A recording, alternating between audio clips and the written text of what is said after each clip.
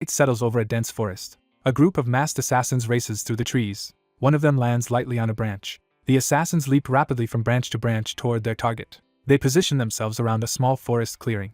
They spot a campfire and a person sleeping in a cocoon-like bedroll. Their scar-faced leader prepares a knife, intent on killing the sleeper. He notices two subordinates suddenly reacting to something nearby. Realizing something is off, the leader narrows his eyes in alarm. A mysterious attacker releases glowing projectiles down through the trees toward them. One projectile pierces the empty bedroll, revealing it was a decoy. The leader stares in confusion, wondering what happened. An unseen voice calmly calls his attention from another direction. Startled, the leader whips his head toward the source. High on a branch stands a cloaked archer confronting the assassins. The archer's expression is cold and composed as he faces them. He points out they ambushed him armed, so he is justified in killing them all and muses on it. He asks if killing them like this counts as self-defense while readying a branch as an arrow. He draws his bowstring with the branch, imbuing it with power. The archer fully aims, prepared to fire. The assassins scoff at him for using a tree branch, some laughing. One mocks him further, asking if he is joking. Before the mocker can finish, the charged branch streaks past his face. The branch slams into the man's chest in a burst of lethal energy. The struck assassin collapses to the ground, dying. Their leader is horrified as he realizes how deadly the attack is. He and the remaining men stiffen in fear, sweat running down their faces. One panicked subordinate tries to invoke this, their power or leader. A different assassin channels a glowing energy attack, preparing to retaliate. The archer dives through the barrage, counting his kills aloud starting from 1. Another assassin is hit and falls as the archer coolly counts 2. The leader trembles, terror etched across his face. Multiple assassins are shot down in rapid succession as the archer continues counting 3 and 4. The archer casually snaps another branch to use as yet another arrow. Only the leader remains, begging desperately for mercy and to be spared. The archer states that anyone who tries to kill must also accept being killed and powers up his bow again. A massive beam of purple energy erupts from his shot toward the last man. The leader's terrified face fills the panel as the attack engulfs him. Later, the archer walks through the forest, satisfied that he has erased all traces of the fight. He lowers his eyes, lost in thought. Addressing someone named Darien, he notes that the situation differs from what he had been told. He runs and launches himself forward, heading somewhere with urgency. The scene shifts to the human world, where someone dashes through another forest. The runner thinks to himself that the human world is terribly boring. A narrator explains that much time has passed and wonders if the Demon King's traces will remain. In a council room, a robed figure answers that the Forest of Roots is sealed to anything with demonic energy, so it should not matter. Council members admit the forest's demonic aura is unsettling and lament that such a large land cannot be used. The leader with many rings smiles slyly as he gets an idea. He proposes using the deadly demonic forest as a dumping ground for people marked for death. The other council members react in shocked silence. They quickly agree that troublesome people can be conveniently eliminated by sending them into that forest. Elsewhere, a mother screams and begs that her pitiful child be spared and that they take her instead. Priests restrain her and insist the child bears a seed of darkness and must be taken. The baby, wrapped in cloth and glowing, is lifted as a priest orders the ritual to begin while the mother wails. Priests conduct a radiant ceremony, bathing the baby in intense light.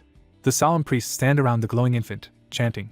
A masked knight watches the ritual with impassive attention. The mother, held back by the knight, cries desperately toward her child.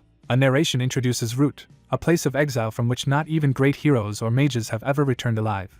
As she screams Helmet's name, a burst of light appears deep within the demonic forest, marking the baby's arrival.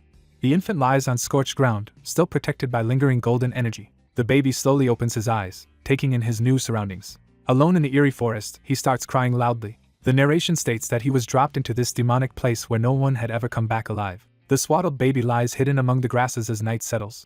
Shadows and dark energy swirl around the tiny, isolated bundle. A demonic, cracking heart pulses with purple power somewhere nearby. That demonic energy erupts outward and envelopes the baby. Time-lapse panels show 10 days passing with the infant remaining there. The narration notes that the child somehow clung to life and survived. A pair of glowing beast eyes fix on the scene. A huge spotted demonic leopard approaches the baby on the forest path. The beast roars menacingly as it looms over the helpless child. Instead of killing him, the leopard gently picks the baby up and carries him away. Narration jumps ahead 10 years, saying the boy's fate was decided, as he now chases a rabbit through the forest. The 10-year-old Helmet sprints after the rabbit, cursing it. He leaps down at the fleeing animal with a makeshift spear. Midair, he snarls that the rabbit should just die obediently. He tackles and kills the rabbit with fierce effort. Proud, he calls to the leopard Elaga that he has caught another one. Elaga pads over toward Helmet sitting with his kill. The leopard finishes off the rabbit with a bite, ending its squeal. Elaga asks Helmet if he is getting used to hunting, and Helmet admits he can only manage rabbits so far. Elaga bears bloody fangs from a carcass. The leopard shows Helmet a glowing gem, explaining it is a core that all demonic beasts possess. Elaga further explains that eating cores makes demonic beasts stronger and lengthens their lives, noting this one is small because the rabbit is weak. Helmet, tempted, points out the core came from prey he himself hunted. Elaga knocks him away, preventing him from eating it, and warns him off. Pouting on the ground, Helmet complains that he wants some of the beads too. Elaga retorts that he is human, not a demonic beast, and that eating a core would turn him into one. The leopard adds that if Helmet became a demonic beast he would be trapped in the forest forever. Helmet dismisses this as ridiculous. He reasons that he is stuck here anyway and argues it might be better to eat cores and become stronger. He admits he is still too weak to roam beyond Elaga's territory. Elaga suddenly tells him he actually can leave the forest. Helmet is stunned and asks what Elaga means. Elaga clarifies that Helmet can get out of this forest. Helmet presses, wondering how Elaga knows that when even the leopard cannot leave. Elaga says he assumed nobody could escape because he has never seen it, but someone once told him it was possible. Helmet turns back, asking who told Elaga that. Elaga answers that it was a human he met long ago, shocking Helmet. Helmet repeats in disbelief that there was another human here. Elaga warns him not to think about searching, insisting the man surely died somewhere in the forest. Helmet counters that the man could still be alive and asks if Elaga actually saw him die. The leopard falls silent, clearly unsure. Elaga recalls that the human he met was already old but had once been very strong. Elaga explains that humans inevitably weaken from the forest's demonic energy, unlike Helmet who carries the seed of darkness, and estimates that man would be about 90 now. Helmet argues that humans can live 100 years or more and demands to know where Elaga met the man. As they walk, Elaga grumbles that after raising Helmet he now wants to leave, while Helmet insists he was told to live on his own when grown. Elaga sighs that the man might not even still be there, while Helmet replies he can always come back if not. Elaga angrily glares, conflicted. Finally the leopard snaps that Helmet can do as he pleases and blurts out that the place lies to the east. Immediately, Helmet sprints off at full speed toward the indicated direction. Elaga watches in shock as the boy dashes away down the path. The leopard yells in disbelief as Helmet disappears into the distance. Watching him go, Elaga shouts that he does not care if the boy dies on the way, though his trailing silence suggests concern. Excited, Helmet thinks how amazing it is that there is another human in this forest. He thrills at the idea that the man is a powerful human without the seed of darkness. Overjoyed, he runs on, eager to meet a human who is just like him. Breathing hard, he continues toward his goal. He reaches a wooden palisade hidden in the forest. He realizes this must be the place Elaga mentioned. Peering over the fence, he is amazed such a human settlement exists here. He drops down lightly inside the enclosed clearing. Crouching in the grass, he spots a solitary cabin and thinks he has found it. Smiling nervously, he notes that only humans could have built this and feels he has finally found them. Before he can do more, a man slams him to the ground and grabs his head, causing him to cry out in pain. The man pins him easily, radiating overwhelming power. The masked, yellow-eyed man demands to know who Helmet is and who sent him. Struggling under the grip, Helmet groans that no one sent him and that he came alone. The old man recalls Elaga telling him that a human lived in this forest. After a pause, he accepts this information. Helmet lies exhausted on the ground as the old man's hand reaches toward him. The old man asks Helmet why he sought him out. Helmet warns that if the man just wanted to meet a human, he chose the wrong person.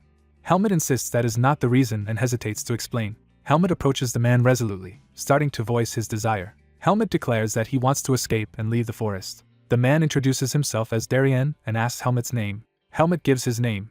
Darien confirms that Helmet wishes to escape. Helmet explains that Elaga said Darien knows how to get out of the forest. Darien questions why Helmet wants to leave, warning that the outside world is harsh and not peaceful. Helmet asks what the outside world is like. Darien explains that humans are physically weak but extremely cruel, cunning, cooperative, or treacherous when necessary.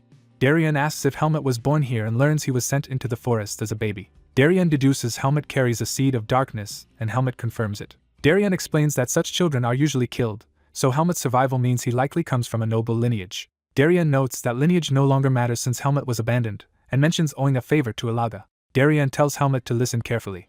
Darien reveals that Helmet was left in the forest because of the seed of darkness in his body. Darien warns that as long as the seed remains, Helmet will be hunted and could die fighting other humans even if he escapes. Darien asks if Helmet still wants to leave the forest after hearing this. Helmet thinks intensely, clearly not backing down. Seeing Helmet's resolve, Darien agrees.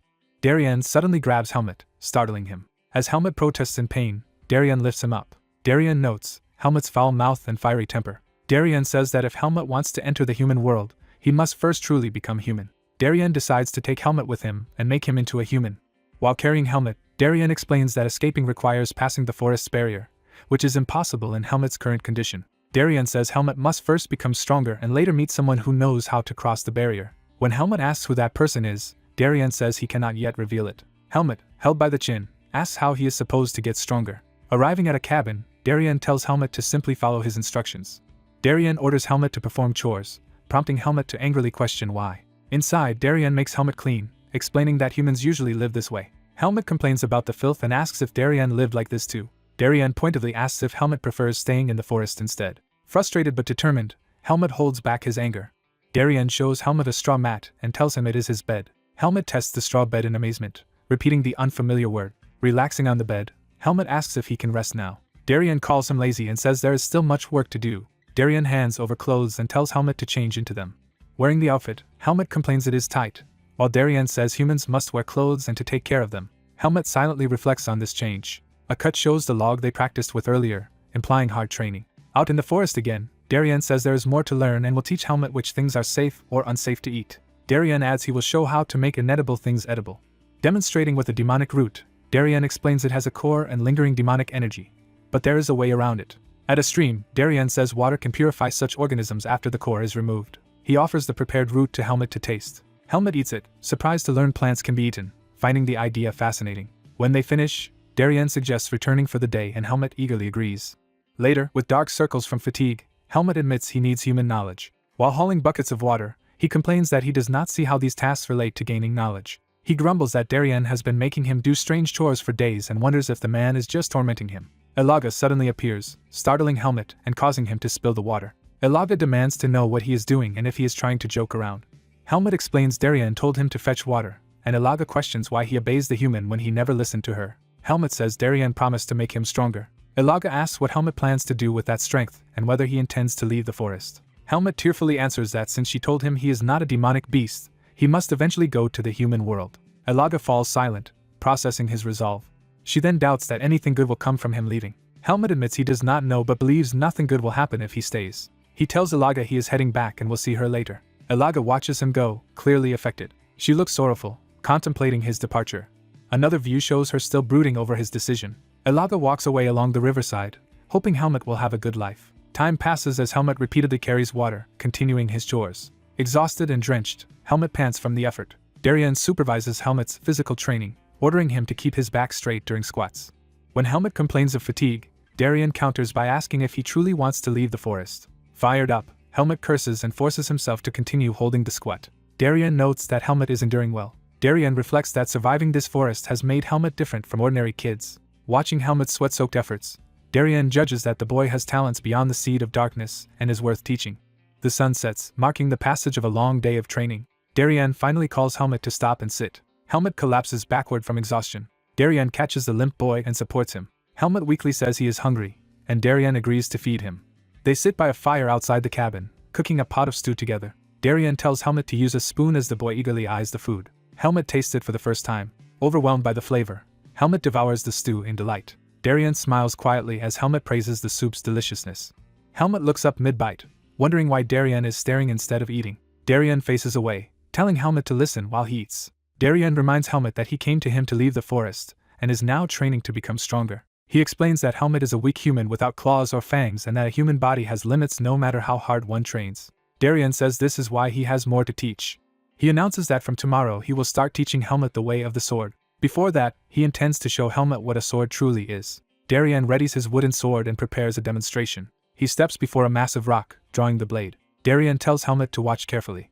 Darien swings, sending a powerful arc of energy from the sword. His eyes gleam intensely as he channels power into the strike. The slash releases a huge wave of force that tears across the ground toward the rock. The impact shreds the terrain and rock in a blinding streak. Helmet, stunned, notes that the wooden sword seemed to shine just now. Another view shows the blinding energy emanating from Darien's strike. The sword wave carves a deep fissure through the rock and earth. The cleaved rock splits apart, revealing the path of the slash. The shattered rocks fall away, framing a gaping chasm before Helmet. Helmet stares wide-eyed at the destruction. From above, the ground shows a clean line of devastation where the sword passed. Darien tells Helmet that this is how humans manage to survive. Helmet asks in awe what that technique just was. Darien names the power as Vis and explains that, like demonic energy in beasts, humans possess this hidden force. He adds that Helmet's seed of darkness is simply a power with a different attribute but of the same nature.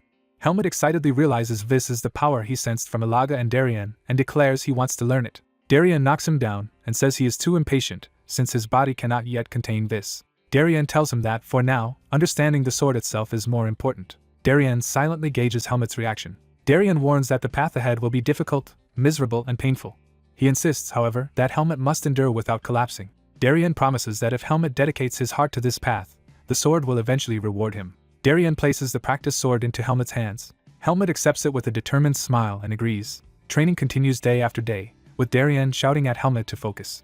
During one session, Helmet complains his form has been fine for days, while Darien chides his attitude and demands respectful address. Helmet insists he is doing it correctly, adding a reluctant, "Sir?"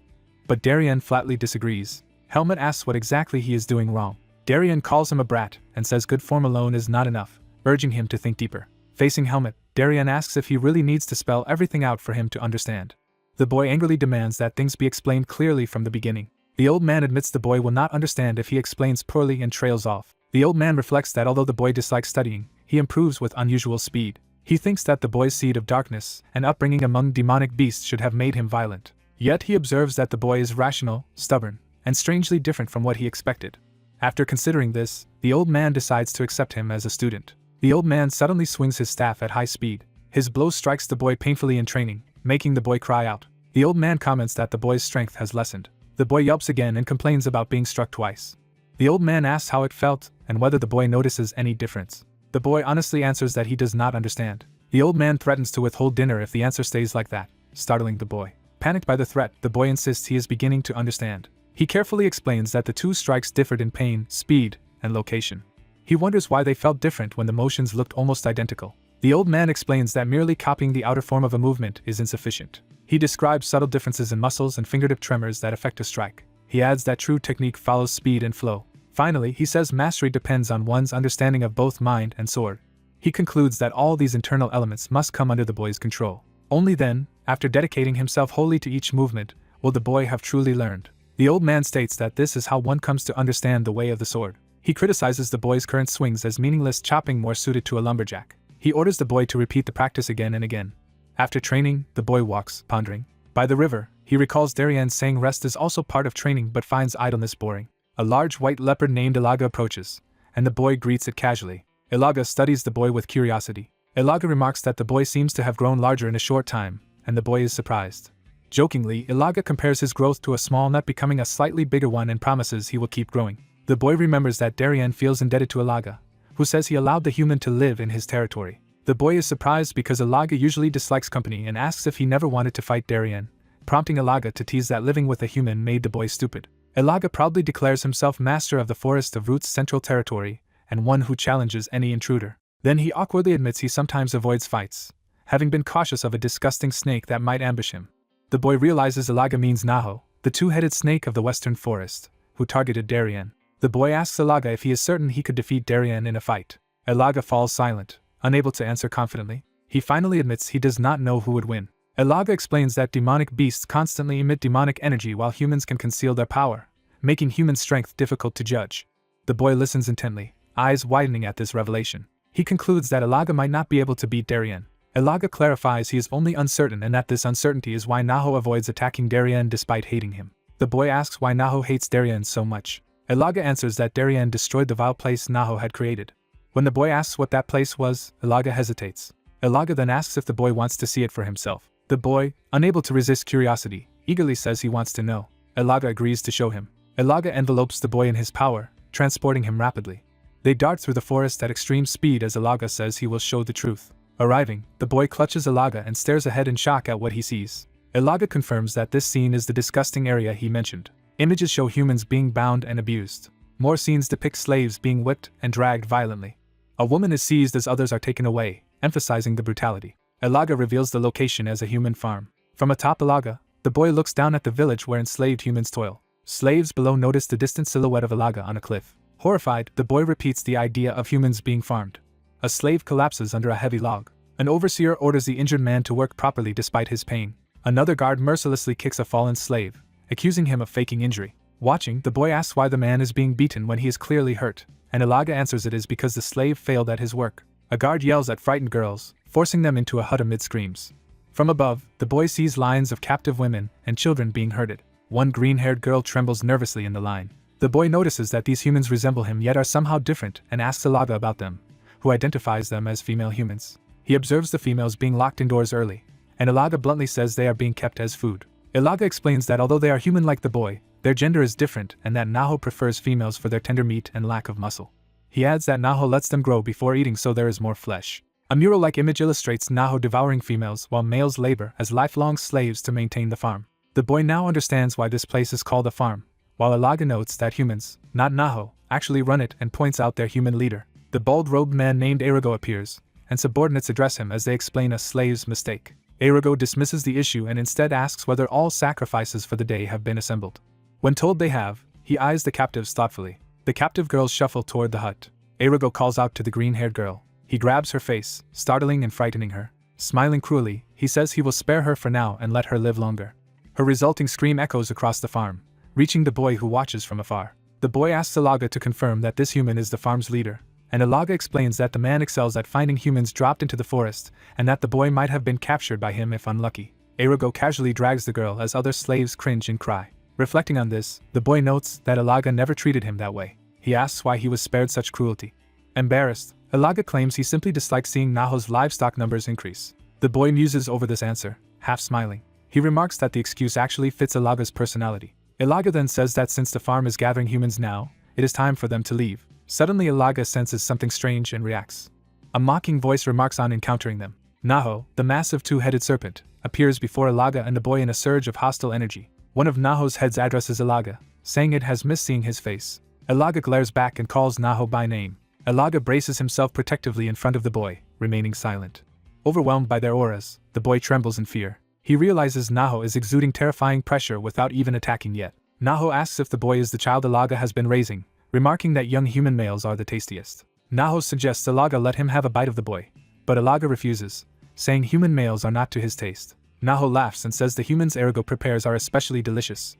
The boy, smelling something familiar, becomes terrified and hyper-alert. Naho senses Darien's scent on the boy and demands to know how he is related to Darien. The boy flinches in panic under Naho's scrutiny. Alaga suddenly lunges between them, attacking Naho. Roaring, Alaga curses Naho for approaching the boy so closely. Naho chuckles and claims he is peace-loving, not seeking a fight, even while looming menacingly. He says he is only investigating because the boy's clothes carry Darien's smell and explains that he has reason to be cautious after Darien destroyed his farm a few years ago. A memory shows Darien standing amid flames after annihilating Naho's original farm. Alaga flatly states that the boy is not related to Darien and only stole some of his clothes. Naho accepts this explanation with relief and says that without Alaga present he would have punished the boy. Alaga warns that if Naho so much as harms a single hair on the boy's head, he will tear the serpent apart. Naho pretends to be frightened and insists he is joking, saying he does not want to fight an old acquaintance. Alaga nevertheless tells Naho to leave at once and never return. Naho retorts that even the thought of Alaga's fur in his territory disgusts him. Alaga shields the exhausted boy as Naho finally withdraws. Naho's parting words of goodbye linger as he disappears. The serpent's body recedes into the distance while Alaga remains on guard over the boy. Overwhelmed by fear and stress, the boy collapses, groaning. His consciousness fades completely. Alaga notes from above that the boy has fainted. Later, as they walk home, Alaga warns the recovering boy that because Naho has now seen him, he must always travel with Darien. Alaga adds that Naho is wary of him and likely will not come near, but that danger can never be ruled out. The boy quietly agrees to be cautious. Alaga asks why he looks so down, and reminds him he must take such threats seriously. As Alaga excuses the boy's inexperience due to youth, the boy interrupts to ask something. He solemnly asks whether he can ever become as strong as Alaga and Darien. Alaga is surprised that the boy is comparing himself to them. Alaga answers that reaching Darien's strength would be extremely difficult because the man is tremendously powerful. He explains that Darien has reached a level of strength unattainable for most humans even with a lifetime of effort. The boy repeats this idea about a lifetime of struggle, deeply pondering what it means for his own future. The leopard warns that the upcoming task will be difficult, and that everything hinges on the boy's performance. The boy clenches his fist, silently resolving himself. The leopard says that if the boy truly wants to grow stronger, there is a way. The leopard tells him that if he wants to leave the forest, he must give his utmost effort. The leopard studies the boy seriously. The boy looks back with determined eyes. The leopard pauses, exhaling as if thinking. Sensing a human approaching, the leopard departs, saying goodbye. Someone grips a bundle of straw tightly. The white-haired man remarks that the boy seems to have gone on a little journey with the leopard. The boy greets the man, recognizing him as Darien. Darien notes that the sun is setting and suggests they return home. The boy appears thoughtful and subdued. Darien walks ahead, leading the way back. The leopard watches them from behind as they leave. The leopard then turns away into the forest. The leopard glances back one last time. The leopard internally resolves to keep watch over the boy. The boy's eyes widen as he takes this to heart. He smiles slightly, encouraged by the leopard's promise. The three of them head along the forest path, the leopard following behind the boy and Darien. Later that night, the boy grits his teeth in pain. Curled up in bed, he curses and thinks his stomach hurts unbearably. Sweating and crying, he fears the pain is so bad it might kill him. The next day, Darien hands Helmet some herbs, telling him to eat them before bed. Helmet examines the leaves and asks what they are. Darien calmly tells him they are poisonous herbs, shocking Helmet. When Helmet protests about eating poison, Darien strikes and orders him to stop complaining, explaining it will suppress the seed of darkness within him. That night Helmet rides again, thinking the herb might truly be poison. He screams that Darien never warned him it would hurt this much. He clutches his stomach, crying out in agony. Through clenched teeth he demands to know what Darien is really feeding him. On a cliff under the moon, Darien calls out to the leopard, Darien, in concern. He thinks silently about how long it has been. He concludes it has been about 4 years since then. Time passes and Helmet now trains by fiercely swinging a wooden sword along the forest path. Shirtless and muscular, Helmet smashes his practice sword into a tree. He continues striking until the tree trunk is slashed with deep cuts. From a distance, Darien watches Helmet's relentless training. Darien observes quietly, saying nothing. Approaching him, Darien notes that Helmet has begun to enjoy wielding the sword. Helmet demonstrates with a thrust, saying his body feels lighter and his vision clearer lately. He wonders aloud if the poisonous herb is responsible, and Darien suggests it may be due to the demonic soil, asking if the pain has stopped. Helmet answers that it no longer hurts and instead leaves him feeling refreshed each morning. Darien reflects that Helmet has been ingesting demonic soil for months and decides the time has come for the next step. Darien calls Helmet and asks if he remembers their earlier talk about the energy called Vis. He reminds Helmet that Vis is invisible yet can be accumulated without limit. Darien explains that without a sufficiently trained body and fundamentals, Vis training is meaningless, which is why he waited until Helmet reached this level. He now judges Helmet's body ready to begin taking in Vis. Darien announces that from this moment they will start. He tells Helmet he will teach him how to train in Vis. Darien prepares himself, gripping his wooden sword as power gathers. He turns his back, focusing before demonstrating. His hand tightens around the sword as energy stirs. He exhales, beginning to release Vis. Golden energy flares around Darien as he channels Vis through the practice sword. The display shocks Helmet, who braces himself. Darien explains that Vis is used by absorbing atmospheric energy into the body and freely controlling it. He shows how that gathered Vis is then materialized through the sword. Darien states that this is the method of controlling Vis and what Helmet must practice from now on. He orders Helmet to ready his sword. As they spar, Darien instructs him to keep breathing and draw in nature's energy with each motion. Darien tells him to keep his thoughts simple and his movements calm. He warns that if Helmet loses the natural flow of energy, Helmet panics as the pressure mounts. Darien finishes that if the flow is lost, Helmet's body will break before his Vis does. Helmet screams, pushed to his limits. Darien suddenly appears before him, hand outstretched to stop the reckless charge. With a fearsome visage cloaked in Vis, Darien reaches toward Helmet. His hand meets Helmet's attack in a burst of light. The clash sends Darien flying while Helmet's Vis-coated strike tears up the ground. Breathing hard, Helmet tries to continue shouting. Darien scolds him for losing composure and asks if he is trying to kill his teacher. Helmet curses and forces himself to remember to breathe properly. He steadies his stance, concentrating on his breathing and grip. Straining, he prepares another focused charge. Helmet dashes forward with all his might, sword extended. Darien casually blocks his rapid flurry of blows. Darien advises him to sharpen his senses, absorb more energy, and feel its full power. Helmet grits his teeth, struggling to endure. Darien notes that no one can master this perfectly from the beginning. He says they will keep training this way, even if progress is slow. Time rushes by in a blur of constant practice. Years of intense sparring between Darien and Helmet pass. Helmet inwardly urges Darien to simply show him. Darien glances back, gauging Helmet's resolve. Helmet grips his sword, ready for more. Darien tells him to demonstrate his will through his sword. Helmet unleashes a powerful, focused strike that warps the air around them. Darien's voice echoes, ordering Helmet to move without rest and maintain his flow. He urges the boy to move even faster. Darien commands Helmet to fuse all that gathered energy into his body. Helmet closes his eyes, centering himself. Seasons change as he continues relentless training in the snowy forest. His feet land firmly amid shattered ice and snow as his power grows. Now older, Helmet turns calmly, visibly matured. In a breakthrough, purple Vis surges skyward as Helmet stands enveloped in power. 4 years later, a huge blast of energy erupts in the winter forest. Helmet stands on a shattered stump, having cleaved through another massive log. He straightens up, his breath visible in the cold air. Looking over the felled trees, he exhales and relaxes. He wonders aloud if he should end training for the day. Reflecting on the time that has passed, he notes it has been 4 years. Darien appears and comments that he has been watching and that Helmet has finally improved. Helmet modestly says he still has a long way to go and asks Darien for a duel. Darien replies that before dueling, he wants Helmet to show his Vis. Helmet complains that the last time he did that Darien refused to duel, but Darien insists. Reluctantly, Helmet agrees. He closes his eyes and begins concentrating his Vis. Darien watches silently, assessing him. Seeing the purple Vis manifest strongly around Helmet's sword, Darien thinks that despite earlier doubts the boy's growth and talent with the seed of darkness are remarkable. Helmet pants, recovering from the exertion. Darien thinks that this child will one day overturn the world, whether as a great hero or a terrifying villain. Darien wonders to himself. He questions if the time has finally come. He considers whether it is now time to let Helmet go out into the world. Helmet, holding his glowing purple sword, looks uncertain yet expectant. Darien approaches and says it seems the moment they have waited for has arrived, addressing Helmet. Confused, Helmet asks what he means and wonders if it is what he suspects. Darien confirms that he means it is time for Helmet to leave the forest. Helmet protests that he does not feel strong enough yet, but Darien warns that if his seed of darkness grows further he will be unable to pass through the divine barrier. Darien stresses that now is the only window and urges Helmet to listen closely. Helmet agrees quietly, ready to hear the explanation. Darien explains that the human world lies south of the Forest of Roots, and that to reach it Helmet must pass through a divine barrier that has a weak point. He says that, in principle, passing through that weakened section should allow entry into the human world. Darien adds that although Helmet bears the seed of darkness, a human capable of withstanding the weakened barrier should be able to cross. Curious, Helmet asks where exactly this weak point is. Darien admits he does not know because he never searched for it, but says there is someone who does. He tells Helmet that in the territory of the two-headed snake lies a human village whose chief, Enro, and especially a certain leopard know the location of the human settlement. Darien clarifies that the two-headed snake is the demon Naho, and that Enro is the one who manages the humans of that village.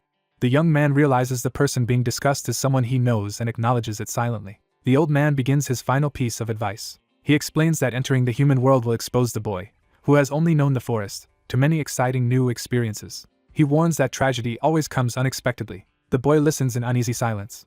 The old man describes how unavoidable tragedy will bring powerlessness, pain, frustration, despair, and even tempt him toward darkness. He raises his hand to stress that despite this, he grips the boy's shoulder to emphasize his next words. He says his only request is that the boy follow this advice and asks if he has any questions. The boy, clenching his fist, asks if the old man truly has no intention of going with him.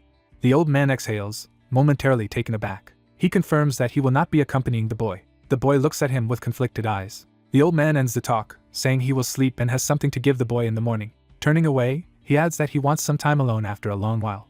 Later, the boy stands quietly, processing everything. He remains alone on the snowy forest path with his sword. That night he sits by a river under the stars, brooding. He broods with a dark, troubled expression. His companion, a large snow leopard, comes to sit beside him.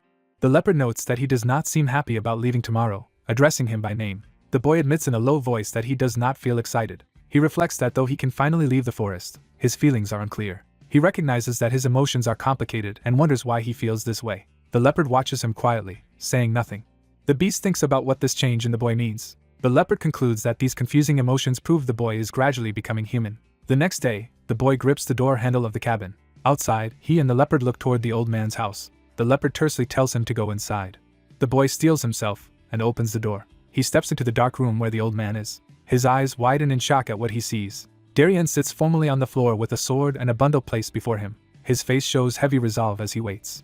The boy nervously calls Darien's name. Darien keeps his eyes closed, remaining silent. The boy repeats his name, trying to speak. He narrates that he had a vague premonition. He reflects that his suspicion was correct.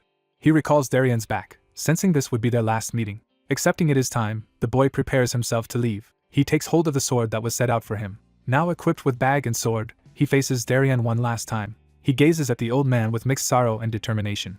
Darien avoids his eyes, looking down sadly. The boy struggles with his emotions. He closes his eyes briefly to compose himself. Then he opens them with renewed resolve. He remembers Darien standing confidently, as if seeing his mentor's former vigor. Outside, the leopard watches as the boy exits the cabin, ready to depart. The leopard remarks that Darien's life must simply have reached its end and admits she already knew. The boy, trying to stay calm, says not to look so sad, since all meetings end in parting. She adds that Darien lived and died according to his lifespan, so the boy should not feel guilty. She then says it is finally time to give him something. She tosses him a cloth bundle, explaining it is what he wore when he was first left there. She tells him to open it because it could help him once he leaves the forest. Inside, he finds a golden pendant on a chain. The leopard explains that the pendant is made of rare pure gold. She infers from it that he must have been born to a noble family.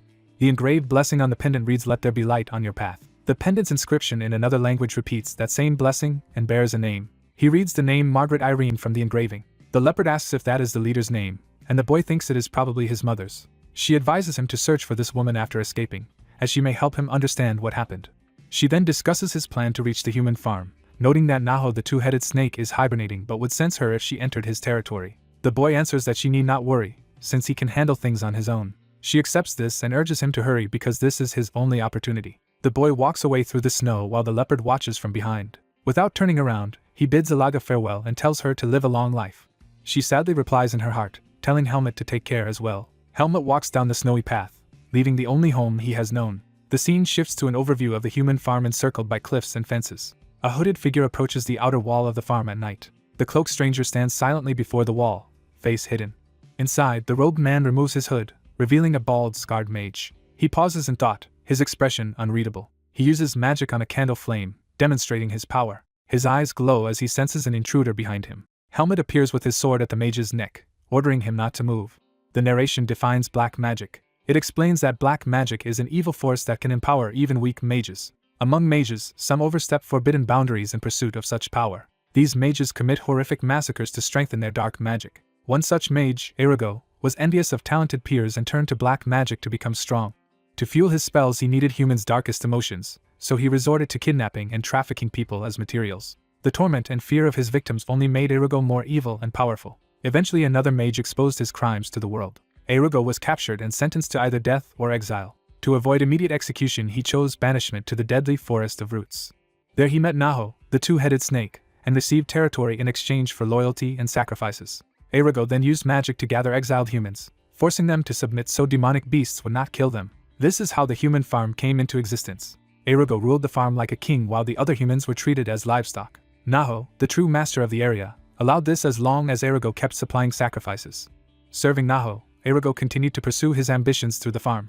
Yet every winter he grew anxious. During Naho's hibernation each winter, demonic beasts relentlessly attacked the farm. Even amid these recurring crises Erigo took grim satisfaction in his new life. Now, with Helmut's sword at his throat, Erigo curses winter and demands to know what the intruder wants. Helmut states he wants to know how to escape the Forest of Roots, having heard Erigo knows the way. Erigo scoffs at his rudeness and calls him an insolent brat. He guesses Helmut must be the disciple Darien once took in. Helmut ignores the provocation and tells Erigo to simply provide the information he needs. When Erigo questions why he should cooperate, Helmut answers coolly. Helmut warns that if Erigo refuses, he will kill him on the spot. Erigo counters that his death would awaken Lord Naho from hibernation. Helmut replies that if that happens, Erigo will die as well. Erigo doubts a mere human can face Naho, but Helmut says it does not matter. Helmut asks whether Naho can revive the dead and tells Erigo not to worry about his fate, since Erigo will certainly die. Leaning close, Helmut warns him not to attempt any tricks. Erigo argues that only he knows the forest's escape route, so killing him would leave Helmut trapped. Helmut responds that mages obsessively record everything, so he can learn it from Erigo's notes, and is only trying to save time. Erigo hesitates, reassessing Helmut. Admitting the boy is not easily intimidated, Erigo agrees to talk. Helmut keeps the sword at his neck while Erigo, holding a candle, prepares to lead the way. Erigo states that he will explain how to leave the forest. They start descending a staircase into the depths beneath the farm. Helmut follows Erigo down the spiral stairs at sword point. Erigo asks Helmut's name as they walk. Helmut curtly refuses to answer, saying it is none of Erigo's concern. Erigo accepts this and says he will still share one thing with him. He explains that the method he discovered is only theoretical, beyond the ability of anyone he knows except perhaps Darien, implying Helmut's efforts may be futile. Helmut deduces from this that since Erigo is here telling him this, Darien clearly never intended to leave the forest. Helmut demands to know what happened to Darien. When Erigo stays silent, Helmut concludes Darien must already be dead. Erigo laughs to himself as he pulls a particular book from the shelf. He reaches for the book, but Helmut orders him to hand it over and stop. Instead, Erigo offers Helmut the position of his successor, suggesting he stay and rule the farm. Helmut stares back coldly and dismisses the idea as ridiculous. The old mage flatters Darien's disciple as the only worthy one among the weak and offers to give him everything he owns. The disciple tightly grips his sword, preparing to act. With his blade at the mage's throat, the disciple rejects the offer, saying he only cares about surviving and escaping. The mage, annoyed, orders him to just hand the demanded item over. Cornered, the mage agrees to comply and presents a book he once found in a dead stealth mage's hideout. Reading, the disciple learns the mage specialized in stealth magic but still failed to escape this place. The book explains that at a southern waterfall where demonic and divine powers clash, one might slip through the surrounding barrier by jumping in. The mage warns that despite that weak point, the divine barrier around the Forest of Roots is top tier and will incinerate anyone tainted with demonic energy. After sharing everything he knows, the mage hears the disciple decide to spare his life. The disciple internally admits he dislikes the mage, but hesitates to kill him.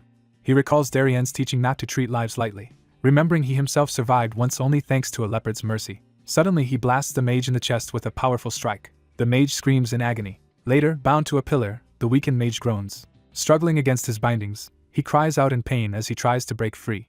The disciple tells the tied mage he will be released after some time, and warns him to stop doing evil. Drained of mana and furious, the mage curses the arrogant disciple and insists he will never escape the forest alive. The disciple pauses and turns his head at those words. Smirking confidently, he answers that of course he will. The mage is left alone, tightly bound in the empty hall.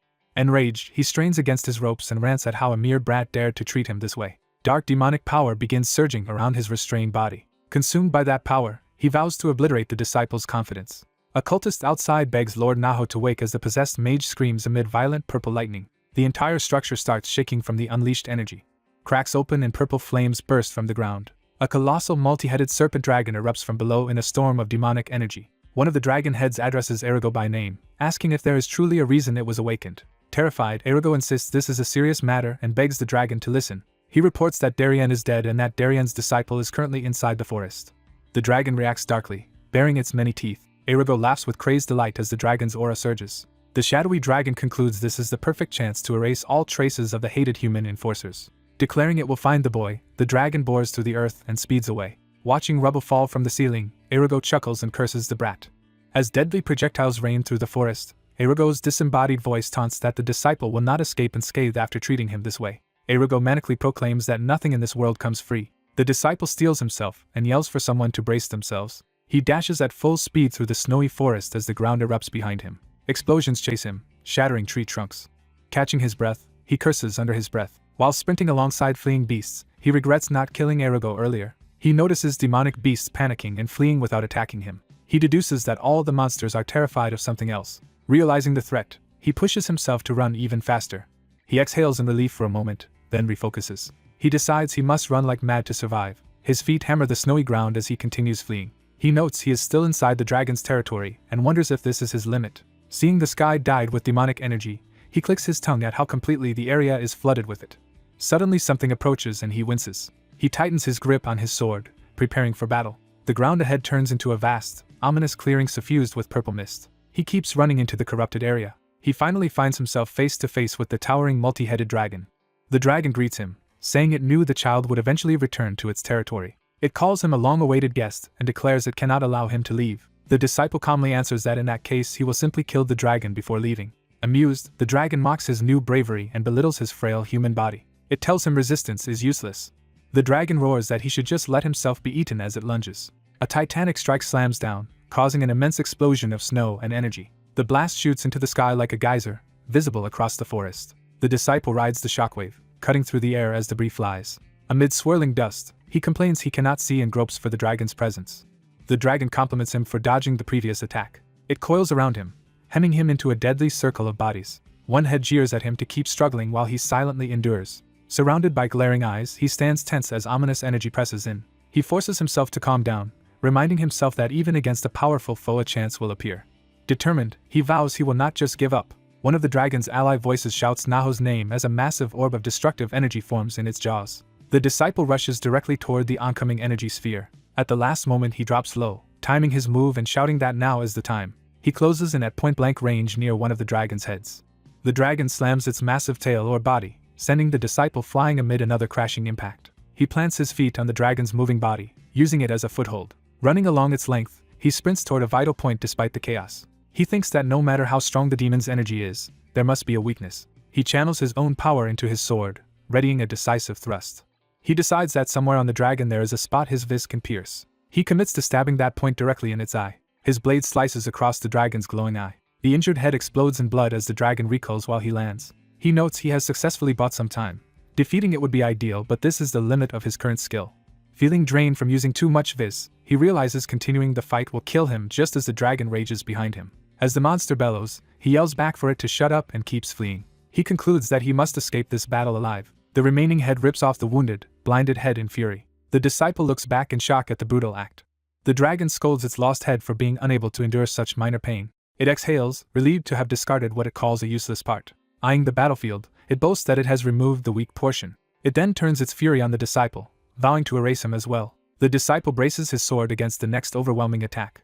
His face contorts with strain as he resists. Their clashing energies explode through the forest. The disciple is violently struck and sent tumbling. A massive crater forms where he was, with the dragon looming above. The dragon remarks that the boy still managed to hide even after that blow. It acknowledges that losing a head hampers its vision for the moment. Roaring and sweeping its long neck, it searches irritably for the brat. Elsewhere the disciple gasps for breath, badly exhausted. Sitting against a tree, He admits the dragon is far stronger than expected and wonders if blinding its eye is all he can do. He clutches his chest in pain but consoles himself that at least he bought some time, deciding this is his only chance to flee.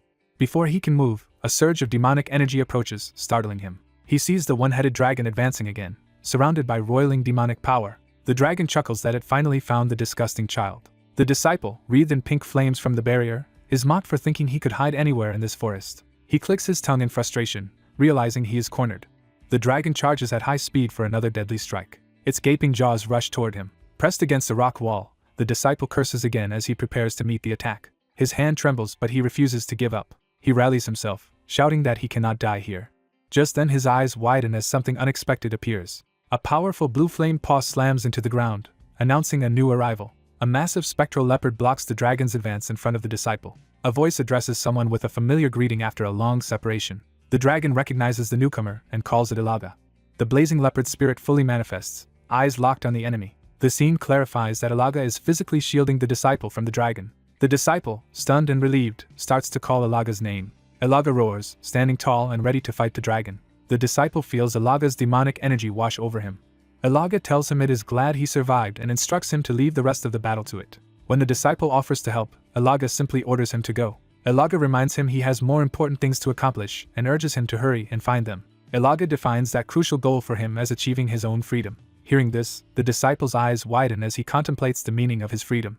The lightning-wreathed snow leopard warns the boy not to let its efforts be in vain. The injured boy protests anxiously, starting to argue. The leopard roars and orders the boy to escape immediately. The boy falls silent, lips trembling and bloodied. Bowing his head, the boy thanks the leopard for everything.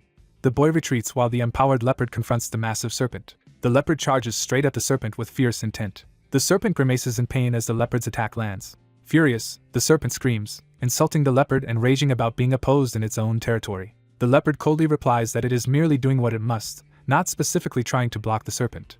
Laughing harshly, the serpent mocks their emotional bond as a pathetic friendship. The serpent sneers that their kind is disgusting. The serpent thanks the leopard for coming alone and vows to kill it, and then devour the boy. The leopard retorts that the serpent failed even with 2 heads and challenges it to try again with 1. The remaining serpent head rears up menacingly.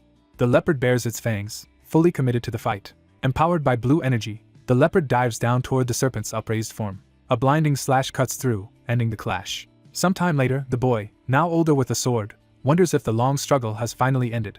A beast corpse collapses on the snowy ground.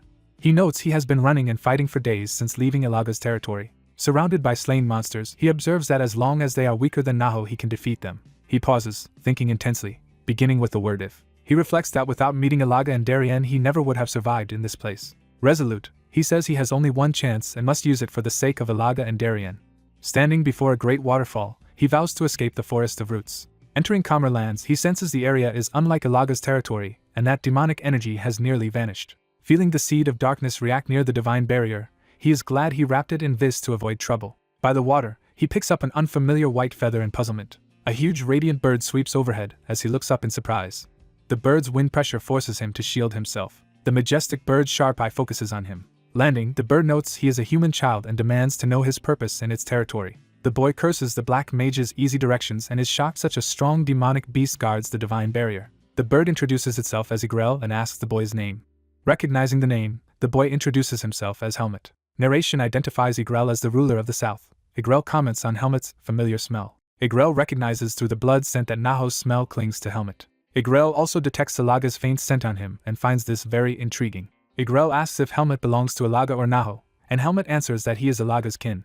Igrel acknowledges this and prepares to respond based on that answer. Spreading its wings, Igrel states that Ilaga's kin has trespassed into its domain. Helmet clarifies he did not come under Ilaga's orders but for his own reasons. Curious, Igrel asks what reasons could justify sparing him and invites him to explain. Helmet steadies himself internally, thinking he must keep calm.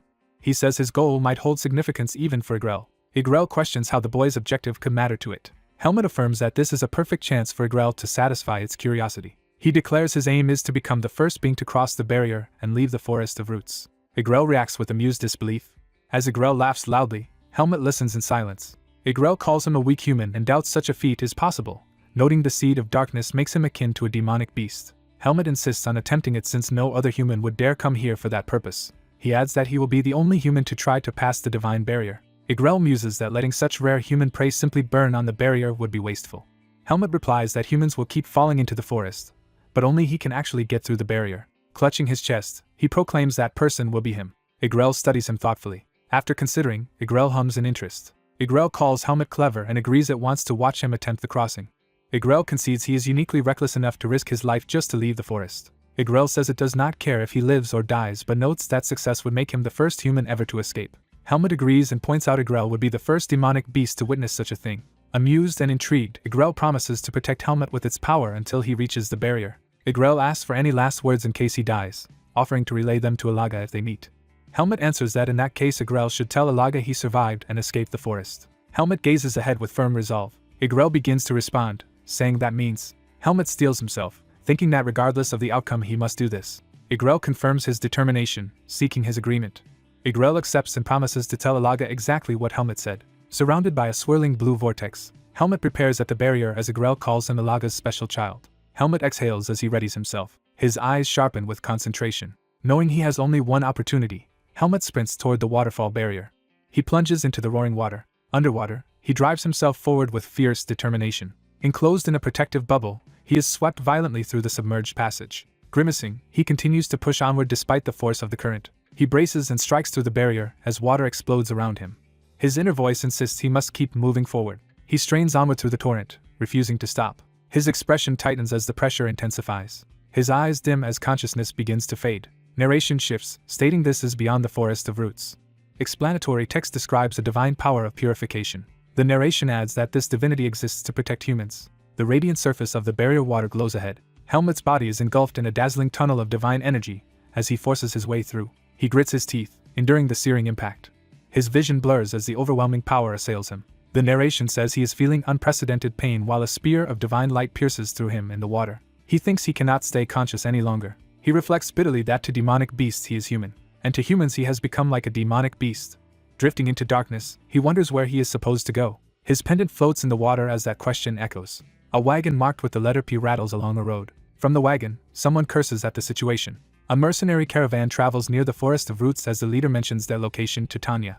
One of the group questions why they are stopping to rest in such a dangerous place. The leader chides Finn and explains they must rest to travel safely. Another warns Finn that if they meet a demonic beast while exhausted, even he, a rank 4 mercenary, will have to fight, so Finn should stop whining and fetch water. Complaining about the darkening forest, Finn curses again, annoying his superior. The leader kicks Finn away in irritation. The group yells at Finn for his manner of speaking and urges him to hurry before nightfall, while he begrudgingly goes. Walking toward the river with buckets, Finn mutters that he has a bad feeling. He decides to grab water quickly and return, then senses something odd. Finn discovers a long-haired figure and wonders why there is seaweed in a ravine. The image reveals Helmut's unconscious body lying on the rocks with his necklace. Horrified, Finn freezes as he realizes what he is seeing. His scream echoes over the forest and river. Back at camp, the others rush to the gasping Finn and ask if he saw a ghost. Panicked, Finn insists there is a corpse in the ravine. The mercenary captain initially doubts him but agrees to check, thinking he is just being cowardly.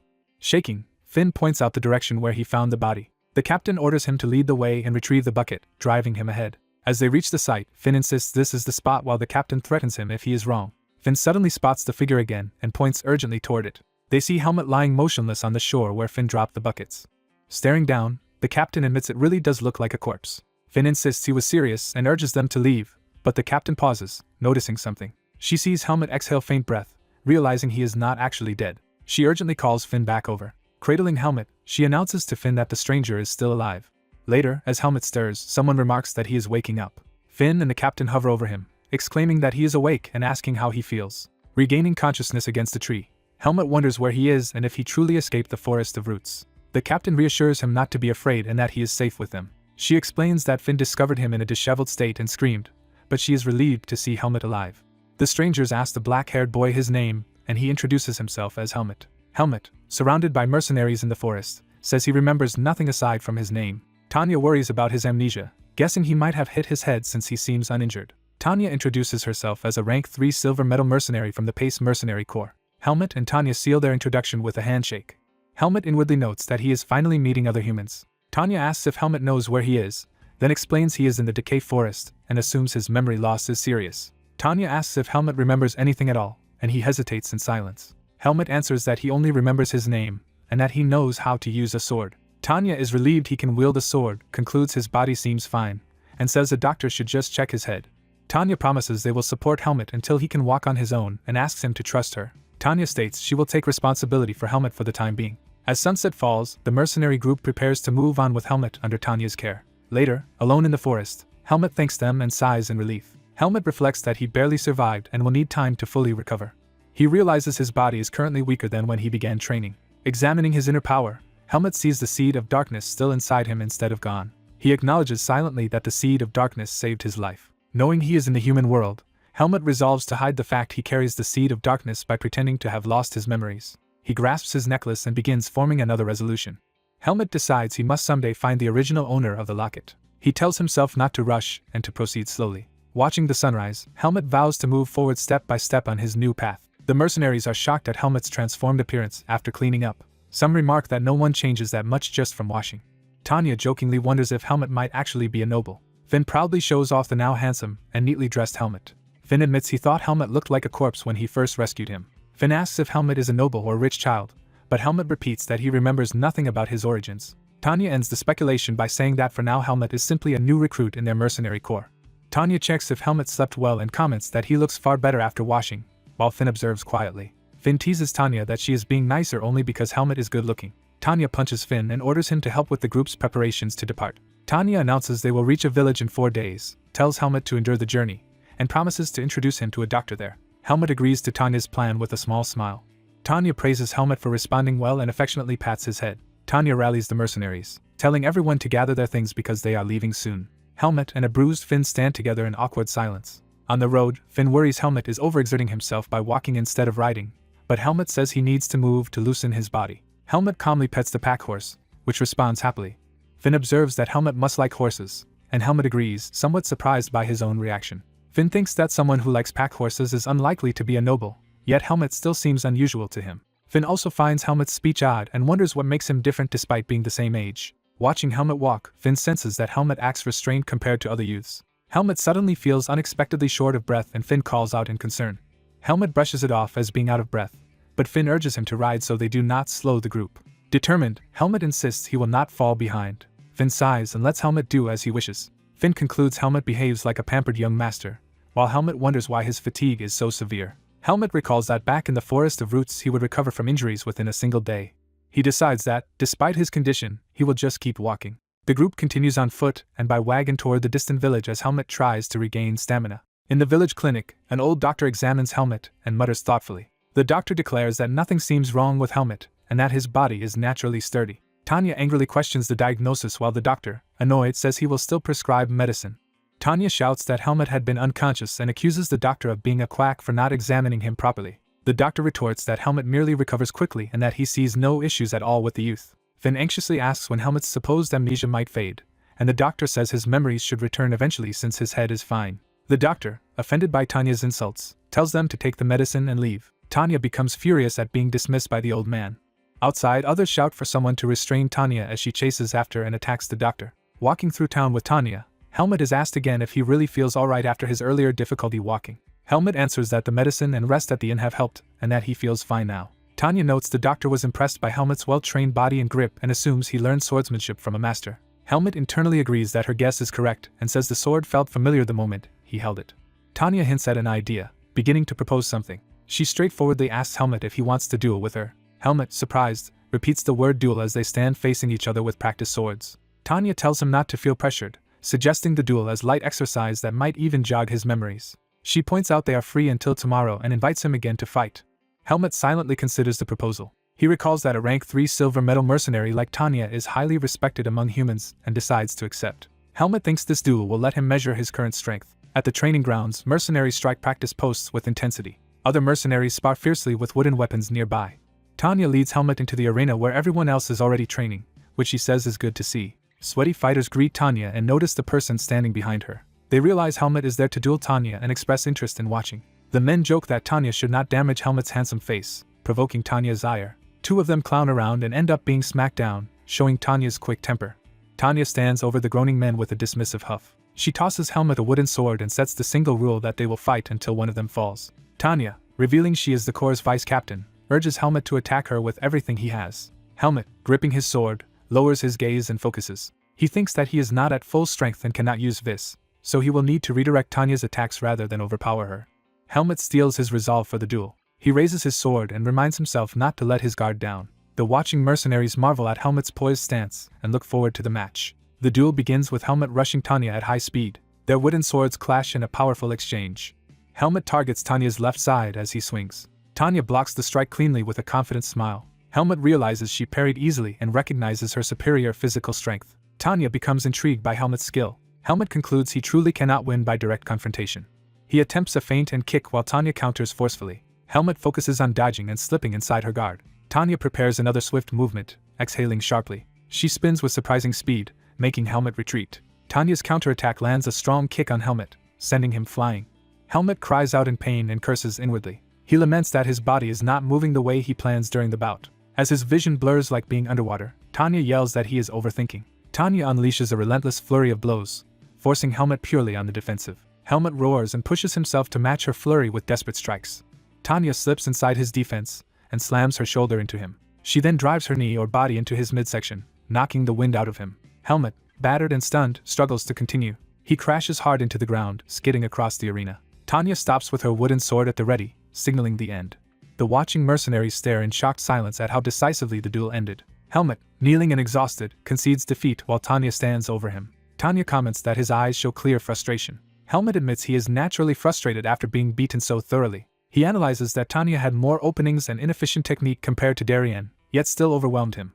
Tanya tells him his performance was still decent, while Helmet wonders if she is even stronger than he expected. Remembering Darien's warning, Helmet realizes the human world is formidable if even a rank 3 can defeat him. Another mercenary explains that Tanya is an outstanding fighter in their corps and says losing to her is nothing to be ashamed of. The men praise Helmet's skill, saying he almost broke through Tanya's defense, and that he is clearly different from Finn. Their captain introduces himself as Vien, a rank 2 gold medal mercenary and leader of the Pace Mercenary Corps. Vien congratulates Helmet, revealing that the duel served as his entrance test which he has now passed. Helmet is surprised to learn the fight was actually an entrance exam. Vien explains they rescued Helmet and wanted to ensure he would not become a liability, so they decided to test him. Another member adds that because their corps is selective, everyone secretly observed Helmet during the journey. Helmet realizes that only Tanya and Finn interacted with him directly while the others watched from afar and thinks these people chose the inconvenient option of helping him. Vien says Helmet caused no trouble and, unlike men who pester Tanya, made a good impression, so the corps agreed to accept him. Vien hands Helmet a temporary rank 4 mercenary certificate and tells him to formally register at the guild later. Vien then announces to the training yard that Helmet is officially their comrade and asks everyone to welcome him. 2 mercenaries introduce themselves as Byrne and Uter, both rank 3 silver medal mercenaries. More members, Maros and Sean, state their names and ranks, joking that nearly everyone except Finn is rank 3. Finn introduces himself as a rank 4 bronze mercenary. Helmet, recalling Darien's warning about humans, worries about accepting a human comrade. Helmet asks Vien how long he must remain with the mercenary corps. He explains he may regain his memories and need to leave someday, and Vien considers this. Vien says Helmet can leave freely except during requests, and Helmet agrees. Helmet decides staying with the corps may help him find clues about his origins faster. He also wants to learn what it truly means to have comrades. Someone slams the table, insisting the upcoming mission is very important. The client protests that rank 4 mercenaries should not join this high-level request. Vien vouches that Helmet will be useful and would not bring him without reason. The client reluctantly allows it because of the Pace Corps' reputation. He reduces the pay for adding an extra rank 4 and notes another mercenary corps will join. He ends the meeting, telling them to be ready to depart at 7 the next morning. The door shuts as the client leaves the room. Vien and Tanya relax, glad the negotiation succeeded. Tanya checks if Helmet's body has recovered, and he says he is fine. Vien explains tomorrow's mission is a large-scale escort where rank 4s will rarely need to fight. Tanya warns the rank 3 mercenaries to be ready since the escort target and enemy strength are unknown. Vien tells everyone to rest well before the mission, making Finn visibly nervous. Someone calls Helmet's name, getting his attention. Fellow mercenaries warn Helmet to ignore provocations from the Tariq Corps, with whom they have a bad relationship. Vien dismisses everyone until tomorrow morning. The group is officially dismissed. That night Helmet stands alone under the stars, thinking. He closes his eyes, reflecting intensely. He acknowledges to himself that he feels angry. He recalls sparring and being outmatched by Tanya. Looking at his healing body, he thinks claiming incomplete recovery would just be making excuses. He admits those excuses hide his own weakness. He analyzes that Tanya left many openings, but he was too slow and weak to exploit them. He exhales, resolving to change. He concludes the real issue is not his temporary loss of this. Helmet decides to focus on regaining physical condition and resumes sword training. His sword cuts sharply through the air. Training in the yard reminds him of when he first learned to fight in the Forest of Roots. The next day the escort mission begins, and Fien urges everyone to stay alert and finish safely for the big reward. Tanya responds confidently that they must work hard for their pay. Finn feels sick and Tanya worries about him while teasingly calling him weak. Helmut thinks Finn is underestimating him for having fallen once during training. Determined, Helmut tells himself he can endure the disrespect. Finn hurriedly clarifies he was just concerned and tries to cheer Helmut up for their first request. Helmut answers curtly, accepting the encouragement. Finn is left speechless by Helmut's bluntness. The Pace Corps reaches the wagons, where Finn laughs awkwardly. Miles greets them, confirming everyone has arrived.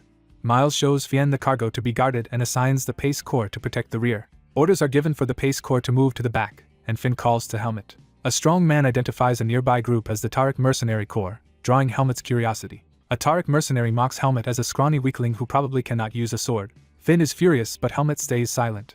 The bully continues with crude insults, telling the Pace Corps to hide at the back. Helmut remembers Tanya's warning about the bad relationship and wonders if Tariq is probing their strength. He reflects that sizing up opponents is common among both humans and demonic beasts. Helmut wonders if the insulting man is the Tariq group's leader. Judging that the man does not seem very strong, Helmut decides to keep watch on him during the request. Later, a Tariq member accidentally trips Finn. The man pretends clumsiness while actually kicking Finn to the ground and laughing with his comrades. Finn, shaking with rage, yells at them for bullying him during every break. The bully dismisses his anger as overreacting to an accident and taunts him to retaliate. Standing menacingly with his crew, he challenges Finn to hit him if he can. Finn loses his nerve and falls silent. The bully compares Finn unfavorably to Helmut and crudely insults Helmut's appearance. Helmut watches quietly as Finn suffers the humiliation. Helmut finally tells Finn it is time to leave. Helmut walks away, completely ignoring the bully.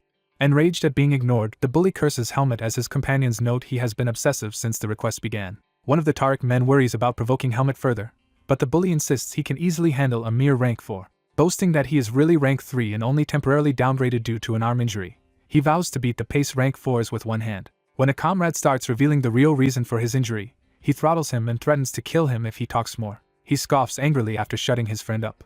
The bully privately blames his higher-ranked brother for getting him punished and demoted to rank 4. He stews over how Helmut has always been an eyesore and now even ignores him, making him want to kill Helmut. He gathers his men, intending to act against Helmut. His subordinates react nervously, unsure what he is planning. He agrees to proceed, stretching his hand as though making a decision. Smiling wickedly, he tells his men he will need their help later and promises to show them something entertaining. Finn, throwing stones in anger, says he is about to go crazy from the constant harassment. During a break, Finn vents to Helmut that it has only been 3 days and Tariq bullies him every single time. He complains that Caleb, the bully, seems to have no life and that a rank 3 demoted among rank 4s feels unfair. Helmut notes everyone is growing anxious and thinks Tariq treats mercenary work like a joke. Finn goes to fetch water, swearing he will not hold back if they provoke him again. Helmut watches Finn leave, still deep in thought. Helmut silently considers the situation. At the river, Finn grumbles about the effort of hauling water and decides to take just enough for camp. While filling the bucket, he hopes to rest well before they enter demonic beast territory. Wondering when he will be strong enough to fight as rank 3, Finn kneels at the water's edge. He suddenly hears an eerie chuckle behind him. Realizing Tariq has followed him, Finn is startled as a voice remarks what a convenient secluded spot he chose. Caleb and his henchmen loom over Finn with sinister expressions. Finn, terrified, tries to play along by calling it a quiet night to talk.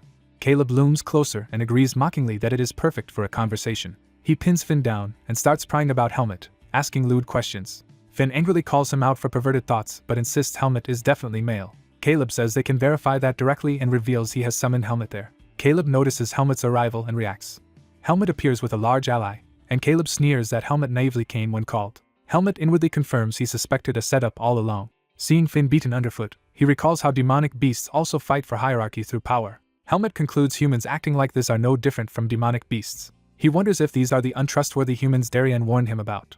Caleb, grinning, prepares to escalate the situation. Surrounded by Tariq rank 4s, Helmut stands ready as Caleb proposes, checking Helmut's body. Though still unable to use Vis, Helmut steels himself, determined despite some nervousness. He grips his sword, reminding himself he has fought Naho in the forest and must simply stay alert. He reasons that if Finn is right, these enemies are only rank 4, weaker than rank 3 Tanya, so he will defend and target the weakest first.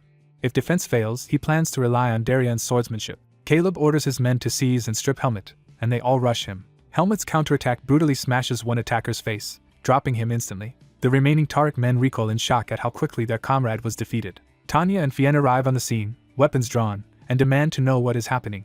Caleb is stunned speechless by this sudden intervention. Helmut regards him calmly without answering. From afar, Fien questions why the Tariq mercenaries are harassing the Pace Corps. Caleb nervously claims they were only having a friendly conversation. Tanya coldly says she clearly heard him order his men to strip Helmet.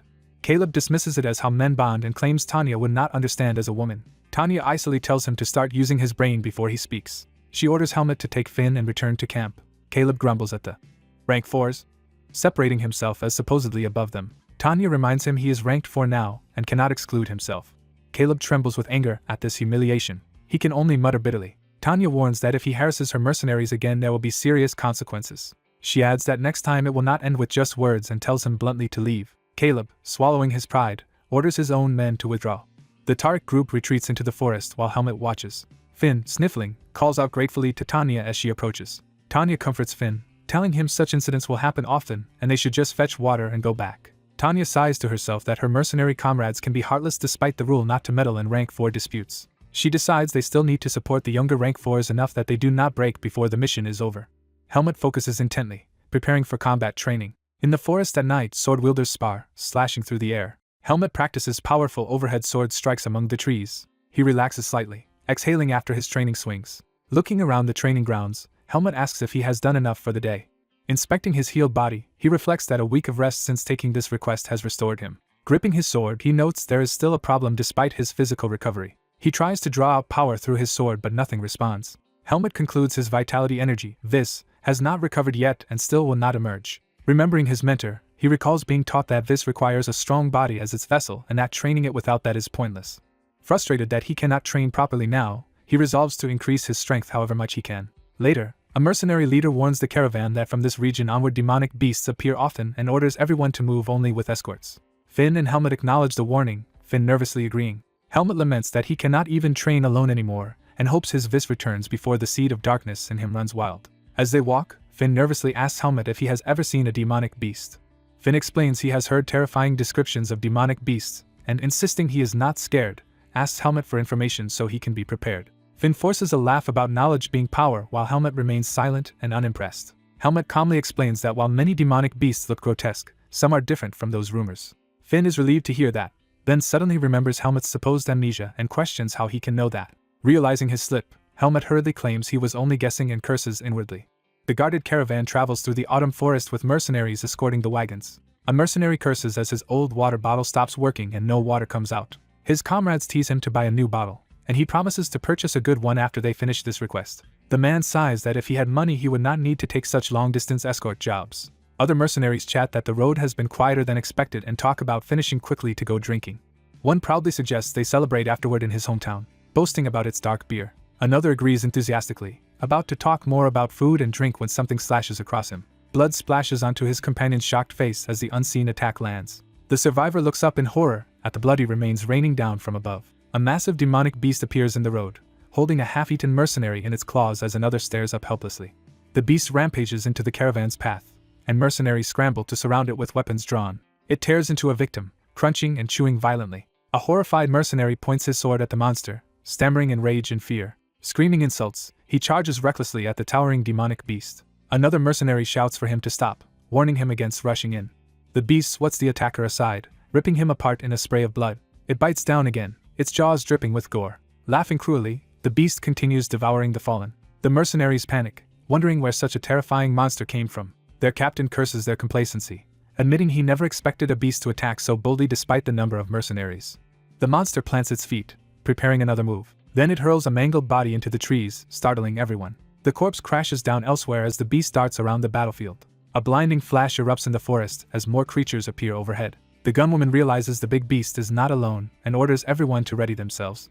The mercenaries form ranks with weapons and this at the ready to fight the approaching horde. Hidden, Helmet thinks the situation was bound to escalate like this. The gunwoman yells for Finn and Helmet to hide under a carriage and not get involved. Finn panics and runs, Helmet following more calmly behind him. Finn drags Helmet toward the rear of the caravan, urging him to hurry all the way back. Under the wagon, Helmet clenches his fist, frustrated that he still cannot use Vis. Observing the battlefield, he senses there are more hidden demonic beasts than those visible and fears that, at worst, everyone here could die. Finn, terrified, begs Helmet to crawl fully under the carriage with him. As they hide, Finn complains in pain, while Helmet judges the situation and doubts they will be truly safe. Helmet eyes the enormous beast outside and assesses its power.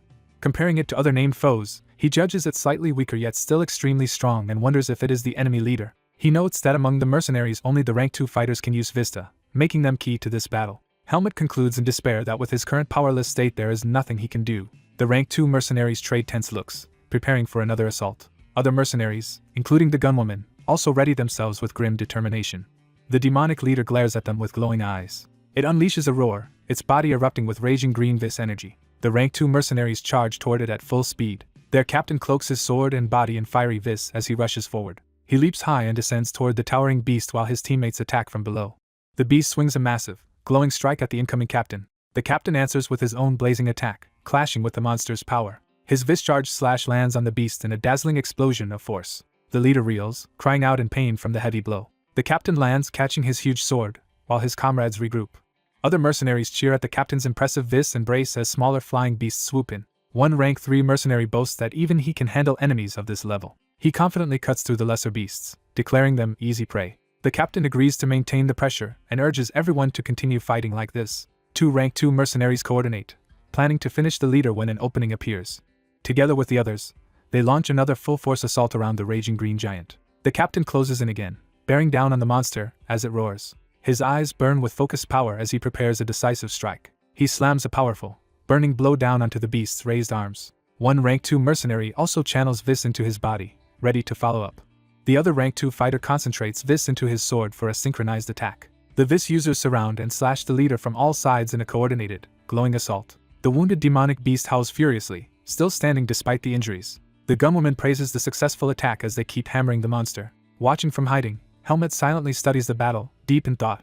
From afar, he marvels that these humans are stronger than he expected. He observes that the rank 2 mercenaries hold the leader's attention with vis while the others fight independently as needed. Helmet realizes he is witnessing how humans conduct organized combat. He remembers Darian's words that humans should not be underestimated and silently agrees. The demonic leader remains on its feet, still brimming with dangerous energy. The mercenaries maintain their formation, facing off against the battered yet defiant beast. The monster growls resentfully, its strength beginning to wane.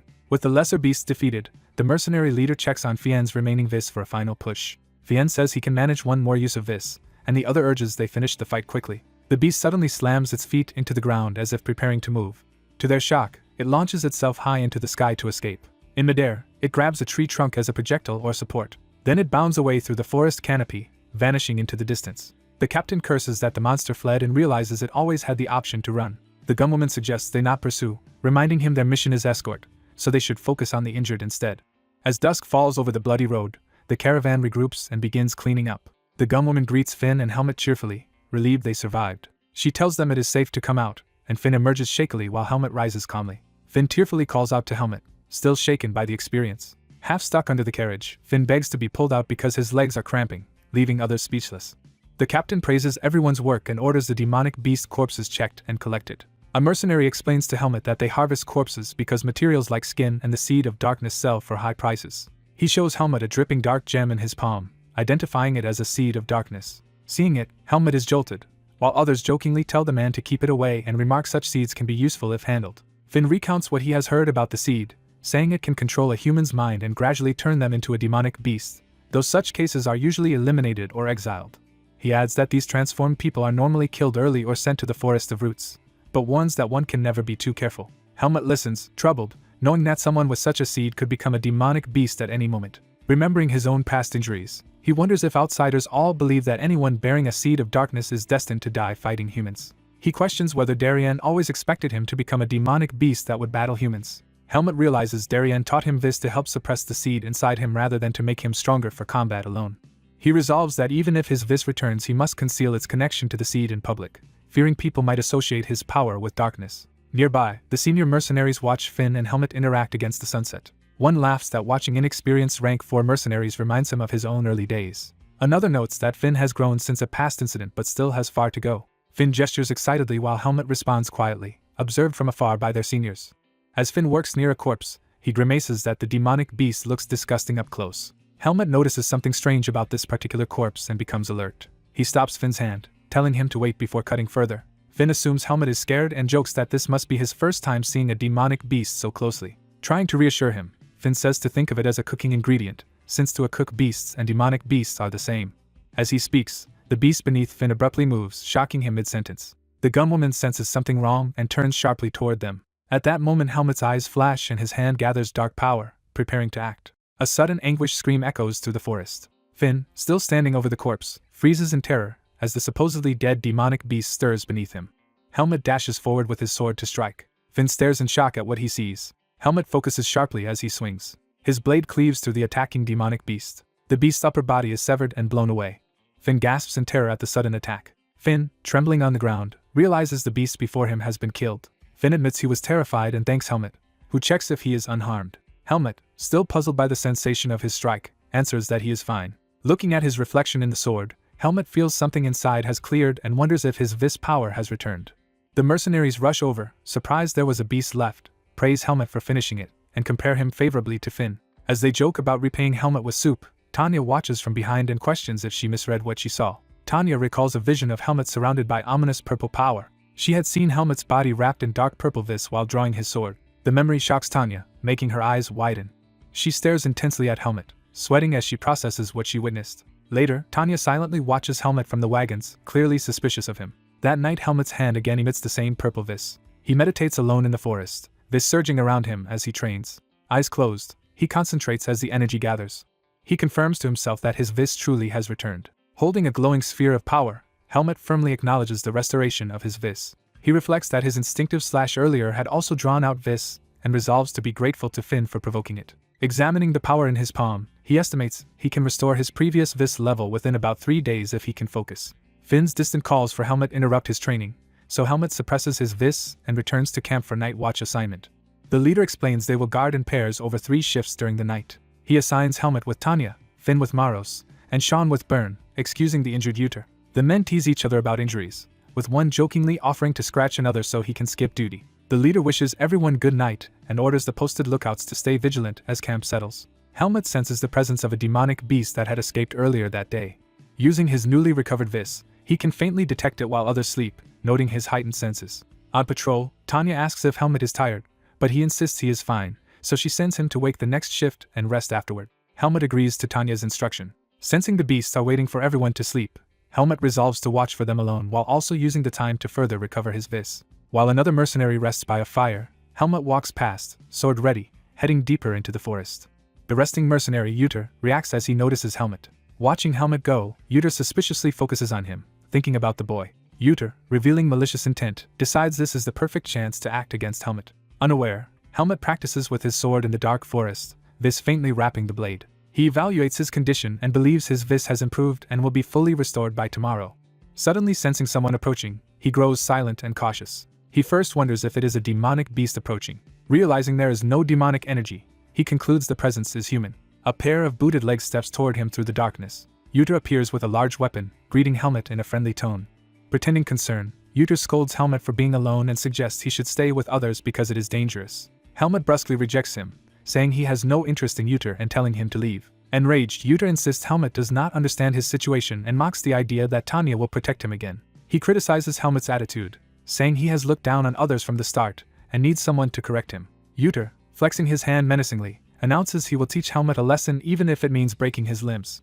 He lectures that people grow by taking beatings, claiming Helmet should not resent him even if he dies from it. But as he faces Helmet's calm gaze, Uter's confidence begins to crack. Helmet coldly asks if, after chasing him all this way, all Uter wants is to beat up someone weaker. Uter is momentarily stunned by the unexpected question. Helmet says that in his mercenary corps people protect each other, but Uter's behavior resembles demonic beasts that prey on the weak. He tells Uter that if he is human he should live like one, and reminds him of his position as rank 4 of the Tariq mercenary corps. Uter is rendered speechless by Helmet's rebuke. He suddenly bursts into strained laughter, trying to shrug it off. His mirth turns to fury as he snarls at calling him a demonic beast and telling him to live like a human is not funny. Tearing off his cast to reveal a fully healed arm, Uter declares humans grow by trampling the weak and vows to show Helmet who is superior. Uter charges with a murderous punch, swearing he will permanently humble Helmet by mutilating his eyes. Helmet easily catches Uter's attacking arm in midair. He stares wordlessly at Uter while holding his arm immobile. Uter struggles and groans in pain as Helmet tightens his grip. Uter, sweating in disbelief, realizes Helmet possesses overwhelming strength. The scene shows Helmet effortlessly restraining Uter, who kneels and trembles from the power holding his arm. Panicked, Uter demands to know what trick Helmet used. Helmet says he originally thought Uter was like a demonic beast but now sees that Uter's eyes are even worse than theirs. Helmet tells Uter that if he wants to create a hierarchy he should have chosen his opponent more wisely. Still holding Uter's arm, Helmet brutally asserts that Uter must learn his place, causing Uter to scream in agony. Uter, hoisted by his arm, refuses to accept defeat and shouts that he will not acknowledge Helmet. He angrily swings his massive weapon at Helmet again, insisting he would never beg someone like him. Yuta clutches the hilt tighter as he attacks with renewed desperation. He roars while unleashing a powerful swing. Helmet blocks and counters effortlessly, smiling as Yuta howls in frustration. Their blades clash fiercely as Yuta repeatedly shrieks for Helmet to die. Yuta continues his frenzied assault, cursing Helmet's perceived arrogance. Suddenly, his eyes widen as he senses something terrifying. He sees Helmet's sword engulfed in intense purple vis, and realizes with horror that Helmet is using vis. Helmet turns his back slightly as vis coils around him, leaving Yuta stunned and fearful. In the next instant, Helmet's strike slices through Yuta's midsection, sending blood spraying. Yuta falls to the ground grievously wounded, while Helmet crouches nearby with his vis-covered sword. Helmet, disappointed, admits he had not intended to use vis but got carried away when it returned. Looking at the bleeding Yuta, he worries that if Yuta survives he might expose Helmet's secret. Standing over the crawling man with glowing sword, Helmet approaches as Yuta groans in pain. A dark voice in Helmet's mind urges him to finish Yuta off. The seed of darkness inside him pulses at his chest, responding to the killing intent. He thinks that right now he could act on that urge. Vis and blood surge together as Helmet's expression shifts between sanity and a predatory grin. Overwhelmed by murderous impulses, Helmet believes he can kill Yuta and hears the inner command to do so. His eyes glow ominously as the purple energy swirls more violently. The vis flares outward in a powerful blast. Helmet clutches his chest and struggles as the dark power rages within him. Gritting his teeth, he fights to regain control. He recognizes the dangerous phenomenon as the seed of darkness influencing him. Wondering if the long absence of his vis caused this, he clutches his chest while the energy subsides. He reflects that for a moment he felt as if he himself had become a demonic beast. Determined to resist, he orders himself to snap out of it. He reminds himself that he is not a demonic beast. Slowly regaining composure, he breathes as the dark aura around him calms. He steadies himself, reaffirming his identity as Helmet. Feeling drained, Helmet curses under his breath. He notices that Yuta has managed to crawl away, leaving a trail of blood. Yuta drags himself through the forest, gasping for breath. As he crawls, Yuta cannot fathom how someone like Helmet can wield vis and fears Helmet may even surpass his own brother's strength. Desperate to survive, Yuta tells himself he must keep running just a little farther. Before he can escape, a demonic beast ambushes him from above and strikes. Far off, Helmet hears something strange and pauses. He recognizes the distant noise as belonging to that same man. Following the bloody trail, Helmet sees the demonic beast standing over Yuta's mutilated body. The monstrous creature reveals itself, snarling with multiple glowing eyes. Helmet calmly faces the towering green-flamed demonic beast. Addressing the creature, Helmet calls out to get its attention. Seeing the beast standing on Yuta's corpse, Helmet claims the wounded man as his prey. The beast growls back at him menacingly.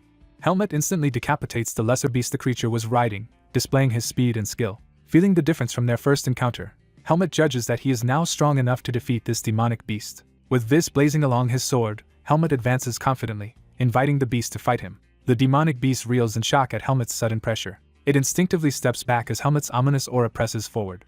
Realizing the danger, the beast screams in terror. Helmet considers that this creature may be intelligent enough to gauge opponent's strength, and is not an ordinary demonic beast. He warns it to take Yuta's body and leave, or else he will kill it himself. The beast glares warily at Helmet, reassessing the situation. From above, the scene shows Helmet facing the beast across a bloody clearing while it hesitates. The demonic beast growls again, undecided about whether to retreat. Suddenly it sends two smaller demonic minions leaping toward Helmet. After effortlessly dispatching them, Helmet remarks that it is unfortunate the main beast fled but assumes it will return someday. As the mercenaries arrive with torches, Helmet worries about how he will explain everything they are seeing. Later, their commander grimly concludes from Helmet's explanation that Caleb is dead. Around the campfire, Helmet confirms something to the gathered mercenaries. Helmet explains that the bully who tailed him around died to a demonic beast. The Tariq leader and the dead bully's brother are left speechless. The Tariq leader accepts that the bully's actions led to his fate and apologizes on behalf of his corps for endangering Helmet. A sudden impact interrupts as someone protests that an apology alone is insufficient. The cowgirl angrily charges Max, saying Helmet nearly died because of someone in his mercenary corps. She accuses the Tariq mercenaries of doing nothing despite knowing about the bully's behavior. A Tariq member warns her to mind her language. The bully's brother says they are speaking ill of his dead younger brother. The cowgirl insists that if Tariq had managed him properly, none of this would have happened.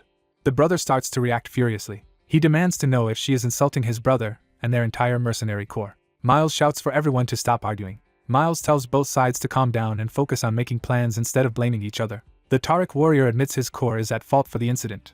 The cowgirl is reminded that the Pace mercenaries also need to watch their words. Miles says they cannot change the dead man's fate but will give his request fee to Helmet. The cowgirl reluctantly agrees and asks Miles to proceed with that compensation. Miles notes the worsening tension between the mercenary groups and decides to find safer tactics against the demonic beasts. He urges everyone to be more cautious since 3 people have already died, and the others agree. Later, the cowgirl hits Helmet on the head in exasperation. Helmet rubs his head, complaining that it hurts. She yells that it is supposed to hurt because he almost died moments ago. Scolding him, she says he should have asked for backup while on guard instead of wandering alone in such a dangerous place. Helmet thinks he was actually being careful, and hears how shocked she was when only he went missing. She admits she should have paid more attention after clashing with Tariq and feels she has little right to blame him. She firmly tells him he must not travel alone anymore. Helmet silently reflects, sensing a familiar emotion. He recognizes a strange but recognizable feeling arising inside him. Remembering, Helmet apologizes quietly. He compares the sensation to coldness. A memory surfaces of a large man placing a hand on his younger self's head. That touch from his old master and the cowgirl's touch now feels similarly warm. With her hand on his head, she tells him to be more careful, and he feels it resembles Darian's touch. Helmet accepts and agrees to follow her advice. He realizes he is experiencing what it feels like to be treated as a human. The next day during the march, Miles explains that a mercenary was ambushed and killed last night, likely by the same beast from their first attack, and urges everyone to conserve strength and leave the forest quickly. The others acknowledge his orders as they ride. Demonic beasts suddenly rush the Pace mercenaries, who fight back. More Pace fighters counterattack amidst the onslaught. The line of mercenaries battles numerous demonic beasts on all sides. Tariq's warriors stay near the wagons, watching events tensely. A massive wave of demonic beasts descends on the Pace formation. In the chaotic fight, someone notes the seemingly endless beasts and worries that fatigue will eventually make the battle deadly. Finn curses and wonders why the monsters keep striking only the rear.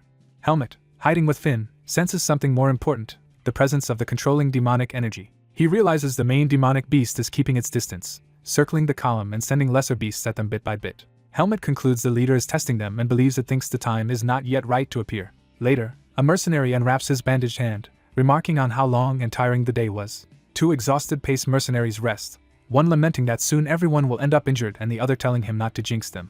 They argue jokingly about one of them being too slow and getting his legs bitten. Their captain overhears the banter and notes they still have some energy left. He laments the mounting casualties among his men and is shocked by the unrelenting day and night attacks. He consoles himself that at least no one died this latest time and praises Helmet and Finn for holding up better than expected. He explains that Helmet can protect Finn with his sword skills while Finn's knack for dodging keeps him alive. The cowgirl remembers seeing Helmet's strange fighting earlier but forces herself to focus instead on the fact that something else is wrong. She states that the demonic beasts are concentrating exclusively on attacking their Pace mercenary corps. Meanwhile, Tariq's leader remarks that, for some reason, his own side barely had to fight that day. The cowgirl reasons that after 3 Tariq deaths and their earlier dispute, Tariq probably would not help them and advises remaining vigilant. Miles reacts uneasily to this situation. He agrees heavily, troubled by the implication. Determined, he says they must all find a way to survive this ordeal together. That night under the moon, someone silently contemplates. From a wagon, Miles begins a hushed conversation with Paul about the pattern of the recent attacks. Miles tells Paul that the beasts relentlessly strike their rear and suspects the leader is plotting something. Paul, a shadowed figure, responds neutrally. Miles warns that the line will eventually collapse at Pace's position and asks if Tariq should assist despite past conflicts. Paul listens stone-faced. Then he coldly responds. Paul declares that he disagrees with helping. Miles reacts in surprise. Paul acknowledges Pace will be overrun at this rate. With a sinister grin, Paul suggests prioritizing efficiency over safety. He repeats that, instead of worrying about safety, they should focus on efficiency. Paul outlines his plan. Let Pace distract the beasts while Tariq, holding the important cargo, escapes the forest. Miles is appalled, shouting that such abandonment is immoral and unacceptable. Paul urges him to think calmly rather than emotionally. From outside, Paul dismisses ideals like morals and trust as pretty words. He argues that survival is what truly matters. Miles frets that the powerful demonic beast could wipe them all out, and is only waiting for them to grow weaker. He adds that if everyone dies, Miles will never be able to compensate for the lost goods and lives. Paul concedes they can follow any superior method Miles proposes, claiming he only offered an alternative. Overwhelmed, Miles is told that the decision now rests with him. The following day's march continues. Miles complains about the constant ambushes. The cowgirl notes that both men and horses are exhausted, and they still do not know how far they must travel. Elsewhere, Tariq's men grumble that they have stopped helping and only watched Pace fight that morning. Miles admits he is worried something terrible will happen soon if this continues and then notices Tariq suddenly changing pace. The Pace mercenaries see Tariq's wagons abruptly accelerating ahead. From behind, Pace realizes Tariq is racing away, leaving them. Some Tariq men sprint after their own wagons as they flee. The cowgirl and others shout in confusion, demanding to know what Tariq is doing. Miles starts to protest as he realizes Tariq is abandoning them. Paul, riding hard, internally acknowledges that since the beasts focus on Pace, they are deliberately using Pace as bait. Surrounded by eerie green eyes in the dark forest, Miles curses the betrayal. Accepting the truth, Miles states that Tariq has abandoned them to the beasts. Helmet watches silently as events unfold. He reflects that matters have indeed escalated to this outcome. Observing the glowing eyes closing in, Helmut judges it too late to chase after Tariq. They are already encircled. He concludes that Tariq sacrificed the other core to secure their own escape. Surveying the encirclement, Helmut wonders grimly how many of them can survive at this rate. Demonic beasts gather around the wagon, fully surrounding the small group. Helmut thinks that if he intervenes now, everything will change. Miles warns that the beasts are massing as their numbers dwindle and orders everyone to prepare. The demonic beasts launch a massive assault from the treetops toward the besieged pace fighters. A blur of dark motion slices through the battlefield, heralding a new action.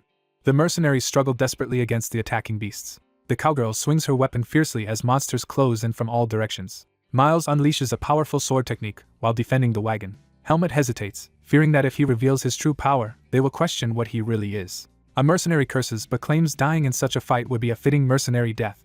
Another angrily rejects that notion, saying dying here would be meaningless, and he refuses such an end. Helmut again questions his own identity. Amid the chaos, one mercenary insists his death must be noble, while a comrade mocks that notion. Helmut wonders what people would say if they knew where he truly came from. Watching his comrades crack jokes even now, the cowgirl snarls at them for fooling around.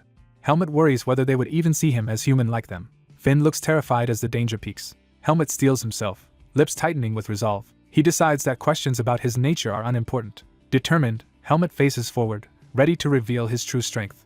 He concludes that such doubts no longer matter. Gripping his chest, he focuses on the people around him. Looking at the embattled mercenaries, Helmut realizes he does not want any of them to die. He recalls Darien's advice yet decides that, just this once, he will act differently. Helmut chooses that, for this one time, he will go against his usual caution for the others' sake.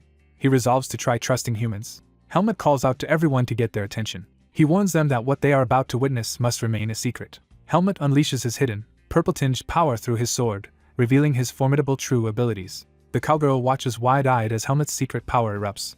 The mercenaries stare ahead in shock, crying out in confusion at what they are seeing. Their leader, equally stunned, realizes Helmut has manifested a power called Vis. Demonic ape-like beasts charge forward, roaring ferociously. Shadowy monsters rain down through the forest canopy toward the surrounded mercenaries. One shadow beast is suddenly seized and twisted by a purple energy.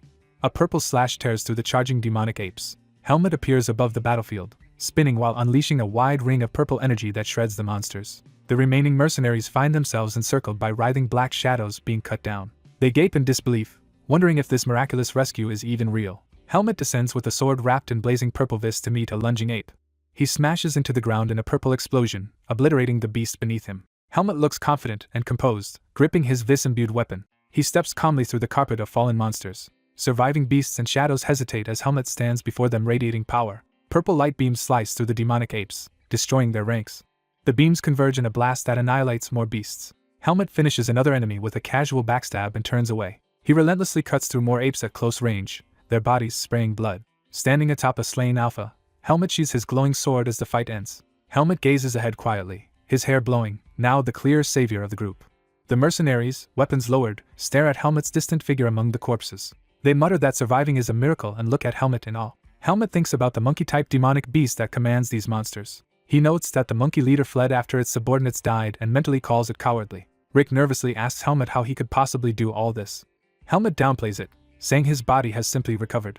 Vienne watches him in silence, clearly shaken. In her mind she exclaims that her suspicions about him were right.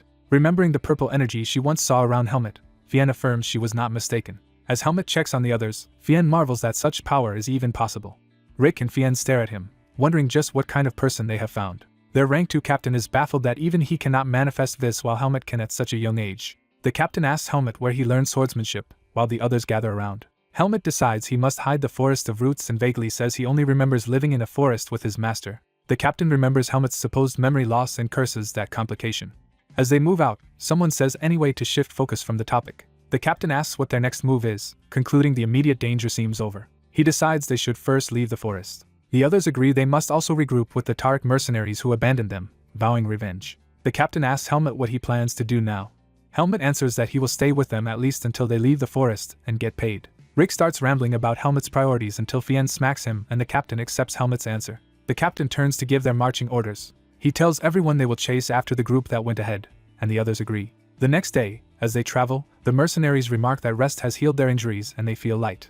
Tracking footprints, they confirm they are following the correct trail. Fien notes there are many tracks but senses no sound or vibrations yet. She and the captain deduce Tariq's group must have run all night, and may already be near the forest's edge. The captain reasons that according to plan Tariq's men should be resting at the first village after the forest, where they can meet them. Another mercenary eagerly imagines that village as the perfect place to take revenge.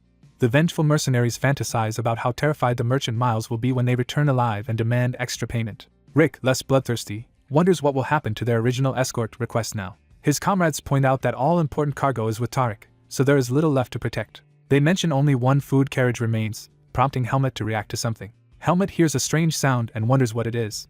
He suddenly darts off ahead, alarming Rick and another mercenary. Rick calls out in surprise, asking where Helmet is going. Helmet looks intensely focused, saying nothing. The others ask Vienna if she senses anything, but she feels nothing unusual. Helmet states he can sense demonic energy gathering in the distance.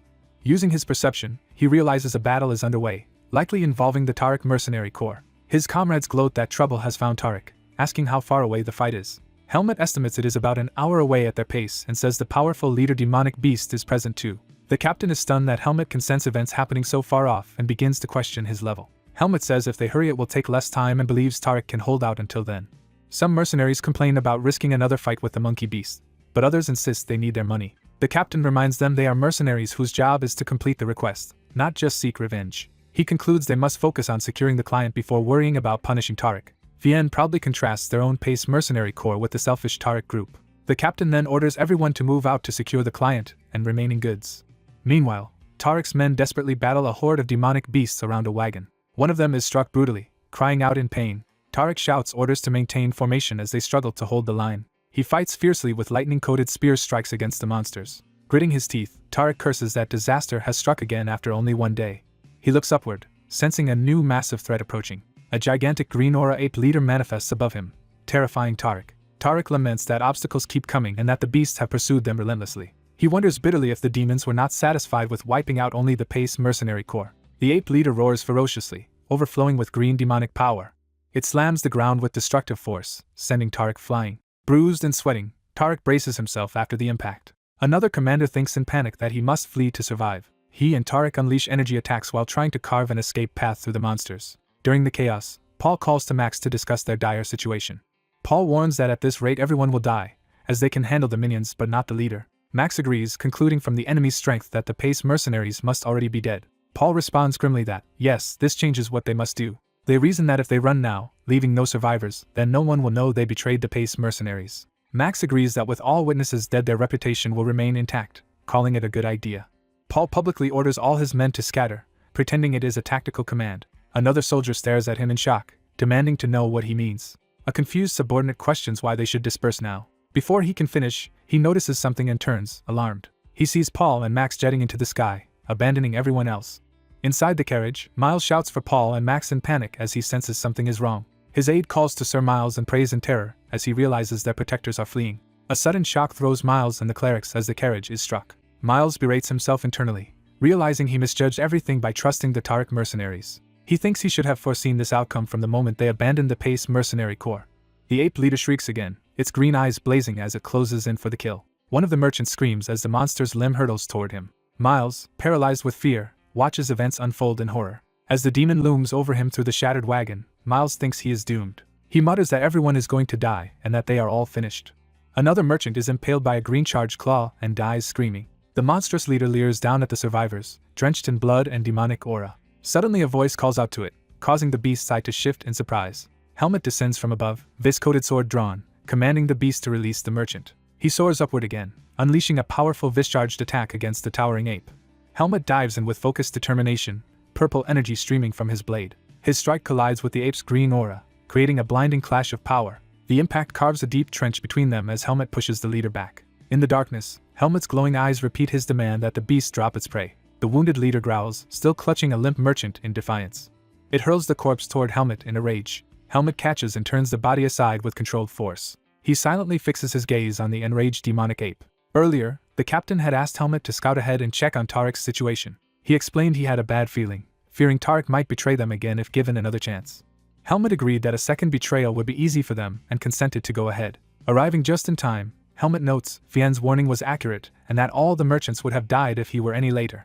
Standing atop the wagon, Helmet, with his vis fully restored, prepares to confront the demonic ape leader. He resolves to put everything he has into this fight with the demonic beast. Helmet launches a massive purple assault that swirls around the ape.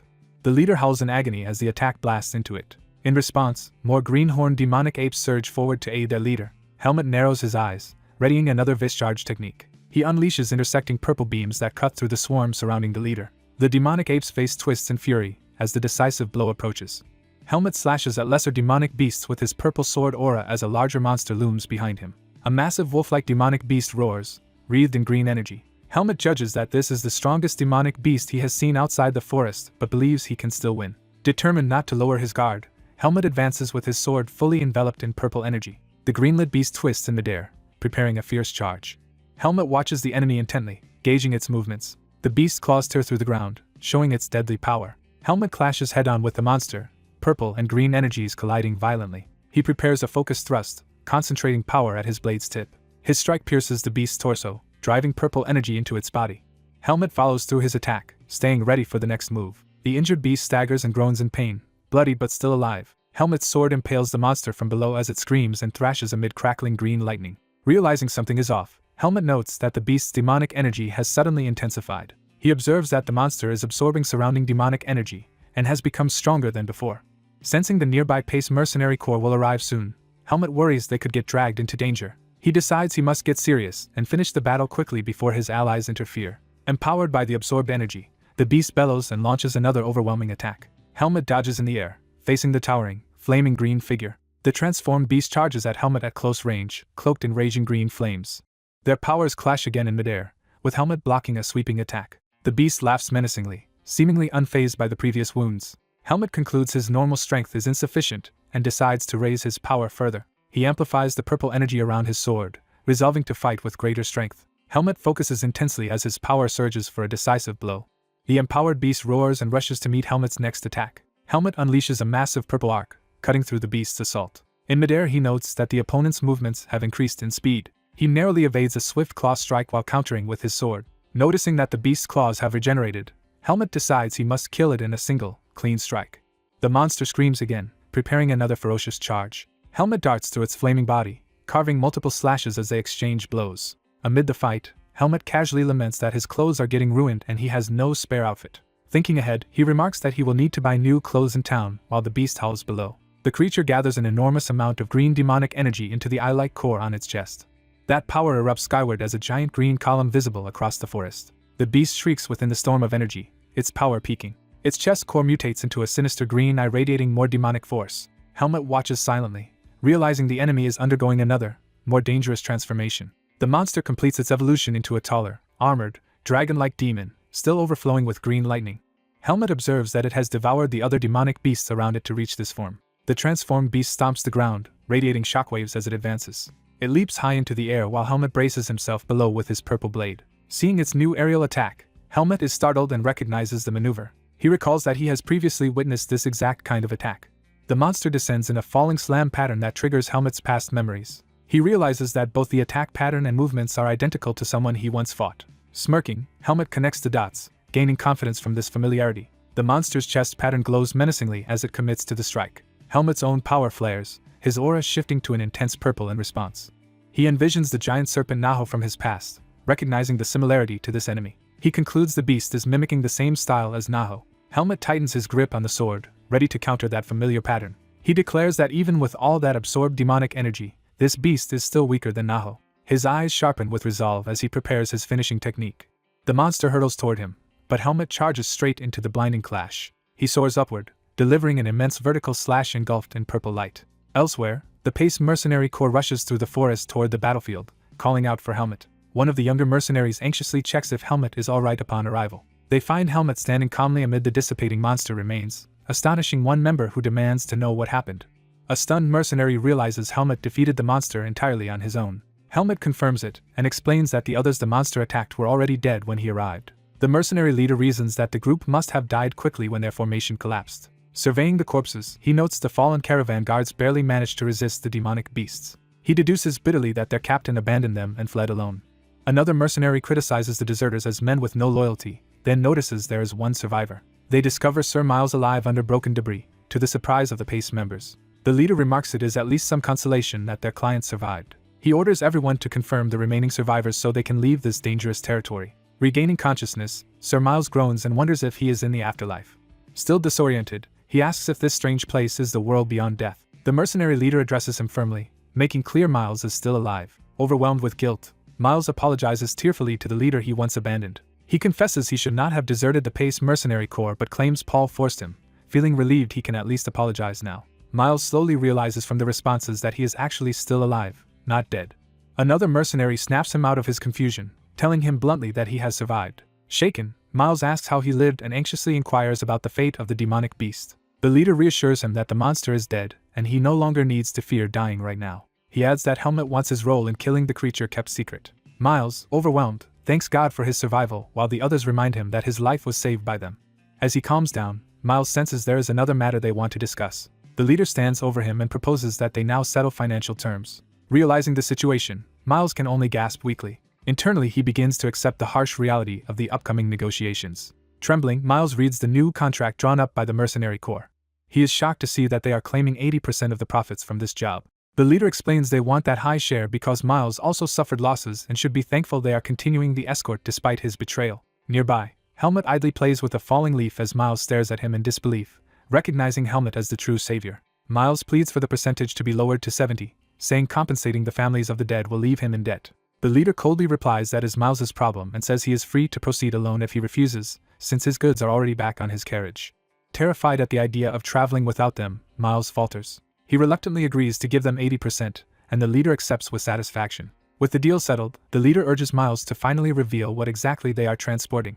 He also asks where these goods are headed that required them to face such deadly danger. Miles worries that if news of this cargo spreads it would spell ruin for the Butin Merchant Association.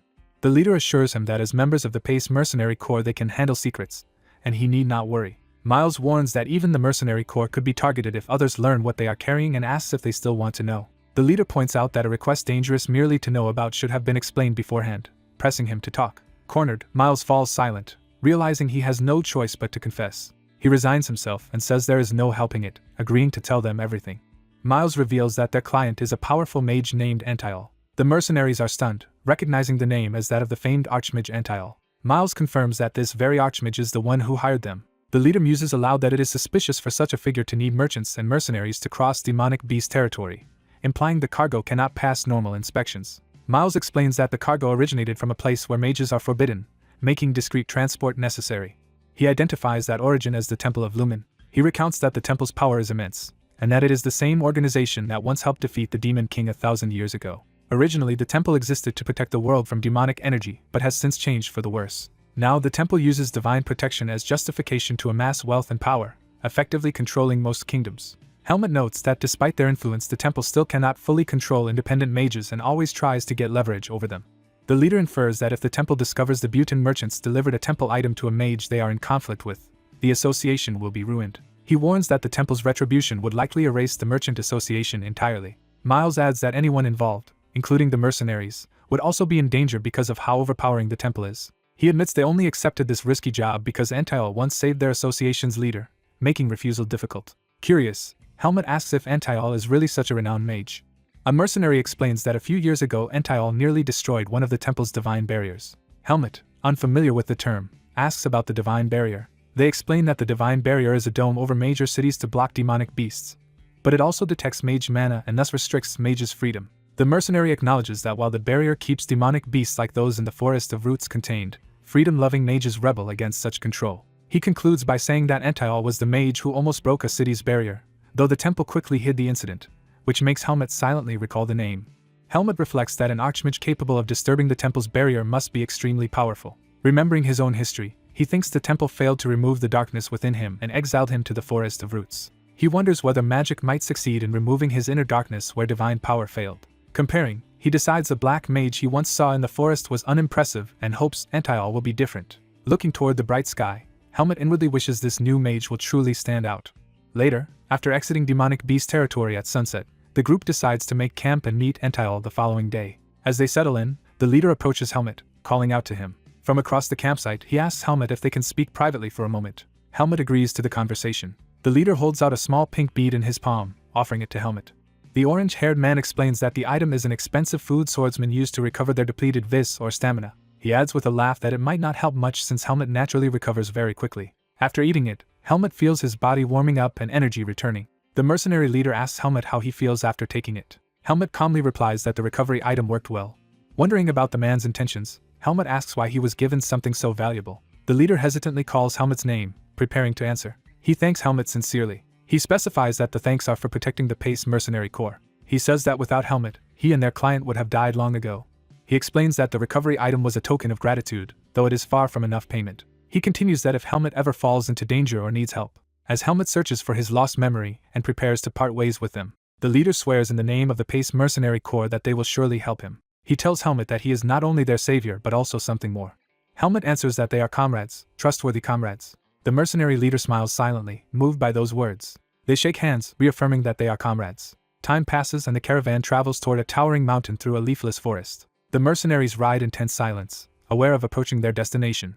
Inside the carriage, the older client reacts thoughtfully. Looking out at a gnarled tree, the client says they have finally arrived. Checking the map, the leader notes that they are at the marked spot but sees only a road, not a village, and wonders how Antiol will receive the items. The client corrects him, saying they will carry the items to Antiol's own residence. The mercenaries are surprised and ask if this desolate place is Antiol's hideout as the client steps outside.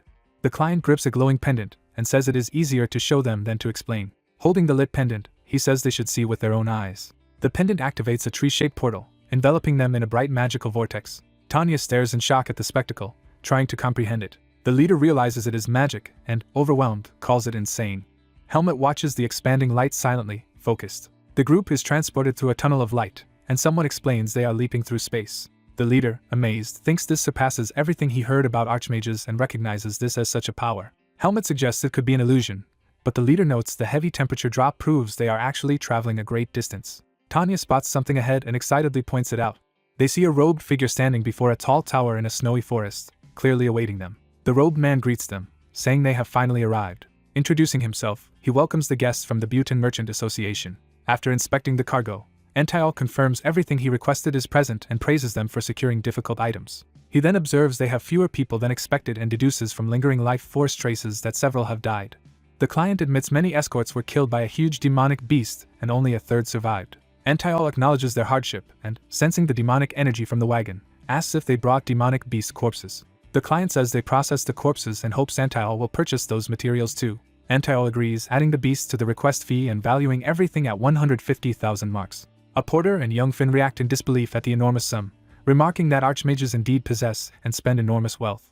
Antiol instructs the client to unload the goods and keep the carriage, which he does not need. Helmet studies Antiol quietly, gauging him. Helmet senses through instinct that this human is extremely strong. He notes that Antiol's power feels unlike Erago's and that the mage is perfectly hiding his mana. Helmet realizes firsthand that this is what an archmage is.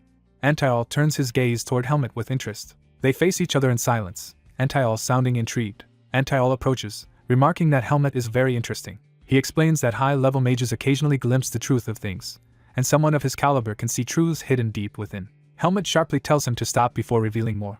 Amused, Antiol calls Helmet a daring child as his staff begins to glow. He asks Helmet if the matter he wants secret concerns something specific while they stand inside a bright magical barrier. Antiol declares he is a mage who has studied this world's secrets and respects its underlying truths. Helmet notes that the space inside and outside the barrier is fully separated, while his comrades panic outside, unable to enter. Antiol assures Helmet that his fears will not come to pass and swears under the name of Mage Antiol. Seeing blue chains around Antiol's staff, Helmet asks about them.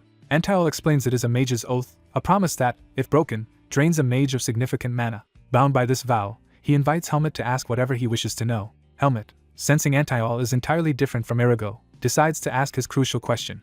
Antiol repeats that Helmet has something to ask.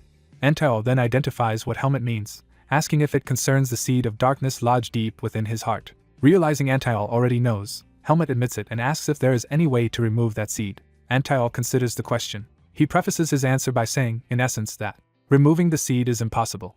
He starts to elaborate, saying the seed of darkness is tightly bound to Helmet's life. Antiol explains that the demonic seed sometimes inhabits babies destined to die in the womb, granting them life. Those children are kept alive solely by the seed and must remain its host until the day they die. Therefore, the seed has become indistinguishable from Helmet's heart, and if it is taken out, he will die. Disappointed, Helmet says he had hoped an archmage would know a solution.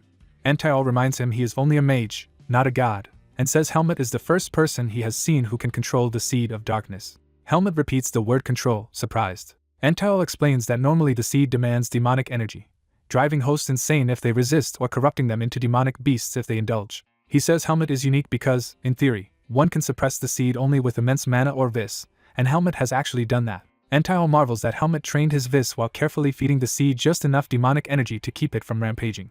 He finds Helmet fascinating, especially since the temple has not yet discovered his condition. Helmet thinks to himself that Entile does not even suspect he came from the forest of roots and feels uncertain whether that is fortunate. Entile adds that even the priests of Lumen would struggle to detect the seed unless they examined Helmet's body closely. He admits that even as an archmage he only perceived the seed because nearby demonic energy made it react. Helmet concludes he should avoid places rich in demonic energy as much as possible. Entile warns that Helmet's future is precarious but says he will grow stronger and could become very powerful if he stays hidden from the temple. However, Entile says that like others bearing the seed, Helmet will eventually be devoured by it and become like a criminal or demonic beast. He foresees that if that fate unfolds, Helmet's sword will bring ruin to the world and slaughter countless lives. Helmet rejects that prophecy. He asserts that such an outcome will not occur because he is human. Entile laughs softly and agrees that Helmet is right. Helmet states that since humans predict fate, they are also the ones who can change it. Entile, intrigued as never before, says he will keep watching Helmet and warns that if Helmet fails to overcome the seed, Entile calmly states he may one day have to stop Helmet by force. Helmet silently takes that warning in. Entile says that if Helmet's power eventually far surpasses his own, then perhaps even darkness itself might someday submit to Helmet's will. Later, the mercenary leader grips a money pouch. He hands Helmet 3/4 of the reward, saying it is Helmet's rightful share. He admits he wishes he could give more but needs to compensate the others for their efforts too. Helmet understands and quietly acknowledges this. The leader rummages in the wagon, saying there is something else. He holds out a bag, explaining they found it among the luggage without an owner and assumes it belongs to Helmet. Helmet realizes it contains the belongings he brought from the forest of roots and thanks Fien for returning them. Fien says thanks are unnecessary, that he should have given it earlier but forgot during the chaos. He adds that they should be thanking Helmet, their benefactor, and says he will pray for Helmet's safe journey. Helmet turns as someone calls his name. Finn runs up excitedly, saying the request is finished and eager to show Helmet the mercenary headquarters and all its wonders. Helmet tells Finn he will not be going with them to the headquarters. Shocked, Finn protests that Helmet is leaving already and insists he should visit at least once. Tanya restrains Finn and tells him to stop. She tells Helmet he can keep using their mercenary certificate, which they have upgraded to rank 3. Helmet replies that this privilege is more than enough. Tanya comments that it seems Helmet has something important he needs to accomplish. She suggests that task is even more important to him than recovering his memories. Helmet silently accepts her insight. Fien says he feels foolish making a big deal out of the farewell, so he will keep it brief. Tanya smiles warmly and asks Helmet to take care of himself, making him promise. Helmet agrees, thanks everyone, and prepares to depart. Other mercenaries thank Helmet and wish him a safe trip. More comrades bid him farewell and hope to meet again. Finn cries loudly, begging Helmet to promise he will visit them. Helmet smiles slightly and begins to respond to Finn. Finn, still sobbing, says Helmet's cooking was delicious. Fien tells Finn not to cry so hard since Helmet is not dying and calls out to Helmet again. He repeats that if Helmet ever needs a mercenary corps he should come to them and that he will honor his promise to help. Helmet answers okay and walks off down the forest road. As he travels, he reflects that part of his heart aches. The feeling reminds him of when Darien left him behind. Thinking of Ilaga and realizing mercenary work would keep drawing him against demonic beasts, he decides he must change paths despite the pain. It is revealed that the seed of darkness inside Helmet absorbs demonic energy whenever it is used. Helmet reflects that the seed nearly devoured him in the forest and worries whether he could stop the catastrophe Antle warned of. Even though mercenary work will not always involve demonic beasts, he clenches his fist, admitting he still does not know if he can handle that future threat. Determined, he thinks that in that case there is only one option left. Surrounded by power, Helmet decides he must become stronger. He resolves to grow strong enough that even the seed of darkness will never control him.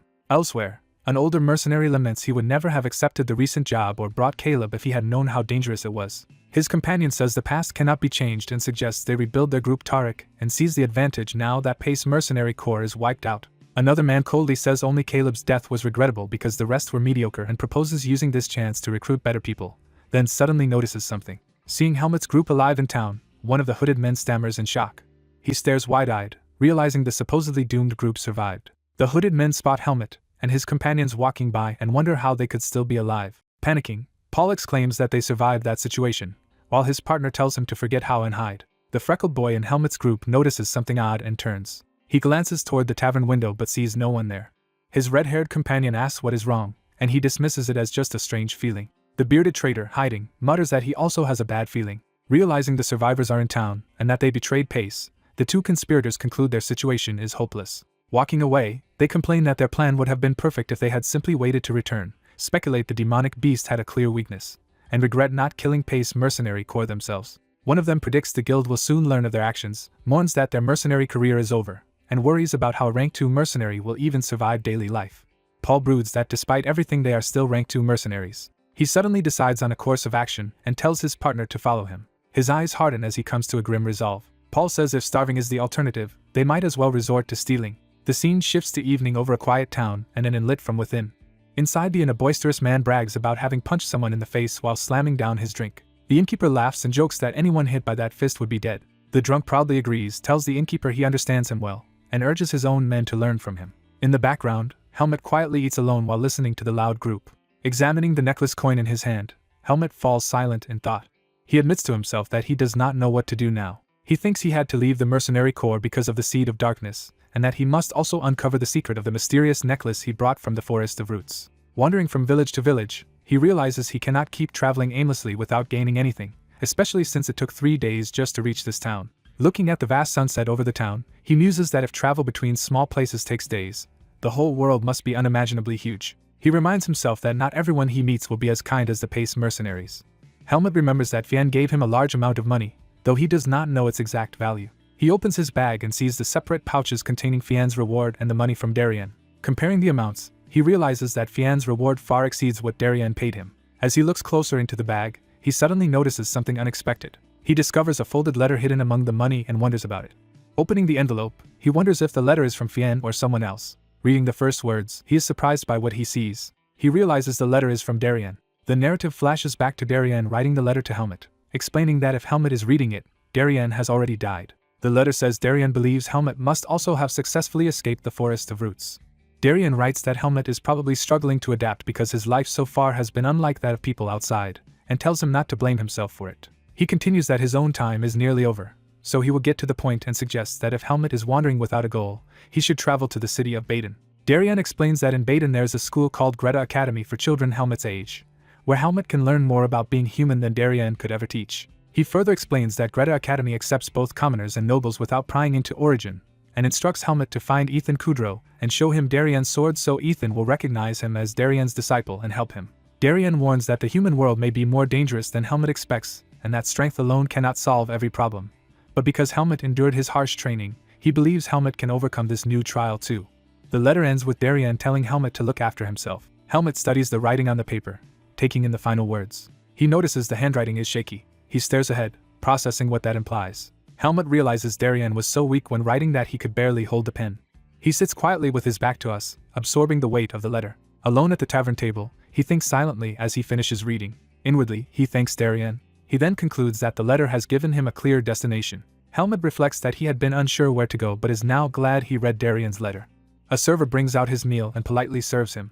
The server tells him the price of the food is 15 marks. Helmut repeats the amount in his head, realizing that a single meal costs 15 marks. He casually hands over a gold coin as payment. The server gasps, recognizing it as a 1,000-mark coin. Helmut says he will also be staying the night and wants the coin to cover his lodging, which the astonished server quickly agrees to, while the nearby drunk notices. The drunk mercenary turns, intrigued by the display of wealth. Helmut calmly thinks that he received 90,000 marks from his latest request, so the necklace's value must have been far greater than he thought. He decides to sleep at the inn and depart for Baden the next day. The drunk man bursts out laughing and calls out to Helmut. Slamming his fists on the table, he remarks that Helmut seems to have a lot of money. Helmut eyes him steadily without replying. The man's face contorts angrily at Helmut's indifference. He and his cronies loom menacingly, clearly intending trouble. The man demands to borrow 20,000 marks for more drinks, claiming Helmut looks rich. Helmut bluntly refuses and internally wonders what is wrong with these humans. The man erupts in mocking laughter, outraged at being denied. He smashes his fist on the table, escalating the confrontation. He yells at Helmut for talking back, knocking over Helmut's food as he rages. Unfazed, Helmut simply asks who the man thinks he is. Enraged, the man swings a punch at Helmut, but Helmut easily catches the punch, shocking him. Holding the man's fist, Helmut calmly repeats that he said no and asks if the man is deaf. The thug, stunned by Helmut's strength, wonders how someone so young can be this strong. Another gang member charges in, furious that Helmut blocked their boss's punch. Helmut prepares to counter as the second attacker rushes in. He swiftly dodges and counters the man's strike. His punch smashes into the attacker's face, sending him flying. The second thug crashes across the room while the remaining men and the innkeeper stare in shock and the boss struggles to stand. Helmut stands ready, his expression firm and unafraid. The boss, now fearful, demands to know who Helmut really is. Helmut answers by asking rhetorically about himself. He then kicks a chair at the boss and states that he is a mercenary. The boss is slammed into the wall, left dazed. Helmet calmly picks up his money pouch from the floor. Standing over the fallen man, Helmet tells him to leave and not bother him again. The thug clutches his face in pain, unable to respond properly. Backing away with his men's help, he threatens that Helmet will regret defying them. They hastily decide to leave the inn, cursing that they cannot continue drinking there. From the doorway they warn Helmet to watch his back at night, implying they will stab him later, while Helmet remains expressionless. The inn's doors slam as they depart. Helmet narrows his eyes, thinking about what just happened. He concludes that humans like the treacherous Caleb exist everywhere, and considers them a nuisance. The worried innkeeper rushes after Helmet, calling out to him. He frantically tells Helmet he must leave town at once because Black Hawk declaring war on him means serious danger. Puzzled, Helmet asks what Black Hawk is. The innkeeper explains that Black Hawk is a notorious thieves group that rules the underworld. He adds that they are all hardened criminals who will kill anyone for money and warns that if Helmet does not leave quickly, they will come for him. Helmet thinks those men are more troublesome than he expected and decides it might be better to fight them now. Not wanting to dirty the inn where he is staying, he plans to lure them somewhere else for the confrontation. The innkeeper insists Helmet has no time to stay and offers to refund his lodging so he can run. But Helmet simply asks if those men will return. When told they certainly will, Helmet says that if they do, the innkeeper should tell them he went to the forest behind the town. As he heads out, Helmet tells the innkeeper to relay that message, thinking of the coming fight against humans. He walks toward the door, instructing the innkeeper to keep his room ready because he intends to come back. Helmet resolves internally to watch what the thieves will try to do. Later that night, a Black Hawk member asks if they are really going through with the plan. Their leader insists they must, saying their pride demands revenge after the disrespect they suffered. One subordinate nervously points out that Helmet looked very strong and is also a mercenary. The boss mocks him for being scared and calls him useless. Another tells the nervous man to return to headquarters and let the rest handle the matter. Soon after, a scout rushes to the boss, shouting that he has found where Helmet is hiding. The boss asks what the inn employee told them. The scout reports that Helmet is no longer at the inn and supposedly ran to the forest behind town. Assuming Helmet knows he would lose if they attacked with full strength, the boss laughs triumphantly at this news. He glares darkly and says the boy chose the worst possible place to flee. Confident, another thief says they know that forest intimately and proposes tracking Helmet's trail and killing him there. The once hesitant man, now sober, quietly acknowledges the seriousness of what they are about to do. The thieves vow to teach this ignorant child that crossing Black Hawk and its dreaded night is the most terrifying experience in the world. Meanwhile, in the forest by a campfire, Helmet lies resting, having deliberately set up camp there. Watching from the shadows, Helmet recalls that his time with the mercenary corps taught him valuable lessons for situations like this. Perched in a tree with his bow, Helmet reflects that many humans behave like demonic beasts. He contrasts that with humans who selflessly protect one another at the risk of their lives. Helmet concludes that human nature is far more complex than he had imagined. Remembering someone named Darien, he focuses on that person's earlier advice. Watching suspicious movements near his campsite, he recalls Darien saying strength alone cannot solve everything yet feels unsure how else to handle such problems. Bow in hand, he prepares to rely on his strength anyway. Even so, he realizes there is at least one clear conclusion he has reached. He deliberately makes a noise on the branch to draw the intruder's attention. The ambushers look up, hearing his call to come toward him. Standing above them, Helmet decides that humans who act like demonic beasts should be handled the same way as demonic beasts since they attacked him in an armed ambush. He steps forward to confront them. His eyes narrow as he focuses on the coming fight. Afterward, he reflects that this Black Hawk group was more unimpressive than he expected. He leaves the scene, leaping away through the forest. While sprinting, he judges that these assailants were weaker even than his acquaintances Fien and Tanya. He thinks Tanya must actually be strong among humans, and that he needs to fight more humans to understand their power. Deciding to resume travel at sunrise, he plans to return to the inn and rest. Suddenly, the demonic seed embedded in his chest flares with dark energy. Startled mid-run, he clutches his chest as the seed violently activates. He crashes into a tree, unable to control his body. Collapsing, he groans in pain. Gasping and drooling, he panics that the seed is acting up for some reason. Bathed in purple aura, he wonders why the seed is reacting now when he was only told to avoid demonic energy, and it never did this while killing beasts. He realizes the only difference this time is that he killed a human instead of a demonic beast. Horrified, he deduces that murder itself may be what nourishes and grows the seed of darkness. He fears this is an even bigger issue because killing a Black Hawk member will cause other humans to hunt him. Cursing his naivety, he regrets thinking he could freely fight humans. Accepting that he cannot kill opponents without worsening the seed, he resolves to avoid conflict with humans as much as possible. Enduring the pain, he hurries toward the city of Baden, his new goal. Meanwhile, at night in another town, Black Hawk's base is shown guarded. Inside, the Black Hawk leader coldly confirms that all the dispatched men have died. A masked subordinate reports that by tracking the killer they can learn the enemy's precise location. The leader agrees, saying he cannot overlook this insult. He orders his men to proceed with their original plan. The kneeling subordinate accepts the order. Another man informs someone called Sir Anton that certain people have now arrived. In the Black Hawk office, Anton reacts with interest as the newcomers enter. He greets the 2 visiting rank 2 mercenaries, surprised there are actually 2 of them. The 2 mercenaries stand before him as he welcomes them. Anton thanks them for wanting to join Black Hawk at a time when skilled people are scarce. He adds that the group is currently in trouble and cannot accept anyone without conditions. One mercenary bristles and demands to know what that implies. Anton explains he trusts their skills but that Black Hawk differs from ordinary mercenary corps. Spinning knives, he frankly states that they commit many illegal acts. He warns that if they fail jobs because of personal morals it will cause problems. He emphasizes again that such hesitation would be troublesome for them. The scarred mercenary stays silent, thinking it over. He tenses and prompts Anton to continue. Anton says he needs proof they belong with Black Hawk and has a specific job in mind for that. The mercenary understands that Anton wants to test not just their skill but their suitability for Black Hawk. Anton confirms this and hands over the job note, saying it should be easy for 2 rank 2s. He explains that 5 of their subordinates went missing the previous night. He narrates that they apparently fought a lone mercenary and were later found dead in a nearby village forest. From the state of the bodies, he believes they were each killed with a single stab and with no visible weapon. The older mercenary remarks on the 5 versus 1 situation and asks for a description of the killer. Anton says the culprit is a black-haired, black-eyed boy about 15, whose abilities are at least rank 3 level. The older mercenary confirms that their task is simply to kill this youth. Anton promises that if they complete the job and join Black Hawk they will receive more difficult, lucrative requests. He further tempts them by saying they will be treated better there than in their current mercenary corps. The younger mercenary agrees and asks where the boy is. Anton points to a map, saying reports place the target at an inn in a neighboring village. He notes that because the incident happened recently, the boy cannot yet have traveled far from that area. The next day, the story shifts to the bustling city of Baden. A signboard shows the emblem of the local mercenary guild. Helmut arrives at the closed guild doors and prepares to go in. He thinks he had not planned to take another job but sighs. Since he must move without attracting suspicion, he decides working via the guild is his best option. He resolves that this approach is currently his only viable path. Helmut pushes open the guild door. Inside the busy guild hall, people mill about and examine requests. The cheerful receptionist greets him and asks what brings such a young boy to the mercenary guild. Helmut states that he has come to pick up a request. Looking at his papers, she realizes he is from the Pace Mercenary Corps and is impressed by how young he is.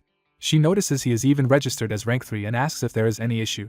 Flustered but excited, she explains she is just surprised because there are few young rank 3 mercenaries and confirms he needs a request. Helmut replies that reward size is unimportant and asks for a job he can do on his way to Baden. She remarks that Baden is a large metropolis. She explains that many people wish to travel there, so escort or transport requests for that route are common. She then pulls out a specific request and asks his opinion. Helmut asks what kind of job it is. She says it is an escort mission for a noble lady with a reward of 800 marks but notes there is a special condition. Curious, Helmut asks what that condition is. She announces that the condition is that the mercenary must be the noble lady's preferred type. Helmut stands awkwardly as she repeats that the escort must match the lady's tastes. He reacts with a flat, unimpressed expression. Time passes and the view shifts back to the city square outside. Helmut thinks that to satisfy the condition, simply visiting a clothing store should be enough. He recalls the receptionist's advice that appearance matters when dealing with nobles. She had explained that even a famous mercenary needs decent attire to make a good first impression. She then told him his face already does half the work and that is why she recommended this request. She instructed him to buy nicer clothes nearby in return, promising to have the paperwork ready. At a clothing shop, the tailor enthusiastically claims he has just the highest quality outfit Helmut is seeking. The tailor presents an expensive, finely made outfit, boasting that even a demonic beast would look noble while wearing it. In the luxurious shop, Helmut silently watches the salesman show off the clothes. As the tailor extols how light and comfortable the outfit is, Helmut cuts in to ask the price. The tailor finally declares that the outfit costs 2,000 marks. Helmut is stunned, realizing the clothing costs far more than the escort job's 800 mark reward. Later, looking over the town, he ruefully thinks he might have chosen the wrong request. Returning to the guild in his new outfit, the receptionist gushes over how he looks. Dressed elegantly, Helmut now gives off a completely different, more refined impression. She fawns over how handsome he is, while he dryly corrects her to use his name Helmut. Laughing, she says she only called him that because his cuteness slipped out.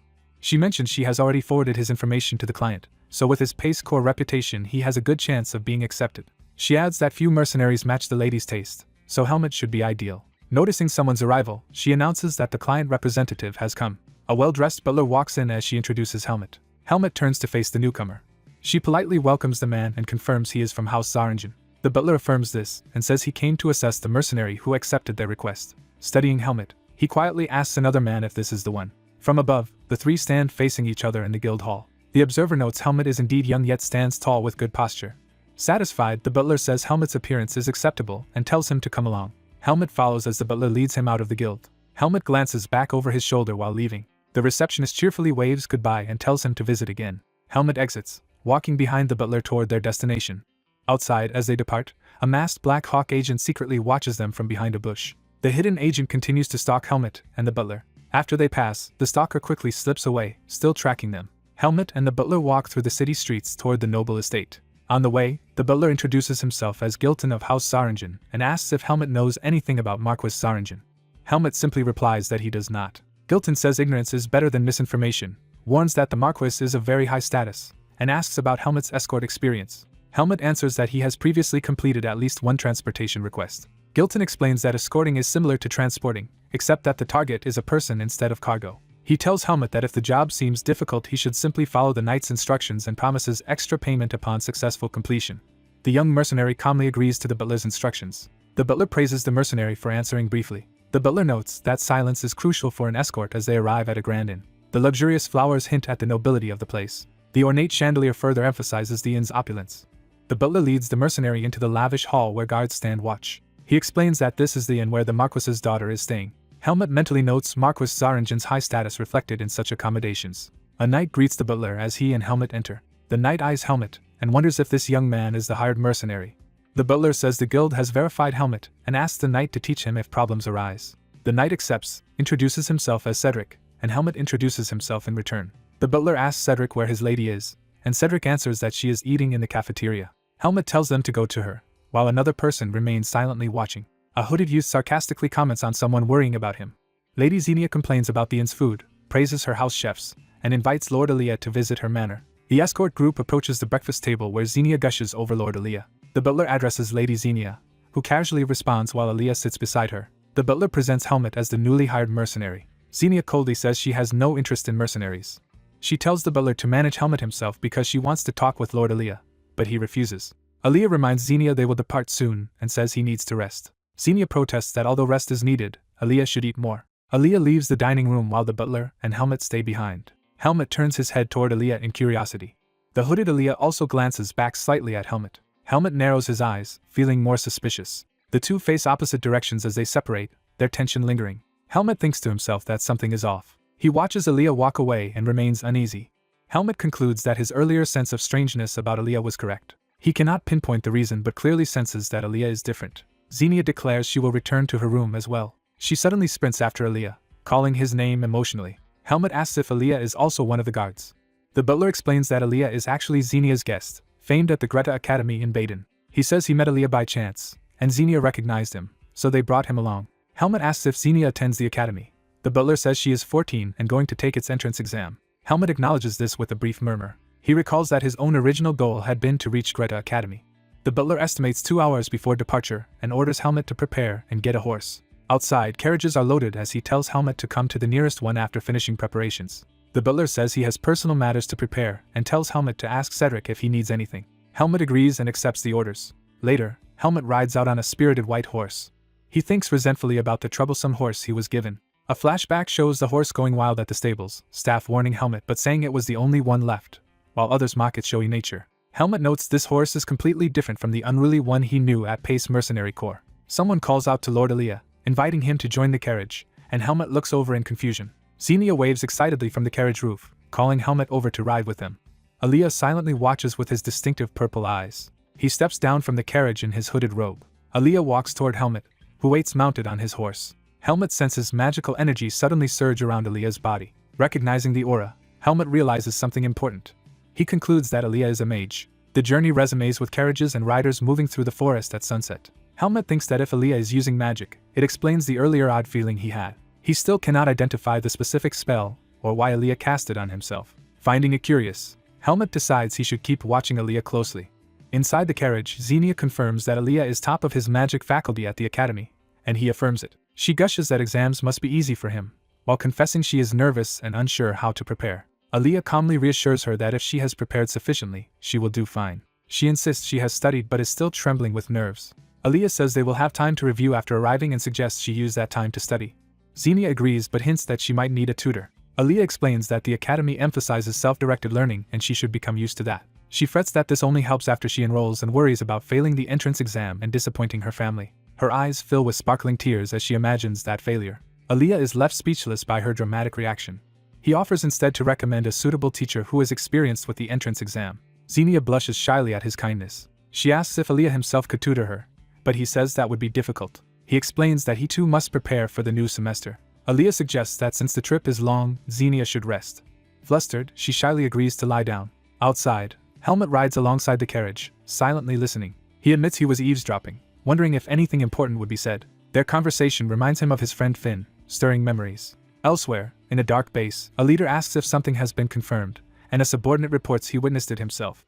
The masked scout explains that the group received a small escort request and left a few hours earlier, saying they can still catch up. He adds that the party includes several knights and a mercenary, prompting concern that these knights may serve a noble. The bearded leader decides nobles could cause trouble and orders the scout to try killing the mercenary alone to avoid drawing attention. Another man comments on how determined their client must be to hire the Black Hawk group just to kill one mercenary. The bearded leader laughs and says he is merely being cautious. He states the Black Hawk philosophy of slowly tearing enemies apart until they die. His comrade says he hopes everyone present can match that ruthless mindset. The silver-haired man's eyes light up intensely as he agrees. He declares that he really likes the leader's brutal philosophy. That evening Xenia complains to Gilton about the poor inn, but he says it is the only lodging nearby. The village chief welcomes them kindly, noting how late and tiring the journey must have been. Gilton thanks the chief for letting them stay and promises to pay, while the chief insists they rest despite his humble home. Outside at night, Helmut practices, unleashing his purple vis sword technique in the forest. After finishing a strike, he exhales in relief. He reflects that his vis control has improved greatly since his time in the Forest of Roots. Yet he feels as though something within his power is still blocked. He blames the lack of regular muscle and vis training and hopes to fix this once he reaches Greta Academy. Helmut wonders if he will finally be able to focus on training properly at the academy. More importantly to him, he must find clues there about the mysterious seed of darkness within his body. Suddenly sensing something odd, he looks up warily. He stares at the starry sky, searching for the source of the disturbance. Deciding it was nothing, he mutters that he thought something was there. An owl-like familiar, glowing with magic, flies away from above him. Elsewhere, someone chants Eyes of an Eagle, releasing the spell that controlled the familiar. The mage notes via his wand that Helmut's senses are sharp and that spying longer would have exposed him. Sitting on his bed, Aaliyah thinks that ordinary humans would never have noticed his surveillance spell. He comments that Helmut is a very strange person. Aaliyah broods alone, pondering this unusual mercenary. He recalls seeing many skilled mercenaries but finds Helmut remarkable for reaching rank 3 at such a young age. A knock sounds and Xenia calls to Aaliyah's door, asking if he is awake. She insists she knows he is not sleeping and excitedly calls for him, while maids shout her name in alarm. The maids scold Xenia through the door, saying she must sleep before 9 if she wants her skin to regenerate, as ordered by her master. Xenia protests that she needs only 1 minute to talk to Aaliyah as the maids drag her away. From inside, Aaliyah listens in silence while the maids accuse Xenia of putting on makeup for a late-night visit, and she cries that it might be her last chance. Looking at the lit window from outside, Aaliyah thinks to himself how exhausting this all is. The next day on the road, Gilton suggests they rest for a meal near an upcoming spring where they can drink. The horses slow down as they approach the resting place. They arrive at a small spring that serves as a common stop for travelers heading toward Baden. Cedric eagerly splashes his face and drinks from the spring. He laughs that the water tastes as sweet and refreshing as alcohol. Gilton decides they will eat their meal here. The maids begin serving an extravagant dish for Xenia's party. One maid notes how excessive the noble meal is with so many dishes. Another servant complains that while the nobles feast on salads and meats, the escorts only received bread and jerky. The guards sit apart, joking that they must fill their stomachs with water while the noble's lengthy meal could last all day. Drinking from his cup, Helmut thinks longingly of the better food Finn used to cook. Suddenly something about the drink catches his attention. He stares into the cup and questions what he is sensing in the water. Tasting it again, he confirms that the spring water seems strange. Helmut wonders if the water has been poisoned. Someone notes that everyone else who drank seems unaffected. The black-haired warrior, feeling exhausted and doubting his judgment, decides to take a nap. After finishing the meal, the mustached attendant wipes his face and admits he is a little tired. The attendant, now drowsy, tells his lady that since packing is done they should depart. He rushes into the carriage in alarm when he sees his lady collapsed on the seat. The young lady is actually just deeply asleep, dreamily mumbling about spending a last night with Lord Aaliyah. Relieved, the attendant wipes his sweat and realizes she is only sleep-talking. Suddenly his face flushes and he panics as something feels terribly wrong. Nearby maids also grow dizzy and remark that they are becoming very sleepy. Realizing people are dropping, the attendant frantically calls out and searches for Cedric. He finds Cedric collapsed on the ground, groaning in pain. As the strange drowsiness overtakes him too, he staggers and asks what is happening. A moment later, everyone around the carriage lies unconscious on the ground. The black-haired warrior sits awake among the fallen guards and servants. He silently observes the situation, letting the drink spill from his cup. He notices approaching footsteps in the forest. Narrowing his eyes, he senses that the attackers are coming. A group of masked men remark that the sleeping potion should have knocked everyone out and that it avoids accidentally killing nobles. One of them explains they chose an untraceable drug, then suddenly realizes something is wrong. Seeing the warrior still standing, they demand to know why he has not fallen asleep. The blue-haired leader recognizes him as the man from Pace and questions his presence. The leader then wonders if his suspicion about the warrior's identity could be true. He asks if this warrior is the one who killed the Black Hawk minions. The warrior replies by identifying the blue-haired man as a rank 2 mercenary from the Tariq mercenary corps who disappeared during the Demon Ape massacre. Accusing them of betrayal, he states they have chosen to become Black Hawks. The blue-haired man laughs darkly while his comrade angrily reacts to being called a traitor. He threatens the warrior, saying the boy should know his place before speaking so arrogantly. Other Black Hawks spread out through the trees, preparing their weapons and moving in. Surrounding the lone warrior, they declare that he has become their prey. One of them grips his sword hilt and announces the start of the hunt. The blue-haired leader, eyes crazed, licks his blade and says they should begin the hunt. The warrior calmly draws his own sword as the leader charges in. Assessing the situation, the warrior notes there are far too many enemies to handle alone. A sudden blast of crackling energy shoots across the battlefield. The blue-haired leader barely blocks the incoming magical attack, shocked. Confused, he looks around as purple lightning coils around him. The white-haired hooded youth appears, clearly the source of the strange power. The youth forms a glowing magical orb between his fingers. He tells the assailants to drop their weapons and leave if they do not want trouble. Wreathed in crackling energy, he calmly walks toward them. The blue-haired leader grumbles that they paid a large sum to put everyone to sleep. He complains that despite that, they now have to deal with an insomniac brat and a mage. The warrior glances back at the mage, who remains silent but ready beside him. The mage curtly orders the warrior to stop glancing at him and focus on the enemies, calling the leader a crow. The leader angrily questions his subordinate about the unexpected mage. The subordinate explains they had not anticipated a mage being present, then is struck. Disgusted, the leader insults the subordinate's excuse while the man groans. He calls himself foolish for relying on Black Hawk thugs and orders them to clean up after the fight. He lunges forward, saying he will personally deal with the shabby-looking brat. Rage fills his eyes as he prepares to kill. He dives from above with a powerful, screaming sword strike aimed at the warrior. Mid-swing, he senses something off as his blade clashes with resistance. The warrior meets the blow head-on, blocking it and unleashing blue energy. Another enemy steps forward to join the fight. The bearded man offers the mage a painless death if he does not resist. The mage simply stares back at him, or a crackling. The mage states that a motionless mage is already dead, implying he will not stand still. A branch overhead is shown, emphasizing the tense stillness before the clash. A violent shockwave tears through the branches as the battle intensifies. The warrior and the leader exchange rapid aerial blows across the forest canopy. The leader mocks the warrior, saying he talked big but now seems overwhelmed. While trading blows, the warrior remains silent and focused. He analyzes that he is facing 2 rank 2 mercenaries plus thieves and admits it would be hard alone. He adds that he is fortunate to have the powerful mage fighting alongside him. The enraged leader again charges, screaming for the warrior to die. He unleashes a massive blue sword wave that rips through the ground. The warrior steals his resolve, eyes sharp. The leader lands, surprised that his attack missed or was avoided. He stares at the warrior, baffled by his resilience. From within a cloud of dust, the warrior thinks the leader is more troublesome than expected and taunts him about losing his earlier arrogance. A calm voice reassures not to worry. The leader looks up, startled by what he hears. The warrior tells him the real fight is only beginning. Shocked, the leader mutters in disbelief. Surrounded by swirling dark energy, the warrior thanks the leader for chasing him to this location. The leader shouts that he was the one who cornered the warrior, accusing him of insanity. The warrior's sword ignites with ominous purple energy as he quietly denies it. He fully releases his power and declares that the leader is unworthy of facing him. Recognizing the overwhelming energy as Vis, the leader is horrified. Furious and frightened, he charges again, cursing the warrior. He rants that a lowly rank 4 dares to challenge a rank 2 like him. The warrior closes in, overpowering him with his empowered blade. Vis surges around the warrior as he swings with deadly precision. The leader desperately counters, slashing while the warrior dives past him. Realizing something is very wrong, the leader reacts in panic. The warrior descends with a massive purple strike that engulfs the leader. His expression remains cold and focused as the attack lands. The leader stares in terror at the approaching blade of light. The impact detonates, blasting the ground and sending debris flying. The leader screams in agony from the devastating blow. The warrior steps forward through the settling dust. We see the blue-haired leader lying shattered in a crater while the warrior stands over him with his glowing sword. Bleeding and shaking, the leader gasps in disbelief that a kid can wield so much vis. The warrior strikes him across the face, cutting off his question. He answers that it is none of the leader's concern and, sheathing his sword, offers to spare him if he quietly withdraws with his men. Turning away, the warrior chuckles under his breath. The wounded leader, sprawled on the ground, asks if he is really being told to beg for his life. Laughing madly, he insists he would rather die than suffer such humiliation. The warrior coldly points out that the leader already abandoned all his comrades once, yet did not see that as humiliating. He concludes that the leader values his pride over his comrades' lives. The warrior walks away, leaving the broken leader lying in the crater. The defeated man gives a strained, bitter laugh through his pain. As the warrior departs, the leader's crazed laughter echoes through the forest behind him. Hearing this, the warrior pauses and murmurs in mild realization.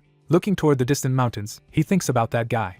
Internally, he hopes the mage is safe. Elsewhere, some Black Hawk bandits lie wounded and groaning. One corpse lies before a tree where a discarded cloak hangs from a branch, showing the aftermath of the skirmish. A surviving bandit struggles to rise, groaning in pain. The bearded mercenary, also injured, curses and demands to know what kind of monster the mage is. The mage, holding a charged orb, reminds him that he already explained. Surrounded by a vast magic circle and levitating rocks, he declares his identity as a mage. He hovers amid a storm of floating stones and lightning while the terrified bandits watch. One bandit charges him, shouting in anger. The mage blasts him with a sudden shot of energy. The attacker is hurled away as the mage continues advancing, his magic orbs orbiting him. The mage states he does not care about their goals, but he warns that if they interfere with his business, there will be consequences. To emphasize this, he blasts the bearded mercenary with another powerful spell. The bearded man, scorched but alive, glares at the mage and growls in fury. He leaps in with his sword, yelling that the mage is unbearably arrogant. The mage coolly comments that the man is only pretending to be tough. He unleashes yet another concentrated magical beam at the charging foe. The bearded mercenary is engulfed by the blast, screaming. The force smashes him into a boulder, leaving him crumpled. Other remaining bandits, realizing they are outmatched, declare that they will take everyone present to Baden. The mage casts golden restraining magic and orders them not to move. Terrified, the bandits recognize it as binding magic and try to flee. The mage lashes out with a golden band of energy, asking where they think they are going. One fleeing bandit is caught mid-run by the binding ring, screaming as it wraps around him. The white-haired mage attacks the fleeing bandits with cutting light rings. Surrounded by his own flying rings, the mage prepares another attack. The rings rain down the path and scatter the panicked enemies. Seeing the survivors run, the mage clicks his tongue and notes how fast they retreat. He reasons that since he defeated the apparent leader, things should be fine. The mage walks through the woods and notices something odd behind a boulder. He finds the rock cracked and bloodstained, surprised by the damage. He wonders if the enemies might have already escaped. Nearby, a badly wounded bandit staggers through the forest, gasping. Collapsing, the bandit despairs that the feared group Black Hawk is targeting the kid from Pace. He remembers that no one warned them the target's escort included a powerful mage. Slumped against a tree, he wonders when their plan first went wrong. He questions at what point everything started to fall apart. Hearing something, he looks up in alarm. He is shocked to see an uninjured black-haired swordsman appear beside him.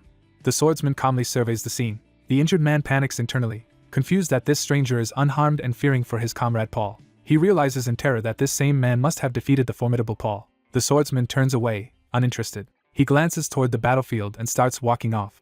Quietly, he reacts but says nothing. While walking, he judges that the mage who fought earlier is quite strong. The injured bandit, writhing by the rock, curses his situation. Back at the carriage site full of fallen bandits, the mage spots the swordsman and is surprised he is alive. The mage raises his hand to stop him. The swordsman grabs a thorny rope thrown his way and is startled. The mage tells him to tie up the surviving bandits. The swordsman points out that the bandits are already magically bound. The mage says he will send the prisoners to Baden's jail, and does not want to waste more mana maintaining restraints. The swordsman recalls learning that prisons collect wrongdoers and marvels that such a solution exists.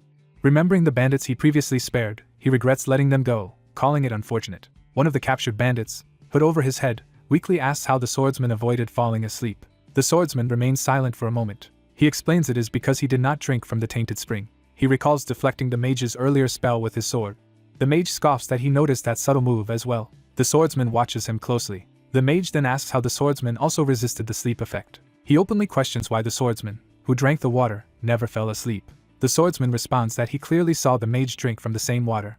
The mage calmly states that as a mage he can easily purify such poison. The swordsman, sensing the constant aura around the mage, asks if that protective magic has been active the whole time. Startled, the mage asks if the swordsman can actually perceive the magic shrouding him. The swordsman says it is vague, but he can sense it while securing the captives. Troubled, the mage wonders why the swordsman has been pretending not to notice until now. The swordsman replies that he simply was not that curious. He adds that if the mage wished to hide his power, it was none of his concern. The mage watches him leave in thoughtful silence. The swordsman looks back at him, puzzled by the reaction. As they march the prisoners, the mage mutters in irritation about this annoying crow-like companion. Later, as evening falls, the noble employer remarks they narrowly avoided disaster. The noble gratefully tells the mage they owe him a great debt. The mage modestly answers that he only did his duty as a fellow traveler and wants no reward. He then mentions something else. He points out that the black-haired mercenary also helped and strangely did not fall asleep either. The mage eyes the swordsman with renewed curiosity. The swordsman explains that medicines and drugs do not work well on his body. The noble accepts this explanation, saying he has heard of such immunity and thanks him. Smiling, the noble says that once they reach Baden he will reward the mercenary beyond the agreed pay. Before he can finish, his excited daughter sprints toward the mage calling his name. The girl throws herself at the mage in adoration, overjoyed he saved her. With hard eyes, she gushes that he rescued her in a dire crisis. Gripping his hands, she declares their meeting must be fate, overwhelming him. Introducing herself as Xenia of Zaranjan, she vows to repay her debt to him in any way she can. She begins to confess, starting to ask him to marry her. The mage awkwardly refuses, saying he already has a fiancée back home. He bluntly adds that after graduating from the academy he intends to marry that woman, stunning Xenia. Watching his love-struck daughter's meltdown, the noble and a guard react in dismay. Xenia wails loudly beside the carriage as servants try to calm her. One guard, embarrassed by the commotion, urges everyone to resume their journey. The noble sighs that despite the sleepless night, they have reached their destination safely. The convoy arrives at the grand, bustling city of Baden. Riding in, the swordsman quietly takes in the sight. He inwardly notes that this must be Baden. He joins the crowd entering through the city gate toward the inner district. The noble calls to him as they dismount near the carriage. He thanks the mercenary for his service and promises to recommend him to the mercenary guild. He starts to offer something more. Holding out a pouch, he gives the swordsman 10,000 marks as an extra token of gratitude. The swordsman accepts the money and thanks him. As they part ways at the gate, the swordsman notices the mage turning away. The mage glances back at him while pulling up his hood. The swordsman hesitates, thinking. Then he looks forward again, decision made. He turns his back on the departing group and walks deeper into Baden alone. The mage watches from behind as the swordsman strides away without looking back. The swordsman's steps echo on the stone as he advances. The mage pauses, confused by his own reaction to the farewell. From a distance, the swordsman simply offers his thanks. He specifically thanks the mage for all the help given along their journey. The mage opens his eyes wide at the unexpected gratitude. He snorts softly, trying to hide that he is pleased. The two of them walk separately into the city in the same general direction. The swordsman steels himself, and thinks it is time to begin the next step. Staring at the illuminated gate within Baden, he wonders if he should now enter the academy. Inside the city, he wanders through the impressive academy campus filled with people. Looking around, he feels the place is strangely overwhelming. He notes that this academy city is larger than any village he has seen. He observes that there are far more people here than he is used to. Gazing down at the busy streets, he asks himself if this is what humans call a city. Walking onward, he reflects that the academy grounds are so vast it was difficult to find his destination. Cloaked, he passes under a great archway into the inner academy. Stepping inside, he looks up in awe and thinks about where he is. He realizes he has finally reached the famed Greta Academy. Around him, students in uniforms chat happily as they cross the courtyard.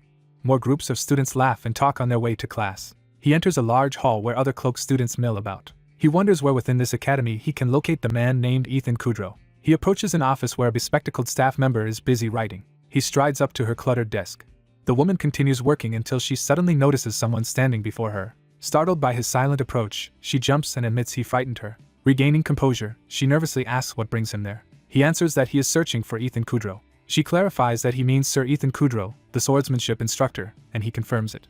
He introduces himself as an acquaintance, and asks if he may meet the instructor. She agrees and requests his name while beginning to record it. He tells her his name is Helmet. The staff member then leads Helmet down a sunlit corridor. She stops at a sealed red door and indicates that Ethan is inside. Activating complicated magic circles on the door, she begins unlocking it. She politely asks Helmet to wait while she finishes the unlocking spell. Helmet watches and wonders if this barrier magic is also part of the Academy's powers. Facing the now unlocked door, he steels himself to enter. Thinking of Darian's words, he grows curious about this human Ethan he was told to find. The great door slowly begins to open with a bright gap of light. The staff member steps aside and invites Helmet to go inside. Helmet steps through the doorway, serious and alert. His expression hardens as he senses the presence beyond the door. Inside the room, an imposing man waits with head bowed, while Helmet stands at the entrance ready to meet him.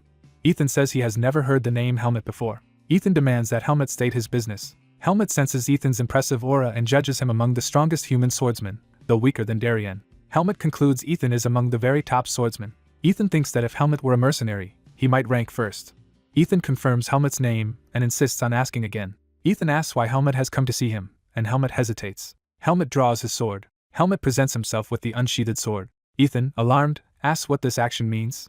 Helmet explains that someone said Ethan would understand the meaning of this sword. Ethan examines the blade, realizing it is actually an excellently made, well-balanced sword despite its plain look. Recognizing its feel, Ethan wonders if the sword is Darian's. Ethan, shocked, mutters Darian Depert's name. Helmet confirms that Darian's prediction was correct. Ethan, stunned that Darian might be alive, asks if he is still living. Helmet clarifies that Darian has already died. Helmet adds that Darian only passed away very recently. Ethan is devastated into silence by the news. Ethan composes himself, saying he understands the situation. Ethan recalls Darien went missing 20 years ago and that he swore on his family name to repay the man who saved his life. Ethan reasons that Helmut holding Darien's sword must signify something important. Ethan begins to realize who Helmut is. Helmut states he is Darien's final apprentice. Helmut affirms this identity with a simple yes. Ethan presses Helmut again to explain why he has come. Helmut steels himself to answer. The two face each other in silence. Helmut says he wants to enroll at Greta Academy. The two stand across the office as Helmut's request hangs in the air. Ethan accepts the idea and says he now understands why Darien sent Helmut to him. Ethan considers that perhaps Darien had a particular reason. Ethan suggests Darien probably thought Helmut would need a guardian. Ethan asks Helmut's current age. Helmut awkwardly answers that he does not know how old he is. Ethan is incredulous that Helmut does not know his own age and internally curses. Helmut guesses he is around 14 or 15, while Ethan marvels that he has lived so long without knowing. Ethan acknowledges this and moves on. Ethan judges from Helmut's aura that he is far beyond the typical 14-year-old entrant. Ethan decides to treat Helmut as 15 and have him take the transfer exam. Ethan notes other transfer students likely skip testing but asks if Helmut must still take the examination. Ethan muses that the apprentice of a divine swordsman should not need a standard enrollment test. Ethan says if Helmut reveals he is Darien Depert's apprentice, that alone would probably grant him an immediate transfer as proof of ability. Helmut silently recalls Darien again. Helmut thinks that Darien continues to help him even after death, from the Forest of Roots to now. Helmut suddenly realizes Darien had been in the Forest of Roots, which raises questions. Remembering Ethan's words, Helmut is shocked that Darien was considered missing for 20 years and wonders what happened. Helmut concludes that even Darien's acquaintance Ethan did not know his whereabouts and that Darien likely did not go to the Forest of Roots voluntarily. Helmut deduces someone must have sent Darien into the Forest of Roots and then concealed it. Helmut worries that if whoever exiled Darien learns his apprentice survives in the human world, new danger will arise. Helmut reasons that instead of curing the seed of darkness in him, such people would simply send him back to the Forest of Roots. Determined, Helmut resolves that this must never be allowed. Ethan, confused by Helmut's refusal, asks why he cannot use Darien's name. Helmut explains vaguely that revealing he is Darien's apprentice could endanger his life, so he cannot disclose it. Ethan is shocked by the implication of mortal danger. Ethan angrily demands to know who would dare target Darien's apprentice. Helmut asks Ethan to be patient, promising to explain everything later. Ethan, after thinking, accepts that there must be undisclosed circumstances involving Helmut and Darien. Ethan tells Helmut to ask him for help whenever needed since Darien entrusted Helmut to him. Helmut agrees. Ethan decides to proceed with preparations for the transfer exam and says he first wants to assess Helmut's skill. As they leave the office, Ethan clenches his fist, resolved about the test. Ethan leads Helmut into a large indoor training hall. Ethan explains that this place is his personal training ground. Ethan says he knows Darien chose Helmut for a reason, but he must still verify Helmut's skill for the transfer. Ethan rolls in a massive wooden log apparatus. Ethan positions the thick log upright and tells Helmut to try cutting it. Helmut prepares to attack, gripping his sword. Ethan stops him and says he must use a wooden practice sword. Ethan directs Helmut to use one of the wooden swords from the rack behind him. Helmut takes the wooden sword and readies himself. Ethan notes that the log is hard white birch and thinks that merely managing to slice it over time would already be an impressive feat for someone Helmut's age. Ethan adds a caveat as he turns to watch more closely. Seeing Helmut's stance and presence, Ethan thinks the boy is anything but ordinary. Helmut channels powerful purple vis into the wooden sword, astounding Ethan. Ethan realizes Helmut is already adept at using this energy. Ethan wonders just how strong Helmut really is as the boy swings. Helmut unleashes a devastating vis-infused strike that cleaves the huge log. The massive white birch trunk splits cleanly apart. Ethan is left speechless at the overwhelming display. Helmut lowers his glowing weapon amid floating shards of the destroyed log. Ethan assesses that Helmut's power is incredible and the feat remarkable. Ethan concludes that with such ability, Helmut's admission to the academy is virtually assured. Ethan acknowledges Helmut truly is Darien Depert's apprentice, and Helmut asks if this means he can enroll. Ethan, unsure of Helmut's academic ability despite his high swordsmanship, explains that he still must pass a written exam. Helmut is confused and repeats the phrase written exam as if unfamiliar. Later, Ethan trembles as he looks over Helmut's practice test sheets. Ethan is horrified to see Helmut averaging a score of 4 points, and notes, even random guessing should have done better. With only 10 days until the real exams, Ethan laments the difficult situation. Ethan tells Helmut that with scores like these he cannot enroll, and that even a private tutor probably would not have enough time to fix it. Helmut asks if Ethan himself could teach him, but Ethan declines because faculty are forbidden from privately tutoring entrants. Ethan explains that academy staff cannot personally tutor applicants due to possible issues later. Ethan says that usually academy students act as tutors, but, with exams so near, all the elite tutors are likely already occupied. Ethan stares at the terrible test sheets and mutters that the situation is bad. Helmut silently thinks over the problem. Ethan recalls hearing about a famous mage at the academy. Ethan remembers the description of that mage as an elite student. Ethan asks Helmut if he knows a student named Elia. Helmut confirms he knows Elia, and Ethan explains Aaliyah entered with perfect scores and topped his class, then asks why Helmut brings him up. Helmut reflects that if Aaliyah is top of his class, he must be very capable. Helmut reasons that Aaliyah is the only student he knows and decides he has no alternative but to rely on him. Helmut tells Ethan he will ask that outstanding student for help. Ethan is surprised that Helmut plans to suddenly approach Aaliyah. Ethan agrees Aaliyah is qualified but wonders how Helmut even knows him. Outside at the academy, someone reacts with exasperation to an unseen question. Aaliyah, annoyed, demands to know what nonsense Helmut is asking after suddenly coming to him. Helmut calmly says he does not remember agreeing to meet again, while Aaliyah questions why they are seeing each other. Aaliyah rejects the idea of tutoring, saying he hates teaching idiots, especially empty-headed swordsmen. Aaliyah complains that he thought Helmut came to the city for a commission but now learns it is for academy matters. Aaliyah tells Helmut to study alone if he wants to enroll and states he has no intention of tutoring a mercenary. Helmut replies that he only needs to pass and that others said Aaliyah is more than qualified to teach him. Aaliyah bluntly says he does not want to and therefore will not do it. Aaliyah tells Helmut to leave, saying he has no time to waste and questioning whether Helmut listened at all. Helmut counters that he never asked for free teaching and offers to pay Aaliyah. Helmut reasons internally that humans place great value on money, so this offer should work. Aaliyah scoffs at the idea of being bought with money and challenges Helmut on how much he can even pay. Aaliyah then tells Helmut to name the amount he is offering, doubting a mercenary's wealth. Helmut instead asks Aaliyah how much he wants. Irritated, Aaliyah grits his teeth at Helmut's audacity. Aaliyah names a price of 100,000 marks, demanding full payment in advance and implying it is intentionally exorbitant. Helmut immediately agrees to the price. Aaliyah is stunned into silence by Helmut's ready acceptance. Aaliyah concedes and says he will prepare materials so they can begin tutoring the next day. Aaliyah, now excited, double-checks incredulously whether Helmut is truly serious. Aaliyah warns that the fee is enormous and asks if Helmut misunderstood the amount as 100,000 marks. Helmut recalls the 90,000 marks he earned from the Pace Mercenary Corps. He also remembers the additional 10,000 marks he received for a separate protection job. Helmut concludes he has enough money to cover Aaliyah's fee. Helmut notes there is little time left before the exam and insists they should begin tutoring tomorrow. Aaliyah, overwhelmed, hesitantly suggests they meet at the same place and time. Aaliyah adds that if Helmut fails to bring the money, he will refuse to tutor him. Aaliyah orders Helmut to come back in the morning fully prepared, warning him not to slack off. Aaliyah leaves with a huff while Helmut watches from a distance. The next day Aaliyah hurries through the library, surprised to run into the green-haired boy. Outside, Helmut stands alone, waiting as instructed. Helmut thinks the previous conversation with Aaliyah went acceptably. Hearing something, Helmut turns his head calmly. The green-haired boy secretly observes Helmut walking away through a circular window. From the door, the boy peers out, pondering what he just saw. The boy smirks, seemingly intrigued. Helmut walks across the courtyard toward the building. Seeing the green-haired boy at the door, Helmut wonders if Aaliyah actually had a friend. Time skips to the next day at the academy. Helmut arrives at the building, looking up toward the entrance. He spots Aaliyah waiting for him in front of the library doors. Aaliyah stares at him in tense silence, sweating slightly. Aaliyah is internally shocked that Helmut actually showed up. Helmut stands before Aaliyah, and Aaliyah mentally curses at him. Aaliyah asks about the payment Helmut promised for the tutoring. Helmut reaches into his clothes to take out the money pouch. He hands Aaliyah a pouch containing exactly 100,000 marks.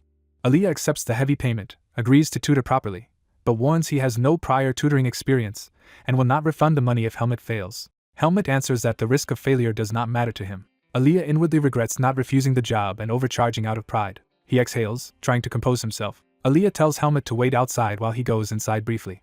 As he leaves, Aaliyah reassures himself that tutoring cannot be that hard. He further convinces himself that teaching should be simple. He begins preparing study materials, writing notes by hand. Soon both of them are in the library, studying diligently at a large table. Aaliyah watches Helmut work, evaluating him closely.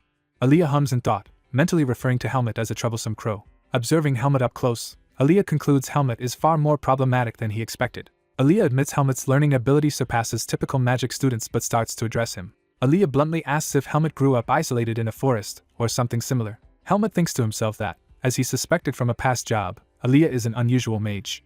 Helmut concludes that Aaliyah is no ordinary human mage. He resolves to be more cautious around Aaliyah and aloud asks why Aaliyah is questioning him. Aaliyah gazes at him, thinking before responding. Aaliyah explains that Helmut's focus and memorization are good, and he is clearly trying hard. Aaliyah suddenly slams his fist down, saying there is still a major issue. Angrily, Aaliyah demands to know why Helmut lacks even basic ethics and common sense. Aaliyah points to Helmut's disastrous ethics score and scolds how ridiculous it is. Looking over corrected tests, Aaliyah quotes Helmut's answer about using his father's power to threaten others and criticizes that mindset. Exhausted, Aaliyah proposes they rush through other subjects so they can spend more time fixing Helmut's ethics. Aaliyah reminds Helmut he paid a huge fee to be taught by the academy's top student, and must take this seriously. Aaliyah states that, because of the money and his reputation, he is determined to get Helmut admitted to the academy. Helmet thinks this is about honor rather than money as Aaliyah declares his own pride is on the line. Aaliyah yells that Helmet absolutely must enroll in the academy and demands his agreement. Helmet is taken aback by the intensity and is momentarily speechless. Helmet concludes inwardly that Aaliyah is indeed a very strange human. Later, Aaliyah poses an ethics scenario where a poor classmate steals from Helmet and asks for the correct response. Aaliyah tells Helmet to consider the most wholesome and ethical way to handle that situation. Helmet wonders if resolving it ethically just means avoiding a fight. Aaliyah prompts him for his answer once Helmet says he has won. Helmet replies that he would simply steal the item back quietly, which infuriates Aaliyah. Aaliyah, exasperated by that answer, marks it wrong and says he is at a loss for words. Helmet protests, saying his solution avoids fighting and keeps things quiet, while Aaliyah mutters that Helmet is clearly just a swordsman. Aaliyah explains that merely taking it back might end things quietly but would not teach the thief a lesson, so the best solution is to talk with them until they repent and grasp the consequences. He defines proper justice as forgiving the person while not excusing their wrongdoing, as per Academy standards. Helmet reflects that human social rules and ethics are confusing and difficult. He thinks he started learning these social basics far too late for someone living in this world. Helmet resolves that, to become the kind of person Darien described, he must learn to handle such complicated moral problems. While filling out more ethics questions, he realizes he will need a lot more time to master them. In a humorous aside, he imagines responding to bullying with brute violence, confusing Aaliyah. Helmet also imagines casually grabbing Aaliyah's head while thinking, further baffling him. This leads to a comical scene of Aaliyah scolding him about not using swords and the law while Helmet blankly ponders. 2 weeks later, at the Greta Academy Library, exam day arrives. 2 girls excitedly notice Aaliyah waiting nearby and point him out. They gush over Aaliyah's presence at the examination and admire his beauty, wondering whom he is waiting for. One guesses he must be waiting for the person he has been tutoring recently, and Helmet appears in the crowd. Observers suspect Helmet is that student Aaliyah tutored. Aaliyah and Helmet make eye contact as he approaches. Aaliyah asks if Helmet finished the exam and complains about the test being held in the library. Helmet awkwardly answers, suggesting it is because the place is quiet, and Aaliyah notes, he was not looking for an answer. Aaliyah explains he had to wait outside because his own materials were left behind due to tutoring, then asks if Helmet thinks he did well. Helmet gives a small nod, implying confidence in his results. As they walk, Aaliyah assumes Helmet will be fine with the upcoming practical exam and asks to confirm that their tutoring ends today. After Helmet agrees, Aaliyah says goodbye and wishes him luck on the practical. Helmet calls out to Aaliyah and expresses his thanks. Aaliyah pauses, his raised hand showing mild surprise at being thanked. From a distance Helmet finishes, thanking Aaliyah specifically for helping him. Aaliyah replies that he was paid and therefore does not need additional thanks. He waves casually and tells Helmet to work hard from here on. Helmet looks up at the sky, deep in thought about everything that has happened. He reflects that, despite the difficulties, things turned out well thanks to Aaliyah. Helmet thinks that now only the practical exam remains. He heads toward the exam area where other candidates are preparing for their physical tests. A sign indicates he is entering the Sword Arts Transfer Student Examination waiting room. Helmet follows the other examinees into the busy waiting hall. An instructor tells the gathered applicants to wait there and to join their groups when called. Some examinees glance at Helmet, sizing up the newcomer. Others chat among themselves, creating a tense atmosphere. Sitting down, Helmet decides he should simply wait until his turn comes. Surrounded by candidates, he wonders what he should do once the exam ends. He recalls Ethan suggesting he rest afterward but considers using the time to resume training.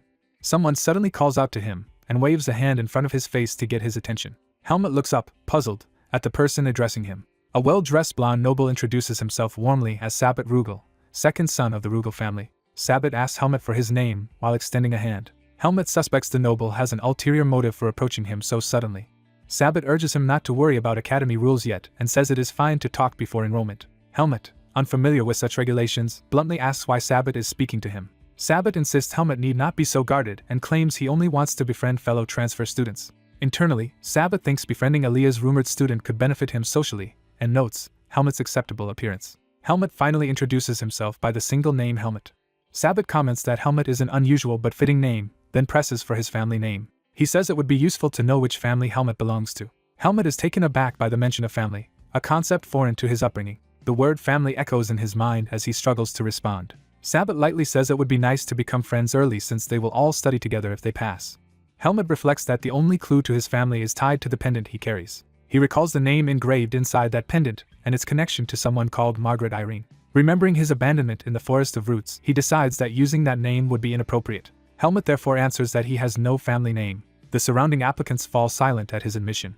Sabbat, surprised, asks if Helmet is claiming to be a commoner. Helmet calmly confirms that he is. Sabbat laughs awkwardly, offended that he unknowingly offered his hand to a commoner. He continues to speak arrogantly, questioning why Helmet seems so self-assured. Sabbat and another noble mock Helmet, saying he does not know his place and must not have learned shame even after being tutored.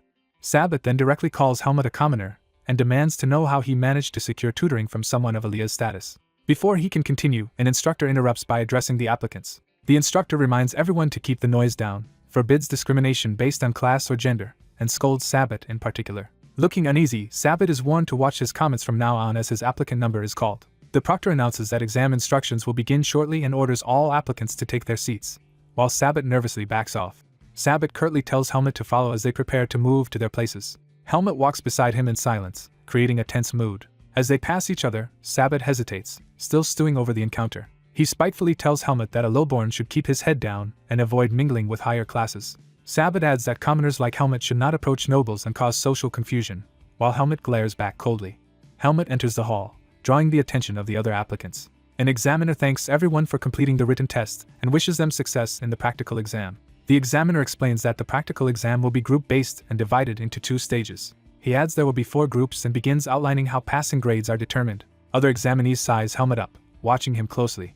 More applicants stare, clearly interested or wary of him. A pair of students also observe Helmut in silence. Helmut feels as if hostile eyes surround him, thinking their gazes resemble that of the man who confronted him earlier. He compares this academy to the oppressive forest of roots he came from. He reflects that humans and monsters are divided into classes despite being of the same kind. Helmut muses that power in the human world depends not only on strength but also on family, wondering if lineage outweighs ability. He resolves that he will learn about this world here and decides to concentrate on the exam. The proctor calls in the final group, including Helmut, for the first stage of the practical test. Outside, they stand before a mounted blackwood log prepared for the exam. The examiner states that the first stage requires applicants to cut the blackwood tree. He says they must use the provided wooden sword, but are free to use any style or vis they like. Helmut grips the wooden sword to begin. The examiner explains there is a 5-minute limit after drawing the sword, but failure to cut the log will not cause disqualification, and they may start when ready. Helmut thinks he simply has to slash the tree and considers the task easy. Inspecting the log, he judges that even if it is hard, it is still only a tree he can break. He channels overwhelming purple energy into the sword and wonders if he should end it immediately. He swings down with full power. The supervisor is shocked by what he sees. Helmut's strike lands with explosive force. The energized blow cleaves the blackwood log apart in a single hit. The stunned supervisor thinks about how even he needs several blows to damage such a log. He watches in disbelief as fragments fly. He realizes Helmut has split the blackwood in one stroke. Helmut calmly asks if the test is finished while the examiner stares at the destroyed log. Stammering, the examiner declares that Helmut has passed the first stage. Back in the hall, the other applicants wait and talk among themselves. The doors open as someone re-enters from the test. A group of noble boys chat cheerfully, one noticing the newcomer. Helmut steps into the room, again attracting attention. The blonde noble sneers that the wood must have been rotten for someone like Helmut to pass and plans to question the supervisor. Helmut silently glares at him. The supervisor, unsettled, gathers the last group and says he will explain the second stage. He informs them that the next stage of the exam is sparring. He explains they will fight one-on-one for 8 minutes under instructor observation, and admission will be based on evaluation. Another examiner adds that opponents are chosen randomly. They clarify that acceptance does not depend solely on victory, so applicants should display their best skills. Helmut thinks to himself that this method seems unfair. The blonde noble mocks that anyone paired with the lowly commoner would automatically pass. Helmut's irritation grows as he listens. The noble pretends innocence, asking if Helmut overheard him.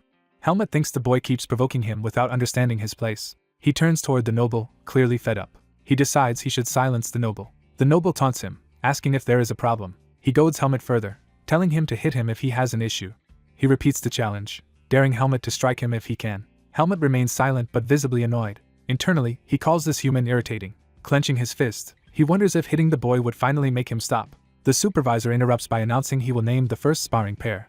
Helmut listens attentively. The examiner calls Helmut, applicant number 29. He then names Enro, applicant number 8, as Helmut's opponent, prompting Enro's displeasure. The blonde noble laments that he missed the chance to beat up the commoner, and says Enro is lucky. Helmut stays quiet, suppressing his annoyance.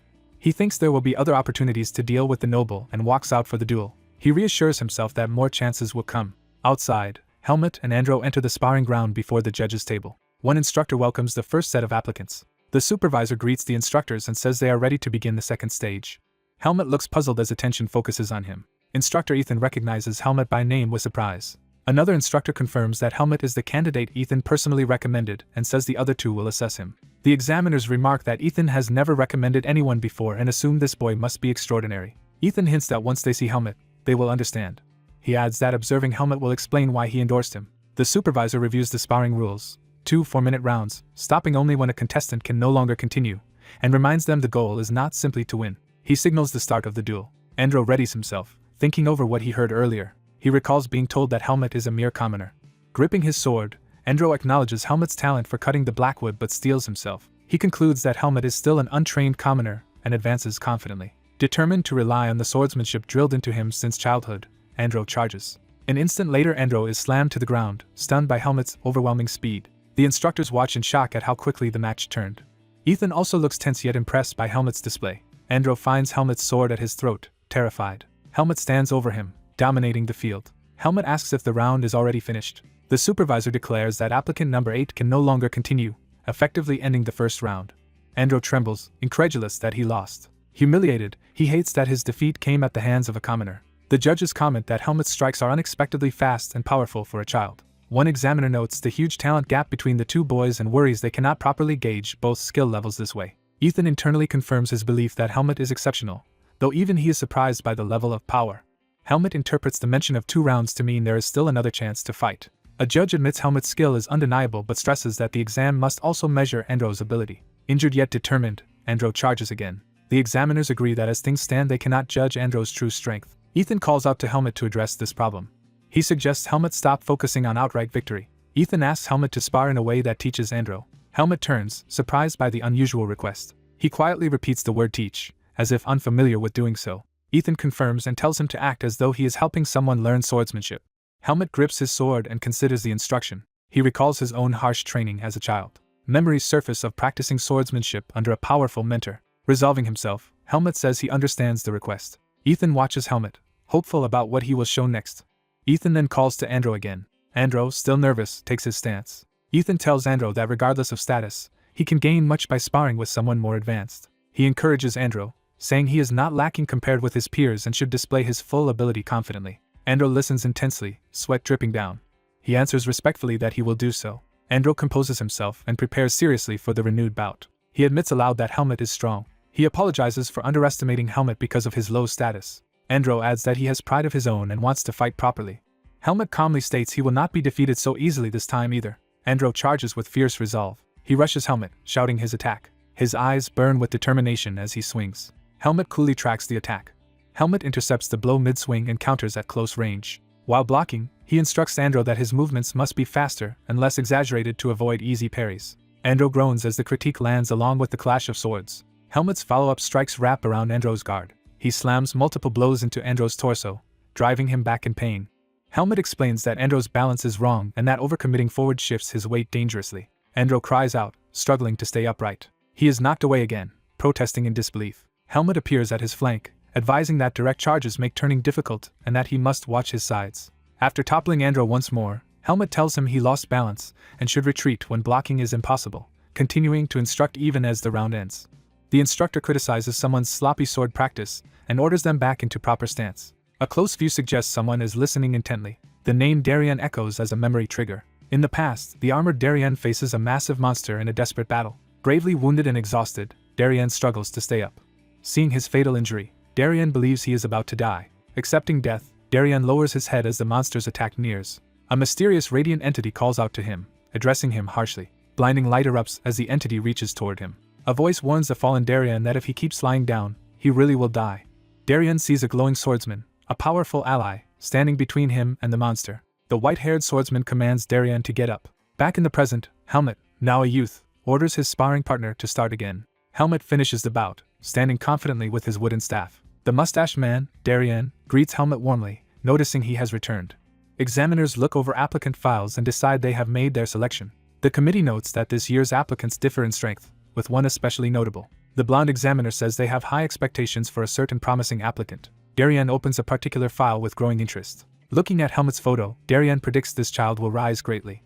A week later in the city of Baden, life continues around the Academy district. Helmut walks through the busy streets, trying to remember where a certain place was. He suddenly recognizes something and reacts. Helmut finds the building he was seeking, marked with the Mercenary Guild sign. A cheerful receptionist welcomes him to the Baden Mercenary Guild. The receptionist asks if Helmut is here to submit a request. Helmut clarifies he has come to take on a request, not file one. Surprised, the boy asks if Helmut is actually a mercenary. Helmut casually confirms it. while the boy assumes he must be from a noble family and asks his corps. Helmet presents papers identifying himself as a member of the Pace Mercenary Corps who left belongings here. The receptionist, new to the job, verifies his identity as rank 3 of the Pace Corps. Wanting to help, the boy asks what kind of request Helmet wishes to fulfill. Helmet thinks seriously about what sort of job he wants. A memory surfaces of him slamming his hand down during an earlier conversation. In that memory, Darien is shocked that Helmet has acquired a huge sum of 100,000 marks and demands to know how. Helmet calmly explains it is money he saved up working as a mercenary, not borrowed funds. Darien is relieved but worried that Helmet spent his entire savings on something. Sighing, Darien decides he needs to teach Helmet basic finance and begins to lecture him. He explains as Helmet's guardian that money is limited and unpredictable, and that living without the means to earn or spend is dangerous. Darien concludes that a life without money is no better than that of a beast. Helmet interprets the lecture simply as meaning he must keep earning money, while Darien says he is only stating reality. Helmet decides he will take more mercenary requests during the remaining month before his academy enrollment. Darien agrees but forbids overly dangerous or long-term jobs like bodyguard work. Back at the guild, Helmet asks for a request located within Baden for now. He adds that it must be completable within a month and preferably highly rewarding, leaving the receptionist flustered.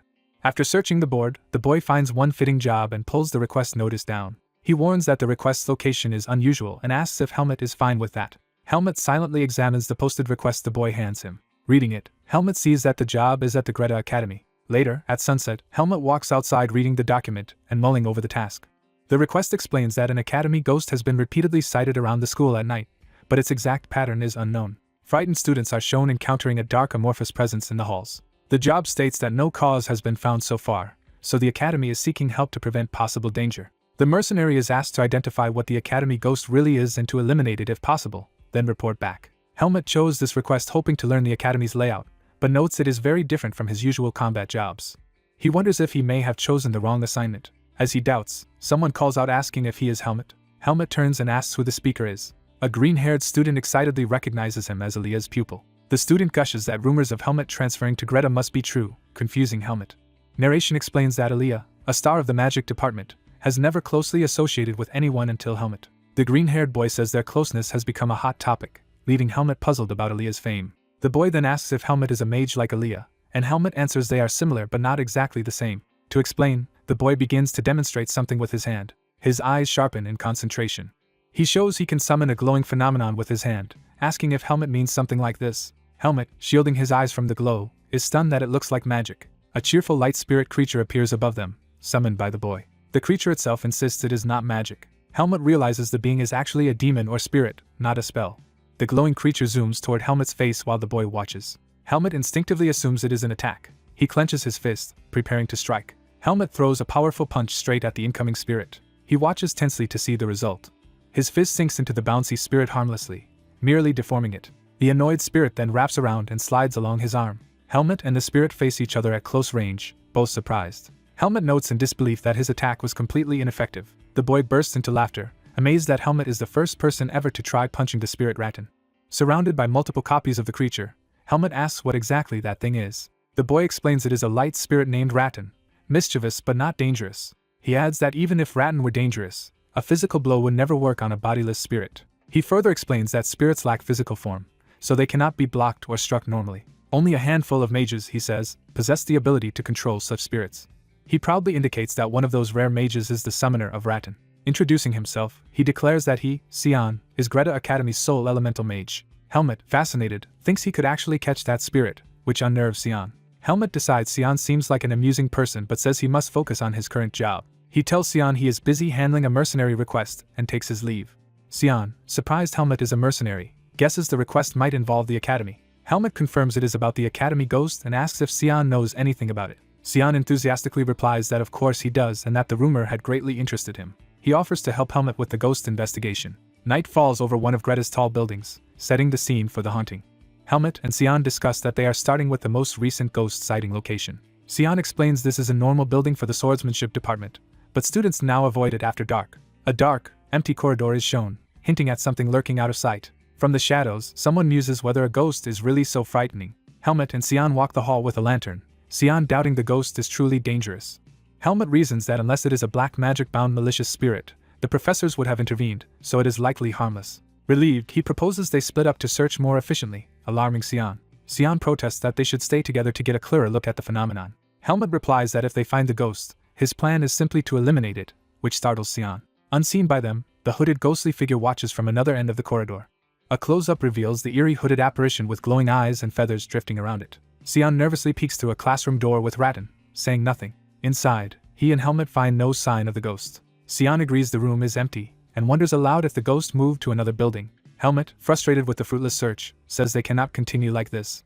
He thinks to himself that they still lack any solid evidence. Helmet turns to Sion, about to suggest a different approach. Sion suddenly goes silent as Rattan reacts to something behind Helmet. Sion senses something odd and stiffens. When Helmet asks if he noticed anything, Sion lies that there is nothing unusual.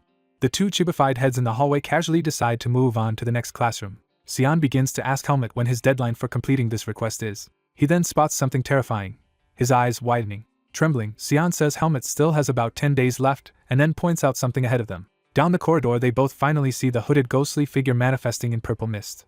The specter's hood crackles with strange light, emphasizing its supernatural nature. Helmet stares at it, questioning if this is truly a ghost. He reaches for his sword hilt, preparing for combat. The ghost looms before them as Helmet and Sion face it, ready to confront it. Helmet moves decisively toward it, his boots stepping forward.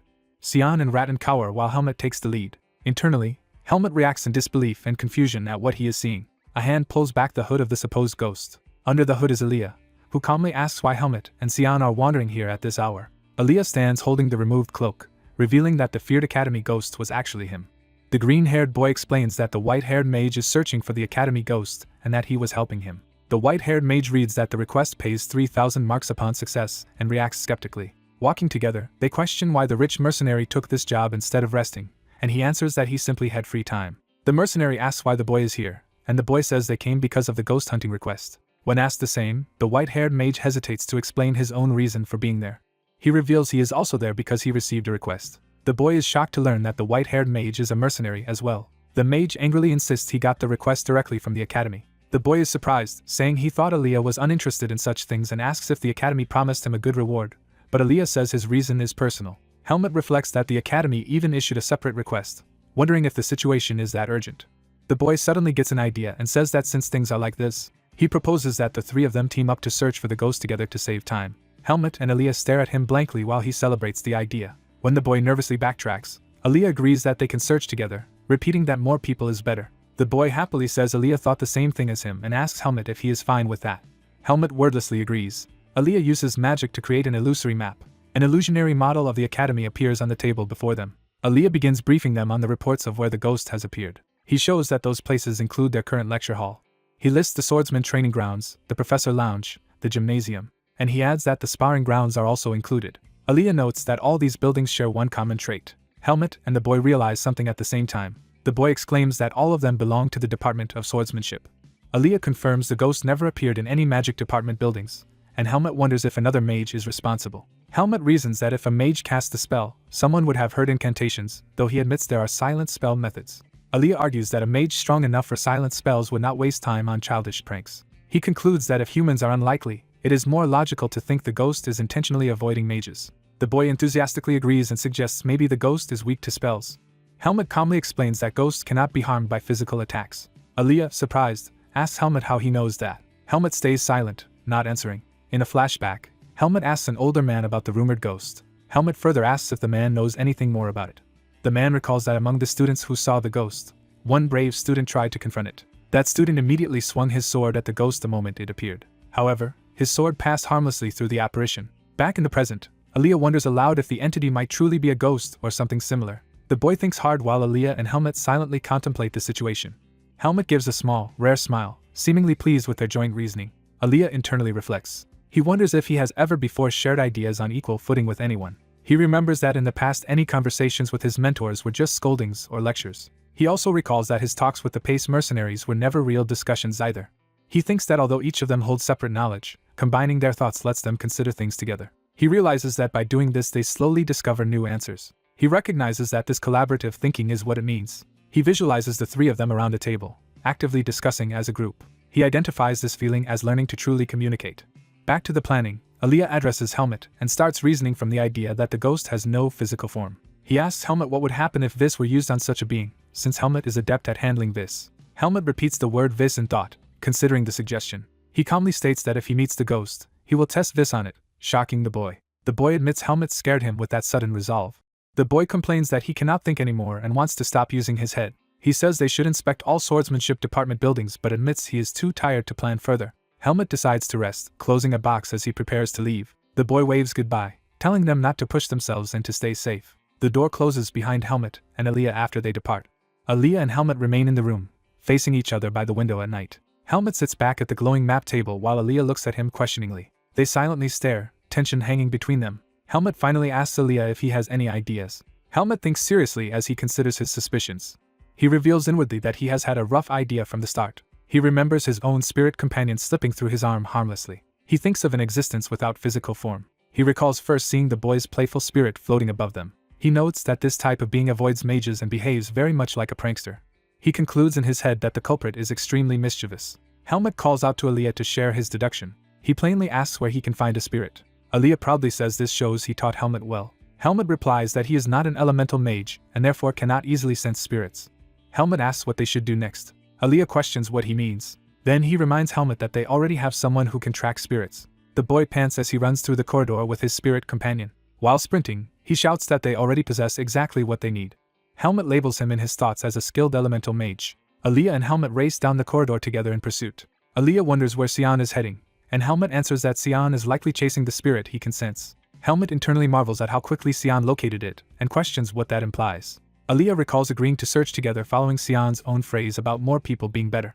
He also remembers his earlier surprise at Helmet's knowledge about ghosts. He thinks back to his suggestion of using this against the incorporeal foe. Helmet's serious gaze shows he had suspected the ghost was a spirit from the beginning. While running, Helmet tells Aaliyah that he knew it was a spirit and that Aaliyah deliberately pushed Sion to go locate it. Aaliyah admits he simply got lucky and that provoking Sion was the only method he had.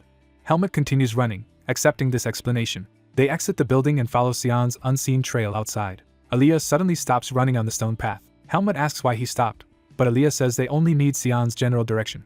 Aaliyah kneels and places his hand on the ground. He casts a search spell. A magic grid and spectral footprints appear, revealing Sion's path. Aaliyah studies the footprints and identifies the direction they are heading. He says the trail leads toward the Department of Swordsmanship's training grounds. Aaliyah remarks that Sion likely cannot narrow it down precisely. With a confident smile, he declares that they just need to find the spirit before Sion does. Helmet silently regards Aaliyah's growing ambition. A lock is shown on a door, indicating a restricted area. Magic breaks the lock and bar apart. Aaliyah opens the door, explaining that ordinary people are not allowed into these training grounds. As they enter, he adds that the swordsmanship department is very rank conscious. He further explains that even within the department, training grounds are separated by grade and level. Aaliyah reasons that the spirit is probably using the least frequented area as a base, somewhere quiet among those grounds. He suggests it might be near higher grade scholarship students and begins to outline a search plan. He then notices Helmet has stopped and calls his name. Helmet states that Professor Ethan has his own private training ground at his estate. They arrive at the door marked Ethan, and Helmet identifies it as the professor's personal training area. Helmet concludes that no one else will be using this place, making it an ideal hideout. Aaliyah reacts with surprise as he feels a presence. Helmet wonders if they are really allowed inside without permission. Aaliyah answers that since they are fulfilling a request, Ethan will surely understand, and they walk in. Aaliyah senses something unusual and reacts sharply. He confirms that he feels a presence similar to Sion's and affirms the spirit is definitely here. Helmet addresses Aaliyah again, preparing to question his motives. He asks if Aaliyah truly received this request from the academy. Aaliyah's eye tightens as he considers his answer. He says there is no reason for him to lie now that they have come this far. He admits he dislikes that there is only one elemental mage at the academy. Helmet deduces that Aaliyah intends to capture the spirit and study it. Aaliyah agrees and says that by doing so Helmet will also fulfill the academy's request. He casts a silence spell, muting their presence. A shimmering sphere of silence expands around them as his magic activates. Aaliyah explains that he erased any magical traces of himself because he is a mage. Sitting within the magic field, he asks Helmet to help from now on, and says he needs Helmet to act as bait. Helmet asks what happens if he refuses, and Aaliyah pointedly questions whether mercenaries repay favors by refusing to help. Helmet senses something and looks around warily. He notices eerie black shapes forming on the floor ahead. The white-haired mage asks Helmet what is wrong while holding a glowing spell. He wonders why Helmet suddenly stopped talking. A huge dripping purple spirit erupts in front of Helmet. The mage states that the rumored academy ghost has finally appeared. He praises Helmet for luring it out. Excited, he says he will be the first to greet the ghost and readies magic. He casts a spell that raises massive pink crystal walls. The walls close in toward the ghost.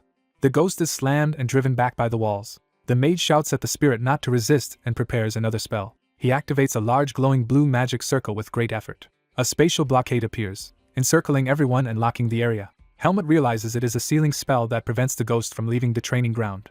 The mage explains he must stay still to maintain the seal and orders Helmet to weaken, not kill, the ghost. Helmet agrees and prepares his weapon with purple energy. He recalls that normal swords cannot affect the ghost. Deciding to improvise, he rushes in using this to enhance his blade. Helmet charges straight at the ghost. His flaming strike pierces into the spirit's head. He flashes past as dark energy whirls around. The ghost screams and lunges back at him. Helmet confirms he can cut the spirit by coating his sword in this. After slashing it repeatedly, he asks if the damage is sufficient. The ghost glares angrily despite the wounds. It roars and swells, becoming even more ferocious. Helmet realizes his attacks still were not enough. He squares off again, readying another blow. Determined, he decides to pour in even more power. Energy gathers as he accelerates. His feet dig in as he dashes to attack. He senses that the ghost is about to counter. Elsewhere, a blonde boy conjures a bright golden orb while calling Rattan. Helmet reacts in surprise to the sudden light. The golden magic collides with the charging ghost, halting it. The blonde boy stands between Helmet and the spirit, shielding him with light. He calls out Helmet's name, worried. Someone angrily demands to know what Helmet thinks he is doing. Helmet recognizes the newcomer, Sion, as he arrives amid the golden light. Sion scolds him for recklessly provoking the spirit. Sion explains this raging being is the spirit of darkness, sensitive and requiring a gentle approach. He says he has blocked it with a curtain of light but admits he and Rattan cannot hold that defense for long. Helmet notes that the spirit really does look furious. Aaliyah then asks how they can capture such an out-of-control spirit. Rattan is shocked by Aaliyah's earlier plan, starting to protest. Sion accuses Aaliyah of wanting to capture the spirit child only to experiment on it. Aaliyah calmly answers that Rattan refused to cooperate with spirit research even though he is the only elemental mage at the academy. Rattan snaps back that Aaliyah just wants to do scary experiments, recalling past incidents. Rattan laments that their newly found spirit child is now on the verge of shutting itself off from everyone. Aaliyah warns that losing this spirit would be dangerous and asks Rattan to keep up the sealing magic. Rattan then asks Helmet to stall the spirit for as long as possible without attacking it. Helmet agrees and says he will try to calm the spirit down. He leaps back into the fray, thinking he is unsure how long he can avoid striking it. The enraged spirit slams at him as golden light explodes around. Helmet dodges another crushing blow. He notes that the ghost is extremely fast but still within his ability to track. He dances around it, parrying and deflecting blows at high speed to endure. Watching, Rattan anxiously calls Helmet's name. Rattan pours more power into his magic circle, begging Helmet to hang on a little longer. The spirit howls in fury. Its shadowy limbs lash outward in a frenzied assault. It coils itself, and whips out dark tendrils toward Helmet. Helmet sees the new attack forming above him. He judges that the technique is extremely dangerous. While dodging, he curses that this creature is attacking him precisely because it senses he cannot retaliate. Realizing the spirit has caught on to his restraint, he grows increasingly frustrated. Helmet considers giving it a small scare to break the stalemate. A sudden shout snaps his attention away. Rattan yells up at him not to attack. The ghost next rush slams into Helmet. Helmet, half defensive, accidentally lets his sword graze the spirit. The impact smashes him into the wall. Reeling from the hit, Helmet cries out in pain. Rattan apologizes, saying he had to weaken the spirit further even though Helmet suffered for it. Bruised, Helmet repeats that the ghost is indeed weaker now. Rattan tells Helmet to leave the rest to him. Helmet steps back, letting Rattan take center stage. The injured spirit faces Rattan as new summoning circles flare beneath it. Frightened, the ghost tries to flee. But a fresh wave of elemental magic crashes into it. Aaliyah strains to maintain the seal as energy surges wildly around them. He warns that the spirit is attempting to break the seal and urges the others to act. Rattan realizes the ghost is wary of them and particularly fears his elemental magic. The spirit trembles, clearly intimidated. It rises high but remains trapped within Rattan and Aaliyah's glowing circles. Aaliyah watches tensely as it looms overhead. The spirit dives straight toward Aaliyah's barrier. Rattan screams Helmet's name, fearing for him and Aaliyah. Helmet sprints forward once more. He reaches Aaliyah's side as the mage groans from the pressure. Helmet recognizes that Aaliyah is in serious danger. He decides that now is the moment to act decisively. Accepting that he has no choice, Helmet unleashes a massive discharged slash. The purple blade of energy swings toward the ghost. The spirit recoils as Helmet's strike forces it back from Aaliyah. Aaliyah curses at the situation while readying another spell. He hastily casts a radiant barrier around himself. The spirit crashes down toward that barrier. It engulfs Aaliyah's shield, trying to crush through it. Aaliyah reacts in shock as the ghost's jaws close in. From above, Helmet's sword arcs again, wrapping the spirit and barrier in his attack. Rattan cries out that the spirit is escaping. Helmet chases, pushing his body to maximum speed. He races down the hall in pursuit of the fleeing spirit. He lunges and slashes at it mid-flight. The ghost's eyes widen in shock at the renewed assault. Helmet charges his sword with more vis and calls out to Sion for the signal. Sion answers with a single word, telling him to strike now. Helmet brings his blade straight down in a powerful finishing blow toward the spirit's head. The spirit screams as the energy cleaves through it. One more piercing thrust follows, and the ghost stares in confusion. Helmet taunts the now cornered spirit, asking if it is afraid. Ratten cheers that Helmet's intimidation is working. He rapidly weaves complex golden circles around the cowering spirit. Ratten shouts to draw the spirit's focus toward him. Surrounded by blazing sigils, the spirit is dragged back toward Ratten. Ratten chants and commands the spirit to return, activating the sealing magic. The spirit of darkness is absorbed into the brilliant light. Ratten steadies the glowing core as the magic stabilizes. Helmet and Aaliyah watch quietly while the spell completes. Smoke and sparks clear, marking the end of the battle. Ratten looks at the small, captured spirit in his hand with relief. He happily shows the now tame, cat slime-like spirit to the others. The little spirit pouts adorably, clearly displeased with its capture. A narrator notes that only elemental mages are capable of dealing with spirits. It is further explained that handling spirits is exclusively their domain. Exhausted, the three regroup on the training ground, catching their breath. The small dark spirit floats above Ratten's palm, grumbling. Later at the guild, they present the captured spirit to the clerk as the troublesome monster they were hired to resolve. Sion reacts with interest to hearing about a spirit appearing in an unusual place, and says there could be many explanations. Sion lists possible causes like magic, distorted earth forces, or faint traces of darkness, then concludes that everything turned out fine. Sion brags that the request Helmet took would have failed without him, the Academy's only elemental mage, until Aaliyah silences his rambling. The group leaves the guild building and walks through the busy town square. Outside, Sion complains they showed the darkness spirit yet still have not been paid, while Aaliyah reminds him they were told to wait. Aaliyah recalls the client asking them to return in 3 days to ensure the monster is really gone, and chides Sion for being impatient about money. Sion cheerfully declares Helmet their friend now and prompts Helmet to agree. Helmet repeats the word friend to himself, surprised and unsure. Sion confirms again that Helmet is his friend, addressing him directly. Sion explains that he and Helmet now help each other, considers that true friendship, and says it feels like destiny.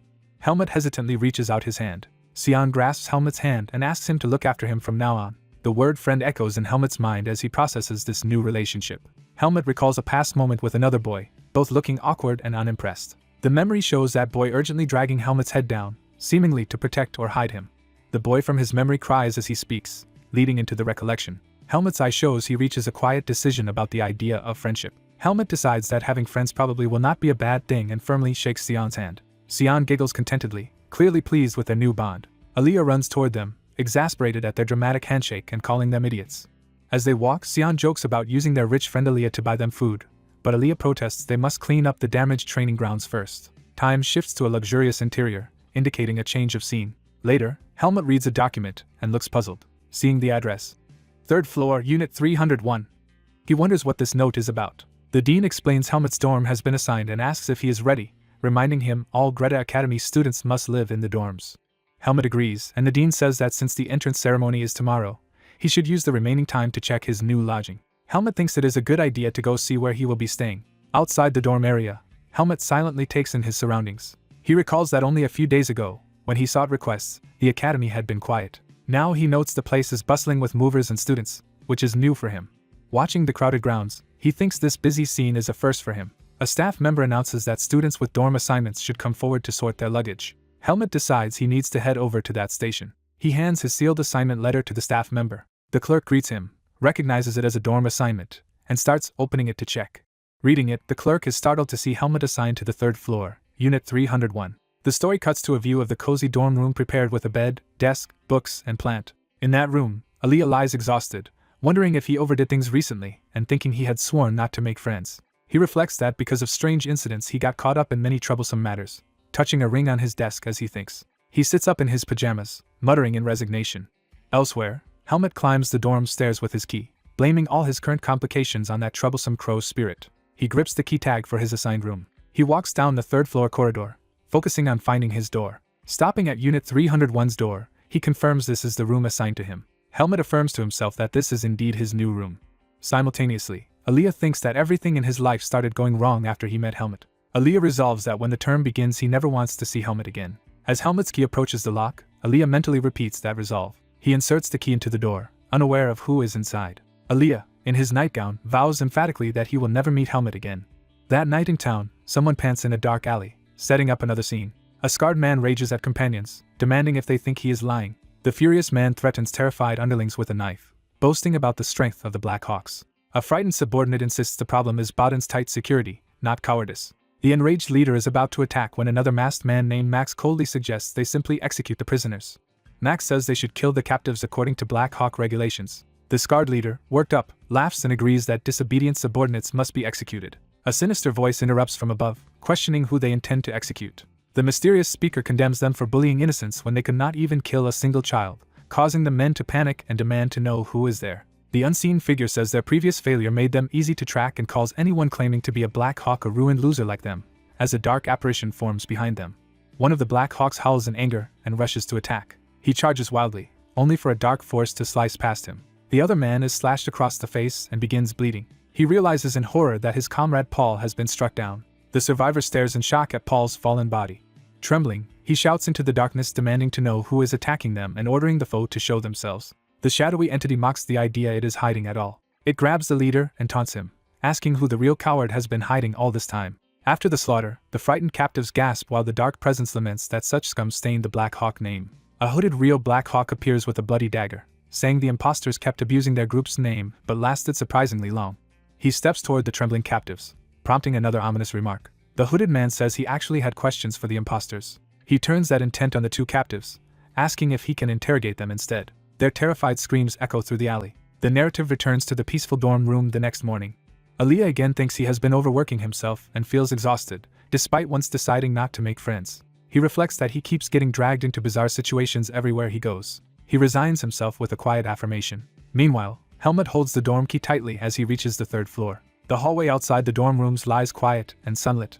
Aaliyah insists that problems only started after he met Helmut. He decides he must avoid Helmut completely once the semester begins. At the same time, Helmut's key slides into the door lock from the outside. He turns the key, beginning to open the door. Aaliyah steels himself with determination to avoid Helmut at all costs. Helmut finishes opening the door to room 301. He steps into the tidy double room and looks around. Helmut pauses silently, taking in the space. He judges the dorm to be humbler than Kudrow Manor, but still far better than sleeping in the forest. Thinking about his past, he grows reflective. He recalls leaving the forest of roots and surviving harsh wilderness. He remembers forming a partnership with the Pace Mercenary Corps. He notes that now he has even gained admission to Greta Academy. Helmut feels he is finally at the starting line and resolves to focus on building his strength here. His eyes firm up with resolve. The narration hints that something significant is about to follow. Hearing movement from the bed area, Helmut prepares himself. He spins forward ready to strike, reacting on instinct. Mid-motion, he realizes he forgot to bring his sword today. He and Aaliyah suddenly confront each other in the doorway, both startled. Recognizing him, Aaliyah cries out Helmut's name in shock. Helmut, equally surprised, addresses Aaliyah. Aaliyah demands to know why Helmut is in his room and admits he almost attacked him. When Helmut explains, Aaliyah is horrified to learn they have both been assigned to room 301. Aaliyah protests that this arrangement cannot be right while Helmut calmly asks why not. Aaliyah's eye widens as he starts to suspect the worst. Muttering in frustration, Aaliyah realizes the presence of two beds means he truly has a roommate. When Helmut asks where he is going, Aaliyah snaps that he is only heading to the bathroom and should not have to answer such questions. Before leaving, Aaliyah warns Helmut not to touch anything in the room or he really will blow him up. After Aaliyah slams the door, Helmut is left alone, told not to go anywhere or move. Helmut internally wonders what he did to deserve such hostility from Aaliyah. The scene shifts to the exterior of Greta Academy under a bright sky, signaling a new day. Sunlight streams through the large office windows. Someone sets down a teacup on a desk in that office. The man is introduced as Liam Weiss, Dean of Greta Academy, calmly enjoying his tea. Aaliyah bursts into the office shouting for the Dean, startling him so much he spills his drink. The Dean winces in pain while Aaliyah demands an explanation. Aaliyah angrily asks how the Dean could approve assigning a roommate to his room. He reminds the Dean that as top student in the magic department he was promised a private room and insists that promise should stand. Liam privately admits he expected this complaint, realizing Aaliyah has learned about the change. The Dean apologizes, explaining that dorm renovations reduced available rooms, so he needs Aaliyah's understanding. Aaliyah objects that a promise is still a promise. He insists the Dean knows why he needs a private room, panicking over what will happen if Helmut discovers he is actually a girl. The Dean rubs his head in exasperation, troubled by her concern. He argues that with her archmage-level magic, a swordsman like Helmut should not be able to notice and urges her simply to be careful. Aaliyah counters that the Dean, of all people, knows how dangerous her true enemy is. The Dean listens silently, sweating as he considers her words. He then points out that giving her a private room while others have none would be blatant favoritism and says he already did what he could by pairing her with someone close to her, asking her to endure one semester. Aaliyah is incredulous that the Dean considers her close to Helmut. She protests that she only tutored and spent time with Helmut because she was paid, not because they are actually close.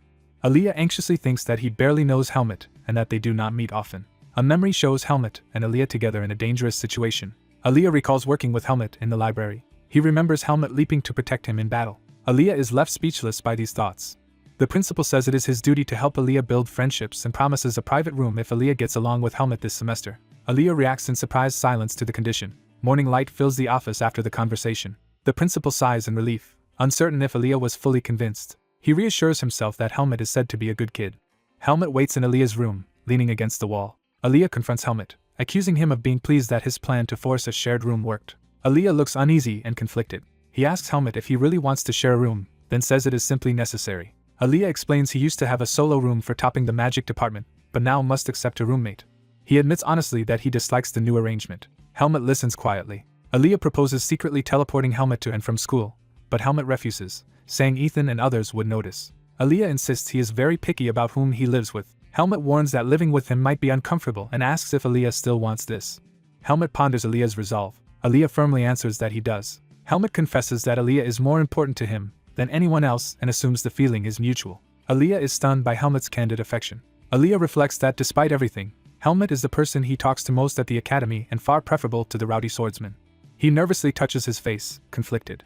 Aaliyah regrets having helped Helmut during the entrance test, which allowed this situation. Time passes to a new day at the academy. Carriages arrive at the school courtyard. Helmut steps out, beginning life as a dorm student.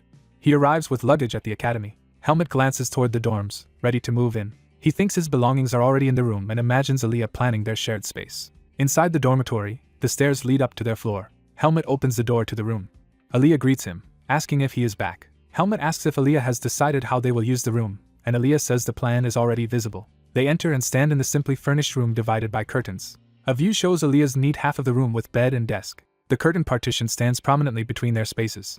The two examine the layout from opposite sides. Aaliyah declares that the curtain side is his territory, that Helmut already has more space, and that a warning spell will punish any attempt to cross. Helmut silently accepts these strict rules. Aaliyah continues listing house rules about noise, smell, cleanliness, and forbidding visitors, especially magicians, while Helmut listens. Aaliyah then adds that Helmut should call him if he needs anything, promising to respond eventually. After finishing this lecture, Aaliyah tells Helmut to resume what he was doing. Helmut watches him with a mild, unreadable expression. Aaliyah calls Helmut by name to get his attention. Helmut replies that he hopes they will get along well. Aaliyah silently turns away, mulling over their new relationship. Evening falls over the swordsmanship dormitory. The academy grounds glow under the sunset. Elsewhere, upperclassmen gossip about the commoner who passed the transfer exam. They mention that Principal Ethan is personally supporting that student. One sneers that the commoner is arrogant and deluded by backing from a noble. Their blonde leader says he is eager to deal with this newcomer named Sabbat. He predicts the commoner will soon learn the uncrossable gap between classes. They agree to teach him a lesson the next day when there is no swordsmanship class. One of them laughs excitedly about the plan. A new school day dawns over the academy. Helmut, now in uniform, puts his hand on a classroom door. He steps into the swordsmanship department building wearing his new uniform. He notes that the uniform is surprisingly easy to move in. Thinking of Aaliyah's advice, Helmut plans to finish class and head straight to the private training rooms. A green-haired boy recognizes Helmut in the stairwell and calls his name. Nervously, the boy asks if Helmut just came out of room 301. When Helmut confirms, the boy panics because that is Aaliyah's room and assumes they are sharing. Helmut answers that they are roommates, and the boy is shocked since Aaliyah normally has the privilege of a solo room. The boy mutters that Aaliyah must have a weakness for good-looking people. Patting Helmut's back, he warns that living with hot-tempered Aaliyah will be difficult. He then remembers that the first swordsmanship class is today, and Helmut confirms it. The boy reassures Helmut he will pass class easily but warns him to avoid the sword department's notorious crazy dog. Helmut, confused, asks if the department literally keeps a dog, and the boy explains it is a violent student's nickname. He describes Asuka, the strongest second year, who knocked out everyone who fought him and even maimed one student, causing his dropout. Helmut listens, expression unreadable, to this warning. The boy says Asuka was only suspended briefly because of his skill and advises Helmut to be careful. Before leaving, the boy tells Helmut his own room number and offers help whenever Aaliyah throws tantrums. Helmut stands alone, processing this information. The scene shifts to the outdoor training grounds where second-year students gather. Swordsmanship students mill about before class begins. Their instructor arrives, orders the second years to attention, and tells them to form 4 rows. The students, including Helmut, shout their acknowledgement and scramble into formation. The instructor greets them and announces that the first class will focus on basic physical training. He declares that real swordsmen would not laze around on vacation and orders them to run 20 laps around the field. At his shout to run, the students take off around the track. While they complain about the distance, Helmut thinks 20 laps is barely a warm-up. A noble student running beside Helmut glares, resenting being next to a commoner and disliking his composed appearance. Helmut runs calmly, unfazed. The noble schemes to trip Helmut as payback, thinking it is the perfect chance. He thrusts his foot out to catch Helmut's. Helmut reacts instantly, causing the noble to stumble while he keeps running. The noble is stunned that his attempt failed. Helmut continues running ahead without concern. Disbelieving, the noble watches him and wonders who this guy really is. He keeps trying, but Helmut repeatedly evades each attempt to trip him.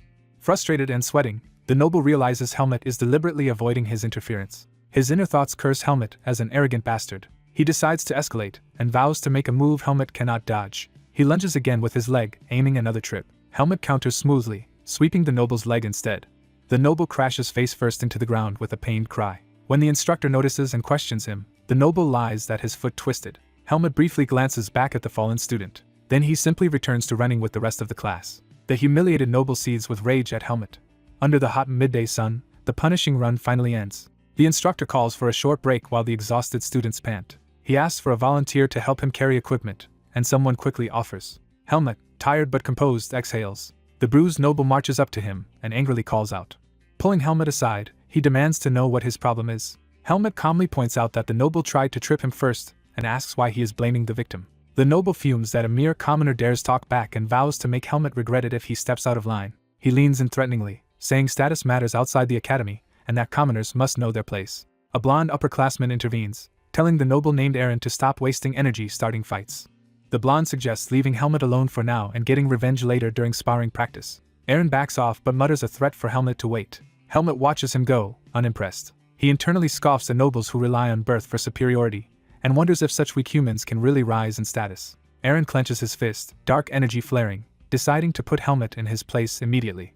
Another voice cuts in, repeating Aaron's use of the word commoner. Helmut turns toward the new arrival. A blue-haired student descends the steps, drawing everyone's attention. Helmut and Aaron both look toward him. Smiling, the blue-haired boy asks if their talk about a commoner was aimed at him. The full scene shows him standing above them, repeating his question about whether he is the commoner in question. Aaron, confused and defensive, demands to know who this newcomer is. The blue-haired boy replies that he does not know Aaron either, and wonders if Aaron might be a transfer. Approaching them, he says he kept hearing someone whining the word commoner again and again. With a sharp smile, he asks if Aaron has some sort of problem with him. A noble student complains about commoners in the swordsmanship department, and Asura retorts that he will not tolerate their attitude either. Asura provocatively asks the noble what will happen when he stops putting up with him. Another student restrains the angry noble called Sabbat, telling him to stop. Sabbat listens as his friend hurriedly whispers something to calm him down. Sabbat hesitates, sweating with restrained frustration.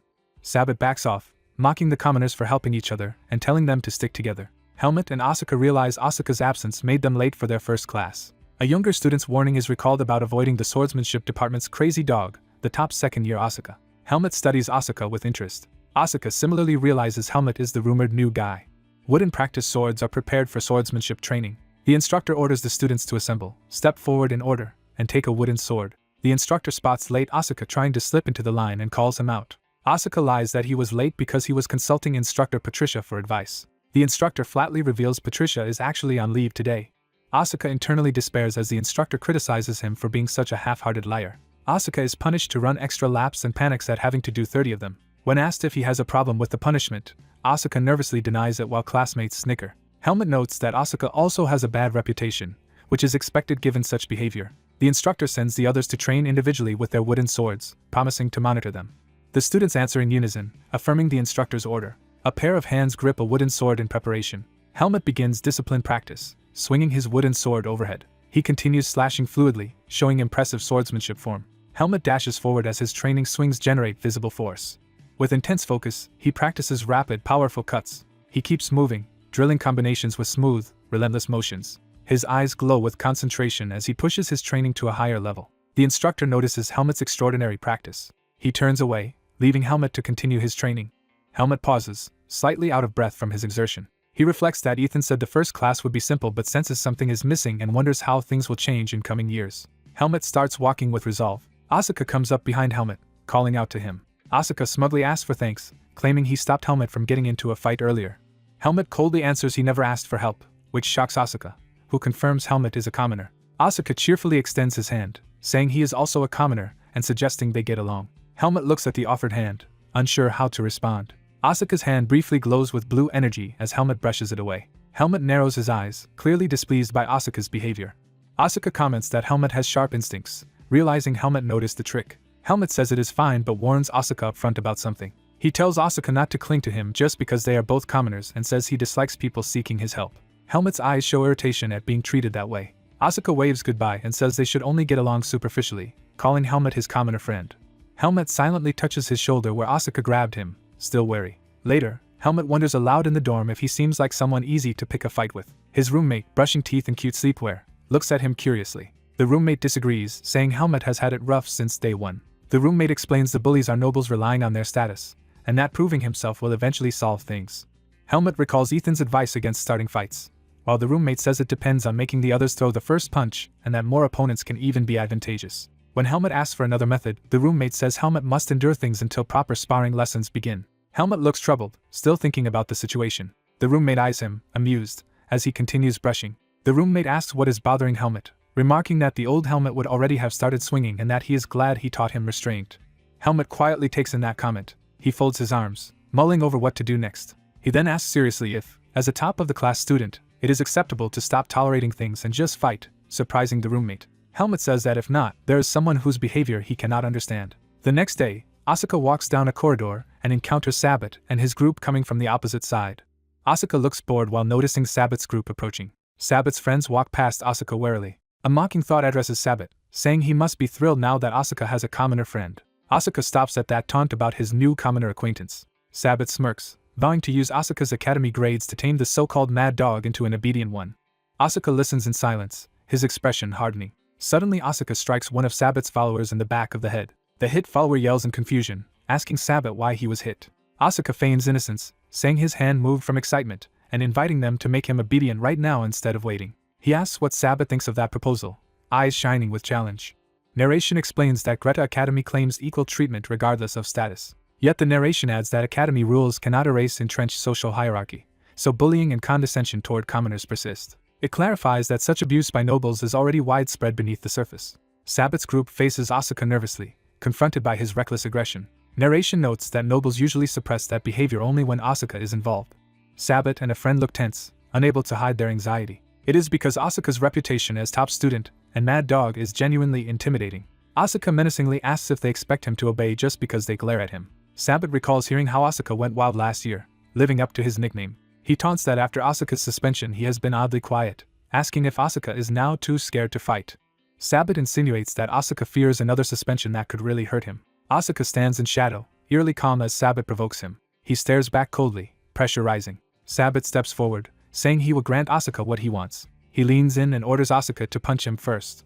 Sabbat adds that if Asuka does, he will suffer not only defeat but also social consequences. Asuka thinks to himself that Sabbat is right, because whoever throws the first punch will clearly be at fault. Sabbat then mocks Asuka in front of everyone, laughing that the mad dog is scared of losing his place. Asuka lowers his head as if backing down. In the next instant he lunges, eyes crazed, about to strike Sabbat. A wooden sword suddenly intervenes at high speed. Asuka is smashed in the face by the blow. Sabbat is also struck and sent flying. Both boys crash to the ground, groaning. Instructor Patricia arrives, demanding to know if they entered the swordsmanship department just to act like thugs. She scolds them for daring to brawl on school grounds, impressed only by their nerve. Patricia stands over them, clearly furious. Asuka protests that the others started it, and insists he was alone against the group. She silences him with a shout, ordering Asuka to shut up. Patricia repeats that randomly punching others solves nothing and wonders why Asuka keeps doing it.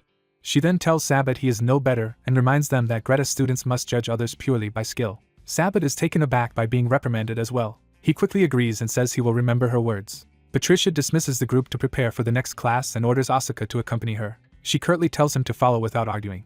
Sabbat's friends fuss over him, and he steadies himself, adjusting his clothes. Sabbat decides to let things go for now and leaves with his companions. As Patricia walks with Asuka, he looks sullen beside her. She abruptly raises her hand. Patricia smacks Asuka hard on the shoulder, making him yelp. She berates him for still causing trouble and calls him an idiot for failing to control himself. Patricia reminds him he already got suspended once and warns him not to repeat that mistake. She sighs and says he was excused only because he is a top student but that she will not protect him again. Patricia explains she understands his frustration, yet urges him to endure for now so he can gain recognition and not ruin his promising future. Asuka clenches his jaw, struggling to accept her advice. Patricia mentions hearing that the new student Helmet completed his first class without incident, which surprises Asuka. She tells Asuka that Helmet is also a commoner and suggests Asuka should treat him kindly since they share similar circumstances. Asuka realizes she is referring to Helmet and recalls their earlier encounter. He waves off the idea, saying he is not interested in getting along with anyone and that Helmet is rude enough to manage on his own. Asuka broods, thinking to himself that perhaps there is more to this situation. Scene shifts to an empty, sunlit training hall. The students then stand assembled inside as Patricia prepares to teach the next class. A wooden sword slams the floor to grab everyone's attention. Patricia calls the class to order and tells them to check if anyone is missing. A student reports that Helmut is not present yet. Patricia confirms that Jerome did inform Helmut of the classroom location, and he lies that he did. She orders one of the students to go find Helmut. Meanwhile, Helmut, now in a different room, walks quietly among other students. Something shifts near a bookshelf as he passes. Helmut and another student enter, unaware they are being watched as the next development approaches. The instructor questions Helmut about his lateness, and he explains he did not know the assembly location had changed. Another student claims he clearly told Helmut the correct assembly point when the instructor asks. The instructor ignores the classmate and directly asks Helmut if he truly received the information properly. Helmut silently considers how to respond. The lying student anxiously waits for Helmut's answer. Other students snicker among themselves at the situation. The instructor concludes Helmut probably was not properly informed and gently urges him to answer honestly. Helmut takes the blame himself, saying he must have misheard the message and apologizes to the instructor. The instructor is surprised by Helmut's unexpected admission. The blue-haired student silently observes, looking intrigued. The liar smirks, pleased that Helmut covered for him. The instructor accepts Helmut's excuse with some doubt. She still punishes him for delaying class, ordering him to run 10 laps after class, and he complies. She then announces the start of their lesson. The blue-haired student mentally judges Helmut as just another commoner who submits to nobles. The instructor takes almond-shaped wooden balls from a crate. She explains that today's basic training will focus on endurance, which is essential for stable swordsmanship. She outlines the exercise. Each student will balance an almond ball on their sword tip and prevent it from falling. She adds that anyone who keeps the ball up for 30 minutes may leave early, urging them to give their best. She demonstrates with swift sword movements as the class shouts their acknowledgement. The instructor calls Helmut to help distribute the balls, and he agrees. The blue-haired student watches Helmut with growing hostility. While handing out balls, he thinks Helmut initially seemed hot-tempered but now just appears cunning and submissive. The blue-haired student views himself as different from Helmut as the ball smacks into his face. He internally vows never to bow to nobles, even at the cost of his life. Jerome and another student mockingly toss balls into each other's faces. Helmut coolly notices Jerome's antics. Helmut calmly takes a ball and prepares to throw it. He hurls the ball with immense force toward Jerome. The throw is so powerful it blasts Jerome off his feet. Jerome has a brief moment of confusion as the ball hits him. He collapses, vomiting from the brutal impact. The instructor is shocked and horrified by what just happened. The blue-haired student is equally stunned by Helmut's strength. Jerome writhes on the ground, gasping and retching from the pain. Helmut casually apologizes, claiming Jerome was just too far away when he threw. The blue-haired student watches, baffled by Helmut's attitude. He inwardly questions what is wrong with Helmut. Training dummies stand in the academy's outdoor practice yard. A wooden dummy is struck repeatedly by rapid, powerful blows. A muscular trainee continues battering the spinning dummy with a wooden sword. Jerome inspects a large bruise on his chest left by Helmut's throw. He curses the injury, realizing the bruise will take time to heal while another noble trains nearby. Furious, Jerome fumes that a mere commoner dared to injure him like this. His noble friend dismisses the incident as just a ball to the gut, but Jerome insists Helmut's throw felt like being hit by a stone. Jerome complains that first Asuka and now this new commoner have humiliated them, asking Sabbat if he will tolerate it. Sabbat wipes down, listening while still focused on his own training. Jerome gripes that commoners like Asuka and Helmut are forgetting their place, blaming them for growing insolent. Sabbat silently considers the situation. He drops his towel, making up his mind about how to respond. Sabbat calmly tells Jerome not to lose his temper and to treat those commoners more kindly from now on. The other nobles are bewildered when Sabbat appears to suggest getting along with commoners. Jerome corrects them with a sneer, saying he never told them to befriend commoners. Sabbat darkly explains they should be nice only because they will not be seeing those commoners for very long. Jerome realizes Sabbat is hinting at something ominous. Sabbat smirks, confirming his hidden intentions. He ominously says they will understand later, implying he has a plan against the commoners. Time passes to a bright day at the academy campus. Helmut's friend excitedly greets him, having heard about his punishment, and wanting to check on the troublemaking transfer student. Helmut responds with a small, amused smile. He cheerfully admits things simply turned out that way. The green-haired boy stares in shock at Helmut's unexpectedly bright mood. Another roommate complains about the intrusion, while the green-haired boy explains he came because Helmut looks different from what he expected. The green-haired boy teases the annoyed roommate, saying he is only there for Helmut. The white-haired roommate protests that he never allowed them into his room, while the green-haired boy argues Helmut is allowed and so he should be too. The white-haired boy obsessively wonders why Helmut was accepted as a roommate when he never shared before and fixates on what Helmut has that he lacks. Frustrated, the roommate finally shouts and drives both visitors out of his room. In the hallway, the green-haired boy calls the roommate extremely antisocial while Helmut stands there holding his pillow. The green-haired boy shrugs off the incident and apologizes to Helmut for dragging him into it. Helmut smiles and tells him not to worry, saying the expression he is making does not suit him. Walking together, the friend asks why Helmut seems in such a good mood, and Helmut replies he feels a bit proud of himself. Helmut inwardly justifies that while his throw will not solve everything, No one was seriously injured, so he handled it humanely, while his friend nervously begs him not to become like Asuka. Helmut reassures him he has no intention of acting recklessly, and that causing scenes would only embarrass Ethan. However, he adds that he will not simply endure abuse forever and plans to settle matters through his own skill if they end up sparring. The green-haired boy listens carefully to Helmut's resolve. He studies Helmut's expression more closely. He then invites Helmut to spend the upcoming weekend exploring downtown together. Helmut answers that he actually planned to visit Ethan at home, share a meal, and talk before heading back. His friend accepts this, thinking it over. The boy quickly asks if he can tag along on Helmut's visit home. Helmut is surprised and asks what they would even do at the Kudrow mansion, while the boy insists visiting a friend's house needs no special reason. The green-haired student argues that building good relationships is important and believes Ethan will be pleased Helmut brought a friend. Helmut silently contemplates this idea. Still unsure, he hesitates while his friend pushes the suggestion. Helmut finally agrees to let him come. The boy happily declares their plan settled. He runs off excitedly, reminding Helmut not to leave without him on the weekend. Left alone, Helmut wonders what exactly he has just agreed to. The scene shifts to a nighttime view of the city under a starry sky. The perspective narrows to a particular building in the city where figures in cloaks move about. Someone nervously opens the door to a dim room lit by a single candle. A hooded figure walks in, cloaked in secrecy. An underling gives the hooded branch manager a new request letter that arrived that day. The hooded leader sits and starts examining the stack of request papers. He mutters that naive young nobles have sent yet another trivial mission, but since they paid he will still consider it. Removing his hood, he prepares to deal with the request seriously. He explains that imposters recently sullied their group's reputation by extorting money under their name, turning Black Hawk into a byword for riffraff. He tells his subordinate he will set priorities after reviewing the letters and dismisses him for the moment. Reading one request, his expression changes in concern. He calls the subordinate back, asking if he recognizes the name on the request. The subordinate does not, and asks why the name matters. The leader silently thinks, clearly unsettled. He orders them to handle another client first, and put this suspicious commission on hold. He further commands a background check on the requester and to report all findings directly to him. Alone again, he broods over the troubling request. Looking at the paper bearing Helmut's name, he admits to having a bad feeling about the commission. Narration explains that on weekends at Greta Academy many students go to downtown Baden for permitted outings. The emptied campus becomes quiet and somewhat eerie as Helmut prepares to leave. Cloaked and armed, Helmut walks toward a waiting carriage to depart. He hears his name called from behind. The green-haired boy appears in casual clothes, ready to travel, and Helmut questions his small amount of luggage. Helmut comments that they will be gone only 2 days, but notes how lightly his friend travels. A flashback shows Helmut surviving in the forest of roots with minimal belongings, and he wonders if that habit of traveling light still affects him. As they board the carriage, Helmut asks if Aliyah is in his room, and his friend believes so. During the ride, the friend mentions that apart from rare trips downtown, Aliyah is almost never seen outside and might never have gone home. Laughing, he clarifies he is only observing Aliyah out of rivalry, not stalking him. Helmut listens quietly, watching his energetic companion. He offers to ask Aliyah directly about his habits if his friend is so curious. The green-haired boy smiles faintly at the offer. From outside, he hesitantly starts to refuse.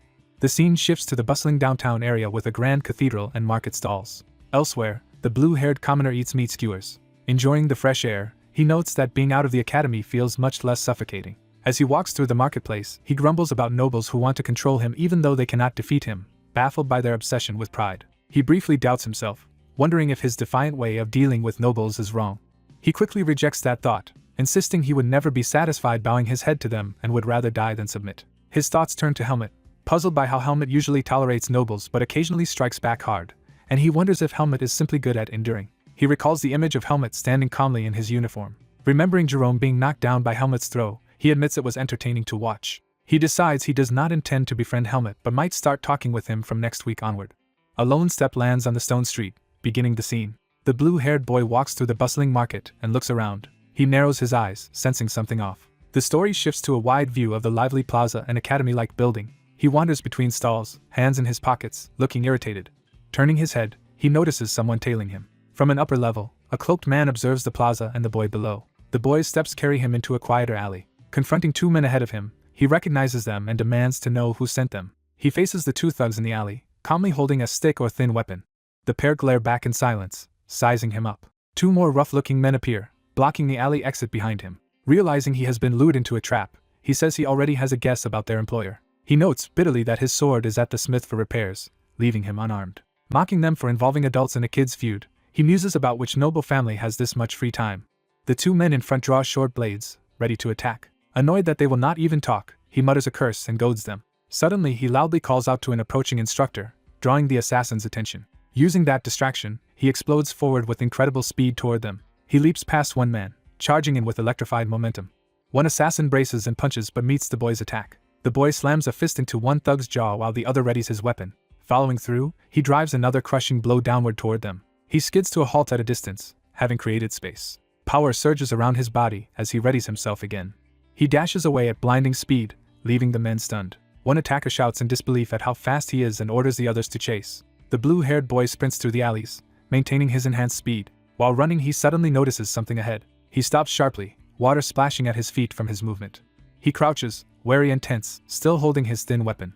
Elsewhere, a cloaked blonde man waits in the shadows. Another cloaked swordsman moves into position with him. From above, multiple cloaked figures, including these two and earlier men, converge on the boy in the street. Seeing how many enemies there are, the boy decides to accept their challenge and play along. Night falls over the Kudro mansion, indicating a later time. An extravagant dinner spread is shown, setting the scene inside the mansion. The mustached host thanks Xian for coming and hopes the meal suits him. Someone politely places a hand on their chest in response. Xian courteously praises the food and mansion, speaking formally to Mr. Kudro. The host laughs and tells Xian he can just call him instructor, surprising a dark-haired student beside him. The instructor privately thinks Helmet's friend seems polite and normal and wonders why humans' attitudes change so much. Xian cheerfully asks Helmet if he wants to visit downtown Baden over the weekend. Helmet tries to refuse, but the instructor enthusiastically supports the outing, saying Baden is a big city worth seeing. Helmet looks resigned and slightly troubled by how the conversation is going. Later that night, Helmet walks through the academy grounds with Xian, thinking this must be why Darien sent him here. Xian jokes about Helmet trading his luxurious home for poor dorms and a roommate with a bad temper, while Helmet says Aaliyah has no problems with him. Xian complains that Aaliyah instead torments him with endless spirit summoning for research, even at dawn. Helmet notes Xian has improved his summoning a lot, which Xian admits is his only consolation. Xian, clutching a small fire spirit, asks Helmet to use his influence with Aaliyah on his behalf. The three of them gather, Xian holding the glowing spirit and Helmet looking at the battered blue-haired boy who has just arrived. Xian screams in shock upon seeing the injured boy and starts to recognize him. The boy Asuka, battered and shirt torn, tells them they appear just in time and he needs their help. The group stands in the plaza, unaware that more cloaked enemies are closing in. 3 Black Hawk members with swords drawn advance toward Asuka, Helmet, and Xian. Xian nervously asks who these men are. A close-up of a red gem on a cloak marks the attacker's affiliation. Recognizing the gem, Helmet identifies them as the assassin group Black Hawk. Asuka curses that they waited until he was without his sword, while Xian is shocked they would attack a Greta Academy student in the city. Asuka angrily retorts at Xian's comment, asking if he even knows him. Xian falls quiet, startled by Helmet's serious focus on the attackers. Helmet approaches the advancing assassins, intent on confronting them. Drawing his sword, Helmet remarks that their timing is perfect because he has his own questions for them. Xian and Asuka watch as Helmet moves ahead to face Black Hawk alone. Xian, confused by Helmet's sudden words, wonders what he means. Helmet reflects that Black Hawk will kill for money and concludes someone powerful must be behind this attack. He recalls having recently killed some Black Hawk members and suspects they already gathered information about him. A flashback shows Helmet slaughtering assassins in a forest, emphasizing his experience with them. He reasons that Black Hawk surely knows about him yet assumed Greta Academy's status would protect him. Helmet, certainty shaken but curious, decides he must find out who dares to move against him despite the Academy's protection. One assassin anxiously asks his long-haired leader what they should do now. The leader explains that they must eliminate all witnesses, including the students. He orders his men to attack all 3 at once and prioritize killing the swordsman Helmet. Helmet launches himself into the fray, attacking with overwhelming speed. One assassin desperately swings his sword to counter Helmet. Helmet's blade carves a deadly arc through the night air. He cuts down one opponent in a single sweeping strike while moving past him. As another thug screams, he realizes how dangerous this kid is. Helmet advances with powerful footwork, closing on his next target. His kick smashes into an attacker, sending him flying. From above, his sweeping blade dominates the battlefield as multiple enemies fall. The camera follows the path of his sword through the academy courtyard. The sword continues its deadly spin high above the ground. Light flashes along the blade, highlighting its speed. A wide view shows the streak of his sword's path cutting through the area around the assassins. Within that streak, Helmet batters the remaining men one after another. The attackers collapse one by one, overwhelmed by his relentless strikes. 2 of them are struck again as Helmet continues the assault. Another thug is cut down while trying to attack. A final enemy is disarmed and hurled away as Helmet's sword finishes its arc. One would-be killer is blasted back, mortally wounded by the last strike. Helmet stands calmly as the last conscious opponent crumples. Xian and Asuka watch in stunned silence at Helmet's overwhelming display. The street lies filled with groaning Black Hawk members while Helmet stands over them. Helmet looks coldly at the defeated assassins. Asuka thinks in disbelief that Helmet dispatched them instantly without even using this. Asuka wonders why someone with such skill lives like a student, Helmet checks a glowing gem on his chest called the Seed of Darkness, and notes it did not react, deciding everything is fine as long as he does not kill the men. Sion complains that Helmet finished the fight before he could help and asks who these big guys are, and Helmet answers that they are Black Hawk. Helmet notes that Black Hawk will target anyone for money as one assassin weakly reaches for his sword. Helmet steps on the man's hand, stopping him from grabbing the weapon. Helmet says he needs to hear directly who hired them and hints he already has a suspect, but also has his own question for them. With a chilling expression, he thinks that if he cuts off their fingers one by one, even trained assassins will eventually talk. Sion and Asuka recoil in horror at how casually Helmet suggests torture. Sion shouts in protest that torturing them would go far beyond self-defense, even if they attacked first. Sion insists that since the attackers are subdued they should call the guards and let them handle the interrogation. He reassures Asuka that harming an academy student is a grave crime, so the guards cannot ignore it, teasing Asuka about always making enemies. As Sion heads off to summon the guards, he warns Helmet not to touch the assassin's fingers while he is gone. Helmet agrees with a simple response as Asuka stands beside him. Helmet then glances back at the fallen assassins, clearly still tempted. One of the downed men lies near Helmet's boots, barely conscious. Helmet pins the man under his foot and intensely demands to know how much he knows about Helmet. The terrified assassin, confused by the question, starts to protest. Helmet studies his reactions closely, expression dark. From above the academy courtyard, Helmet concludes that he has learned all he needed from the man's response. The narrative shifts to a quiet academy corridor later that night. A female staff member enters a room saying she heard what happened and is glad the students are safe. She tells them to rest and report to the dean in the morning, offering to call a nurse for Asuka's bad wounds, but he declines. Walking down the corridor, Sion and Helmet suggest Asuka at least see the nurse now and ask if he will really be alright. Asuka insists that some sleep and Sion's earlier first aid will be enough, prompting Sion to exclaim that such resilience is monstrous.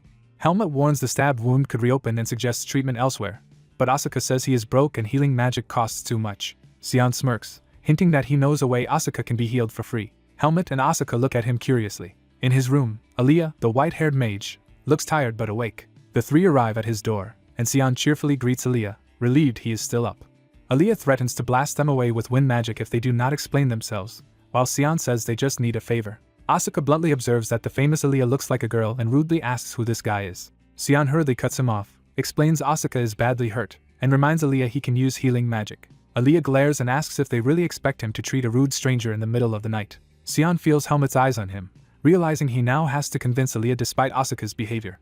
Helmet quietly pleads for something. The white-haired healer hesitates at the doorway, looking conflicted as Helmet faces him. The healer pinches his nose in frustration, clearly troubled by the request. Relenting, he allows them inside, while Helmet's green-haired friend celebrates their success. As he leads them down the hall, the healer warns that his healing magic is expensive and he expects compensation.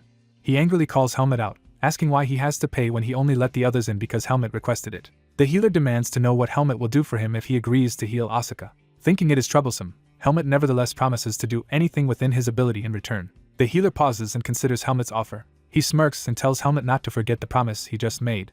Helmet looks uneasy as he realizes he may have agreed too readily. Inside, the healer rudely orders the injured Asuka to sit, telling him to get treated quickly and leave, provoking Asuka's anger. Helmet watches them bicker, wondering if his earlier answer was a mistake. He questions inwardly whether he should have been more careful with his promise. Magic light flares from the infirmary window as the healing begins. The healer finishes his spell and announces that Asuka's treatment is complete. Asuka checks his once injured shoulder, surprised to find it fully healed. Asuka eyes the healer silently, while the healer tells him to speak up if he has something to say. Asuka awkwardly starts to say it is nothing. Helmet watches the exchange, confused by Asuka's hesitation. Asuka narrows his eyes, scrutinizing the healer and Helmet. Getting dressed, Asuka admits the healer is skilled, says his own business is finished, and moves to leave. Helmet and the healer walk away from the infirmary in silence. The healer grumbles about Asuka being an uncivilized brat, and wonders if such people are worth healing, while the green-haired boy argues that having the top student owe them could be useful. The friend compares Asuka to a dangerous dog, while also insisting that helping him is still preferable to doing nothing. Helmet states bluntly that he does not need anyone's help, dampening the mood. The green-haired friend advises Helmet not to take relationships lightly, saying even someone strong has limits and should prepare before it is too late. Helmet falls silent, mulling over this advice. The friend adds that the same lesson applies to Aaliyah too, while Aaliyah complains about being stuck with such troublesome companions. Aaliyah notes he already helps Helmet with spirit research as part of a mutually beneficial deal, while Helmet listens thoughtfully. Helmet reflects on the word relationships and what it means for him. He internally repeats the idea of relationships, pondering it seriously. Time shifts to the academy grounds the next day. A narration marks the beginning of a flashback to events from yesterday evening. Documents on a desk summarize how 4 suspects ambushed Asuka in the city. The report continues, stating they tried and failed to harm Helmet and Xian and were imprisoned. The academy head, troubled, informs the students that the criminals have escaped from prison. Hearing this, Asuka, Helmet, and the green-haired boy react with shock. Outraged, Asuka yells that the prison escape makes no sense, while being told a guard was apparently involved. Helmet and the green-haired friend press the dean on how the guard and academy plan to respond, insisting the threat to students cannot be ignored. The dean assures them the matter will not be dropped and explains that swordsmanship students are being questioned as part of the investigation.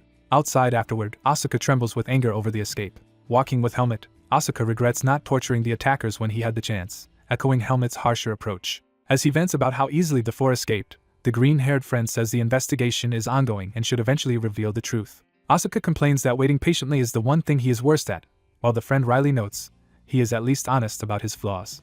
Helmet tells Asuka that if he wants to pick a fight he can, but not to involve him. Asuka retorts that Helmet will be next on the criminals list. Helmet replies that Asuka should solve his own problems, and that he will handle things himself if they ever directly concern him. The others tease Helmet for being cold and acting like a model commoner, while the green-haired boy tries to calm them. The green-haired friend waves goodbye, saying he is heading back to class and hopes the matter is resolved by Helmet's next summons from the dean. As soon as he leaves, Asuka declares he doubts the situation will be settled so easily. Helmet starts walking off. When Asuka asks where he is going, Helmet answers that he is heading to train, having been too busy to do so recently. Asuka follows, commenting on how hardworking Helmet is. They continue down the corridor, Asuka trailing behind. Helmet notices Asuka on his heels and grows suspicious. He finally asks why Asuka is following him, and Asuka claims he is just going the same way and tells Helmet to ignore him. The scene shifts through the arches as they walk together toward their destination. Someone calls out to get Helmet's attention. Asuka remarks that Helmet is skilled and asks if it does not anger him to see nobles advancing only through their status. Helmet listens silently, not immediately responding. He answers that Asuka himself is the one currently irritating him, and that even if he hates discrimination he refuses to act like Asuka. Helmet adds that by hitting a noble child with a ball, Asuka has already made himself a target. Asuka warns Helmet not to try proving himself via duels, saying even as the top student it only made him more of a target. Helmet counters that Asuka's problems might simply stem from his own bad personality, which enrages Asuka. Helmet explains he sees no value in starting fights, especially when he has been told to get along with his classmates. As they reach a door, Asuka jokes that Helmet must be an obedient son who listens to his parents, and asks if they told him to befriend nobles. Helmet unlocks the door, preparing to enter. Inside, he states that while he will not stoop to crawling for favor, he also will not tolerate anyone trying to climb over him, including Asuka. Asuka is taken aback by Helmet's chilling declaration. He backs off, saying he understands and that Helmet is getting too serious. They step out into a private training area together. The room is stocked with weapons, showing it is meant for combat practice. The vast stone hall is revealed as an exclusive training ground. Asuka realizes this is Instructor Kudro's private training room, and Helmet explains he has permission to use it freely. Asuka is shocked that Helmet has been enjoying such a good facility alone and demands to use it too. Helmet bluntly refuses and tells Asuka to stop interfering with his training and leave. Left outside the closed door, Asuka stares in disbelief. As the sun sets over the academy, Asuka mutters that Helmet is a cold-hearted brat. Light streams through the academy's corridors as time passes. Someone's hand grips a door handle, about to enter a room. An instructor steps in, looking anxious and sweating. Inside, he is asked if he revealed anything during questioning and he insists he claimed to know nothing, complaining about how strictly he was interrogated after Asuka implicated them. One of the plotting students explains that the academy cannot officially trace their connection to the mercenary group Black Hawk and that with noble backing they can evade punishment. Another noble student presses Sabbath to explain their predicament, and is told their failed scheme has left them in serious trouble. Sabbath silently digests this, clearly worried. He curses Black Hawk for failing to handle a mere child and vents his contempt for the peasant mercenaries. Realizing the academy will keep investigating, he concludes their involvement cannot remain hidden forever. He clenches his teeth, stressed by this realization. Determined, Sabbath thinks that if exposed he will instead make Helmet's life so miserable that Helmet chooses to leave the academy himself. Sabbath glares intensely, resolved to continue his harassment. Meanwhile, Asuka and Helmet stand side by side, with the narration warning that their ordeal with these enemies is far from over. In swordsmanship class, Instructor Kudro announces that sparring classes will begin the following week. Helmet listens in the crowd, thinking the schedule moved up faster than expected. He reflects that his patience is nearly gone and that if he cannot avoid punishment, he might use the sparring classes to resolve his conflict with the nobles. The noble students who targeted him stand among the class, unaware of his thoughts. Helmet recalls Asuka's advice not to prove himself through a duel, weighing it in his mind. He also remembers Asuka saying even being top of the class only made him a bigger target, and contemplates this as well. Helmet decides that if his plan fails he will think of another solution later, while the instructor reminds the noisy students there is another important event before sparring. She announces that there will be a graded pop quiz the next day and tells them to study their textbooks. Helmet looks serious as he realizes the implication of needing textbooks. He then suddenly remembers he never bought any textbooks at all. Later, Aaliyah is shocked to learn Helmet still has no textbooks. Helmet says he must have forgotten about the quiz amid the chaos, and Aaliyah asks whether the academy warned him before he joined. Helmet recalls Ethan originally telling him to buy textbooks after being assigned a dorm. He also remembers deciding to purchase them after returning from the manor but then getting sidetracked by the attack incident. Remembering that conversation finally jogs his memory about the long-delayed task. Realizing his oversight, Helmet reacts with a start. Aaliyah advises him to request a pass and go buy the books, saying the academy will easily allow it for that reason. Helmet thinks that even if he wants to, he has no money at the moment. Aaliyah, exasperated, asks what happened to the large commission payment Helmet previously received and mutters that he expected this after seeing him hand over such a huge sum so casually. Aaliyah then asks directly what Helmet wants from him. Helmet explains that he left his payment with Ethan for safekeeping and lacks time to retrieve it, so he wants advice on quickly getting money and trusts Aaliyah's knowledge. Aaliyah silently considers Helmet's request. He says Helmet should just straightforwardly ask to borrow money, offering to lend it and be repaid later. Helmet readily agrees, promising to pay him back this weekend, which surprises Aaliyah by how quickly he accepted. Aaliyah decides to accompany him into town and tells Helmet to wait while he gets ready, though Helmet says he could have gone alone. Aaliyah insists on going because he does not trust Helmet to spend his money on the correct books and is free anyway, so suggests they leave together. Helmet is a bit taken aback by Aaliyah's eagerness. Helmet reasons that if Aaliyah went alone into Baden he might face the same danger Asuka did, so going together will be safer for everyone. The group later arrives in the bustling city marketplace as evening falls. As Helmet and Aaliyah walk, Helmet narrates that he initially expected only the two of them to be going. Instead, Asuka and the green-haired friend have tagged along as well, leaving Helmet wondering how the outing turned into a group trip. The green-haired boy cheerfully says he also needs a book and decided to join for the fun of it. Asuka claims he knows the city well as a swordsmanship student and offers to guide them, mostly wanting any excuse to leave the school grounds. Aaliyah notes that troublesome people have begun sticking to Helmet, while Helmet mutters that he never asked for such company. The group reaches a large bookstore in the city at sunset. Inside the grand store, customers browse many shelves as the four students enter. Helmet looks around the bookstore, taking in the surroundings. The green-haired boy revels in the smell of new books and points out where the swordsmanship textbooks are located. Aaliyah asks if Helmet remembers which books he needs, and Helmet lists several specific titles required for his classes. Soon Helmet holds a heavy stack of textbooks, surprised by how many there are. Aaliyah, carrying additional books, asks if Helmet needs anything else, and Helmet replies that this pile is sufficient. Helmet reviews the newly bought books and complains that they only cover basics he already knows, wondering why he must purchase them. Asuka suggests Helmet also buy an extra orange book, but Helmet notes it is not a textbook. Asuka explains that instructor Patricia makes tricky exams not based directly on the textbook, so he has been training with advanced problem books and recommends this one. Helmet, carrying a stack of books, notices Aaliyah watching him. Asuka, seeing their expressions, asks why they are staring at him. Helmet sarcastically praises Asuka's unexpected wisdom with a proverb, angering Asuka, who yells that he is actually top of the class. Another student asks Aaliyah to pay for his books too, but Aaliyah refuses and tells him to use his own money. A sign indicates the way to the counter. At the counter the clerk totals their purchases at 2,000 marks. While others chat, Helmet thinks that 2,000 is a small amount compared to the money Aaliyah gave him. When the clerk recognizes Aaliyah as a famous figure, Aaliyah hurriedly denies it and leaves, saying they have the wrong person. Outside, Asuka laughs about how hard it is to be famous and teases Aaliyah for refusing a fan, while Aaliyah grumbles that Asuka is drawing even more attention. Helmet comments that it is natural for Aaliyah to become famous after entering at the top of the class with historic scores. Helmet silently reflects on this as he walks under the night sky. Asuka, Aaliyah and the others continue joking together on the street, showing their growing camaraderie. Watching them, Helmet quietly takes in the scene. Helmet realizes with surprise that what he is experiencing might be genuine personal relationships. Night falls over the academy buildings. Later, Aaliyah complains he is exhausted and regrets spending so much effort on earlier matters. As they walk, Aaliyah asks if Helmet even bought textbooks, and Helmet retorts that of course he did and is not someone who forgets such things. Helmet clarifies that he only meant Aaliyah already knows a lot without textbooks and was wondering if they actually help him. Aaliyah listens seriously. Aaliyah explains that knowledge shifts with perspective, textbooks help objectify what one knows, and warns that relying only on personal experience will eventually cause Helmet to hit a limit despite his talent. Helmet is left speechless by Aaliyah's thoughtful explanation. Aaliyah concludes by telling Helmet not to get arrogant and to study diligently. Aaliyah also warns Helmet to take good care of the books because he will not replace them if they are lost again. Helmet looks uneasy but accepts the warning. The next day at the academy, Helmet's earlier promise to be careful is about to be tested. Narration notes that fate immediately seems to mock Helmet's half-hearted resolution. The story states that the promise made that night is broken the very next day.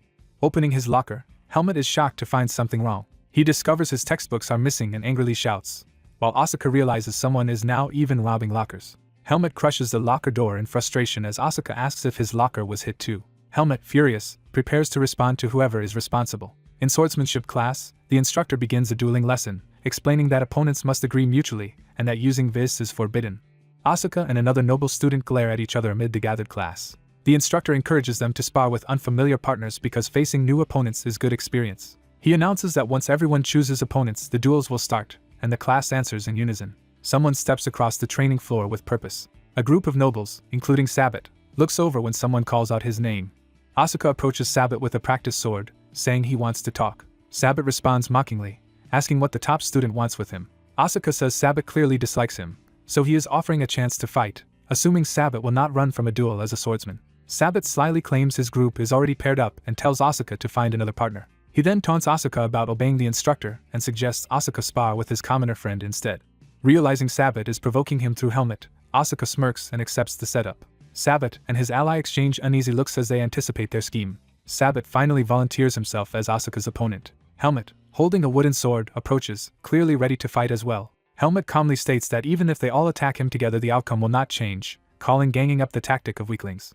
Sabbat is irritated by Helmet's confidence. One of Sabbat's followers scoffs that Helmet is bluffing and insists he alone can beat Helmet. He tells Sabbat that if Helmet is so confident, they should let him try. The scene shifts to the locker room, hinting at the earlier sabotage. The lockers are shown as the source of the current conflict. A flashback begins with Sabbat instructing his followers to ransack Helmet and Asuka's lockers so they will challenge them in sword class. Sabbat tells them that when the victims confront them, they should provoke them a little and then agree to the duel. One follower worries they cannot beat Asuka and asks if Sabbat really expects them to let themselves be beaten. Sabbat reveals his real plan, saying they will secretly use Vis during the duels. The others are shocked at the suggestion. When they protest that Vis is strictly banned, Sabbat urges them to listen. Sabbat explains that if they claim they were only defending themselves from retaliation, they will only face discipline. But if they maim Helmet or Asuka, those two will be forced out of the swordsmanship department, which Sabbat thinks is worth the risk. Another student hesitates but says Sabbat's plan might be worth the trade. Aaron agrees to participate in the scheme. Aaron tells Jerome that if he will not help he should stay out of it, but then bargains to be the one to fight Helmet. Aaron says he personally wants revenge on Helmet for past humiliation. Sabbat agrees, saying he has also been wanting to put Helmet in his place. Sabbat grins, looking forward to the upcoming sword skills class where he intends to execute the plan. Jerome watches nervously, realizing how dangerous their plot is. Time returns to the present as someone steps onto the training floor. Asuka and Sabbat face each other with wooden swords, preparing to duel. Asuka fixes Sabbat with an intense gaze, his fighting spirit flaring. Sabbat thinks smugly that Asuka has taken the bait and is ready to spring his trap. Sabbat anticipates Asuka's first charge so he can injure him badly enough that he will never wield a sword again. His inner monologue reveals his intent to teach Asuka, as a commoner, not to overstep his place. The two combatants take their starting positions in the arena. The training hall quiets, tension building as the duel is about to begin. Nearby students pause their own sparring to watch. Others also turn to observe, sensing that this match is unusual. Sabbat waits tensely, sword raised to respond. As the two stare each other down, Sabbat suddenly feels something is wrong and wonders what is happening. Asuka's aura becomes terrifying and predatory, and Sabbat panics because Asuka refuses to attack first. Jerome thinks to himself that Sabbat underestimates Asuka, who becomes a relentless hound when holding a sword. Jerome recalls that Asuka watches his opponent like a hunting dog, waiting for the perfect moment to strike. Jerome concludes internally that Sabbat's plan was doomed against someone like Asuka. Sabbat, already panting, senses things going badly for him. Asuka's eyes sharpen with lethal focus. He suddenly lunges forward at incredible speed. Asuka closes the distance in an instant, startling Sabbat. Sabbat realizes Asuka is attacking and braces himself. Predicting a low right strike, Sabbat thinks he can block it. He manages to intercept the blow with his wooden sword. Asuka follows up with overpowering force, driving Sabbat back. Sabbat reels, shocked at the strength behind the attack. Asuka pins Sabbat to the floor with a crushing downward blow, leaving him stunned. Sabbat lies face down, thoroughly beaten. Jerome and the others watch anxiously as Sabbat struggles. The scene shows Sabbat sprawled on the ground while Asuka stands over him, victorious. Asuka thanks Sabbat for at least having the courage to act on his arrogance, saying it made beating him satisfying. Writhing in pain, Sabbat realizes something is broken and curses that a low-born student has humiliated him. He convinces himself he can still claim self-defense since Asuka attacked first, planning to escalate using Vis. Sabbat resolves to draw on Vis and finish the match with a single decisive strike. Before he can act, Asuka smashes him with another powerful blow. Sabbat chokes in agony, barely able to react. Asuka relentlessly continues striking, driving Sabbat around the arena. Asuka glares with grim determination, refusing to let up. Under a barrage of blows, Sabbat panics, realizing he has no chance to even activate Vis. Terrified and realizing Asuka might cripple him, Sabbat tries to surrender. Even as Sabbath gasps out his surrender, Asuka slams another strike into his body. Asuka smiles darkly and tells Sabbath he cannot quit yet because the beating has only just begun. Asuka coldly says Sabbath should show the same persistence he did when bullying others and warns that every time he begs for surrender the punishment will only increase. Sabbath can only pant helplessly, overwhelmed by fear and pain. Meanwhile, Eren grips his sword, preparing for his own duel. He addresses Helmet, taunting him about worrying over his commoner friend and implying Helmet will be next. Helmet steps forward calmly with his wooden sword, ready to face Eren. Helmet tells Eren that instead of worrying about others, he should focus on his own situation. Sounds of heavy blows echo through the hall, signaling more violent clashes to come. Sabbath takes yet another brutal hit. Asuka's attack sends Sabbath crashing to the ground repeatedly. Sabbath staggers and trembles, barely able to stay on his feet. Asuka mocks him for playing dead, ordering him to stand because the fight is far from over. Sabbath, shaking and furious, tells himself he cannot accept losing as a prestigious swordsman of the Rugal family. He mentally curses the onlooking students for not stopping the duel and expects the instructor to intervene. Instead, he finds himself alone on the ground as everyone simply watches, heightening his panic. Realizing the other students are staring at him with a hostile gaze, Sabbath is horrified. He cannot understand why their eyes now judge him rather than Asuka. He thinks desperately that he should not be the one under that condemning gaze. Determined not to be seen as weak, Sabbath grabs his sword again. Still shaking, he rises to his feet in front of his classmates. Asuka faces Sabbath once more as the battered noble drags himself upright, the duel clearly still not over. Asuka notices something and grips his wooden sword, looking tense. Sabbath recalls something and mutters to himself in agitation. Consumed by hatred, Sabbath channels energy into his sword and decides Asuka must disappear. Asuka calmly intercepts Sabbath's wild overhead strike. Asuka counters with a powerful blow that sends Sabbath flying and disarms him. Sabbath crashes to the ground, badly hurt and stunned. Asuka lands from his attack while Sabbath struggles on his knees. Asuka, sword crackling with power, says Sabbath broke the rules so he is justified in retaliating. Asuka raises his charged sword over the fallen Sabbath, preparing to strike again. Jerome shouts frantically for Asuka to stop. Asuka ignores the shout and charges forward enveloped in energy. The watching students stare in shock at the escalating duel. Asuka's sword smashes into the floor, shattering the stone instead of Sabbath. The instructor restrains Asuka's sword as Sabbath collapses in front of the crater. Asuka looks shaken as the situation sinks in. The instructor declares the duel over, orders Sabbath to get treated, and summons Asuka to his office.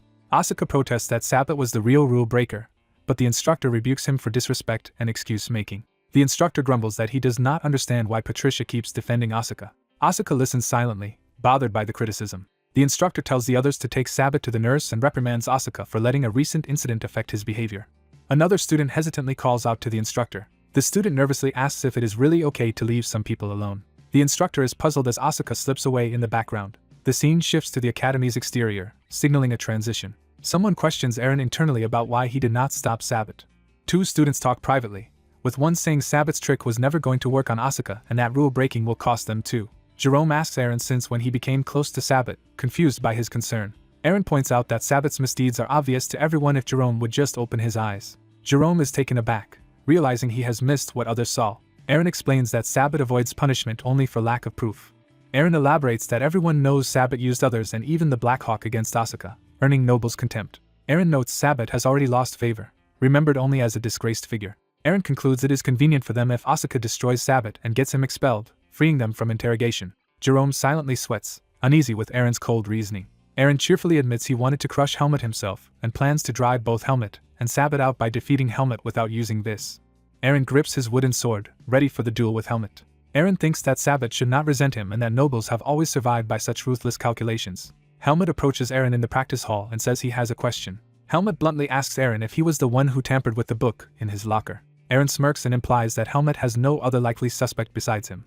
Helmet narrows his eyes, silently confirming Eren's guilt. Helmet decides to drop further questions, saying he should not have asked. The two adopt their stances and begin their duel in the training hall. Eren taunts that Helmet's defense is full of openings. Helmet wonders if Eren is bluffing or overconfident, and resolves not to hold back.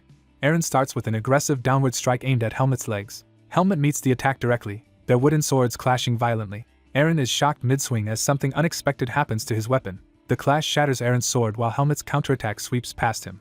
Eren stares at the broken stump of his blade, confused because he is sure he swung properly. Helmet lunges in with terrifying speed, smashing Eren's weapon further. Eren is struck hard and reels from the impact. Helmet follows up with a powerful body blow that knocks Eren away. Eren howls in pain as he collapses to the floor. Gasping and clutching his throat, Eren internally panics that he cannot breathe. An armored foot approaches purposefully across the floor. Eren lies on the ground coughing desperately, trying to draw air. Helmet reminds Eren that on the first day Eren questioned him, and now Helmet will return that question. Looming over Eren, Helmet asks if Eren really believes his noble status will protect him once he leaves the academy. Helmet coldly states he could have killed Eren with his last attack and mocks the notion that a noble would be spared from death. Eren shakes in terror as Helmet's words sink in. Eren realizes in horror that Helmet seems inhumanly frightening.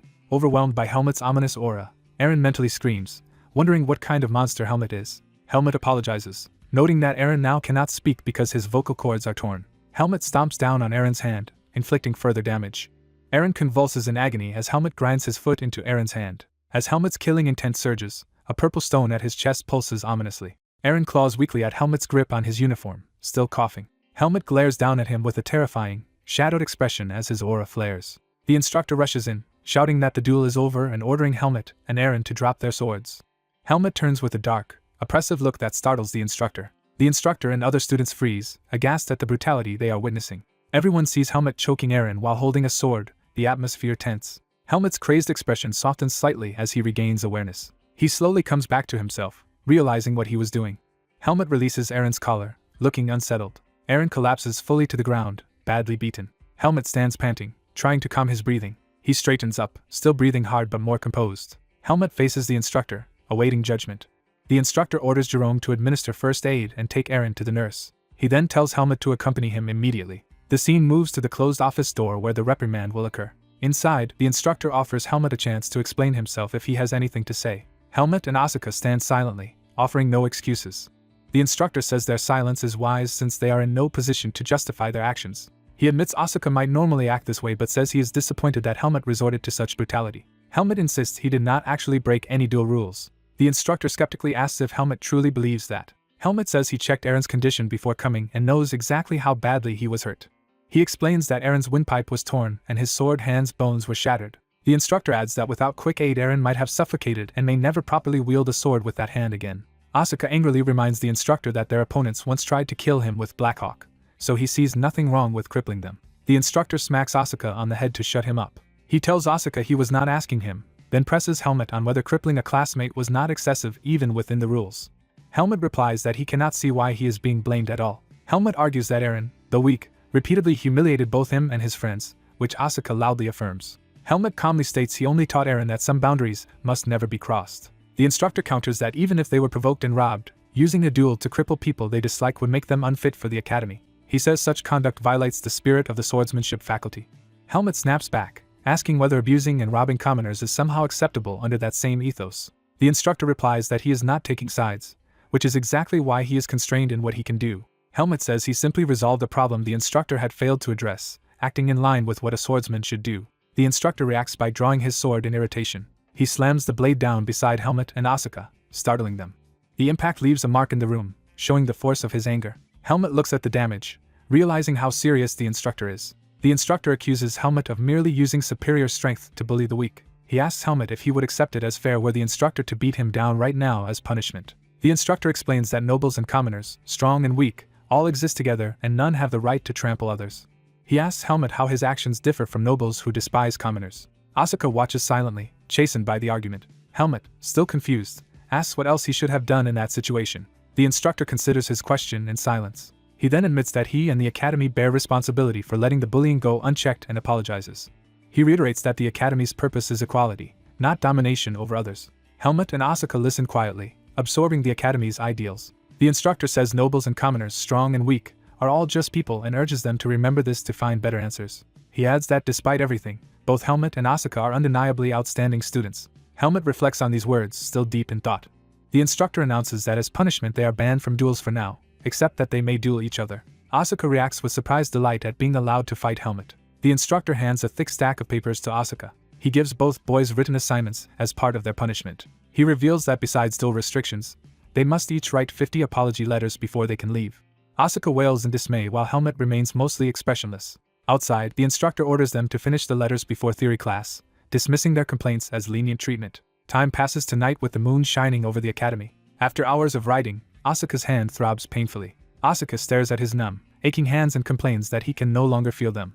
After finishing their punishment essays late at night, Helmet clutches his chest while his classmate curses their strict instructor. Helmet silently grips his glowing, painful chest. He reflects that he does not regret using his powers. Realizing he lost control of himself despite all his training, Helmut berates his mistake as his chest throbs with power. He wonders how he could have become so careless in that moment.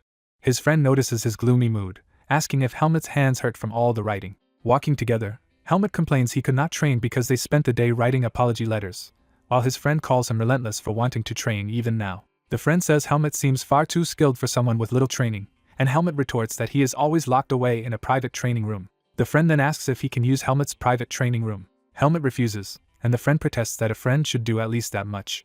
From a lit office window, Instructor Alan watches the two boys outside. Alan thinks about Helmut, acknowledging his talent but feeling uneasy. He recalls Helmut's earlier display in the courtyard. Alan wonders if the murderous aura Helmut showed was actually demonic energy. Shaking off the thought as too extreme, Alan decides Helmut at least listens better than Asuka.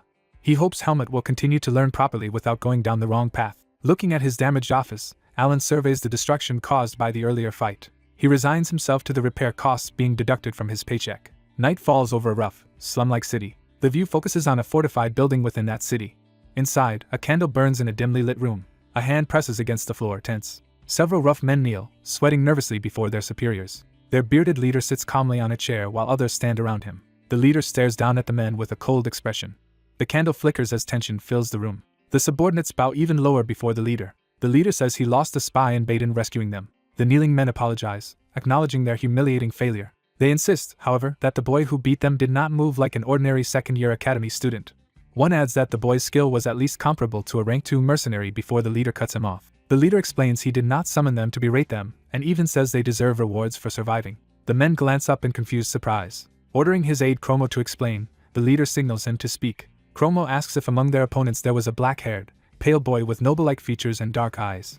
The thugs suddenly recognize the description, remembering that single boy beat them all. Chromo identifies the boy as Helmut, a former member of the Pace Mercenary Corps who once annihilated one of their branches, and says they have long sought him without knowing he was at the academy. The men are horrified to hear that the boy who crushed them had previously massacred their comrades. The leader notes that they can only gather limited intelligence from Baden and praises Helmut's clever choice of hideout. He muses that it is unwise to provoke such a beast at home, yet if Helmut still bears a grudge he may attack them someday. When a thug nervously asks what they should do, the leader says he will give them a new mission. He assigns them the simple task of delivering a report to higher UPS, promising a vacation afterward if they complete it quickly. Relieved, the men thank him enthusiastically and swear not to fail again. After they leave, the leader remains seated with Chromo, watching them go. He then orders Chromo to have those same men eliminated as soon as they finish the mission, likening them to wounded dogs that could turn on them. Smiling to himself, the leader thinks that this situation might even allow them to meet a certain important person. Back at the academy under the moon, the building stands quiet. Someone approaches and begins to open a door. Helmut slips into his dark dorm room, trying not to wake his roommate. He walks down the dim corridor toward the beds. Still uneasy, he peeks around the divider. A voice suddenly comments that he has come in late. Helmut's roommate Asuka says he is awake, and jokes that Helmut sneaking around like a thief was too noisy to sleep through. Helmut apologizes for disturbing him. Asuka casually mentions that he heard Helmut beat the bullies so badly they were left senseless, and congratulates him. Helmut, sitting on his bed, grumbles that he had to write apology letters because of that and missed training.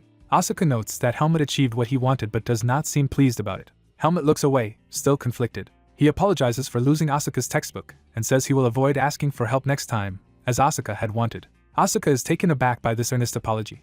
Flustered, Asuka abruptly sits up and yanks aside the curtain between them. He and Helmut stare at each other in awkward silence. Asuka struggles to respond while Helmut waits, confused. Panting slightly, Asuka says he cannot tell if Helmut is bold or simply naive and asks if his gloom is just because of the textbook issue. He explains that he never expected Helmut's books to be stolen, so Helmut is not to blame and should not count this against himself. Asuka adds that if Helmut feels that sorry, he can simply repay the cost of the books, which Helmut accepts. Helmut thanks him sincerely. Peeking from behind the curtain, Asuka secretly watches him with softened eyes. Asuka then announces he is going back to sleep and closes the curtain. Curled up again, Asuka hides his blushing face. Still embarrassed yet touched, Asuka lies awake in silence. The scene shifts back to the moonlit academy exterior. The next day light streams through the academy corridor. Helmut tries another door, rattling the handle. He wonders why the training room door will not open. Thinking he has the right key, he suspects it might be broken, when a staff member calls out to him. Helmut turns and answers. The old janitor explains that the private instructor's training grounds are closed for cleaning and suggests Helmut use the shared training grounds instead. Helmut agrees, though he privately notes that training among others will be different. Time passes and a bell tower or hall interior is shown as the day goes on.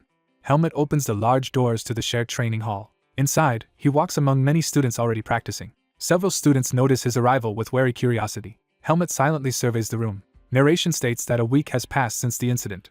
It adds that many changes have occurred in the swordsmanship faculty. Helmet notes that ever since the dueling class, classmates who once ignored him now approach him, claiming they never liked Sabbat. He thinks these fawning attitudes are not the equal relationships his instructor had urged him to form. He concludes they are merely pretending to be equals out of fear and aristocratic pride. He wonders what benefit there is for him in becoming their equal at all. Turning away from them, Helmet focuses on a wooden training dummy. Someone calls Helmet's name from behind, making him glance back. A messenger student tells him that instructor Ethan Kudrow wants to see him. Helmet sighs, realizing training will once again be interrupted. He thinks to himself that there will be no training today either. He enters Ethan's office as the instructor is writing. Helmet slips through the doorway, tense. Ethan continues writing on a scroll with a quill. Inviting him in, Ethan looks up from his paperwork. Helmet says he came because he heard Ethan was looking for him, and Ethan mentions there was an incident during sparring class. Expecting a reprimand, Helmet braces himself internally and answers. He decides it is safer to show remorse, apologizing for causing trouble. Helmet explains that he thought proving who was stronger was natural but now understands, after Alan's lecture, that he was also somewhat at fault and will be more careful. Ethan pauses his writing, listening. He considers Helmet's words with a thoughtful hum. Ethan internally notes, he had not called Helmet to scold him, but now the situation almost forces him into that role. Instead, he says Helmet's remorse is enough and assures him that the bullies who tormented him will soon be punished. When Helmet expresses confusion, Ethan asks if Alan has not told him anything yet, and Helmet confirms he has not. Ethan then informs him that the 2 students who harassed him will be expelled based on testimony Alan obtained. He adds that hiring the Black Hawk group is a grave offense even for nobles. Helmet silently absorbs this news. Ethan remarks that Helmet looks surprised and assumes Alan must have scolded him harshly, explaining that Alan is an idealist. Ethan shares his own view that a swordsman has a duty to oppose injustice, though it must be done within limits. He concludes that if this incident taught Helmet where that limit lies, Helmet should simply follow it from now on. Helmet listens quietly, reflecting on this advice.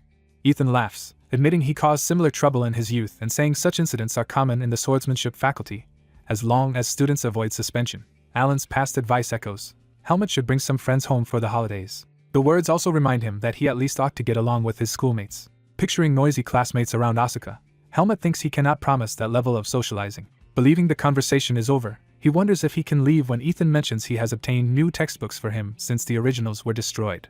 Ethan sets 2 bundled stacks of textbooks on the desk. Helmet looks at them in surprise. Ethan explains that one set is for Helmet and the other for his friend Asuka, asking Helmet to deliver Asuka's share. Though Helmet mentally questions why he has to deliver them, he resigns himself, thinking arguing would be pointless. Later in the dining hall, Sion eagerly calls Helmet over as he arrives. Helmet approaches, slightly puzzled by the greeting. Carrying both bundles, Helmet joins Sion and Asuka. While Sion jokes about always inserting himself into everything and calls it sociability, Helmet hands Asuka his textbooks, prompting Asuka to ask why Helmet bought his as well, and Sion comments that Helmet is more loyal than expected. Helmet clarifies that instructor Ethan arranged both sets, and Sion jokes about how convenient noble wealth is before trying to resume his earlier conversation. Sion then turns to Helmet with a grin, saying he had wanted to speak with him anyway and asks if Helmet is free this weekend. The dark-haired swordsman looks confused and slightly anxious. The narrative shifts to a lively weekend scene in the city of Baden. Crowds of cheerful people fill the streets as they enjoy the outing. A tavern sign with a griffin and barrel marks a notable pub. Narration explains that on weekends Baden becomes busy.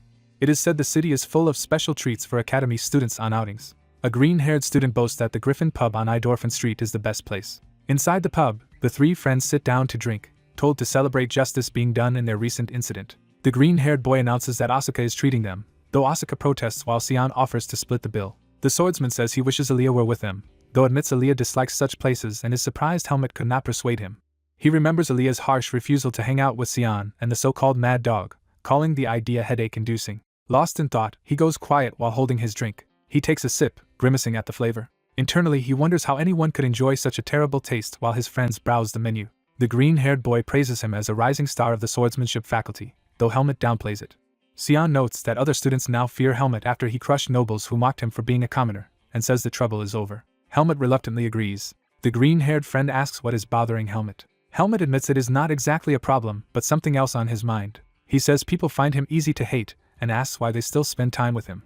The 2 friends pause, surprised by his insecurity. They tease that he has a cute side for worrying about that, while Helmet thinks it is easy for them to say. The green-haired boy earnestly says he sensed from the start that being near Helmet would always lead to something fun. Sion jokes that following them just for fun makes him a pervert but reassures him he is not that entertaining, which annoys him. Sion points out that the green-haired boy himself trails after Helmet like a puppy, while the drunk boy insists he is only restraining himself from beating Helmet up.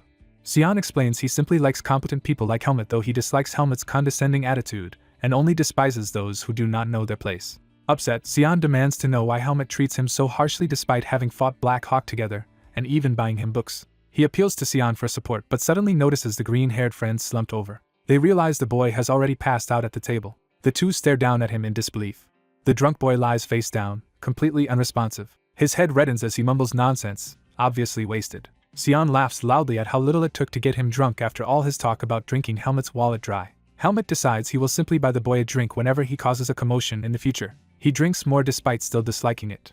He confirms to himself that he is still unconvinced about alcohol. Narration states he remains unsure about this whole drinking experience. Night falls over the academy city. Outside, the thoroughly drunk green-haired student is being slapped awake. Xian tries to haul him up and complains that one glass was enough to knock him out, wondering why he came.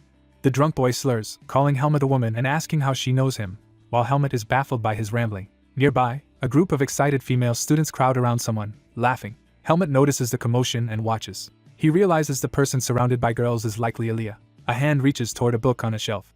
Earlier that day, Aaliyah had been calmly reading while standing on a ladder in the library. He searches the shelves with his finger for a specific volume. He notices the book is missing and wonders whether he misfiled it or left it at home. Still puzzled, he scans the row of identical books. He reflects that he reread that book many times and decides he may just buy another copy in Baden.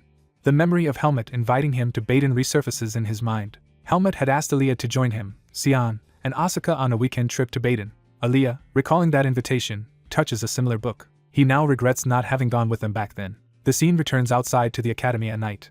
Aaliyah, who dislikes crowds, feels overwhelmed in the bustling city after leaving the library to look for the book. Surrounded by fawning girls in Baden, he internally curses coming out and tries to refuse their offers to accompany him to shops or buy him books. He bluntly tells a girl he does not need her to buy him a book and to get out of his way, while she flirts and begs for tea together. Thinking his words are not getting through and that he cannot just blast them away with magic, he grows increasingly frustrated. Amid the fussing girls, Aaliyah spots Helmet and the others in the distance. Surprised, he looks over at them. Helmet awkwardly raises a hand, having been caught watching. Aaliyah's eyes sharpen with resolve. He abruptly steps away from the girls, heading straight toward Helmet. Helmet stiffens as Aaliyah approaches. Aaliyah grabs Helmet by the shoulder. He curtly tells the girls he already has plans with Helmet and asks them to leave them alone. Helmet is taken aback by Aaliyah's sudden claim. Xian recognizes Aaliyah and blurts out that he had refused to come earlier, while Aaliyah internally tells him to shut up. One of the girls protests, saying Aaliyah should not be associating with guys like them, or it will damage his reputation. She specifically disparages the barbaric swordsman, upsetting Xian and the green-haired boy. Another girl nervously realizes Xian is the infamous Man from the swordsmanship faculty. The two swordsmen radiate murderous aura, terrifying the group. Xian demands the girls finish calling him mad and threatens them as they cower. The girls, now whispering, wonder who Helmet is standing next to the fearsome swordsman. Xian orders them to stop bothering the group and leave before he bites them. The girls flee in panic. Aaliyah, Xian, Helmet, and the green-haired boy are left alone, with Xian remarking on the chaotic situation. Helmet asks Aaliyah why he is here in Baden after refusing their invitation. Aaliyah avoids explaining, merely staring back. He vents his annoyance by lightly punching Helmet, telling him to stay away because he reeks of alcohol. Xian complains that Aaliyah first asked for help and is now acting standoffish. Aaliyah insists he did not need saving and was only angry that Helmet watched him suffer without stepping in. Helmet replies that he assumed Aaliyah could handle it and did not see the need to interfere, leaving Xian exasperated. Aaliyah then notices the miserable green-haired boy and asks what is wrong with him. Xian says the boy has been mumbling for something and, at Aaliyah's suggestion, starts checking his pockets despite grumbling about the order. Aaliyah tells him to stop arguing and just search properly. Xian finds a small vial among the boy's things. Aaliyah explains it is an antidote potion commonly carried by magic students and says pouring it into his mouth will wake him up, while Xian gripes about the trouble. The potion is administered as the drunk boy sluggishly drinks it.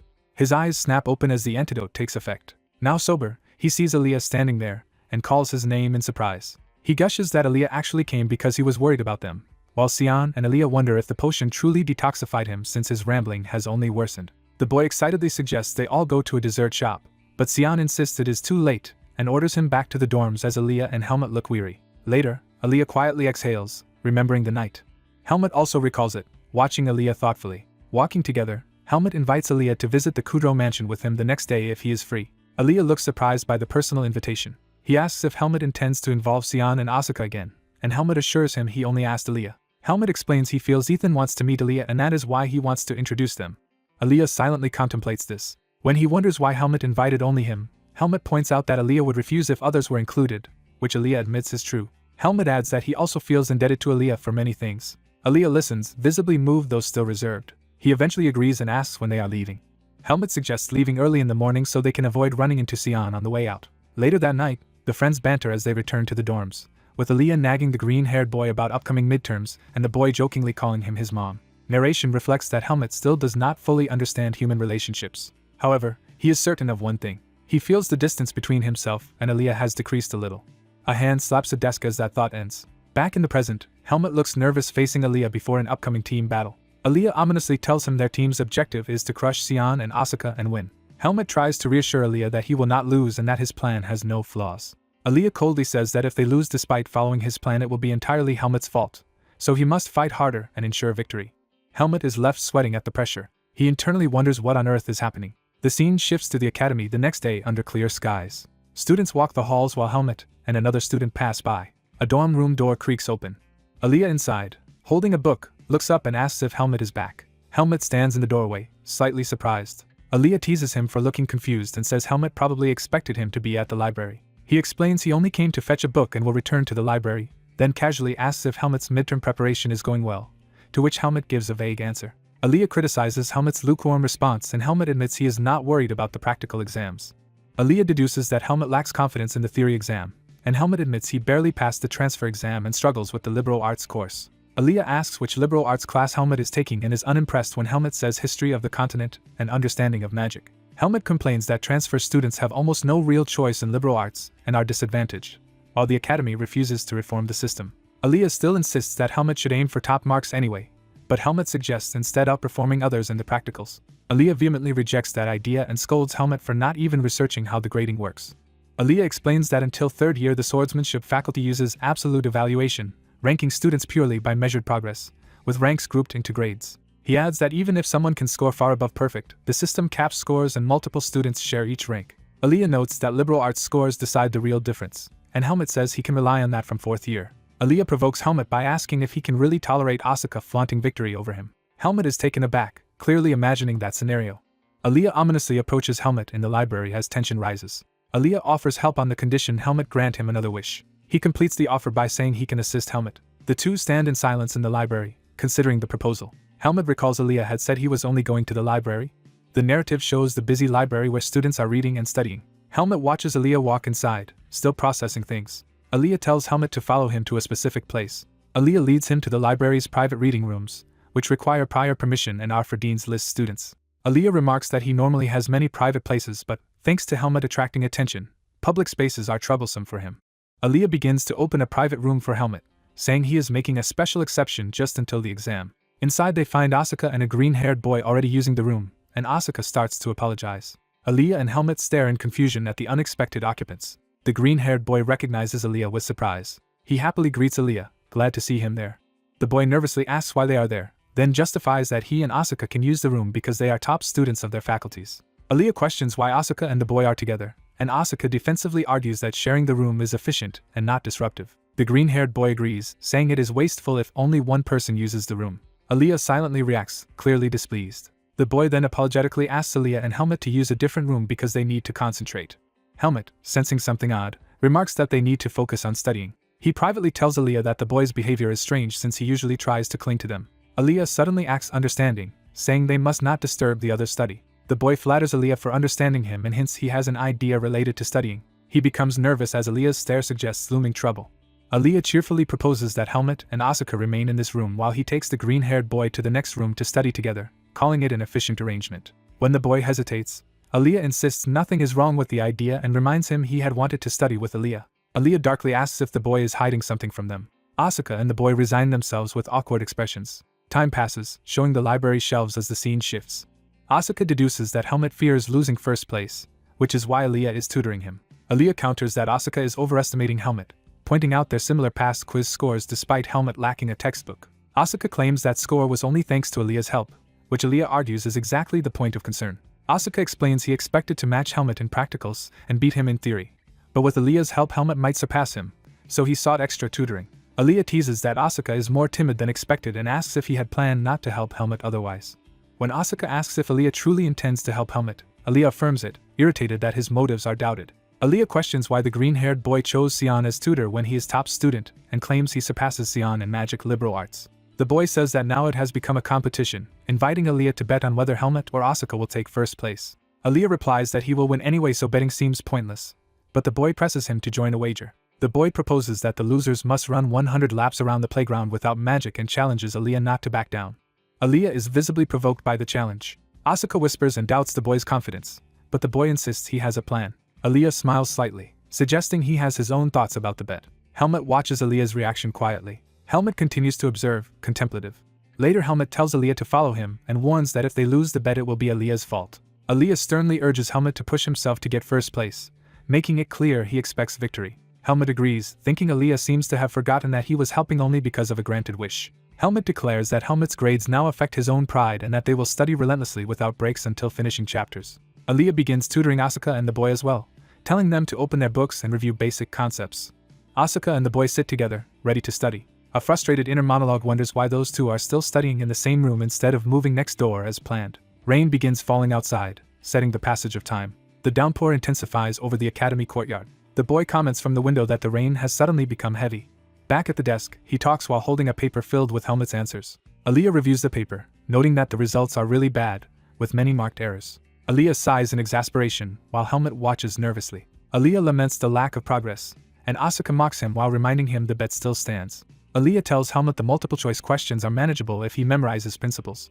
He then angrily demands to know what Helmet was thinking with his disastrous descriptive answers. The sheet shows Helmet's nonsensical responses where he was supposed to discuss normal versus dark mages and their harm. Aaliyah criticizes the simplistic, experience-based statements about dark mages and asks if Helmet truly considers them valid descriptive answers, while Helmet protests that he only wrote his honest thoughts. Aaliyah corrects him, saying he should have written based on theory rather than personal experience, and complains that such claims are unbelievable, while Helmet insists they are true. Asuka and the boy excitedly rush over, wanting to see Helmet's embarrassing answers too.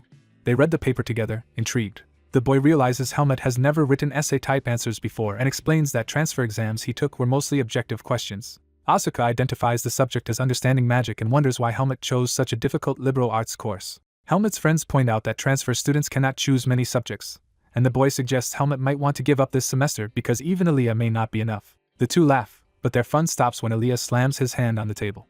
Aaliyah, angered by the suggestion to give up, mutters that quitting is nonsense. He fiercely declares he will not let his student lose to Asuka, leaving Asuka unsure how to respond to his intense seriousness. Aaliyah decrees that they will start over from the basics of writing descriptive answers and that Helmet will not be allowed back to the dorm until he masters it, despite Helmet's training schedule. Time passes to sunset over the academy, showing their long study session. Helmet continues writing practice essays at the desk. Asuka and the boy also continue their own work, clearly exhausted.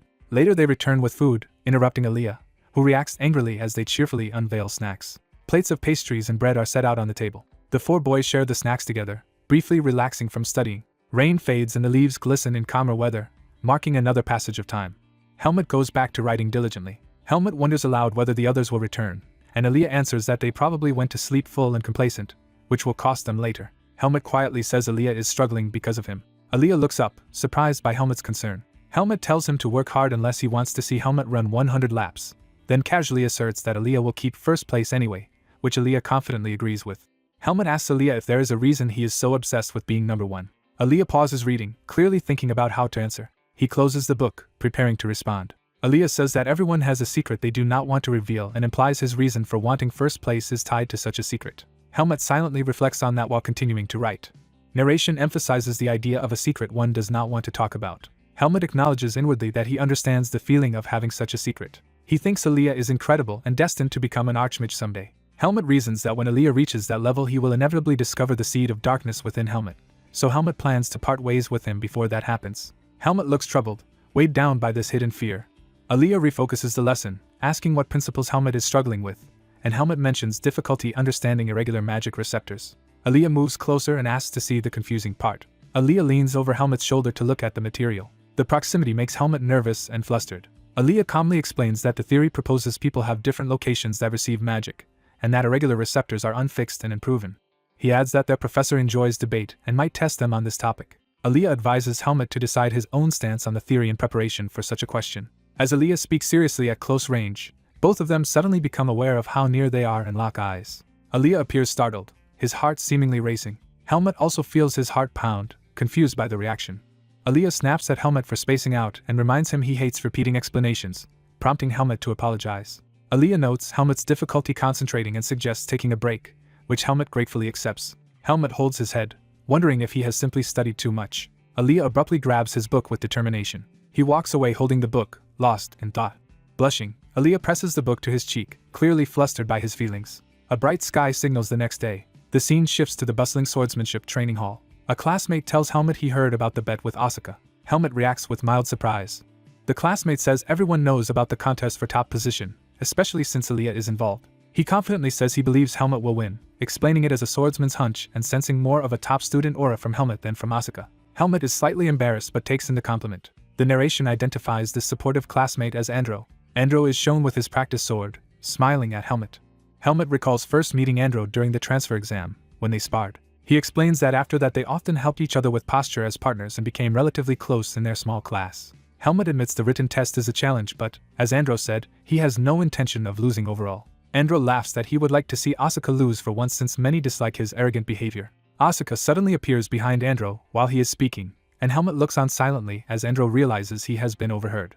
The blue-haired boy accuses his classmate of blaming him for their own incompetence, and the other hastily denies it. Another student asks Helmet if he knows that today's class will be a sparring session with first years. The dark-haired girl explains that it is a special sparring event specifically against first-year students, surprising them. The blue-haired boy assumes it is just a pre-midterm morale event and complains he wanted a real duel with her. They mention there will also be an official duel with first years after the written exam and that some of the newcomers are reputedly excellent, which the blue-haired boy takes as doubt in his ability. One boy adds there is a first-year girl far above the rest in skill, and the others are surprised she joined the demanding swordsmanship faculty. They say this girl is both very talented and beautiful. The blue-haired boy hopes he does not have to fight her yet admits he would still beat her up if necessary. The dark-haired girl silently reacts, clearly thinking about what they said. Alone in her room, she reflects on the mention of first-year students. She looks at her ornate sword, drawing it to inspect. She grips the hilt resolutely. Sitting on her bed, she quietly contemplates while holding the sword in her modest room. The scene shifts to the academy buildings under a bright sky. Students' footsteps echo as they head into the hall. Groups of uniformed students walk in, buzzing with anticipation.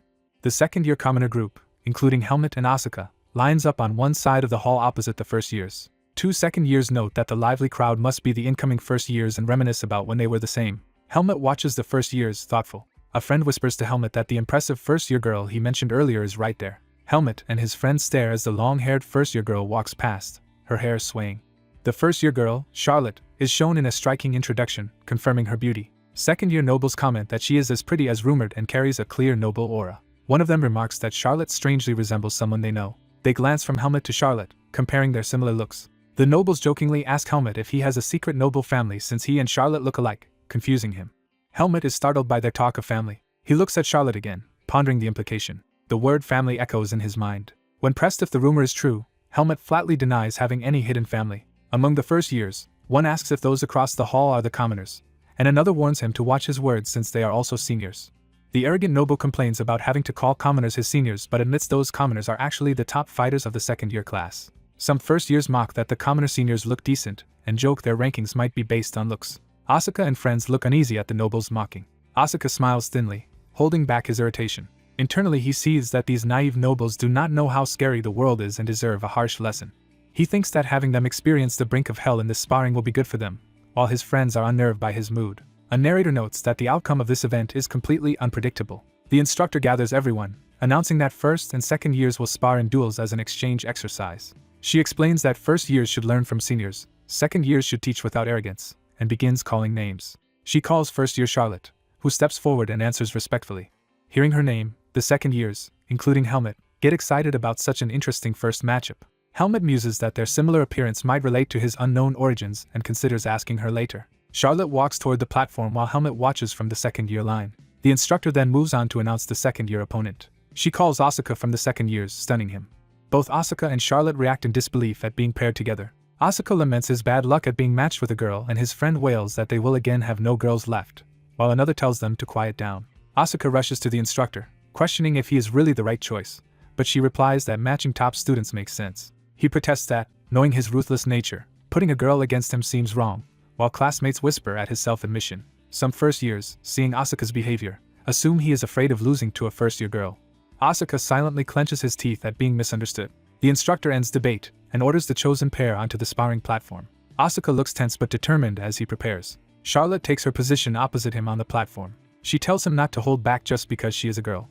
Asuka dismisses the idea of going easy on anyone and warns her not to cry when she gets hit. The instructor informs Helmut and Jeffrey that their match will follow next and they should get ready. Helmut focuses on the duel, watching intently.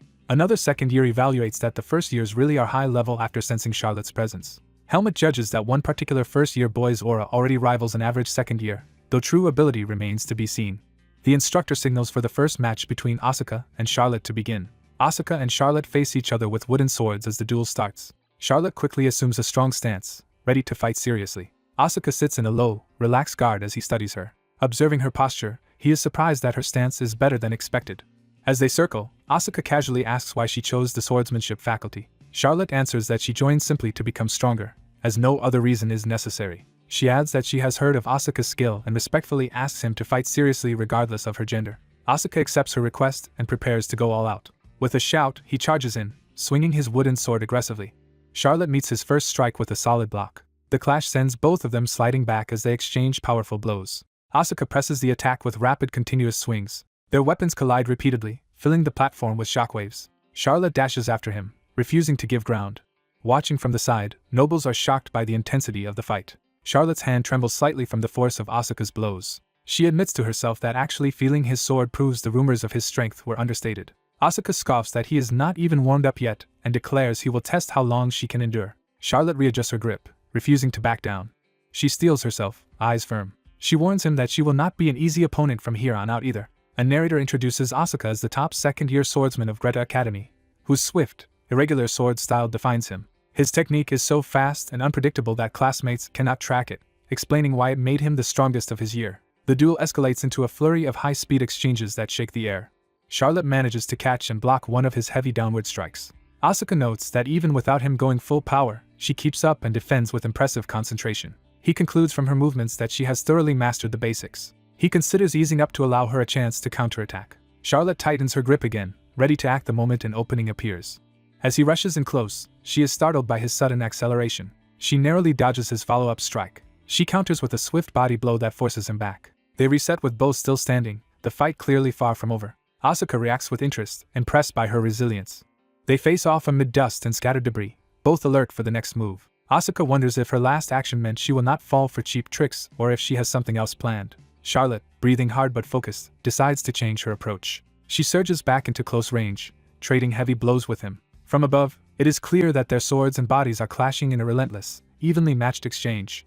Charlotte's eyes stay sharp beneath her raised weapon as she endures the pressure. Locked blade to blade, Asuka asks if she intends to drag the duel out to a draw. Charlotte suddenly lands a solid strike on his side, staggering him. She tells him she dislikes arrogance but despises people who lack self-respect, implying his earlier behavior annoyed her. She criticizes him for assuming defeat from the start out of fear of hurting her, especially against a commoner like himself, and questions whether his earlier bravado was only bluff.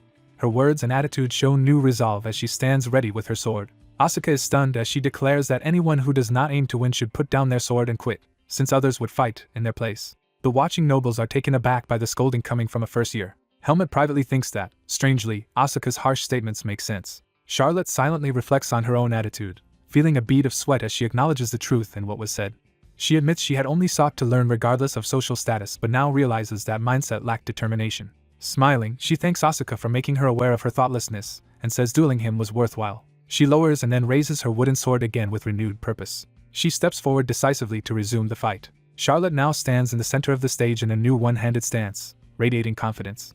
She asks Asuka for another favor, clearly meaning that he should continue to push her seriously. Asuka notices her changed posture and braces himself. He rushes in again, thinking her new stance will not change the outcome. Charlotte launches forward to meet him, unleashing a fierce offensive. Asuka's eyes widen as one of her strikes comes frighteningly close. She presses the near hit, forcing him into a desperate defense. The impact of their clash sends both sliding and the floor cracking beneath them. They rebound off the floor and close again amid explosive force. Charlotte whirls her sword overhead, gathering momentum. She delivers a powerful blow and follow-up kick that drive Asuka back. Asuka responds with his own rapid counter-strike. He swings in a large arc, trying to overpower her in one huge motion. He is shocked as she somehow anticipates and moves with the massive attack. Eyes glowing with fierce determination, Charlotte believes she has finally caught him with her counter. The scene freezes on Charlotte executing a dramatic sweeping strike, the outcome of the duel hanging in the balance. During the duel, Asuka flips his opponent into the air and moves in confidently. Asuka mockingly warns her to brace herself or she will get hurt. Startled, Charlotte realizes she is about to be hit. Asuka slams her down with an overpowering attack. The two crash violently onto the stage floor, Asuka on top. Charlotte winces as Asuka's wooden sword strikes near her head. Asuka tells her she fought well but was unlucky to face him. Dazed and pinned under the sword, Charlotte lies there catching her breath. Two classmates watch, sweating nervously at the outcome. The instructor raises a hand and begins to announce the duel's victor. The winner is declared to be second-year student Asuka as the hall reacts. Asuka's expression tightens as he reflects on the match. He admits to Charlotte that her mid-fight stance change nearly matched his speed and surprised him. He explains she only lacks experience, and would become strong once she masters that technique, prompting her hesitant reply. Charlotte, still under him, awkwardly complains that he is heavy. Asuka freezes, embarrassed by realizing their close position. He hurriedly moves off and apologizes, while Charlotte, flustered, says it is fine. Smiling with a blush, Charlotte tells Asuka he is kinder than she expected. Asuka looks away, sweating slightly at the compliment. Other students heckle him as a pervert for falling on top of a girl, and he angrily challenges them to say it to his face.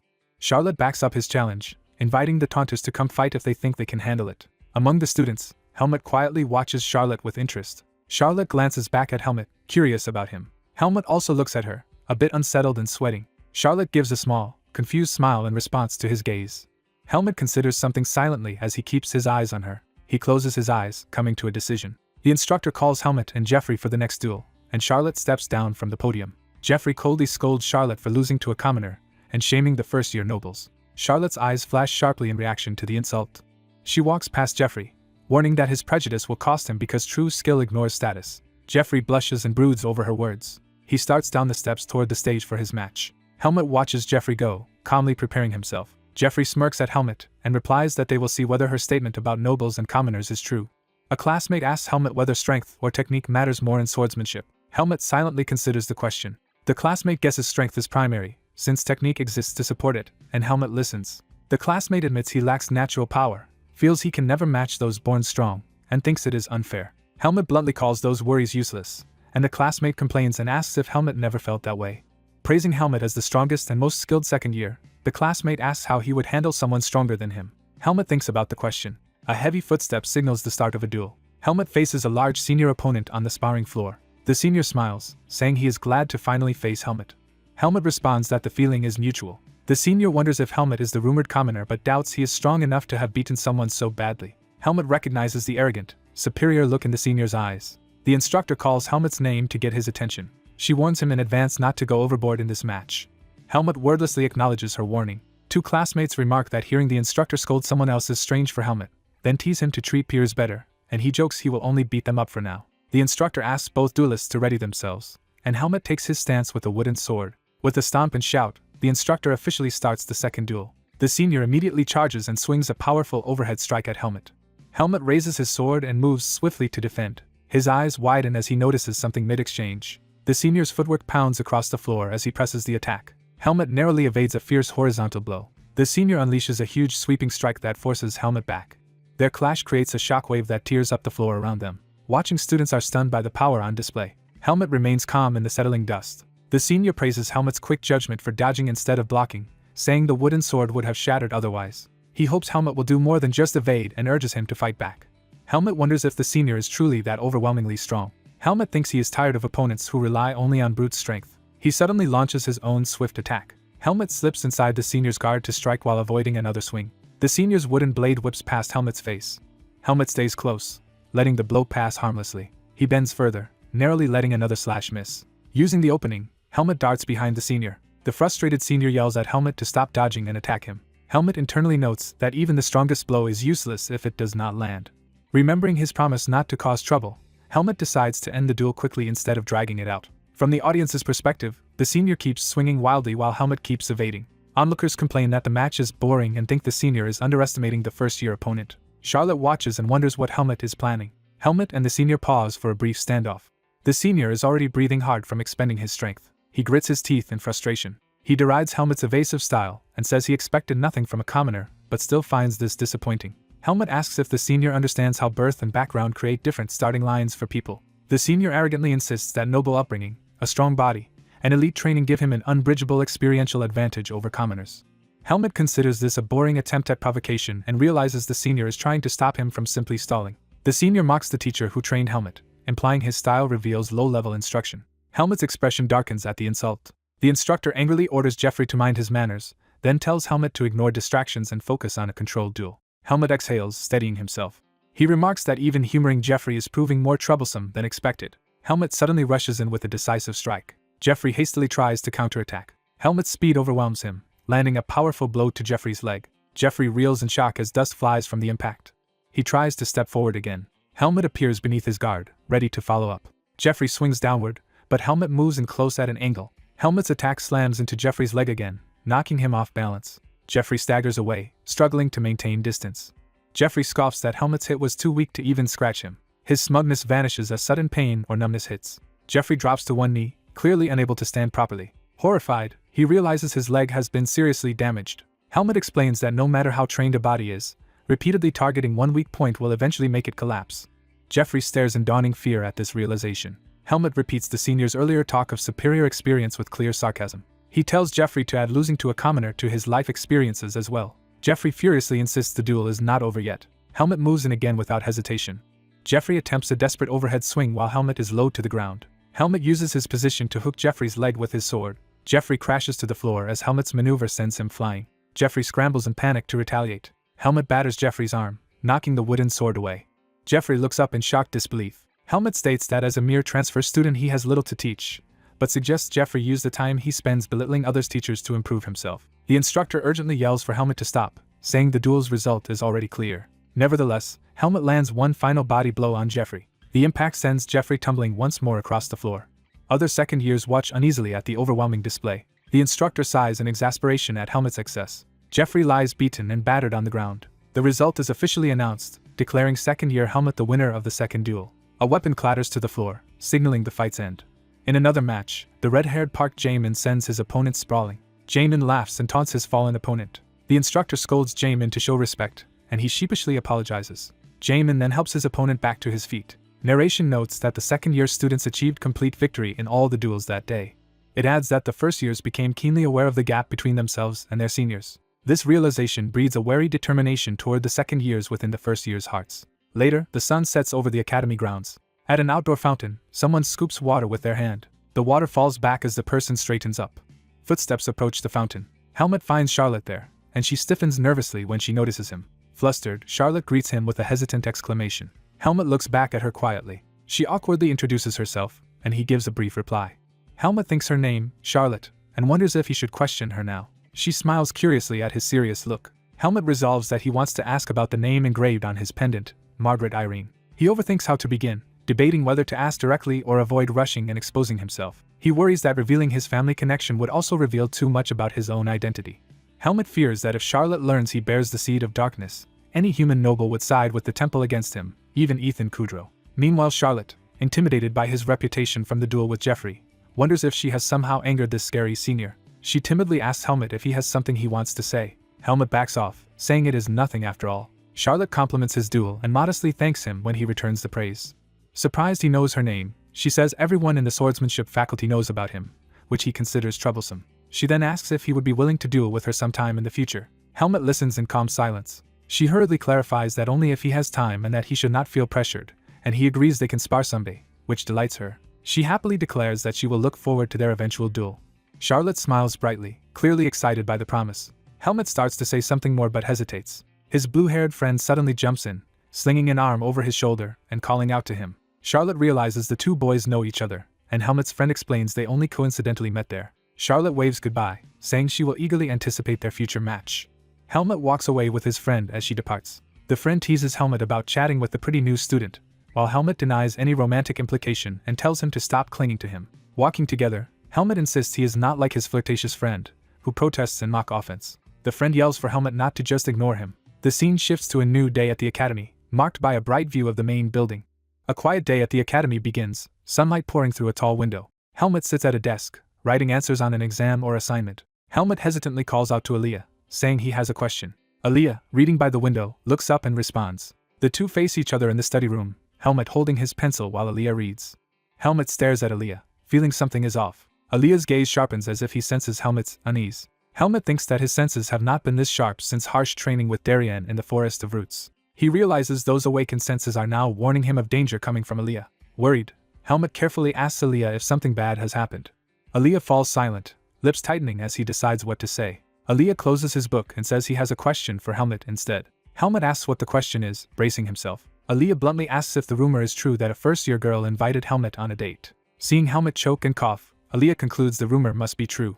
Helmet denies it, while Aaliyah teases that the rumor is everywhere and the girl is said to be attractive, assuming Helmet is thrilled by the attention. Helmet asks if Aaliyah is angry about this, and Aaliyah loudly insists he is not, even as he explodes. Helmet firmly repeats that the rumor is false, and explains the girl only asked to duel him next session, nothing romantic. Aaliyah answers that he believes Helmet, and would never think Helmet lies to him. Aaliyah accepts Helmet's explanation and tells himself he should not trust rumors so easily.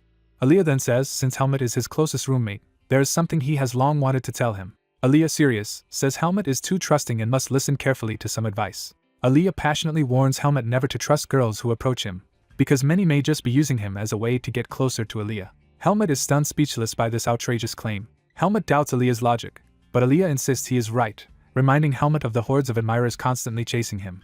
Aaliyah adds that some stalkers are clever enough to disguise themselves as boys and sneak into the dorms. He argues this means there could be a skilled actress among them who could easily fool naive Helmet. Helmet, now understanding Aaliyah's jealousy-tinged concern, says he gets it. He interprets Aaliyah's warning as telling him to avoid Charlotte, which flusters Aaliyah, who says he only described how such schemes work and the choice is Helmet's. Helmet tells Aaliyah to drop the pretense, and just say he finds Charlotte suspicious and wants Helmet to keep his distance, adding that he himself is indifferent anyway.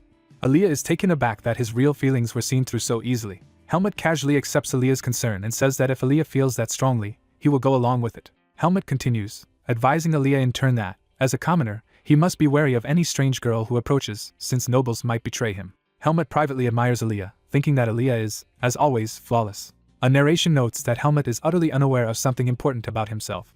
It explains that Helmet is handsome enough to be very attractive to most girls. Elsewhere, a green-haired boy screams in despair. A sign on a waffle shop door declares the place closed. We see that the scream came from the boy kneeling before the shut shop while Helmet, Aaliyah, and Asuka stand behind him. Asuka and Helmet watch the boy's dramatic wailing in awkward silence. Narration states that this whole incident began a short time earlier. That night, lights glow in a few windows of the academy building. Aaliyah looks over a sheet of written answers. He sits grading Helmet's work alone in the study room. Helmet stands nearby, watching Aaliyah's reaction tensely. Asuka and the green-haired boy hover in the doorway, nervous about the outcome. Aaliyah's mouth tightens as if he is about to deliver a verdict. To everyone's relief, Aaliyah says Helmet is finally producing somewhat useful answers. Helmet's friends cheer at his progress while Helmet exhales in exhaustion. Aaliyah praises Helmet for enduring his harsh tutoring, while Helmet wonders why his rivals seem so happy for him. Aaliyah immediately reminds Helmet not to relax, saying the answer is still imperfect and Helmet's real goal is becoming top of the class. Asuka protests that Aaliyah should at least let him celebrate. The green-haired boy calls everyone to attention as he gets an idea. He announces a special event to reward their hard work studying for midterms. Grinning, he suggests a trip to a Waffle House for late-night snacks to accompany their study session. Asuka complains that the boy only ever thinks about food, but the boy retorts that people cannot live without bread and insists they will regret not coming. He tempts them further by describing hot waffles topped with strawberry cream, which makes even Aaliyah visibly hungry. Aaliyah reluctantly agrees that going out once will not hurt, and the boy insists there are plenty of late-night restaurants catering to academy students. Helmet thinks about the idea of visiting downtown Baden at night. Narration says that this is how they ended up in their current predicament. Back in the present, the group finds the waffle shop closed for the night. The green-haired boy kneels before the door in despair while Aaliyah calmly tells him today simply is not the day and suggests he can come alone another time. The boy sobs that eating here by himself would be too lonely. Aaliyah asks if they should just return to the dorm or look for another place, pointing out they may as well eat something if they are already outside. Still sniffling, the boy suggests they go to a nearby toast shop instead. Aaliyah immediately agrees to the toast idea and urges the boy to stop whining and lead the way, surprising the boy. Under the night sky, the boy mutters that Aaliyah has no sense of romance. The group arrives at a warmly lit establishment in town. Inside, the tavern-like restaurant is bustling with many patrons. One of the boys picks up a menu. Asuka panics at the menu prices, wondering why a simple sandwich is so expensive. Helmet and the green-haired boy ask why Asuka is acting so poor when academy students usually get financial aid. Asuka explains his family only covers tuition. The green-haired boy, realizing Asuka's hardship, awkwardly jokes about scholarship money, provoking Asuka's anger. Aaliyah notes the shop is tidier than expected, while Asuka smacks the green-haired boy as they discuss how noble standards force restaurants to stay clean. Aaliyah defends his fussiness, saying mages must be sensitive to any dust that could interfere with experiments, and calls the others dull for not being as careful. The green-haired boy protests that spirit magic is highly sensitive too.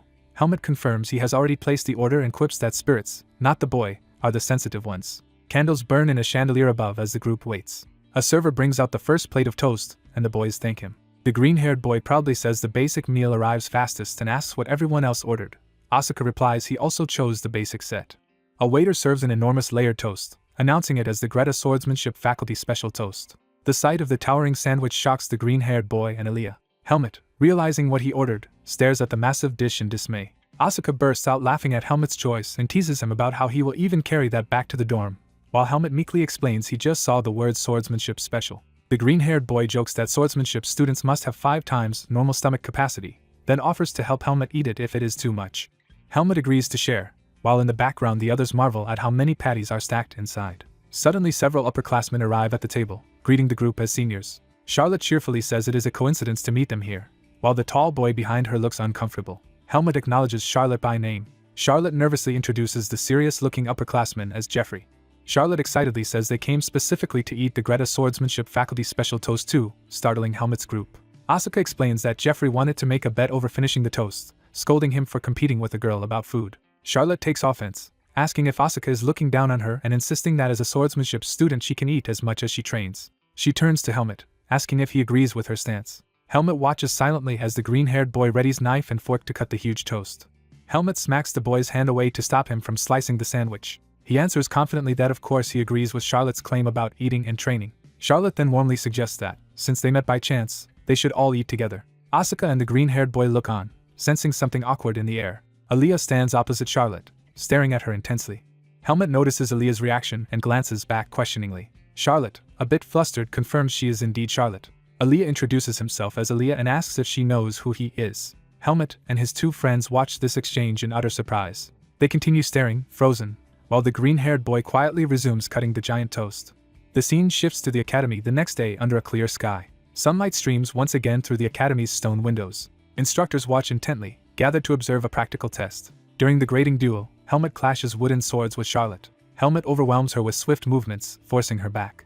He presses the attack relentlessly, demonstrating his superior technique. Charlotte grimaces as Helmet's strikes narrowly miss her. Helmet lands a decisive blow that sends Charlotte reeling. Charlotte struggles but keeps attacking, pushing herself to continue the duel. Yet another clean hit lands on her, sealing the outcome.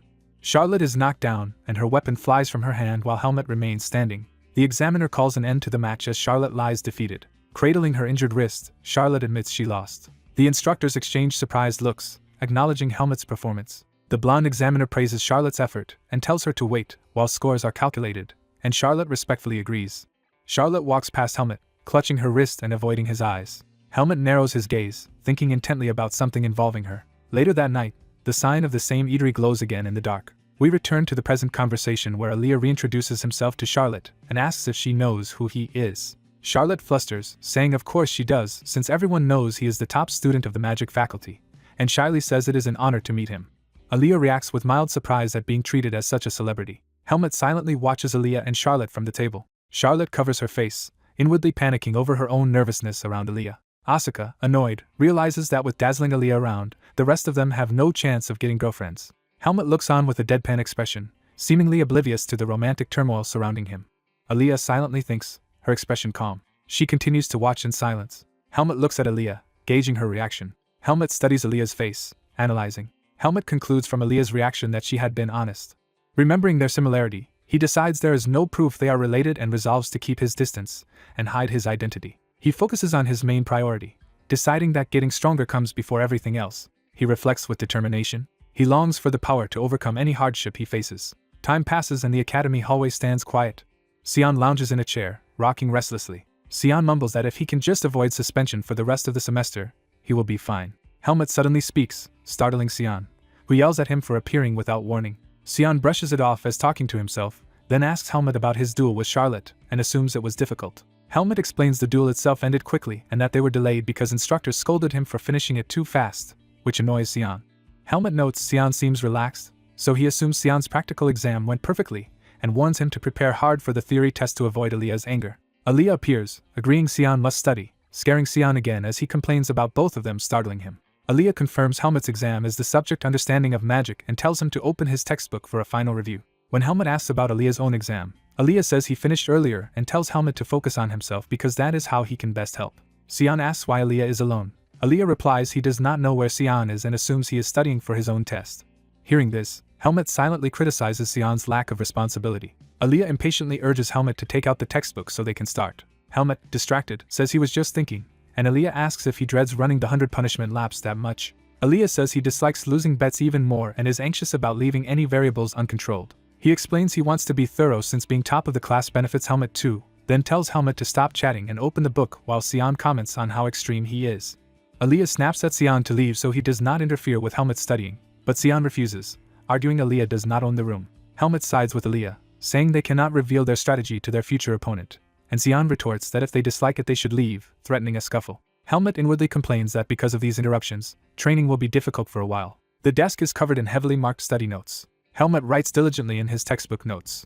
Aaliyah observes Helmut's work with a thoughtful expression. Hours pass as Aaliyah reviews Helmut's answers while Helmut sighs with effort. Helmut studies the dense text of the magic book. He keeps taking notes, sweating yet persevering. The next day dawns bright over the academy.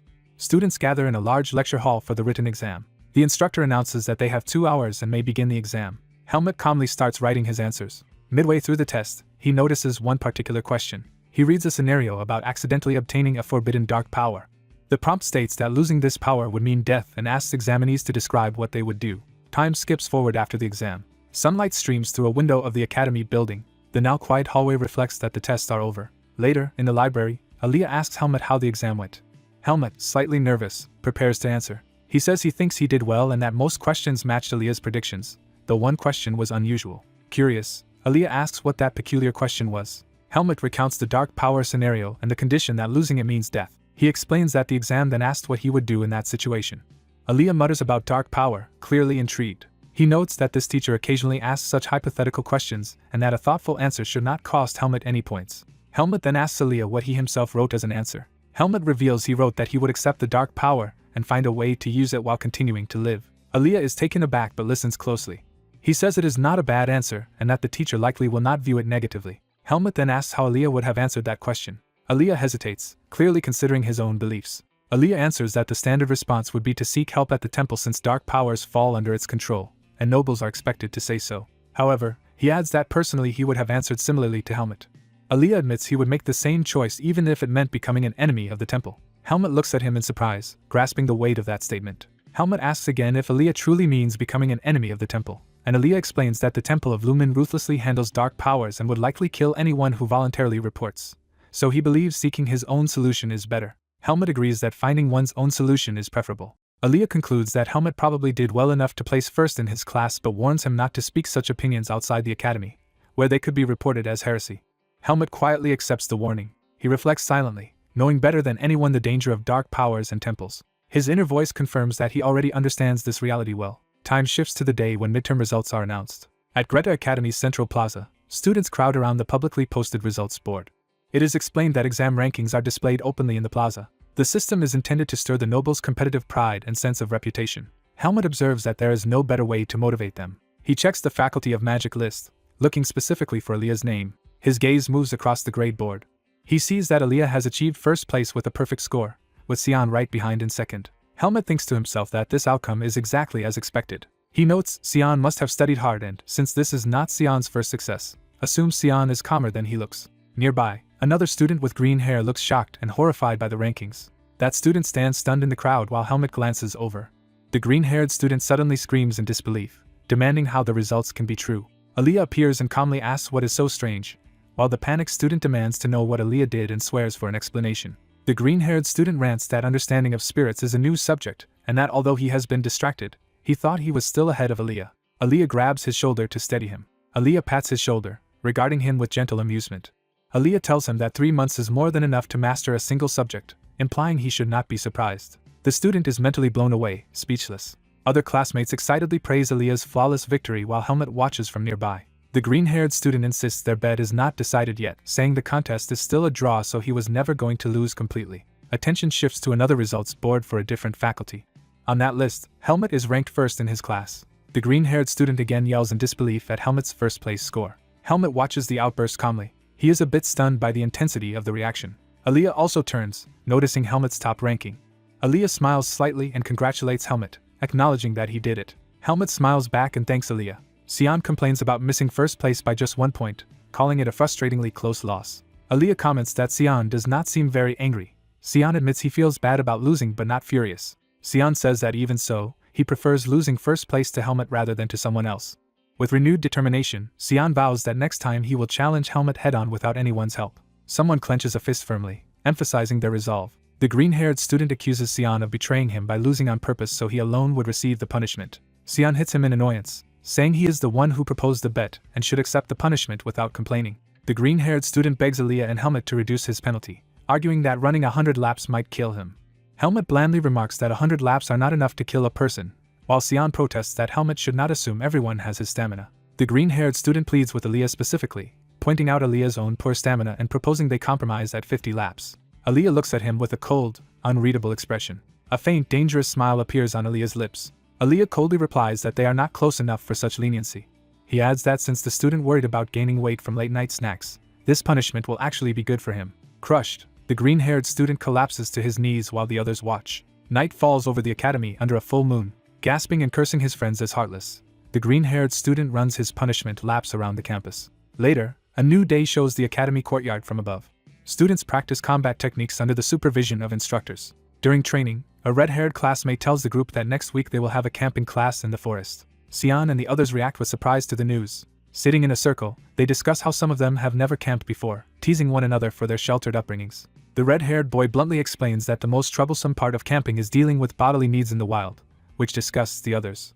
He continues with more practical but gross advice about needing a shovel and avoiding mountain mosquitoes, then asks Helmet, as a former mercenary, if life in the mountains is really like that. Sion admits he has only camped during travel and has no serious mountain experience either. Helmet calmly says there is nothing to worry about, mentioning simple ways to handle mosquitoes and even waste. Sion complains that Helmet's comments only make him more anxious instead of helping. Sion decides he should at least buy supplies beforehand and asks Helmet to accompany him to shop over the weekend. Helmet considers the request. The scene shifts to a sunny day over the nearby town. The bustling main street of the town is shown, full of people and shops. Various townsfolk, including adventurers and merchants, move through the streets. Arriving at a crowded shop district, Sion says they are here to buy gear but admits he has no idea what they should purchase first.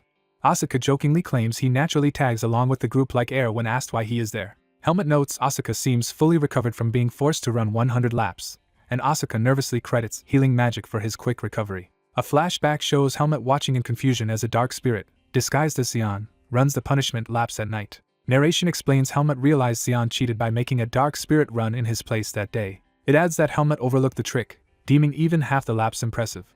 Sion energetically proposes they first plan how to deal with bugs for the upcoming trip. In a shop, Sion suggests buying mosquito-repelling scented candles, and Helmet advises choosing a weaker one if they will use it while eating. Sion says they will also need a lamp for the dark hills, and Helmet warns to choose one just bright enough not to attract predators. Sion silently stares at Helmet, surprised by his thoroughness. Sion comments that Helmet is more meticulous than expected, and Helmet replies that planning ahead avoids later hassles. Sion worries that a candle falling while they sleep could start a wildfire. Helmet responds by proposing they buy an item that can handle that risk. Sion proudly shows a magic scroll that extinguishes bushfires by creating a vacuum, excited by how it works. Helmet is alarmed that such a scroll could kill a person, and Sion hurriedly insists people do not think of using it on humans, and begs not to be implicated in murder. As they continue shopping, Asuka eyes a thin portable grill for cooking and considers buying it while Helmet starts to object. Helmet realizes their practical shopping trip has turned into preparing for a picnic. Asuka heads off to buy gloves, and Helmet tells him to go ahead. Helmet thinks about the upcoming camping outside Baden and decides he cannot relax without seeing the area himself. Walking alone, Helmet reflects that while Black Hawk is unlikely to attack where students and an instructor are present, a past incident means he must stay on guard. He finds it burdensome to always worry about Black Hawk and resolves that once he grows stronger he will settle things with them. Hearing something, Helmet looks toward a nearby stall. A vendor spins pink sugar into cotton candy. The vendor loudly advertises Baden's unique cotton candy dessert. Helmet watches a girl buy cotton candy at the stall. Curious, Helmet notes that the cloud-like thing called cotton candy must be edible if it is a dessert. Helmet reaches for the cotton candy. A girl approaches, explaining how cotton candy is made from melted sugar spun into threads and marveling that such technology feels like magic. Helmet glances at her as she comes near. The blonde girl with cotton candy steps close to Helmet. Smiling, she identifies Helmet from the magic theory class. Helmet does not recognize her, so she teases him for his disinterested look and says they are classmates. She introduces herself as Teresa, says she is interested in Helmet, and asks if he has time to talk. Helmet silently recalls something, looking thoughtful. He remembers Aaliyah warning him never to trust girls who approach him because they might be using Helmet to get to Aaliyah. Helmet politely refuses Teresa, saying he came with someone and will leave, while she protests that he is being too cold and tries to stop him. Helmut bluntly tells her that if she is interested in Aaliyah, she should speak to Aaliyah herself. Teresa feigns confusion about Aaliyah, claims others may use Helmut for that reason, but insists she is personally interested in him. She reaches a hand toward Helmut. Another hand suddenly intercepts hers. Aaliyah appears between them, blocking Teresa's advance while Helmut watches. Helmut looks surprised at Aaliyah's sudden appearance. Aaliyah irritably asks Helmut what he is doing here. Teresa greets Aaliyah with affected surprise, claiming she did not know he was also present. Aaliyah narrows his eyes suspiciously at her. He recognizes her as Teresa, top of the third-year class, and says he only meant to speak with Helmut's roommate, urging her to lower her guard. Aaliyah, glowing a bit, asks if Teresa has business with him. Teresa blushes and is momentarily flustered by Aaliyah's charm. She stammers that she might have business with him after all. Aaliyah calmly agrees that she indeed might. He promptly ends the exchange by telling Helmut they should leave, ignoring Teresa's panicked calls to wait. The scene shifts to a busier area as Helmut and Aaliyah walk away through the crowd. Aaliyah tightly grabs Helmut's sleeve as they go. Still holding on, Aaliyah scolds Helmut for listening to Teresa and asks if he took his earlier warning as a joke. Helmut explains he tried to distance himself, but thought completely ignoring a senior would be rude. Aaliyah grumbles that Helmut's overdeveloped ethics are a problem and says if Helmut dislikes something he should be firm so Aaliyah would not need to intervene. When Helmut tells him to simply ignore situations he finds troublesome, Aaliyah angrily protests that he cannot just do that. Aaliyah drops the subject for now, saying they will talk later. He then asks where Sion and Asuka are, reasoning that Helmut would not come to such a place alone. Helmut answers that they are nearby, and Aaliyah decides they should all go together and asks Helmut to lead the way. Helmut wordlessly reacts, uncertain how to deal with Aaliyah's behavior. Watching Aaliyah march ahead, Helmut thinks he cannot tell whether Aaliyah wants involvement or not, and finds him hard to understand. They then meet Sion and Asuka, who are overloaded with party supplies and decorations. Aaliyah covers his face in exasperation while Helmut looks on, confused by their shopping choices. Night falls over the city, setting the scene for what follows. Sion happily concludes that with all their purchases the upcoming camping class will go smoothly. Walking back with loaded bags, Sion notes they might have bought too much, while Helmut suggests they can distribute extra items to others. Helmut jokes that Sion's spending habits explain his lack of money, and Sion retorts that he never used his own funds. Helmut suddenly senses something alarming and stiffens. The group walks through a dim passageway near the academy at night. Helmut looks around warily, scanning their surroundings. Narration states that Helmut habitually stayed alert to his environment. It adds that despite this, he failed to notice what was about to happen. Helmut continues walking, still on edge. Nearby, a cloaked, bandaged figure staggers out from the shadows. The masked man collapses violently onto the ground before them, bleeding. The scene shifts to a moonlit window, foreshadowing another location. A candle burns inside a dark stone chamber. A cloaked person clutches his side and approaches, injured. More robed figures kneel as the wounded man arrives at a hidden base. The bearded leader thanks him for coming and begins to introduce himself as Anton, the branch manager. Ominous darkness and mist swirl at the open entrance behind them. Anton hesitates mid-sentence as something unsettling happens. Blood splashes, hinting that the wounded newcomer suddenly attacks. The masked man's cloak lashes out like tendrils, slaughtering the other robed members. Anton stares in shock as the bloody cloak wraps around him.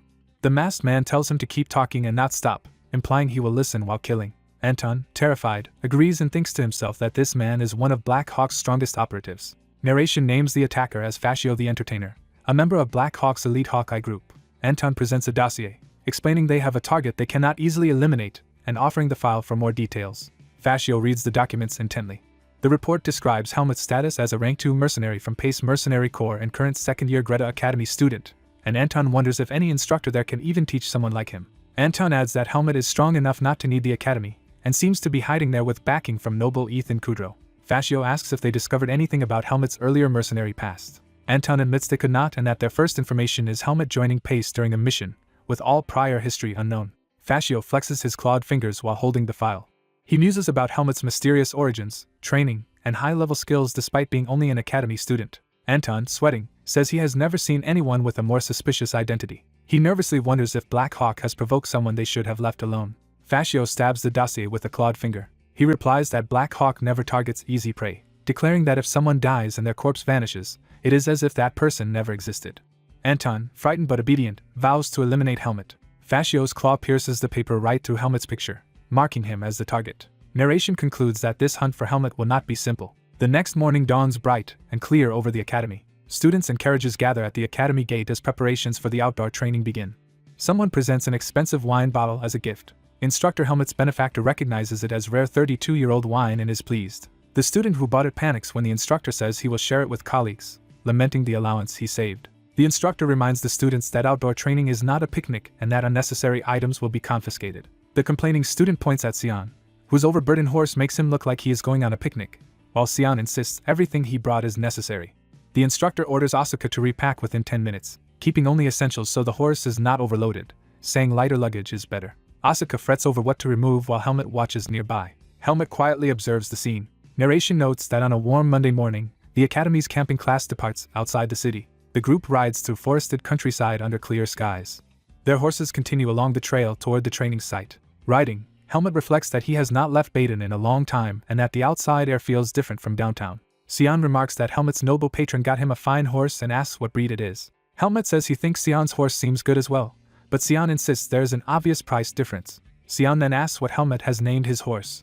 Helmet admits he never named it and questions whether a horse needs a name, prompting Sion to call him Heartless. Sion explains that swordsmen usually name their longtime horse partners and urges Helmet to name his now, while Helmet struggles to think of one. Helmet decides to just name the horse based on whatever comes to mind when he looks at it. He stares at the horse's flowing blue mane. Inspiration strikes Helmet as he glances from the mane to Sion.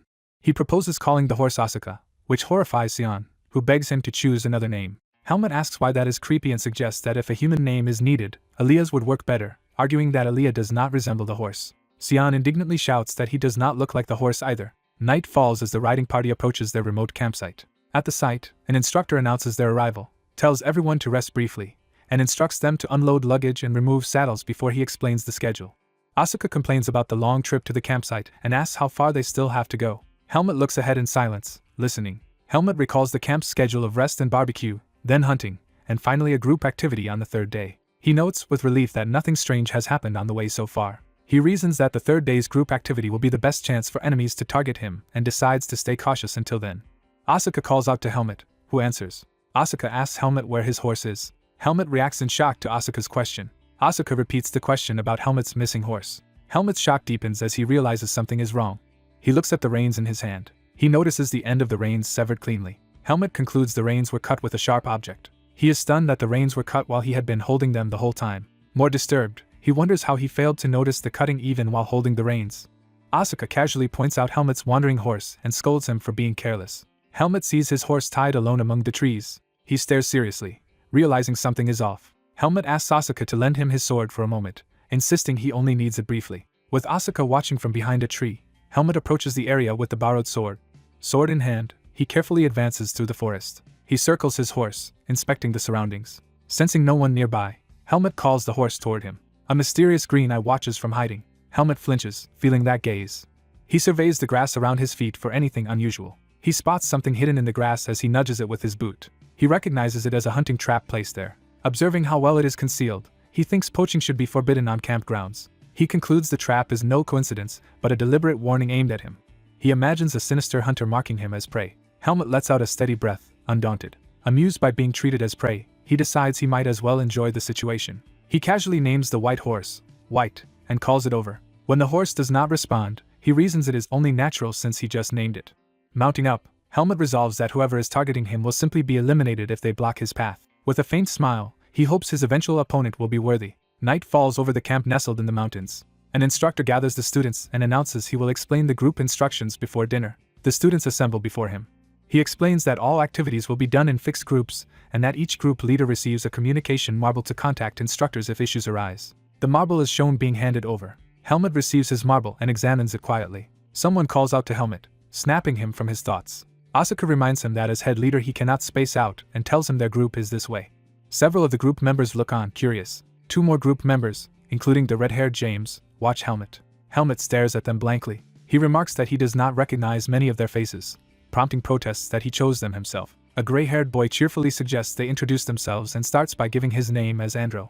The others introduce themselves in turn as Michelle, Bashel, Dino, and Wesley. When Helmet asks who James is, James yells that they have already met before and begs him to remember. Helmet says he will remember and tells the others to introduce themselves as well, while they note everyone already knows Helmet and Asuka. James admits everyone knows the famous pair, while Helmet excuses himself to report something to an instructor and asks the group to handle dinner. Asuka asks what he needs to report, and Helmet explains he discovered a trap in the woods while searching for his horse. Asuka is surprised because hunting is illegal on campgrounds, and Helmet says that is exactly why he will report it. As they walk, Asuka guesses the trap is what has been bothering Helmet, and insists on coming to see it too. Two groupmates glare, thinking Asuka is using this as an excuse to skip cooking. The moon shines over the quiet campsite. The grass rustles softly where the trap had been. Helmet brings an instructor to the spot and explains there had been a trap here. The instructor asks if he is sure, and Helmet replies he merely stepped on it and remembers clearly. The instructor says that without physical evidence nothing can be done but promises to warn everyone to watch out for traps. Helmet accepts this. Asuka asks Helmet if he is absolutely sure about the location. Helmet notes from the pressed grass that the trap definitely sat there until very recently. He realizes the culprit not only removed the trap to erase evidence but also timed it to show he is nearby and still watching Helmet. Reflecting on lessons learned from Ilaga, Helmet recalls techniques for hunting stronger prey. He remembers that the key is persistence. The memory continues, showing humans slowly wearing down dangerous beasts through relentless pursuit. The hunter finally stands victorious over the exhausted beast. Later, Helmet and Asuka walk back toward camp. Helmet thinks his stalker is cautious yet misunderstands him, since fear is not something he dwells on. He concludes there is no real threat to him as long as they remain in the mountains. A classmate greets Helmet and Asuka for arriving late, and explains they started grilling and eating meat already. The plate they are offered holds only charred, inedible chunks. Seeing the burnt meat, Helmet and Asuka think of it as a danger to their lives. Night deepens over the campsite again. Properly grilled, juicy meat is then served. The boys react with joy at the sight of the well-cooked meat. After tasting it, they praise how juicy and delicious it is and realize they had been eating coal before. Asuka scolds them for not even knowing how to grill. The others admire Asuka's skill, saying commoners are different, while he retorts that their comments are irritating and jokes they should stick to coal. Helmet quietly observes the lively scene. Bashal approaches Helmet, urging him not to be so stiff and saying he has something special. He proudly reveals a smuggled bottle of strong liquor. The others are shocked to see a rare spirit and ask how he snuck it in. Bashal smugly claims there is always a way. He explains he hid it using a cloak enchanted with storage magic, confident the instructor never suspected anything. The group marvels at the trick and wonders how far he went just to drink, while Bashal insists a barbecue needs alcohol. When someone complains there is only one bottle, Bashal says they should be grateful, warning that greed will backfire. He plans for them to drink properly after Miss Patricia's impending surprise inspection. Flames crackle in the campfire as the mood shifts. Miss Patricia appears holding several confiscated bottles taken from other groups. She questions Bashal's group suspiciously since they alone seem to have no alcohol, while they nervously insist they have none and blame Helmet and Asuka for putting them under scrutiny. She directly asks Helmet if they really have no bottles, and he calmly confirms. She studies him intently. Accepting his answer, she reminds Helmet that as team leader he is responsible for his teammates' misconduct. She tells them to enjoy dinner and leaves, while they politely wish her a good night. Once she is gone, two boys smirk with relief. They whisper that they seem to have passed the inspection and can now safely bring the bottle back out. The boys raise their cups together and toast. Some struggle with the harsh drink while others urge them to keep drinking since it will not kill them. Helmet sits quietly, looking pensive. A classmate asks why he looks so gloomy and wonders if he dislikes the drink. Helmet says the taste is not the problem, and Asuka suspects he is still thinking about the trap, noting he is not usually this worried. Other students insist it was probably just a hunter's trap and say Helmet, as the top swordsman, has nothing to fear. James boasts about how strong Helmet is, saying he even surpassed Asuka to become the academy's top student. Curious, another asks Helmet where he learned swordsmanship and whether he is from the city. Helmet replies that he grew up in the forest and was taught by his master. They assume his master must be a powerful recluse and beg for an introduction. Helmet answers that it is impossible because his master has already passed away. The table falls into an awkward silence at this revelation. One boy apologizes, but adds that Helmet's late master must be proud of him for being the academy's top swordsman. Helmet smiles faintly and agrees that maybe his master would be. The others share a soft, understanding look. Someone suggests they stop dwelling on sad topics, have another drink, and clean up quickly before getting caught, offering Helmet a refilled cup. Helmet drinks while thinking that, as with a past friend named Sion, humans seem to bond quickly through alcohol, and that this is a useful lesson. Later that night, the campsite grows quiet as everyone falls asleep under the moon. The dining area lies abandoned, littered with dirty dishes and an empty bottle. Several students are shown passed out asleep from drinking. Others are also sprawled around the campsite, snoring. Asuka, tipsy, asks where Helmet is going. Helmet says he is going to throw up, and Asuka tells him to go far away to do it. Helmet instead heads alone into the forest with his sword. Using his vis, he neutralizes the alcohol in his body and declares himself sober and ready. He assumes his hidden enemy is still observing him. Now truly alone, he invites the watcher to keep looking and wonders if they will finally attack. Under the bright moon, he walks deeper into the forest, waiting for a move. He listens calmly to the night sounds, concluding that his stalker is extremely cautious. Helmet thinks that is only natural. He continues forward, alert, as the forest stays quiet. He then notices a solitary hut in the distance. Helmet identifies it as likely being the campsite manager's lodging and considers it silently. A young man with sharp eyes quietly observes, alert for something. A small wooden cabin stands alone in the forest at night. A fist knocks firmly on the cabin door. The swordsman who knocked waits at the door, sword on his back. Light from inside the cabin flickers to life after the knock. An old hooded caretaker opens the door slightly, wondering who visits so late. Seeing the visitor's uniform, the caretaker notes he is a swordsmanship student, and the student says he has a favor to ask. The student explains he discovered a hunting trap in the forest and asks for increased patrols to prevent injuries. The caretaker doubts a trap could be there, saying everyone knows they would be heavily fined for placing one in Pedika Forest. The student insists he is a trained swordsman with sharp senses, so he is certain about what he saw. Realizing it could be serious, the caretaker admits the situation is bad. The caretaker agrees to raise patrols starting tomorrow and remarks that bear traps are hard to notice. The student steps inside decisively, foot thudding on the floor. As the caretaker starts closing the door, the student watches him leave. The student realizes something is wrong, thinking he never specified what kind of trap it was. The caretaker, partly hidden by the door, gives a suspicious smile. The caretaker continues closing the door as the student stands outside uneasy. The student repeats to himself that he never mentioned the trap's type. The caretaker briefly reveals ominous red eyes. The caretaker laughs it off, claiming he only assumed it was a bear trap and asks the student to describe the trap instead. The student eyes him warily, still suspicious. The caretaker smirks subtly, hiding his intentions. His concealed hand grips his robe tensely, hinting at nervousness or hostility. The student narrows his eyes, silently analyzing the situation. He calms himself, saying the caretaker was right but noting inwardly that the man judged too quickly without hearing details. The student warns that the trap is very well hidden and urges caution, while the caretaker cheerfully says he will handle it. As the caretaker closes the door, he calls out again to add something. The student asks about the annual swordsmanship hunting competition and where it is held. The caretaker explains that the competition occurs in the mountains north of camp and that other group activities spread across the area's 12 peaks, as usual. The student acknowledges this information thoughtfully. Outside under the moon, the student thanks the caretaker and departs. Walking away from the lit cabin, the student looks back, still uneasy. He thinks to himself that the old man is strange. He notes he cannot sense any magical energy from the caretaker, and concludes the man seems to be just an ordinary custodian. Despite that, his instincts remain on edge, and he considers whether threatening the caretaker might force out the truth. His hand grips his sword hilt as he toys with the idea of using force. He decides against acting rashly, reminding himself that other people are around. He resolves to wait and strike back when the mysterious enemy eventually reveals himself. At the campfire, a blonde female student jovially drinks while exhausted classmates groan around her. A brown-haired girl silently watches the drunken chaos.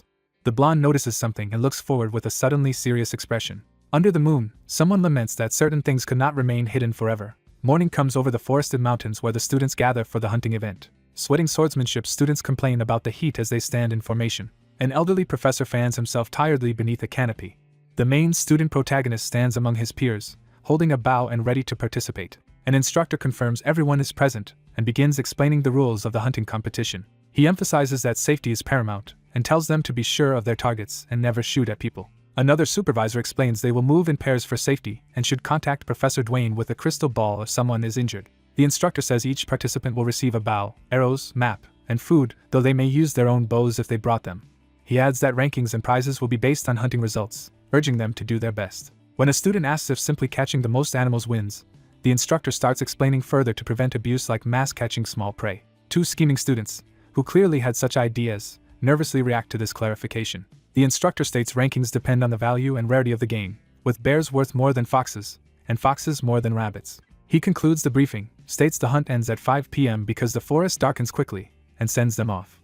A blue-haired student confidently claims their victory in this match is assured. Throwing an arm over the protagonist's shoulder, he confidently adds that the certain victory is for the two of them together. Other students protest to the instructor that allowing the top two of the class, Asuka and Helmet, to team up is unfair. The instructor replies that team formation is free and he cannot stop them, leaving the complainers frustrated. Asuka taunts the others to beat them with skill if they think it is unfair and warns them not to follow if they want an easy hunt.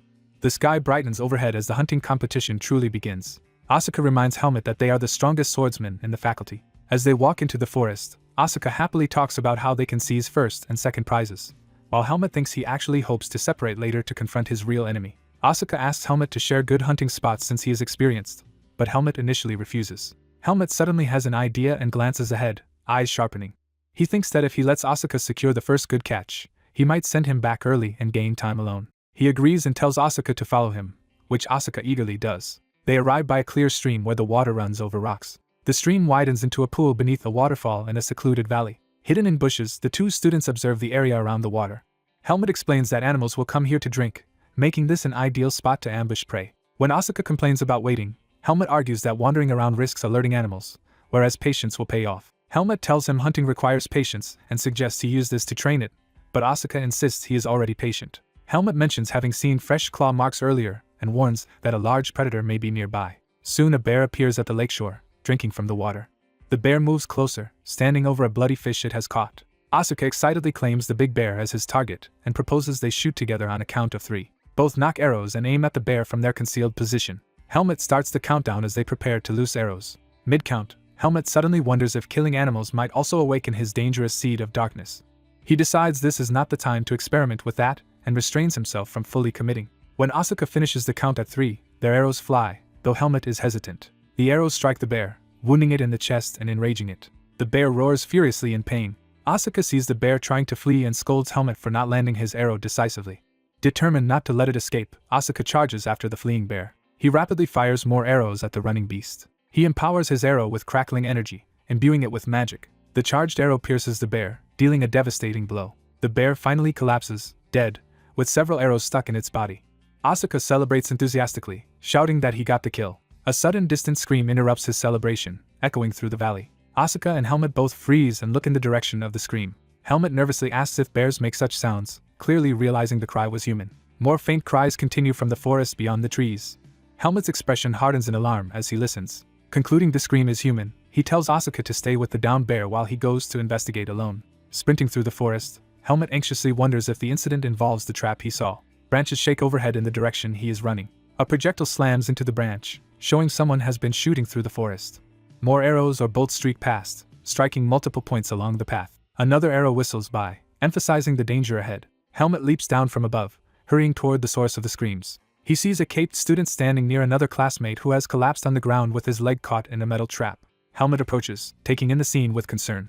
The uninjured boy panics with the crystal ball in hand, stammering that he does not know how to use it to call for help. Startled by Helmet's sudden appearance, the boy screams loudly. Recognizing Helmet, he asks how Helmet knew where they were as the injured friend rides beside the sprung trap. The trapped student groans in agony, his leg mangled by the device. A close look shows his boot clamped in the blood-soaked metal jaws of the trap. Helmet identifies it grimly as a hunting trap, confirming his earlier suspicion. The uninjured boy begs Helmet to help remove it, but Helmet warns that pulling it off carelessly will cause more blood loss and says he will handle it. Helmet moves into the brush, searching for something useful. He rips up a particular herb from the ground. He bites and chews the herb to activate or soften it. Concentrating, he works the chewed herb in his mouth, preparing a remedy. Holding the plant, he gets ready to use it, determination on his face. Examining the herb, he seems satisfied that it is the right one. He also gathers a pair of rocks to use as tools. Returning to the others, he holds the herb and rocks while the worried boy asks what he is doing. Helmet wets one rock with water from a canteen to clean it. He hands the canteen to the boy and tells him to hold it while he works. Helmet grinds the herb on the rock, making a medicinal paste. The other boy watches in stunned silence at Helmet's improvised treatment. Helmet confirms the boy is close friends with the injured Bashal and prompts his answer. The boy suddenly feels something tight around his abdomen as Helmet begins the next step. As the boy cries out in shock, Helmet uses the torn cloak as a bandage while continuing treatment. Helmet forcibly pries open the trap's jaws around Bashal's leg. He then reaches for an arrow, intending to use its point to dismantle part of the trap. Helmet explains he will cut and dismantle the trap's fixing mechanism and instructs the friend to hold Bashal firmly while he works.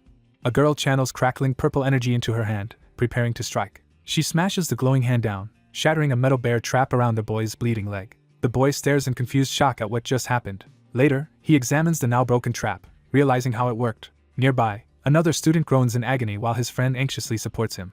The disarmed trap snaps harmlessly in the grass, showing how close it came to maiming. Someone grinds herbs into a paste, preparing medicine. The injured boy writhes as another student applies treatment to his mangled ankle. The blonde student looks at the healer, surprised and a bit awed. The healer calmly explains that the herb will stanch the bleeding and stabilize the patient. He tells the blonde student to quickly contact Professor Duane, and the boy agrees, using a crystal. The wounded boy still moans in pain while lying on the ground. The healer watches intently, thinking through the situation. He reflects that he came ready for the worst, but so far, the culprit only seems to be pulling dangerous pranks. Studying the trap's loose joint, he notes it was intentionally weakened and that a properly set one could have severed the ankle. He reasons the trap was not aimed specifically at him and worries that the perpetrator is reckless enough to endanger nobles, giving him a headache. Suddenly he remembers that Asuka is currently wandering the forest alone and could be in danger. A hand slaps a rock wall as someone races along it. Asuka catches up to Helmet, exhausted, after chasing him through the woods. Asuka angrily scolds Helmet for sprinting off alone despite the rule to work in pairs. When Helmet sighs, Asuka gets even more irritated, thinking he is blaming him for being slow. Wesley returns and reports that he has already contacted Professor Dwayne, who will arrive soon, prompting concern about his tattered clothes. Wesley nervously praises Helmet for staying calm and capable, while Helmet downplays it as prior experience. Wesley bows and solemnly thanks Helmet for saving Bashal, promising to remember it as a noble. Helmet is quietly taken aback by being thanked so sincerely. He clarifies that Professor Dwayne will actually save Bashal and instructs Wesley to watch for infection. As Helmet walks away, he reflects that this is the first time since coming to the academy that someone has thanked him. Time passes and the scene shifts to the surrounding mountains. Professor Dwayne uses healing magic to mend Bashal's injured leg. The professor commends whoever handled the first aid, saying they left little for him to fix. An instructor tells Helmet he did well, acknowledging his efforts. Looking at the scattered traps, the instructors discuss filing a complaint about a possible poacher. The female instructor asks Wesley how Bashal ended up stepping on the trap. Wesley recounts that Bashal suddenly ran towards something he saw, then triggered the trap and fell screaming, not knowing what lured him. The instructors decide Bashal cannot continue camping and arrange to carry him back to base with Wesley's help.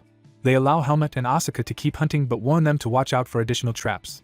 Asuka cheerfully boasts of their good catch. The instructor says she looks forward to seeing their haul, and Asuka cockily tells her not to be too surprised. Walking together, Asuka confirms that the animal he caught belongs to him, while Helmet replies that he will catch his own and Asuka can go ahead. Asuka worries Helmet might encounter another trap alone, but Helmet insists he will not be caught and notes unattended game might be stolen. Asuka suddenly realizes something he had forgotten, reacting with a gasp. He then runs off first, telling Helmet not to overdo it and to bring back a decent catch. Helmet agrees. Once alone, Helmet narrows his eyes, becoming fully serious. He sprints through the forest, intent on tracking the hidden trapper. Thinking this is his chance, Helmet reasons that if the culprit has been watching them, he must be nearby. Helmet focuses his senses with Vis to locate the enemy's position. Surrounded by swirling purple energy, he enhances his body and leaps forward with bow in hand. A streak of purple power surges out, slicing through the air. Helmet, mid-dash, notices a nearly invisible wire at neck height crossing his path. He twists and swings his bow in a wide, glowing arc, cutting through the deadly line. The force of his leap carries him high between the trees as the wire snaps. He lands in a skidding splash along the forest path, having narrowly avoided decapitation. Looking around, he sees multiple taut wires strung between trees, forming a lethal web. He scans the surroundings, fully alert. One of the wires is shown buried deeply into tree bark, proving how sharp and dangerous it is. The camera pulls back to reveal the long corridor of trapped trees that Helmet has just traversed. He looks up in alarm as he realizes the extent of the setup. Another segment of wire glints in the bark, confirmation of the intricate trap. Helmet approaches and grasps one of the wires to examine it. He recognizes it as steel wire and thinks that if Bashal had been snared here, the injuries would have been far worse than simple bleeding. Helmet checks for additional snares, concluding there are no more nearby. His eyes widen slightly as he notices something else. He hears movement through the trees ahead. A deer is revealed tied up and struggling in the wires between trees. Helmet observes the bound deer and deduces it was bait, likely what tempted Bashal earlier. He debates whether he should take the trapped deer with him as his catch. He calmly finishes the animal, preparing it for transport. Time skips to the hunting contest ground where students gather and display their game. Various small animals are laid out on mats as entries in the competition. Among them lies a massive bear that startles onlookers. Students and an instructor stare in stunned silence at the sight of the bear. Someone remarks in disbelief that Asuka actually caught a bear. Asuka smugly lounges against the carcass, marveling that bears even live in this forest. A red-haired classmate suspiciously asks if Helmet caught the bear for Asuka, but Asuka indignantly denies it and hints Helmet has his own trophy. Helmet presents the deer he brought back, standing beside it. An evaluator confirms it is a deer and notes that venison will be tasty. The teacher addresses the gathered students, saying he has reviewed all the catches and will now explain the prizes before announcing rankings. He reveals that 5th place earns 10 meal tickets and 4th place receives a fine quill and ink set. 3rd place will get bookstore vouchers, while 2nd place earns a private training ground pass. Finally, he announces that 1st place will receive all of the previously listed prizes together. The combined prize bundle is displayed on the table, shining enticingly. Asuka tells Helmet he does not care about the quill and jokes about giving it to him if he wins it. The teacher moves on to announce the rankings, starting with 5th place. Night falls over the forest as the campfire glows below the moon. The students cook their catches over the campfire. Someone comments that a private room at the academy is rare unless you are a top student like Aaliyah. Another boy agrees it is only for a week but still a luxurious reward for a hunting contest. He tells a sulking Asuka not to be too disappointed about finishing 2nd. Asuka explodes, protesting that catching a bear should have guaranteed 1st place and demanding what could possibly top it. It is explained that Bruce's extraordinary white fox was considered worthy of 1st place, as if he had brought back a mythical creature. A girl reminds Asuka that he wanted a private training room anyway and that his 2nd place prize is more useful than a quill. Asuka grudgingly admits that is true, while noting Helmet also received a practical reward of 10 meal tickets for 5th place. They console themselves that at least Asuka's bear means everyone can eat bear meat, and those who caught nothing must help with butchering. The group sits quietly around the fire, digesting both food and events. One boy breaks the silence, saying he has something on his mind. He remarks that the circle feels empty now that 3 of their classmates are missing. 2 of the boys stare into the flames, sharing the same uneasy feeling. Their female classmate also gazes at the fire, pensive. Narration notes that Bashal's accident is understood, but the fates of the other 2 require explanation. The story signals a brief flashback to reconstruct what happened a few hours earlier. It shows Wesley being injured when a bridge collapses under him while he is carrying the already hurt Bashal. Then Michel is shown falling into a pit trap and badly injuring his leg while hunting in another area. Text explains Michel's fractures were so serious he had to be rushed back to the academy. As a result of these incidents, only 5 students remain at the campfire. One boy wonders how their group alone suffered multiple accidents, recalling that the instructor even asked whether they should reorganize the teams. Helmet privately concludes it is no coincidence, and suspects the unseen enemy is targeting his companions instead of attacking him directly. He debates whether to tell his friends the truth about someone likely plotting against them. Another student hopes the injured classmates are alright and grumbles that they at least get to sleep in beds while the rest must camp on bare ground. The others mentally label him heartless for focusing on his own discomfort. Someone reassures himself that tomorrow they will camp as teams at a safe campsite, hoping there will be no more traps and that they can return without further trouble. Helmet listens silently, watching his friends and weighing his decisions. He ultimately decides not to mention his suspicions yet, reasoning that it would only cause needless anxiety. Under the moonlit sky, he tells himself that since upcoming activities will be in groups, he can protect everyone by staying close. The next day, the remaining students travel in formation through the forest toward their new assignment. Helmet studies a map that marks their destination. An instructor points out their assigned location on the map, estimating that it is a 4-hour ride by horse. Helmet accepts the plan, urges the horses forward, and leads the group out. The scene shifts to sunlit mountains, marking the journey's progress. The sun sets over dense forest as they near their remote campsite. Upon arrival, the red-haired boy calls the others over to see something. Helmet and Asuka approach on horseback to inspect the area. They find a flat clearing with a spring and rocks, an ideal place to make camp. The red-haired boy praises the spot for being level and having nearby water, feeling fortunate to find it in such rough terrain. Helmet dismounts and tends to his horse, starting to settle in. He scoops up some spring water in his hand and inspects it. After tasting, he is relieved the water is clean, recalling a previous job guarding a noble girl when contaminated water caused problems. Asuka teases him for drinking the moment they arrived, asking if he was really that thirsty, while Helmet stays quiet. Another classmate suggests they unpack and rest since they arrived earlier than expected and have plenty of food, planning to gather firewood soon. As they stretch out sore backs from riding, they relax into the new campsite. Helmet watches the others with a faint, thoughtful expression. As dusk falls, their tent is pitched and the 5 students sit around a new campfire in the secluded clearing. The students sit around the campfire in gloomy silence. Other classmates also sit quietly, worried. Helmet notices Asuka and the others looking dejected. Helmet thinks everyone is down because 3 students were injured and sent back, so their anxiety is understandable. When Asuka gets up, Helmet asks where he is going and Asuka says he will gather more firewood. Asuka insists on accompanying Helmet because being with the others is tiring, and Helmet thinks Asuka never leaves him alone. Night settles over the dark forest as they head out. Helmet starts picking up fallen branches from the forest floor. Asuka proudly asks if the bundle of sticks he gathered is enough. Helmet tells him the sticks are wet and unusable, explaining that damp wood will not burn. Asuka complains about how dark the forest is and jokes that city lights will hurt his eyes when they return. Helmet silently watches him, not responding. Annoyed, Asuka asks Helmet to at least answer him, and Helmet just orders him to bring proper firewood. Asuka wanders off collecting dry branches while singing to himself. Helmet calls Asuka's name, interrupting his singing and startling him. Helmet takes the bundle of wood from Asuka's arms. Helmet tells Asuka to carry the firewood back to camp ahead of him. When Asuka questions the sudden change, Helmet claims he has something urgent to do. Asuka misinterprets it as Helmet needing the toilet again and tells him to go far enough away that the smell will not reach camp. Helmet walks alone through the forest, listening intently.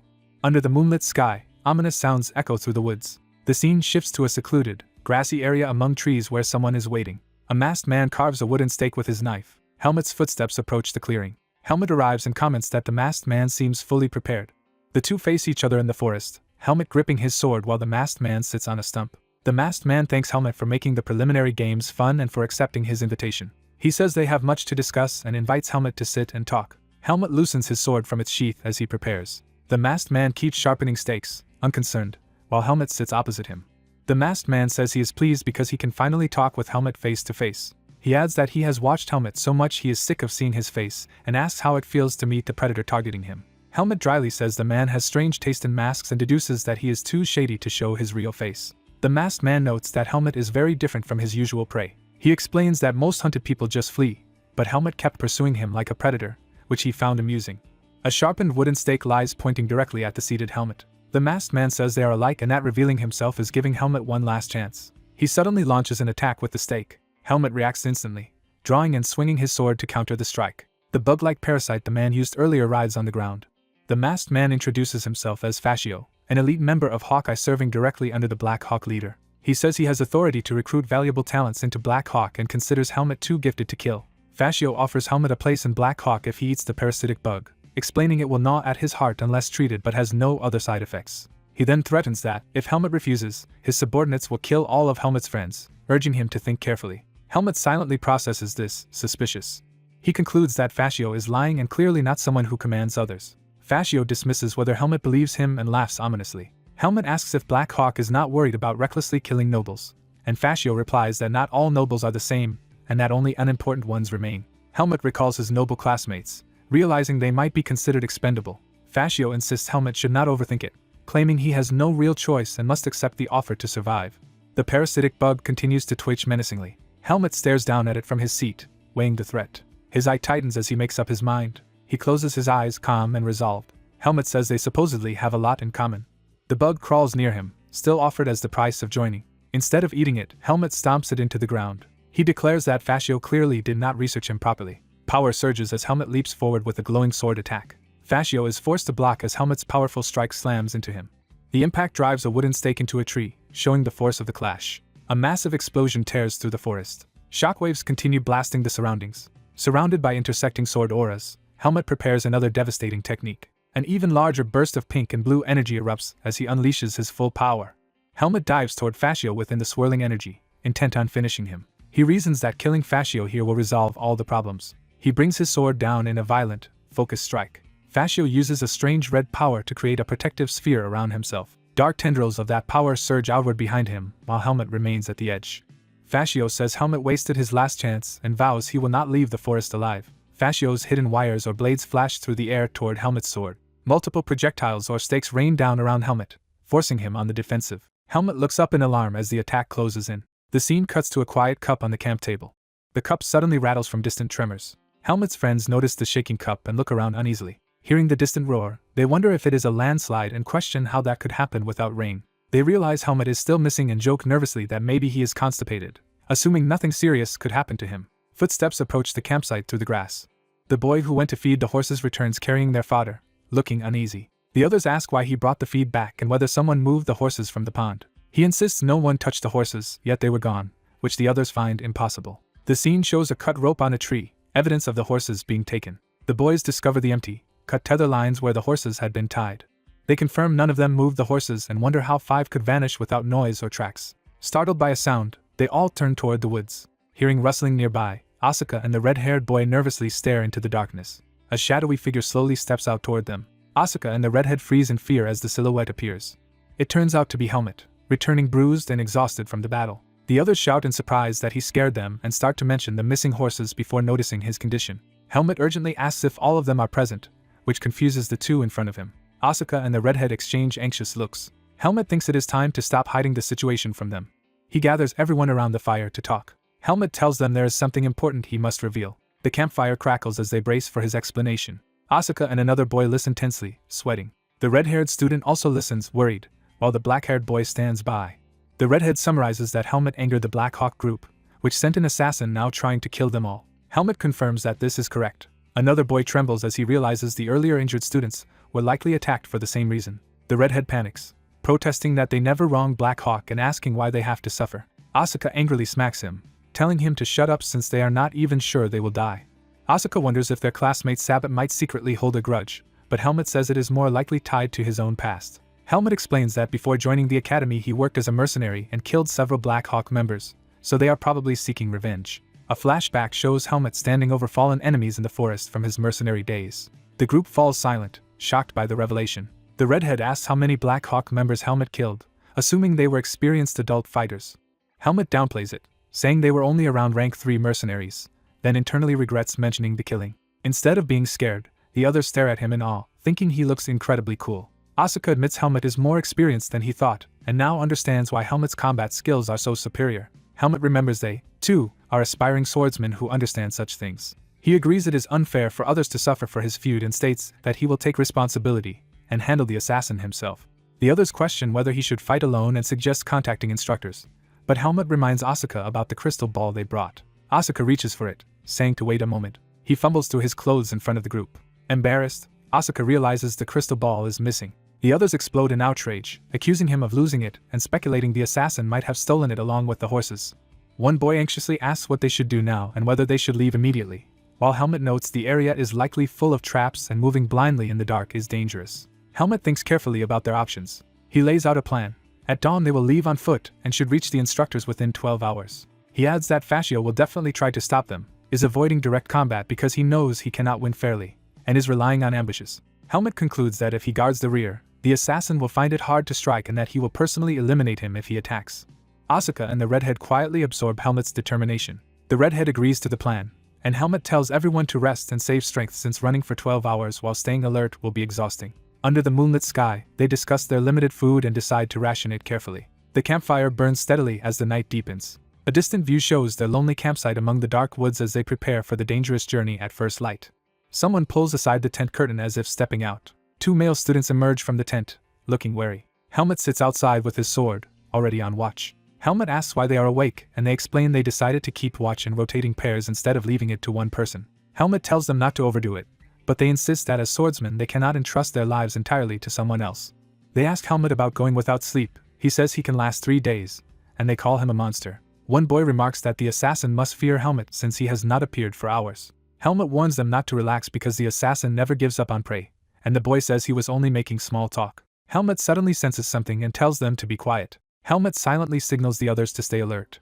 The 3 boys fall silent, watching Helmut for cues. A rustling sound comes from the dark forest nearby. The 3 students draw their weapons and prepare for an attack. Helmut cautiously leads them toward the source of the noise. The movement in the bushes turns out to be the hindquarters of a horse. They see a calm horse eating grass in the forest. One boy recognizes the animal and notes that it is his horse. Elsewhere, the assassin becomes alert, his eye sharpening. Back at camp, a girl urgently shouts to James and Dino to retreat from the forest immediately. A monstrous figure suddenly swoops down behind Dino as the girl realizes the danger.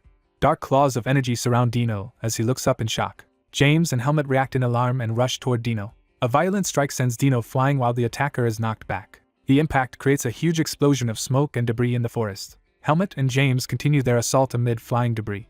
Someone screams Dino's name as more explosions rock the area. Helmut shields himself from the smoke, tense and ready. 2 boys stumble out of the tents, coughing and confused by the noise and smoke outside. A trembling hand shows how shaken one of the students is. James panics, clutching his head and screaming in terror. Helmut calms James, explaining it was only a smoke bomb and warning that the enemy could strike again at any moment. James, shaken that Dino was captured, hears Helmut reason that Dino was still conscious and that the enemy would have killed him already if that were the goal. Helmut reminds James he normally does not let others decide his fate and tells him to keep his head if he wants to survive. James struggles to regain composure, sweating but trying to steady himself. Other classmates run up through the smoke, asking what happened and where Dino is.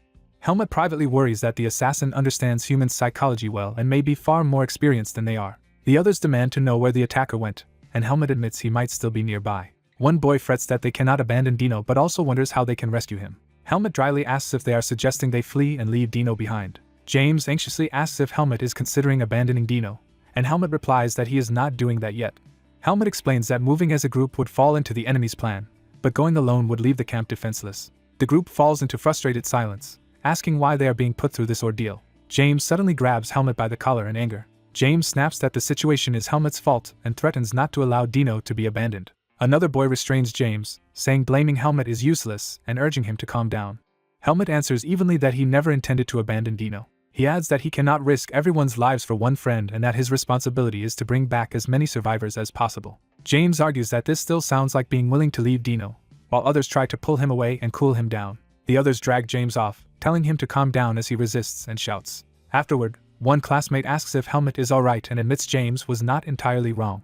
The same boy says he understands Helmut's logic but agrees with James that they cannot leave Dino. He suggests they wait until James has calmed down and then all think together to devise a rescue plan. Helmut silently contemplates this suggestion. Night deepens over the moonlit forest. The campfire crackles as the group regathers. Helmut stands by the fire, brooding over their situation. James hesitantly approaches Helmut from behind, wanting to speak. James apologizes, admitting he was too scared earlier to think clearly. Helmut gets to his feet, acknowledging James's apology without much reaction. James gathers the others and says he has something he wants to ask everyone. Helmut tells them that they do not know Dino's location and that even if they all fight together he cannot promise they will survive, calling a safe rescue almost impossible. He then points out that despite this, they still believe they must not leave Dino behind. James admits he has known Dino since childhood and refuses to abandon him. Another boy agrees that abandoning a comrade is disgraceful and says that even without strong loyalty he hates the idea of running away. Helmut studies their determined expressions. He accepts that they all want the same thing. Helmut declares that there will be no more sleep and that they must devise a way to defeat the assassin and save Dino. Something suddenly shoots through the air toward their camp, catching Helmut's attention. A flashback shows Fascio attacking with a thrown blade, linking to the incoming projectile. The spinning arrow streaks across the night sky toward them. It slams into the ground in front of the group with great force. The students stare at the embedded arrow in shock. One boy notices there is an object tied to the arrowhead. The object is revealed to be a small pouch fastened below the arrow's tip. Helmut opens the pouch while the others anxiously watch. Their faces darken as they glimpse what is inside. The pouch is shown to contain a severed human finger. A boy stammers that it appears to be a human finger. James shoves the pouch at Helmut, asking if it belongs to Dino and assuming it must be. Helmut analyzes the wound and notes that the finger was cut while blood still flowed, meaning Dino was alive when it was removed and likely still alive. He concludes from this that the enemy probably does not intend to kill them yet. Another boy, holding the pouch, notices there is something else inside. He calls Helmut over and points out an additional item in the pouch. Helmut pulls out a rough map marked with locations. The note states that if they want their friend back, one person must come alone to the marked spot before dawn. Studying the map, they identify the place as a cliff or rocky hill, and one boy recalls seeing it on their way here. Two boys examine the map closely. One points to a spot, confirming it as a large rocky hill and remarking that it is quite far away. Helmut calculates he can reach it alone in about 15 minutes at full speed, surprising the others. They wonder what the assassin is planning, and Helmut points out that insisting he come alone is clearly meant to separate him from the group. James argues that Helmut should ignore the demand and that they should all go together to rescue Dino and fight the enemy. Another classmate warns James that rushing could endanger Dino further and says they should play along with the demand for now. He concludes that their only option is for Helmut to go alone, while the rest wait at camp for his return. Helmut says he does not mind going alone but warns that the assassin will likely target the others first while he is away. The blue-haired boy boasts that they can hold out for 30 minutes and even welcomes a fight. He adds that he has just thought of a clever plan. The others stare at him expectantly, waiting to hear it. Time passes under the moonlit sky as they set the plan in motion. A swift movement through the dark forest signals someone traveling rapidly toward the rendezvous. The sound continues as Helmut races through the woods. Helmut arrives alone at the rocky clearing where Dino lies on the ground. He lands near the cliff edge, readying his sword. From a distance we see Dino's prone body and Helmut approaching. Helmut surveys the cliff area cautiously. He scans the surroundings, looking for any sign of ambush. Another glance confirms the cliff top appears empty. The view of the precipice reinforces that no one else is visible. Helmut thinks that Fascio is not present and decides to retrieve Dino quickly and return. He kneels beside Dino and touches his shoulder. Seeing Dino's condition is not as bad as expected, Helmut tries to wake him and urges that they hurry back to camp. As he does, Helmut suddenly realizes something is wrong. Dino's eyes have turned red and lifeless, and dark marks appear on his face. Helmut reacts in alarm as he understands the danger. Dino convulses in agony, screaming. His body writhes and begins to transform unnaturally.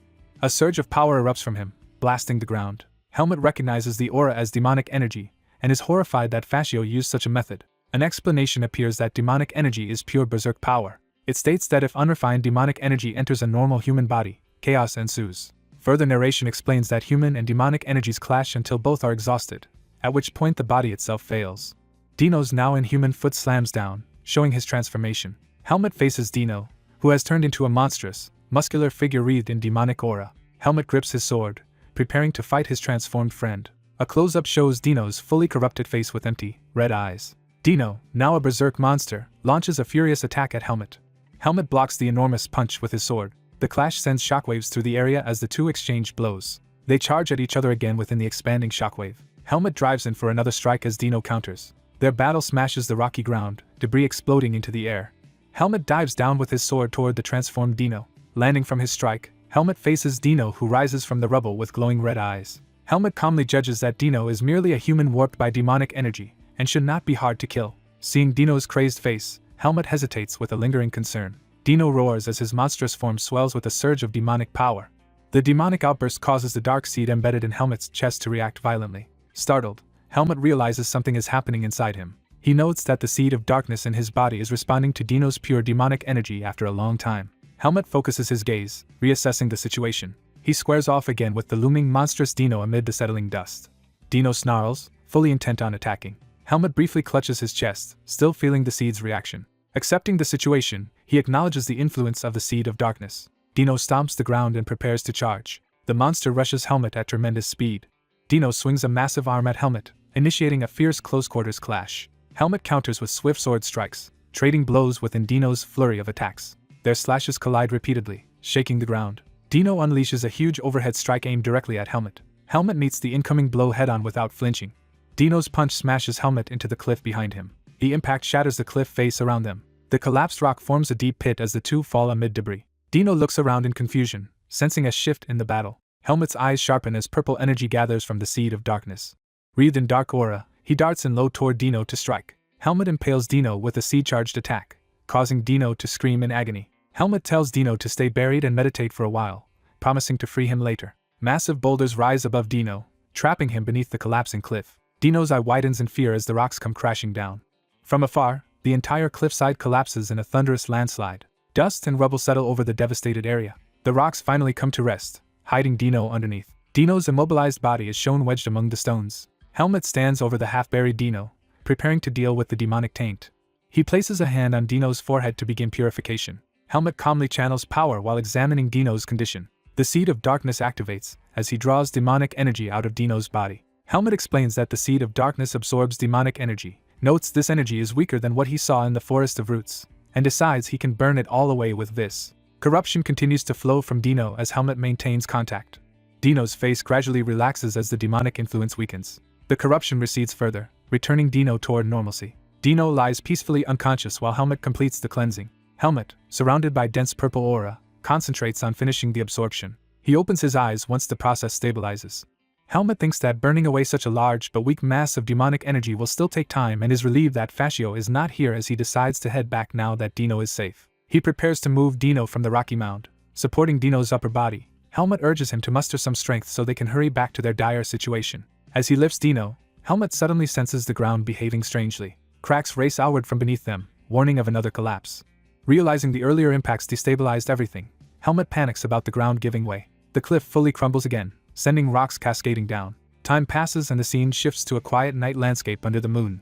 Elsewhere, a student grips his sword tensely, waiting. One boy asks how long Helmet has been gone, while another tells him to forget Helmet for now.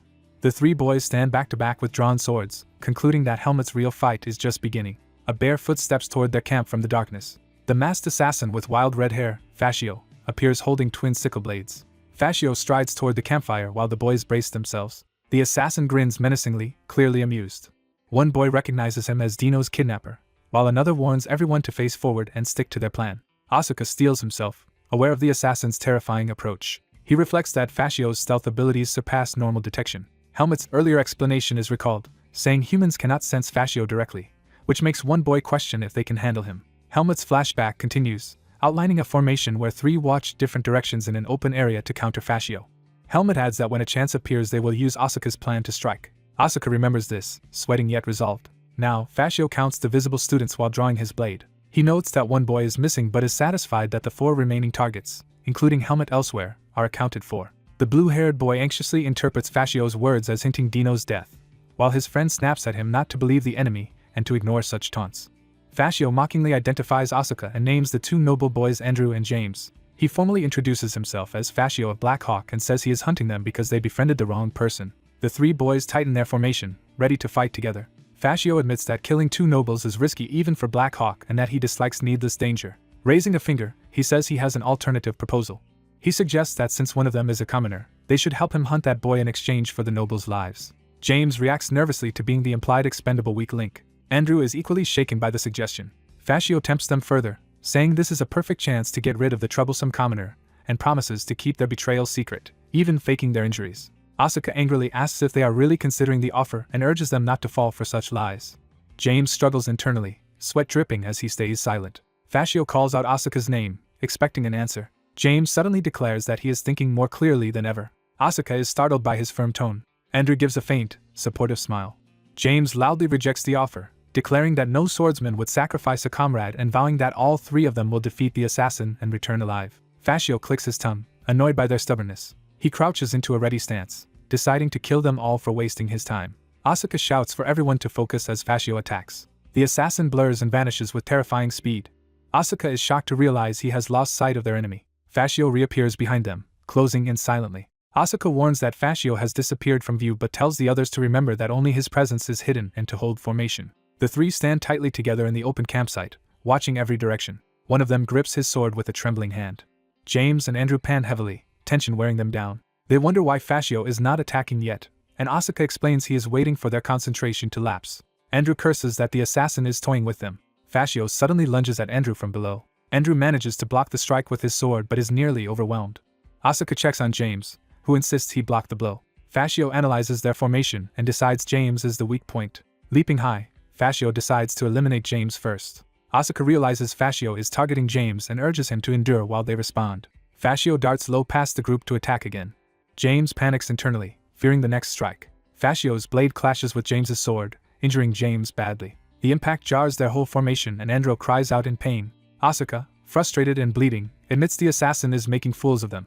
Fascio lands lightly, preparing yet another assault.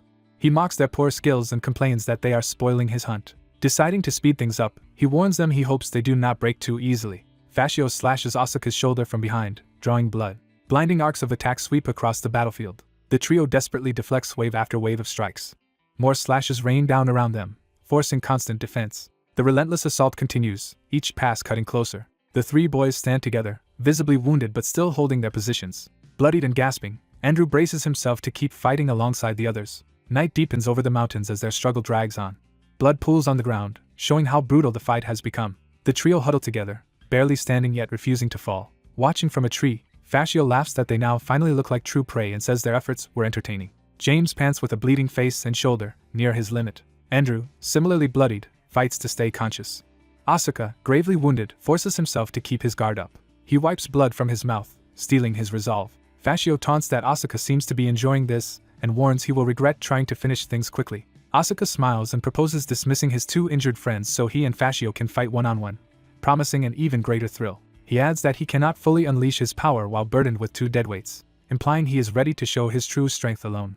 The masked red-haired assassin observes calmly, ready for bloodshed. Asuka proposes sending his injured teammates away so he can duel the assassin alone. Asuka, bloodied but smiling, looks excited by the impending fight. The assassin eyes him with interest, reacting to the provocation. Asuka's wounded comrade weakly calls his name in concern.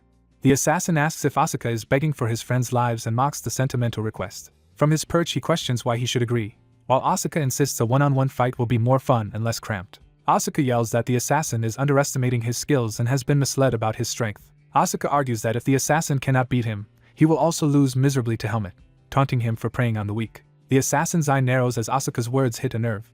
The assassin drops to the ground, accepting the challenge and closing the distance. Walking forward with both sickles, he calls the taunt crude but admits it perfectly suits his tastes. He explains he enjoys prey that resists, decides Asuka's attitude is fine whether arrogant or calculated, and grants time to send the others away. Asuka steels himself, outwardly composed but inwardly tense. He orders his two comrades to retreat despite their protests.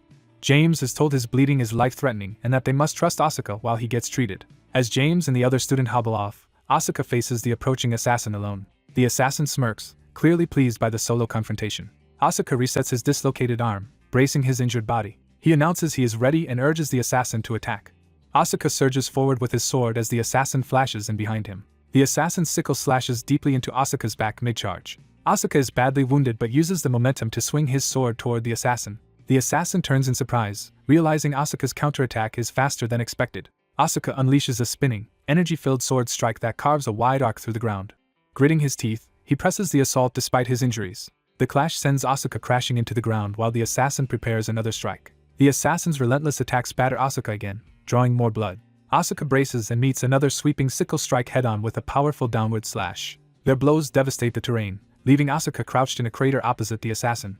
Asuka reappears beside the first-year girl, having protected rather than abandoned her. The assassin flinches, startled by this unexpected move. A tiny cut opens on his mask, showing Asuka has managed to graze him. Infuriated yet intrigued, the assassin launches himself at Asuka again. He notes internally that Asuka's sword style has changed mid-fight, and wonders if his earlier assumptions were wrong. Asuka takes another heavy hit, his body shredded but his resolve intact. The two fighters trade blows at high speed, their weapons tracing lethal arcs. Remembering Helmet's advice, Asuka focuses Viz through his whole body to heighten his nerves and time his counters perfectly. He recalls the first-year girl's precise sword technique and strives to imitate her accuracy. Asuka blocks another attack, still getting cut but refusing to fall.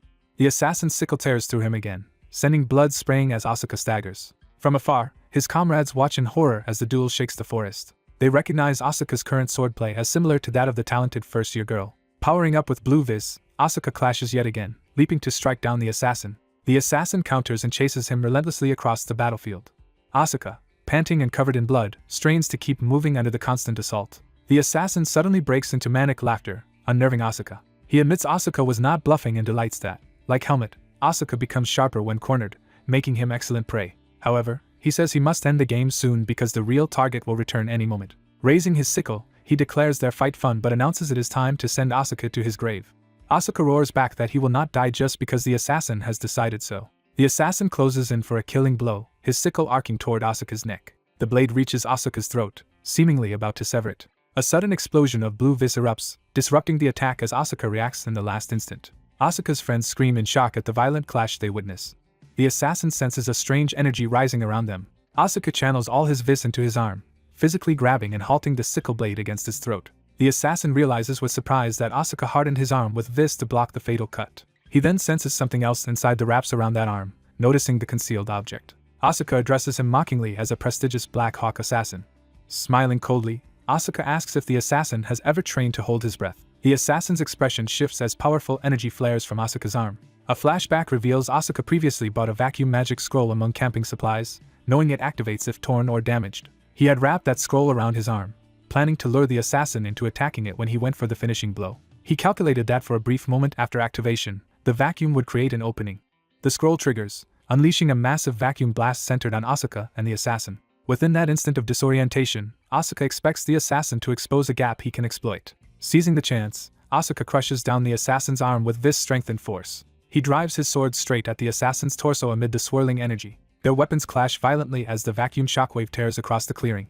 Asuka's sword pierces into the assassin's side, but the assassin blocks enough to survive. Asuka realizes grimly that the blow was not lethal and that the assassin defended exactly as he himself would in a sudden crisis. The assassin retaliates with a vicious kick, sending Asuka flying. Asuka smashes into the ground and tumbles across the forest floor. The assassin collapses to one knee, clutching his bleeding wound, clearly injured by Asuka's strike.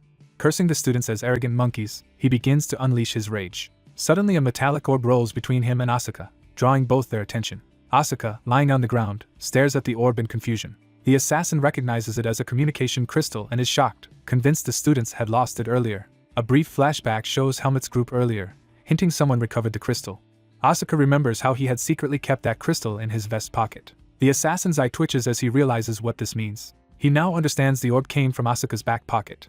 Asuka grabs the crystal with trembling fingers. He frantically calls out to the instructors through the orb, begging them to save the students from the assassin.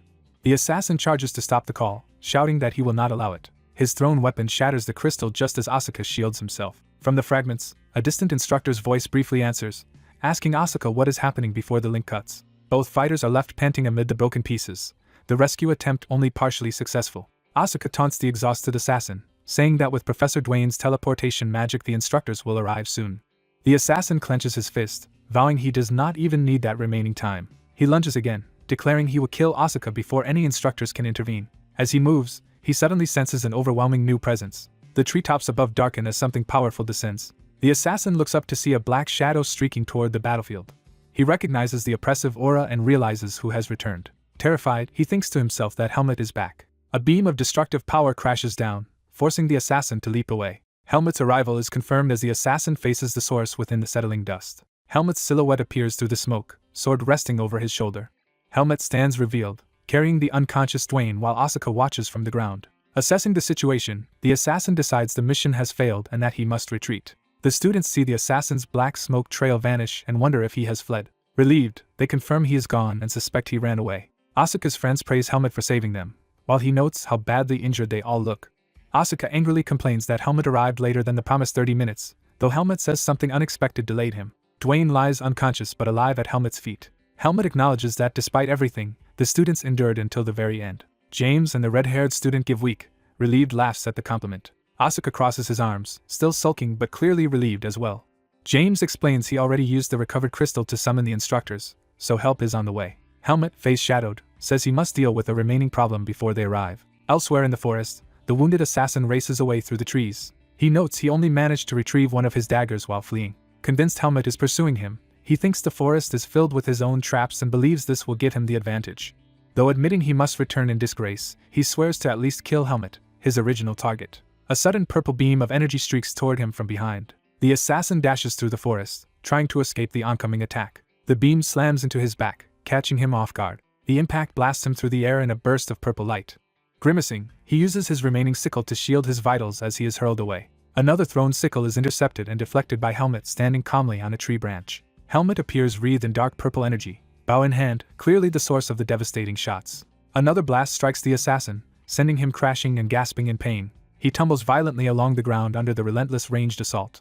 From a tree, Helmut mockingly congratulates him for being the first Black Hawk assassin to survive that attack. The assassin spits blood and demands to know how Helmut reached him without triggering any of the forest traps. Helmut replies that he has never once fallen for the assassin's traps, implying he bypassed them all with ease. The assassin's eye widens as he realizes his preparations were completely useless. He looks back toward the forest entrance in shock, thinking to himself that Helmut must have already dismantled or neutralized every trap along the way.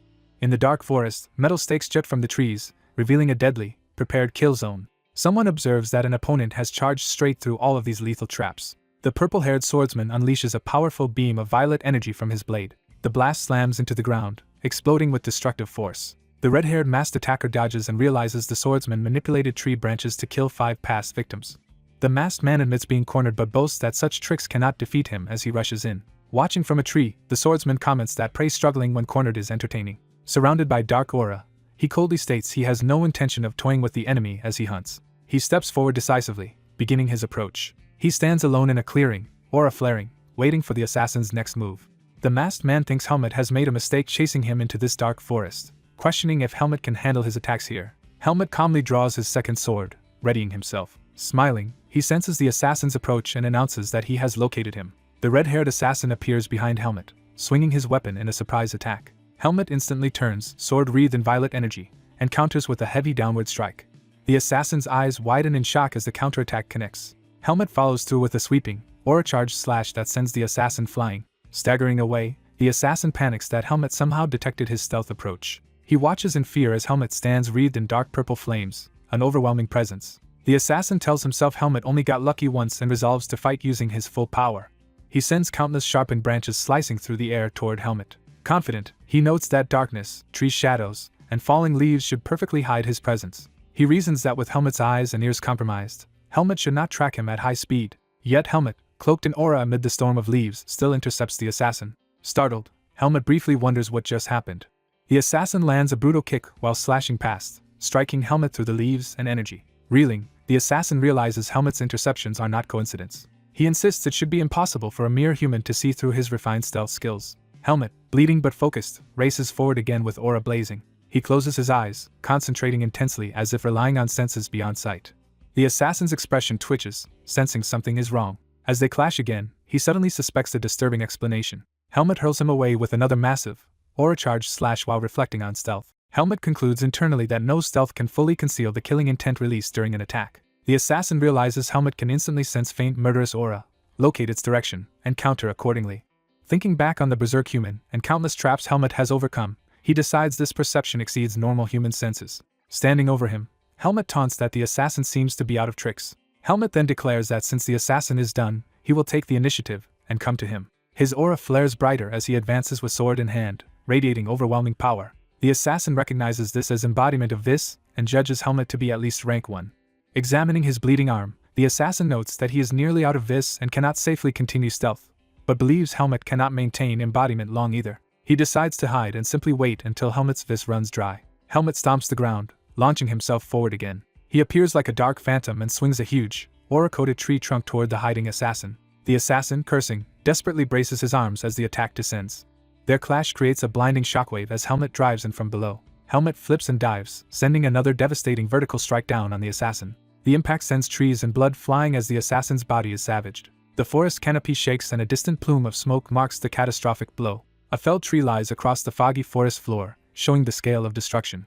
Gravely wounded, the assassin collapses to the ground, blood pooling beneath him. Helmut approaches, noting that the assassin has lost his weapon and coldly asking what else he can do. Coughing blood, The assassin laughs weakly and says there is only one answer he can give. He raises an empty hand slowly as if yielding. Kneeling with both hands up, he declares his surrender.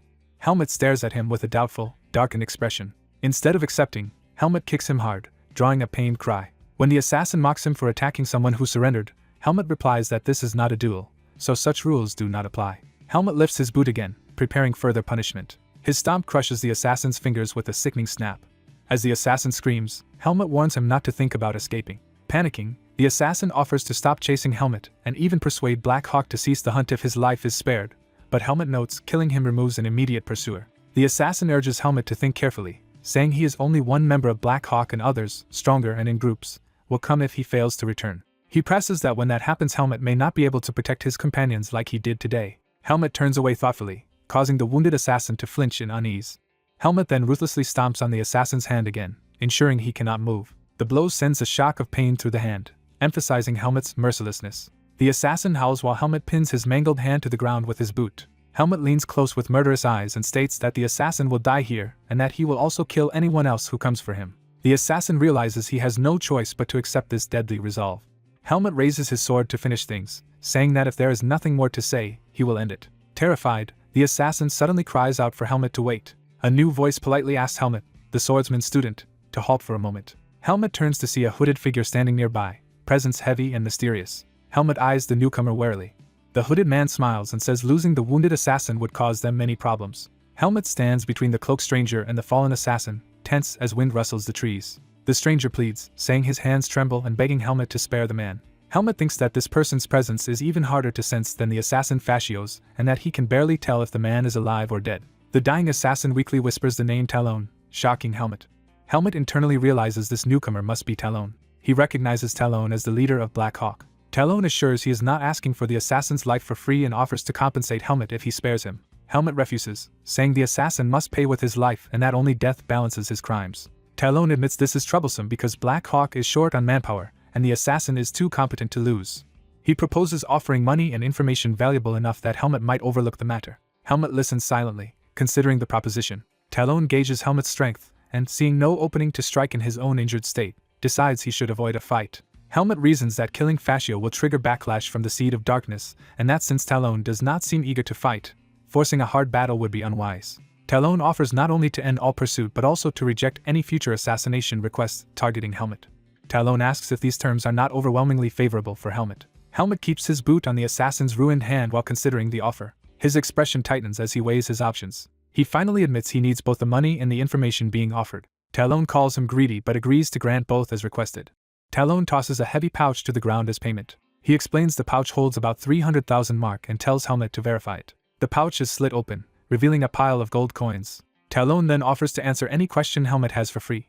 But Helmet insists that a single answer is not enough and the deal will be off. Pointing his sword at the assassin's throat, Helmet demands at least 5 pieces of information from both Talon and Fascio. Talon's hidden eyes glint red in reaction to the bold demand. Talon says he expected Helmet to push for more like this. He explains he has traded in information for decades, can read customers' curiosity from their faces, and sees that same hunger in Helmet now. Helmet stiffens slightly, realizing he has been read. Talon raises his hand and states he also has a condition to add. He says that together he and Fascio will give a total of 5 pieces of information, insisting he cannot concede more since the deal already puts Black Hawk at a loss. Helmet frowns but continues to consider. For his first question, he asks Fascio where the remaining stolen horses are hidden. Fascio reluctantly answers that the horses are tied in front of a large cave to the east. Helmet then asks whether Hawk Eyes would come after him for revenge if they believed he had killed Fascio, and is told they work alone, barely cooperate, and some might even welcome Fascio's death. Helmet looks down, processing that killing Fascio might not bring the group's collective wrath. He taps his sword against Fascio's mask, making the wounded man flinch. Fascio panics, asking what Helmet intends to do next. Helmet slices off the mask, revealing Fascio's true, grotesquely aged face. Helmet is momentarily disturbed by how hideous Fascio really looks. Turning away, Helmet dryly remarks that Fascio should keep the mask on in future. Helmet then tells Talon that Fascio's real face does not count as one of the promised answers and says he still has 3 information chances left to receive. Talon steps forward as if to honor the bargain. He produces a familiar crimson crystal ball in his hand. Talon explains it is a secret communication crystal that links directly to Black Hawk's leader and promises Helmet 3 future questions answered through it at the level of top state secrets. Helmet is told the crystal ball will function for 10 years, after which Black Hawk will have no further obligation to him. Helmet points out that Talon's cape contains storage magic and demands it too so he can hide the crystal ball from suspicion. Talon agrees and begins removing the enchanted cloak. He tosses the cape to Helmet, ending the negotiation. Helmet catches the cloak and pulls it over himself. Wearing the cloak, Helmet looks at Talon with a wary yet composed expression. Talon now appears as a harmless, smiling elderly man in plain clothes. Helmet recognizes him as the seemingly ordinary campsite administrator and questions how he had hidden such energy back then. Talon says disguise is his specialty and asks Helmet to accept his revealed face as proof of sincerity. He drops the old man guise entirely, revealing a younger, sharp-eyed man with red eyes and facial marks, the true Talon. Helmet silently looks down at the gravely wounded masked assassin lying at his feet. Helmet grabs the assassin by his clothes. Helmet hurls the assassin through the air toward Talon, who is waiting below. Talon catches the bleeding assassin, who groans in pain. Helmet orders Talon to take the assassin away, warning he will kill him if they ever meet again. Talon thanks Helmet for sparing the assassin. Helmet, called by name, is told he is badly hurt and urged to return quickly for treatment. Helmet walks away alone through the forest. Helmet stops, remembering there is something he wants to ask Talon. Talon analyzes Helmet's behavior, saying he can kill without remorse yet always hesitates before striking, perhaps from uncertainty or overthinking. Helmet replies that there are times when one must swing a sword without hesitation. Talon asks if the remark is advice for him, then apologetically admits he offered it unconsciously. Helmet says Talon is not wrong but explains he is just a swordsman's student at Greta Academy. Talon laughs, teasing that Helmet claims he will not kill because he is a student, finding him unexpectedly amusing. As Talon and Fascio vanish in dark energy, Talon says he will wait for Helmet to contact him. Helmet watches them leave thoughtful. Night passes over the vast forested mountains. Talon and Fascio ride a horse quickly through the forest. Fascio, ashamed, laments that Talon had to sacrifice money, his cape, and information to save him. Fascio vows to repay Talon and promises to kill Helmet next time to reclaim what Talon lost, while Talon asks if the price seemed too high.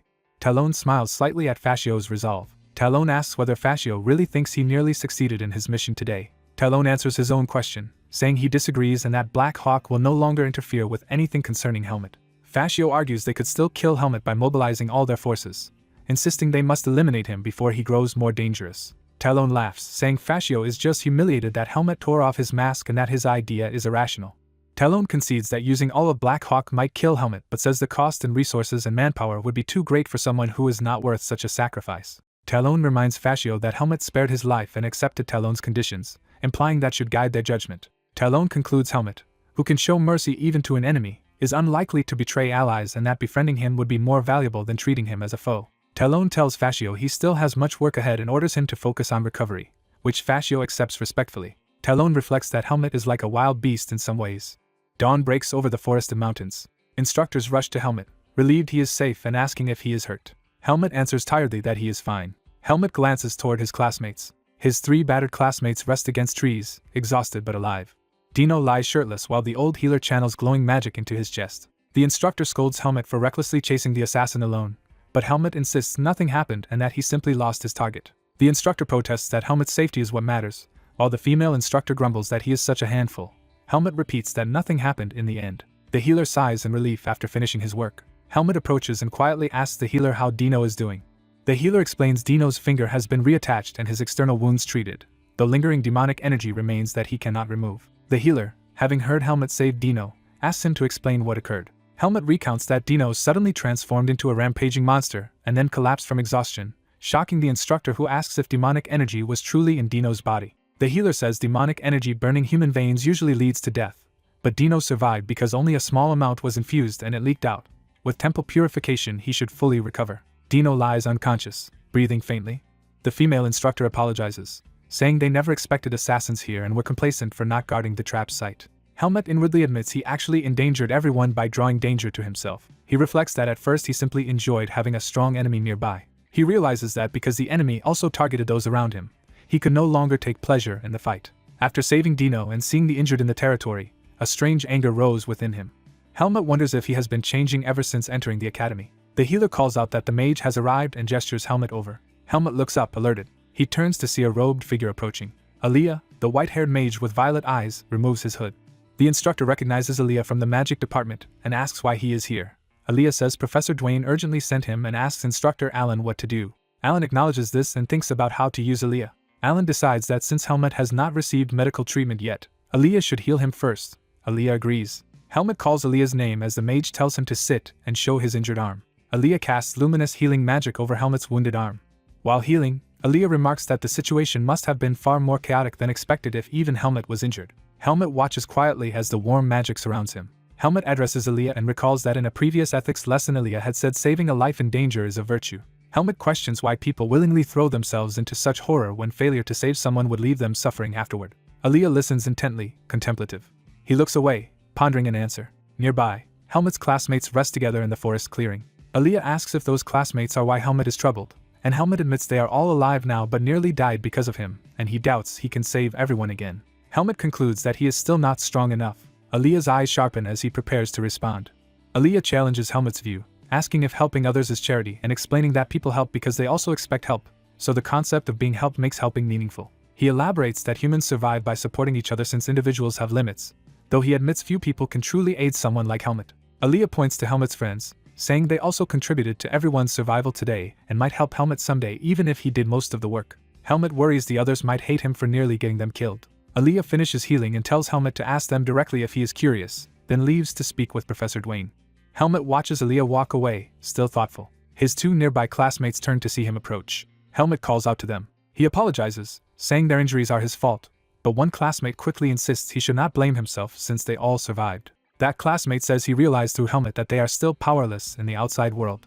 He adds that such deadly situations can happen again in the life of a swordsman, and that they were fortunate Helmet was with them. He continues that because of this, his own goal has become clearer, and he wants to thank Helmet. Helmet listens, surprised by this gratitude. Another classmate excitedly asks whether Helmet defeated the assassin. Helmet replies he did not exactly, though he doubts the man will bother them again. The blue-haired classmate snaps that this outcome is good enough and jokes that Helmet only managed it because of the damage he inflicted on the assassin's arm, though he says he personally does not care. Helmet looks at him in mild surprise. The red-haired classmate reaches out a hand toward Helmet. We see him fully, warmly offering a handshake despite his bandages. Helmet is taken aback by the gesture, their hands clasped together against the backdrop of the sunrise. While shaking hands, the red-haired boy says he heard Dino was infused with demonic energy and went berserk. He admits he thought he might die, but confesses he insisted on bringing Dino along and that Helmet only agreed out of consideration, so he feels responsible. Nonetheless, he says Helmet's actions ensured no one died. He vows never to forget this debt and promises to rush to Helmet's aid without hesitation if he can ever help him. Helmet starts to protest that they survived thanks to their own efforts, not just his. Helmet's eye widens as their words sink in. He remembers the noble he once saved swearing to repay him. He recalls Aaliyah's statement that helping others is not mere charity. He also recalls Alan's teaching that nobles, commoners strong, and weak are all simply humans. Helmet concludes that if he keeps that idea in mind, he will one day find the answer he seeks.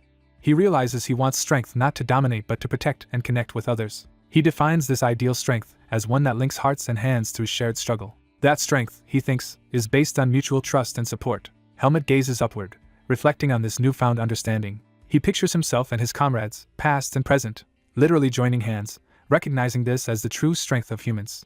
The red-haired boy jokes that beyond all that, the ordeal has made him feel stronger, and that their earlier spar with the sword department now seems trivial. The blue-haired boy retorts that all he did was get beaten up and scolds him for bragging, while the gray-haired boy chides him for being harsh to someone who shared a life-and-death experience. Laughing and stretching in the sun, the group says it simply feels great to be alive. Helmet watches their laughter, touched. He looks at his own hand, remembering the many bonds he has formed. Time passes in the bright autumn forest around the training camp. Helmet sits alone on a rock, quietly contemplating under the midday sky. Aaliyah approaches from behind and calls Helmet's name. Aaliyah explains he will return to the academy with Professor Dwayne via teleportation and invites Helmet to accompany them, saying he has justification to leave early as a witness. Helmet pauses, thinking. He smiles and declines, saying he wants to return together with his team. Aaliyah is quietly moved by his answer. Aaliyah accepts, saying he will see Helmet back at the academy, and turns to leave while Helmet answers okay. Aaliyah walks away blushing slightly, flustered by his own reaction. Helmet watches him go, then turns his gaze back to his surroundings. Someone off-screen asks what Aaliyah said to Helmet. Helmet explains that Aaliyah had offered to return with him first using teleportation magic. The unseen speaker is surprised Aaliyah offered this only to Helmet, wondering if it is because they are roommates, and asks what Helmet replied. Helmet says he told Aaliyah he did not want to. The other person remarks that Helmet's refusal was the perfect answer. Narration states that the turbulent outdoor training finally ended. It notes that the sunlight filtering through Petica Forest's canopy felt unusually refreshing that day. Yet, the narration warns that this sense of peace was only an illusion. It foreshadows that soon they will come to loathe the very sight of sunlight, as danger approaches the city under the bright sky. A vast desert fortress stands silent as wind and sand swirl around its closed gate. Someone in a cloak approaches, their boots stepping onto the dry ground. The cloaked figure stops before the massive gate, facing the imposing fortress. The figure pulls back their hood, thinking that this is the place where their grandfather once lived. The hooded traveler is revealed as a young white-haired man who studies the fortress intently. He identifies the place as the Baysor Kingdom. The scene shifts to a peaceful day at a large stone academy complex under a bright sky. Narration explains that after the various incidents during the night lesson at the academy, a week quickly goes by. Large academy doors swing open with force. Shocked students recognize someone entering and exclaim in surprise. Dino returns to class beaming, joking that he is touched by everyone's enthusiastic welcome. Classmates immediately ask Dino if the rumor about him being kidnapped by the assassin is true. Dino bashfully admits being kidnapped and says he heard his group struggled greatly to rescue him. A friend tells Dino he owes his rescuers lifelong gratitude, leaving Dino sweating awkwardly. One loudmouthed student is suddenly struck on the head for talking too much. Asuka scolds the others, saying they just run their mouths and challenges whether they could survive being kidnapped. The boys are stunned that Asuka seems to be defending Dino, and he snaps that he only intervened because they were being idiots. Another student points out that Helmet was the one who actually drove away the assassin, prompting Asuka to angrily argue over who really fought him to near death. Other students add that the assassin fled because he feared Helmet, and say Asuka also owes Helmet lifelong gratitude. Furious, Asuka grits his teeth and curses at them under his breath. Elsewhere, classmates wonder where Helmet is and conclude he must be training even harder than before in his private room. A quiet training room door stands closed in a shaft of light. Inside, a hand rests on a knee while purple demonic energy swirls around it. Helmet sits cross-legged, body wrapped in that purple aura as he meditates. He notes inwardly that the seed of darkness within him has noticeably grown. Helmet reflects that absorbing a large amount of demonic energy seems to have strengthened him, while also increasing his vis. He analyzes how battling a powerful foe, expending and regaining vis, and new experiences have all contributed to his growth. Unsure of his exact improvement, Helmet thinks it would be good to find an opportunity to test his new strength. A knock at the door interrupts his training, drawing his attention. Opening the door, Helmet finds Instructor Patricia, who says Instructor Ethan is looking for him and asks him to go to Ethan's office. Helmet is surprised to learn that Instructor Ethan specifically summoned him. He wonders why Ethan would suddenly be looking for him. The view changes to another part of the Academy's grand buildings in daylight. In Ethan's cozy office, the instructor welcomes Helmet in and invites him to sit down for tea. Ethan asks if Helmet has recovered from his injuries and praises him as uniquely capable of surviving a duel with a rank 1 assassin. Ethan adds that if Helmet's master Darien knew of this feat, he would be very proud. Helmet silently considers that Darien would probably scold him for losing rather than praise him for winning.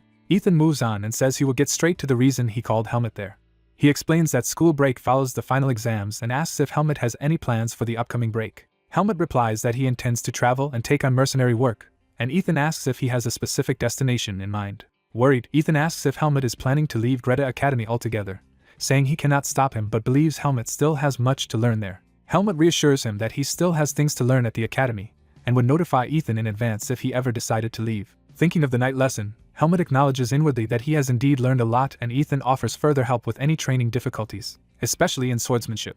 Helmet realizes Ethan has a point and begins to mention how he feels about his recent progress. He tells Ethan that the recent incident pushed him to a new level and he would like a way to measure how much he has improved. Ethan is delighted by this news. Ethan says he has one more question that might help and asks Helmet what it is he wants to know. Ethan then brings up the Baysor Kingdom and asks if Helmet has heard of it. Ethan explains that Baysor is where Helmet's master, Darien Depert, was born and raised.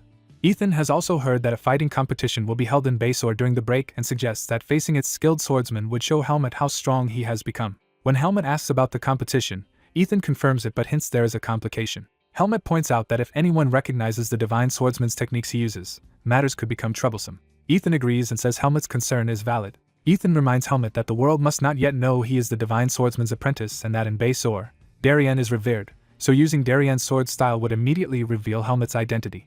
Ethan adds that while not everyone would notice, Darien's former Palma Knights would certainly recognize those techniques. Helmet thinks seriously about the mention of the Palma Knights. He mentally repeats the name, understanding the danger of being recognized by them. Ethan suggests that if Helmet enters the competition, he should fight using only public sword techniques, which are still strong enough for him to do well. Helmet says he will consider that, and also wishes for a way to hide his face so he does not draw pursuit again. Ethan sympathizes, recalling Helmet's ordeal with Black Hawk's assassins and acknowledging how difficult that pursuit was. Ethan asks if Black Hawk is truly no longer a threat, and Helmet calmly says he has good reason to believe they will keep their promise to stop chasing him. Ethan accepts this but advises caution and encourages Helmet to think carefully about joining the fighting competition, then asks if he will return to training. Helmet answers that he is heading to class instead because there will be an announcement about the practical portion of the final exams that day. Ethan expresses confidence that Helmet will do well and jokingly asks him not to resent the instructors who designed the tests. Helmet looks puzzled at the remark. The scene cuts to the academy courtyard under the bright sun again. In class, the practical instructor announces that this time's test will be an anti-monster combat ability assessment exam. The students listen in stunned silence at the mention of monsters. Helmet, among them, reacts with mild curiosity and confusion.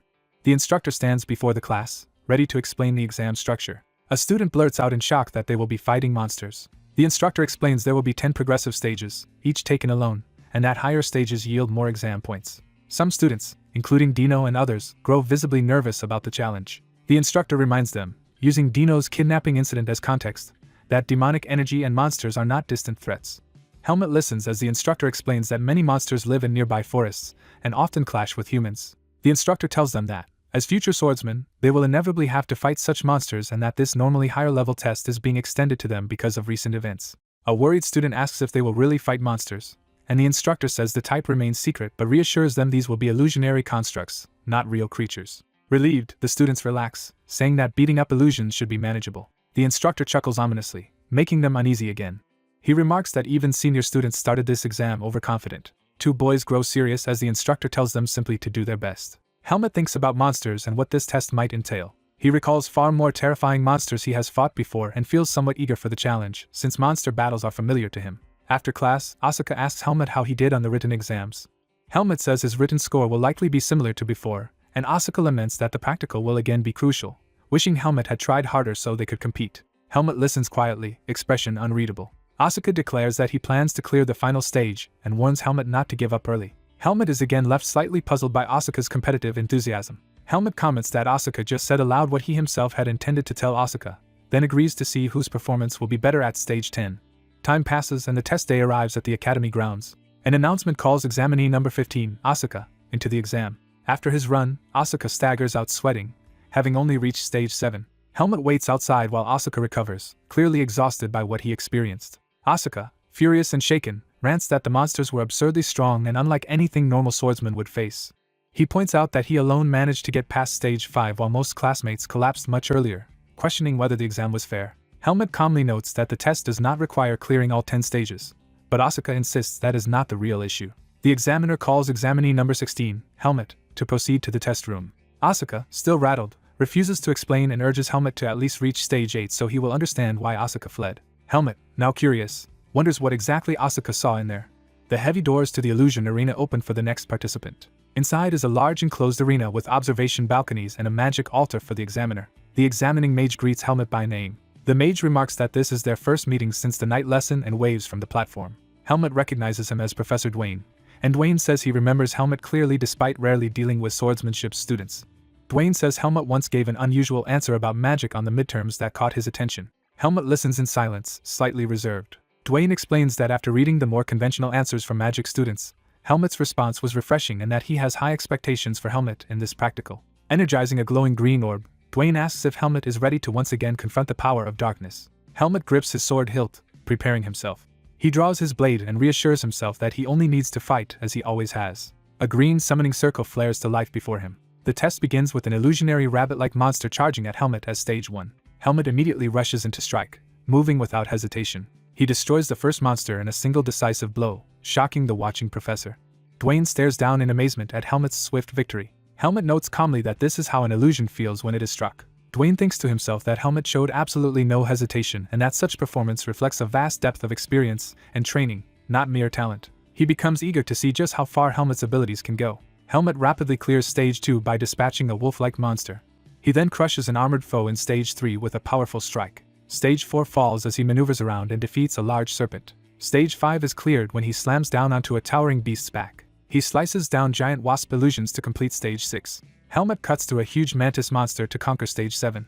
A new fiery magic circle appears on the floor, signaling the start of stage 8. Helmet steels himself, thinking this next stage is where Asuka quit, and wondering what sight caused his friend to flee. The summoning circle intensifies with crackling red energy. From it emerges a gigantic, terrifying centipede-like monster towering above Helmet. The monstrous centipede fully reveals itself, looming over Helmet as the decisive stage begins.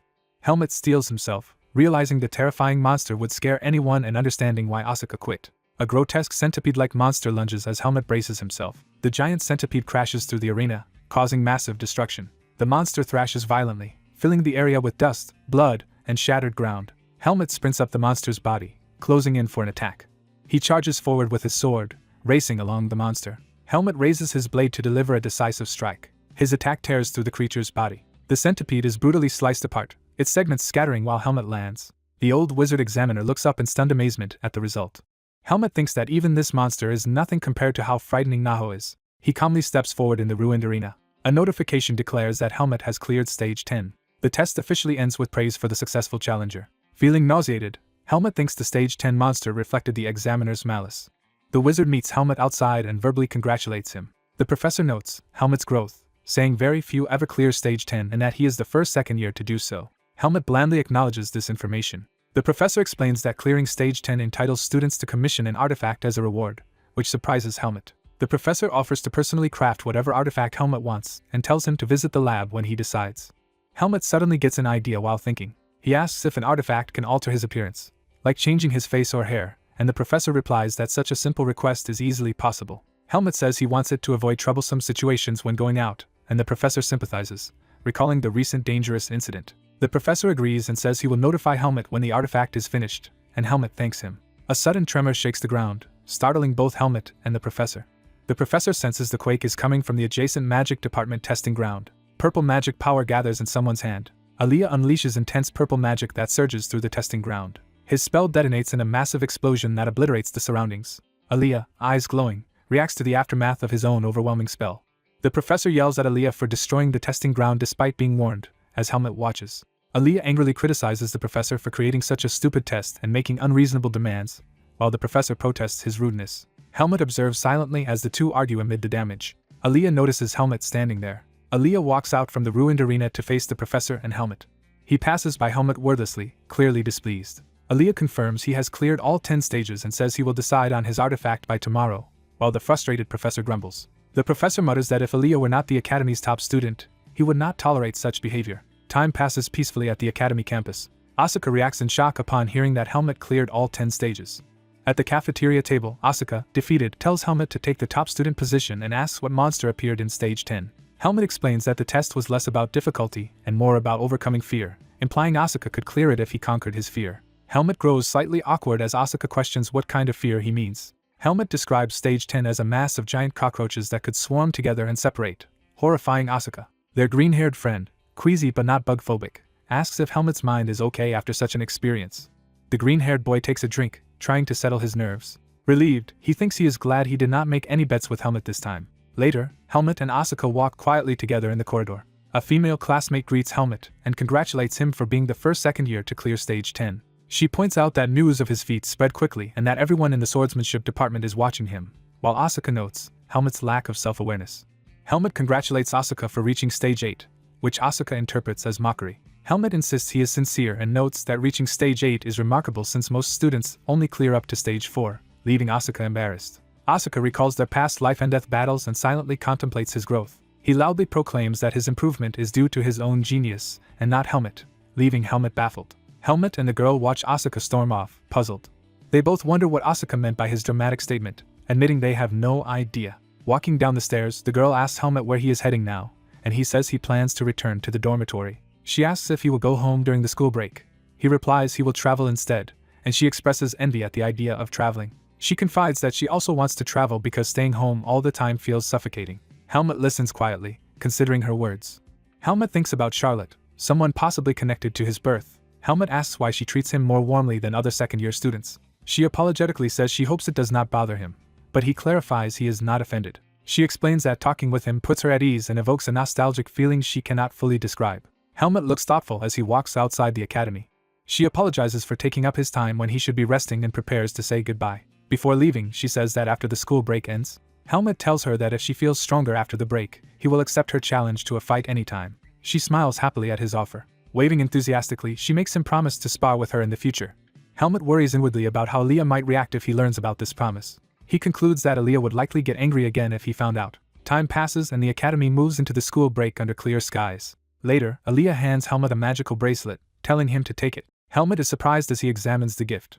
Aliyah explains that it is a communication bracelet, an artifact he received for clearing stage 10, which Helmet can use like a crystal ball. He further explains that infusing magic power into it will signal his own bracelet without any spoken words, prompting Helmet to ask why Aliyah is giving him such a reward. Aliyah says he had the artifact made specifically for Helmet, and urges him to contact him whenever trouble arises, since Helmut always attracts problems. Helmut points out that Aaliyah dislikes being disturbed, and Aaliyah curtly asks if he has a problem with that. Helmut agrees to wear the bracelet, and promises to use it only when truly necessary. Aaliyah watches him with a faint blush, silently reacting. Helmut then asks Aaliyah whether he himself plans to go home during the school break. Aaliyah replies that he will go home despite disliking it, and Helmut notes that many at the academy, including Asuka, seem reluctant to return home. Helmut reflects that it has been half a year since he left the Forest of Roots, and that he has gained many friends and acquaintances. He notes that the academy is now entering its first school break. Elsewhere, a bespectacled man writes a letter with a quill. As he writes, he remarks that he did not expect to hear from Helmut again so soon. His crystal ball glows as he speaks Helmut's name to establish contact. On Helmut's side, he stands before a glowing crystal ball, ready to communicate. The information broker greets Helmut through the crystal ball, surprised at the quick follow-up. Helmut calmly responds, identifying himself. The broker asks what Helmut wants, and Helmut explains that a fighting competition will soon be held in the Baesor Kingdom. Helmut requests detailed information on the influential figures behind the competition, including the king, royal family, and nobles, wanting every significant incident related to that kingdom. The broker confirms that Helmut plans to go to Baesor and tries to probe his intentions, but Helmut reminds him that he is the one asking questions. Helmut clarifies that he wants as much information as possible, leaving the scope intentionally vague while hinting that sloppy work would make Black Hawk's intelligence gathering seem inferior. The broker's eye narrows as he realizes Helmut's shrewdness. He thinks Helmut is cautious, deliberately vague to exploit Black Hawk's strengths without revealing his own knowledge. Impressed, he decides Helmut is both fierce and cunning and agrees to prepare the requested information. He asks how Helmut wants to receive the documents, and Helmut answers that leaving them at the mercenary guild in Baesor will suffice. The broker agrees, promising to contact Helmut when the documents are ready and giving him a secret phrase to use as identification. As Helmut starts to end the call, he adds one more comment. The broker offers encouragement, saying he will be cheering for Helmut in the upcoming fighting competition. Helmut ends the communication by touching the crystal ball. Exhaling in relief, he admits the conversation was draining because he had to stay on guard the entire time. He focuses his thoughts on the Baesor Kingdom, his next destination. Helmut hopes that Baesor will prove to be a pleasant place to live. The scene shifts to a vast sun-drenched desert city that is part of the Baesor Kingdom. The blazing sun beats down from a clear sky. A traveler's boot steps onto dusty ground near Baesor. The cloaked blonde traveler, Helmut in disguise, walks under the hot sun.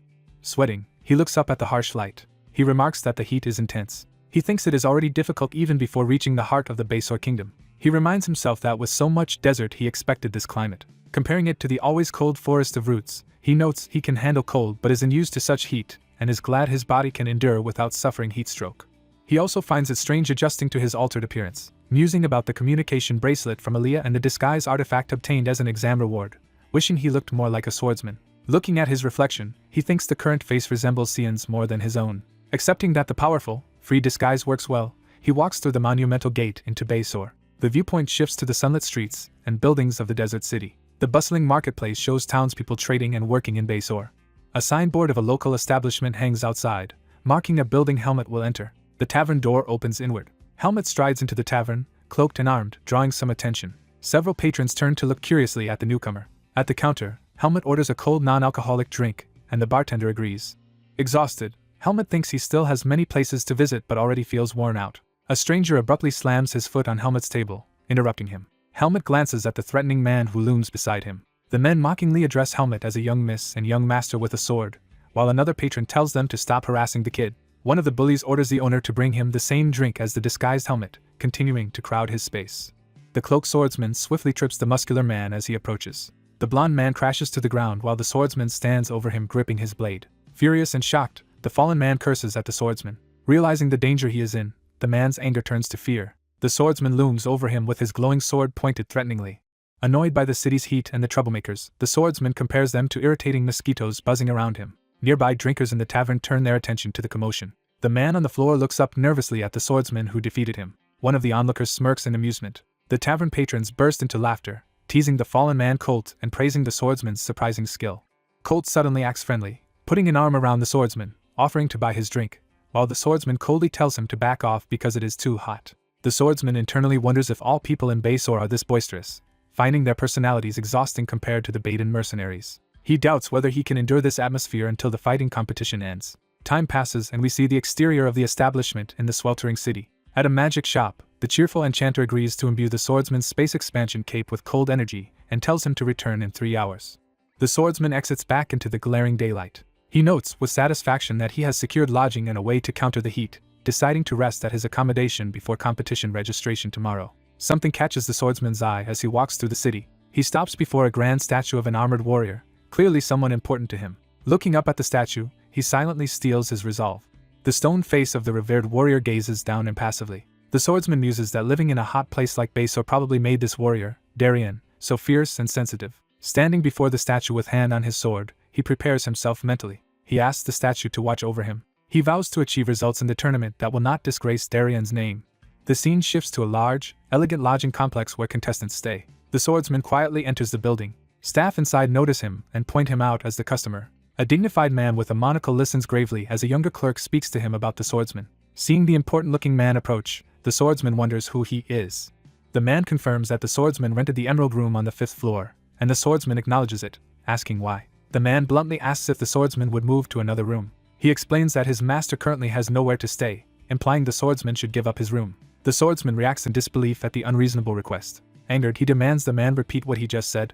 The manager politely but firmly restates his request for the swordsman to move. He emphasizes again that the person he serves lacks a place to stay. The swordsman, incredulous, responds with a terse what. The manager suggests compensating the swordsman and argues that, since he is alone, a smaller room should be acceptable. The swordsman glares, clearly offended by being treated lightly. The nervous desk clerk watches the tense exchange from behind the counter. The swordsman thinks that guest information should be confidential, and wonders if he really seems that easy to push around. He states he paid fairly for the emerald room and refuses to yield it, telling them to find another room for their master. The flustered manager grabs his shoulder, insisting he can pay compensation. The swordsman warns him to remove his hand, threatening to cut off his arm if he touches him again. Frightened by the killing intent, the manager recoils in shock. A calm voice off-screen tells Robert, the manager, to stop his rude behavior. Robert steps back from the swordsman as a well-dressed blonde youth appears at the top of the stairs. The refined youth, clearly Robert's master, descends the stairs with a composed smile. The youth apologizes, saying his knight behaved like a typical hot-blooded Basorian. Robert, chastened, addresses the youth respectfully as Lord Mikhail. The swordsman silently studies Mikhail with narrowed eyes. Mikhail apologizes on Robert's behalf and explains that his poor health makes finding a suitably comfortable room difficult. The swordsman curtly ends the discussion, telling them to look elsewhere because he needs rest, while Mikhail calls after him to at least listen. Mikhail explains that all other options are exhausted and proposes a solution since they are in similar circumstances. He offers to pay all expenses if the swordsman agrees to share the room with him. Robert protests that sharing a room with an unknown person is too dangerous, but Mikhail sharply calls his name to silence him. With an unexpectedly cold tone, Mikhail asks Robert whether he prefers taking risky chances or accepting a sure method for their survival. Mikhail adds that he has no use for a subordinate who acts ahead of his master, leaving Robert speechless and chastened. Mikhail reassures Robert that the swordsman is not someone who would attack others without cause and boasts about his own eye for judging people. Robert reluctantly submits, saying he will follow Lord Mikhail's will. The swordsman watches all this, assessing Mikhail's character. Mikhail cheerfully returns to the swordsman and asks to resume their conversation about sharing the room. The swordsman thinks Mikhail is more accustomed to commanding others than he first appeared and questions whether all this is necessary. Mikhail promises not to intrude on the swordsman's privacy, saying they can add another bed and that he has no troublesome sleeping habits. Smiling disarmingly, Mikhail asks if the swordsman could really be afraid of someone as frail-looking as him. The swordsman inwardly notes he has never seen anyone with such little physical vitality. Observing Mikhail's slight frame, he feels the boy might crumble from a light bump and is surprised such people exist. Mikhail asks if the swordsman is warming up to the idea of sharing. The swordsman replies that money alone is expected and asks what unique benefit Mikhail can truly offer. Amused, Mikhail asks if the swordsman is testing him. The swordsman wordlessly waits for a serious answer. Mikhail reveals he deduced that the swordsman came to enter the base or martial arts tournament, as no other reason would bring a foreign swordsman here now. He adds that he is also here to watch the tournament, and offers to enthusiastically cheer for the swordsman, arguing that support will strengthen him. The swordsman stands blankly, unsure how to respond to such a naive-sounding offer. He asks if Mikhail is serious, and Mikhail insists that his support is hard to earn and should be valuable. Exasperated but resigned, the swordsman gives in and tells him to do as he likes. Mikhail happily orders the staff to bring an extra bed, saying he knew the swordsman would agree. The young clerk reacts in surprise as the situation calms. Suddenly, the swordsman punches the clerk without warning. The blow sends the clerk flying across the lobby, crashing hard to the floor. Mikhail and Robert stare in shock at the unexpected attack. The swordsman scolds the clerk, warning him to be more careful about what information he reveals in the future. Bleeding and terrified, the clerk stammers an apology. The swordsman thinks he dislikes resorting to such violence, but in this country one must be assertive to get anything done. The scene shifts to the exterior of the spacious hotel as time passes. Inside the shared room, someone drops heavily onto the bed. Mikhail, now relaxed on the bed, comments that they have not properly introduced themselves and gives his name, asking for the swordsman's. The swordsman almost says his real name, catches himself, and instead introduces himself as Hyde. He reflects that he is not used to using a false name and nearly slipped, while Mikhail accepts Hyde as his name and asks his age.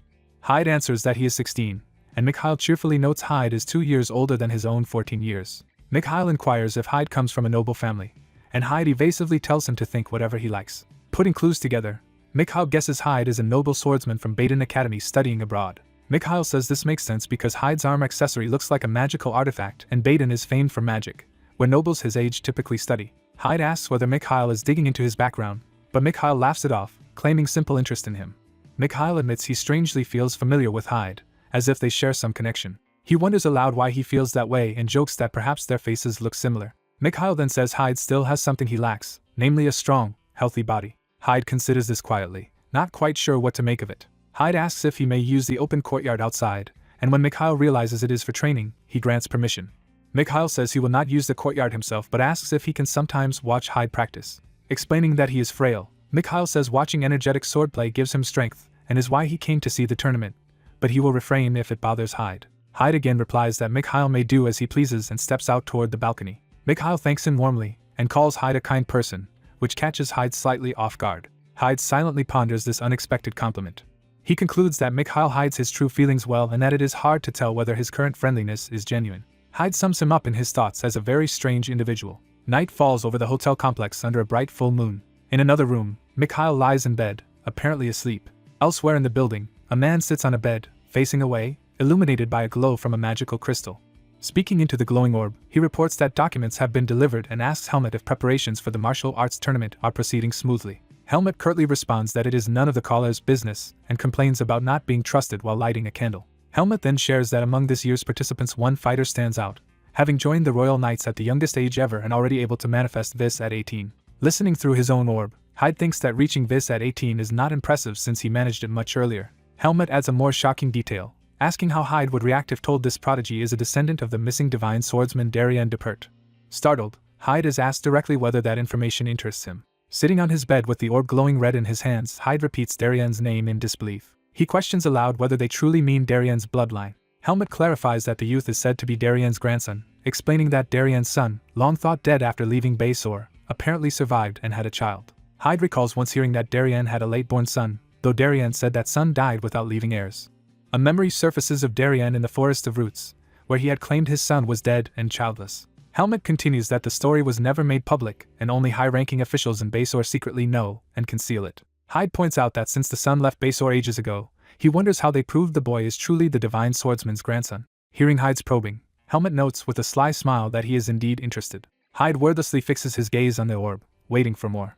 Helmet says he only wants to understand what sort of opponent he will face and proceeds to explain that the boy looks exactly like a young Darien and carries his father's identification plate and other evidence. Helmet emphasizes that the youth's most defining trait is his swordsmanship. He marvels that Darien's legendary techniques, believed lost after the divine swordsman vanished, now live on perfectly in this mysterious young man. Hyde looks at the orb and repeats that Darien disappeared, mulling over that claim. He reflects that Darien never told him how he came to the Forest of Roots and, in the human world, is considered to have vanished as if someone erased all trace of him and hid the truth. Hyde feigns ignorance about Darien's disappearance and asks what happened. Ethan explains the public story that Darien vanished while defeating a powerful desert scorpion in Baysore. Hyde, unconvinced, asks what the unofficial story about Darien's disappearance is. Ethan's eye glows as he prepares to share a darker rumor. Ethan says rumors claim the temple eliminated Darien because in temple-free Baysore he was revered almost like a god and blocked their growing power. Hyde silently processes this disturbing possibility. Ethan offers to investigate further using another question, but Hyde declines, saying he is not that curious. Ethan agrees to rely on records for the rest, reminds Hyde he has 2 question chances left, and ends the talk. Hyde grips the glowing orb as their deal concludes. Later Hyde notes Darien also vanished here in Baysore. Hyde reasons Darien would have known the temple opposed him and suspects a traitor inside Baysore helped them. Hyde imagines that the betrayal may have come from within Darien's own order, the Palma Knights. Hyde becomes lost in thought about this possibility. He wonders if Darien would want him to take revenge for what happened. Hyde recalls Darien meditating in their cabin, with his sword and belongings laid before him. He reflects that he inherited Darien's swordsmanship and lifestyle and believes Darien wanted him to uphold his ideals in the human world. Hyde concludes that avenging Darien is part of his own mission. He resolves to make the cowardly traitor realize they cannot live peacefully forever. Hyde remembers that Luke is Darian's grandson and that he is not Darian's only successor. He guesses Darian's son may have fled harsh training but passed the sword techniques to his own son.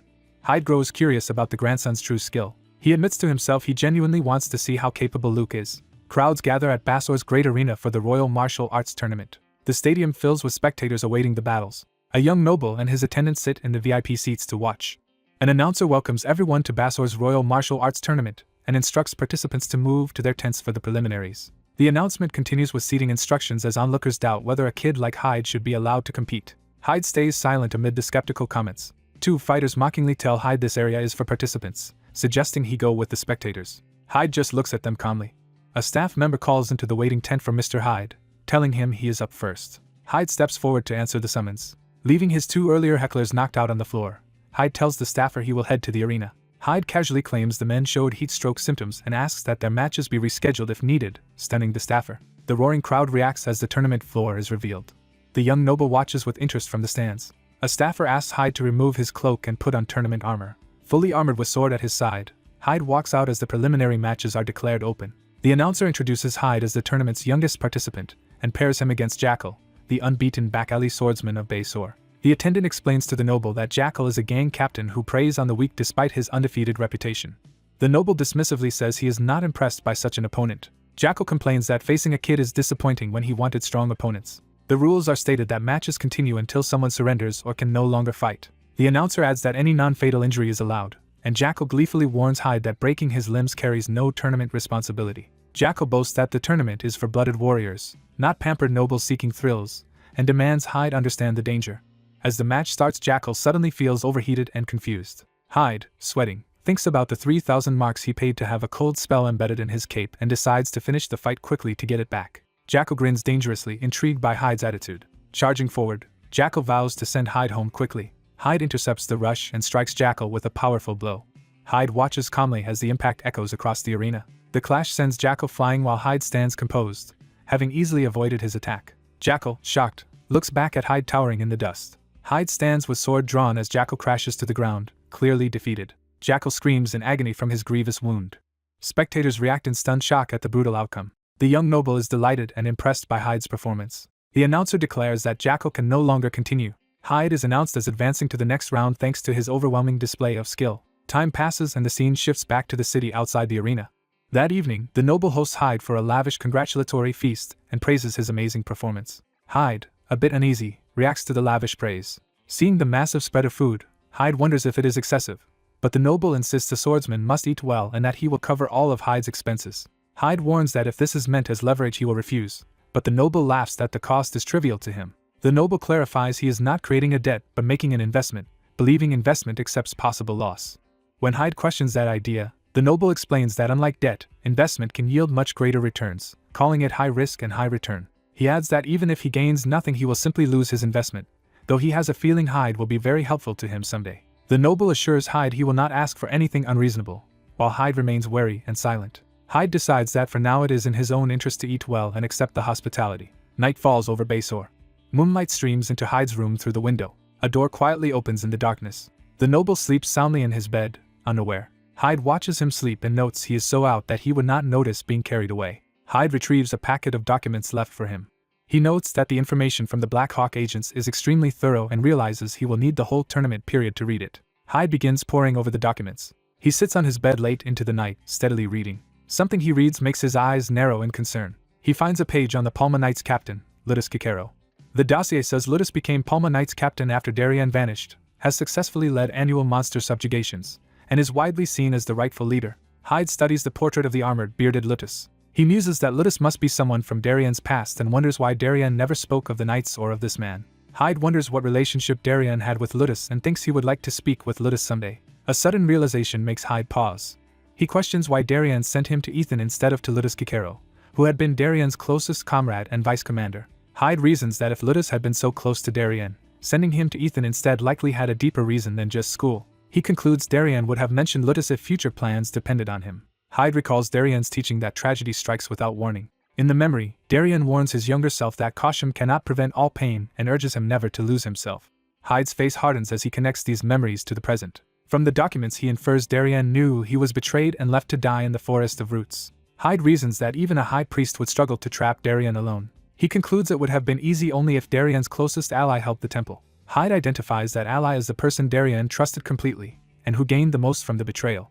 Putting it all together, Hyde decides that Ludus Kikero must be the traitor who betrayed Darien. Hyde acknowledges this is still his own speculation, but vows that if it is true, he will not leave Basor until Ludus pays the price for betraying Darien. As Hyde silently stands in his dark room, the nearby noble stirs slightly in bed. The noble opens his eyes, perhaps sensing something amiss.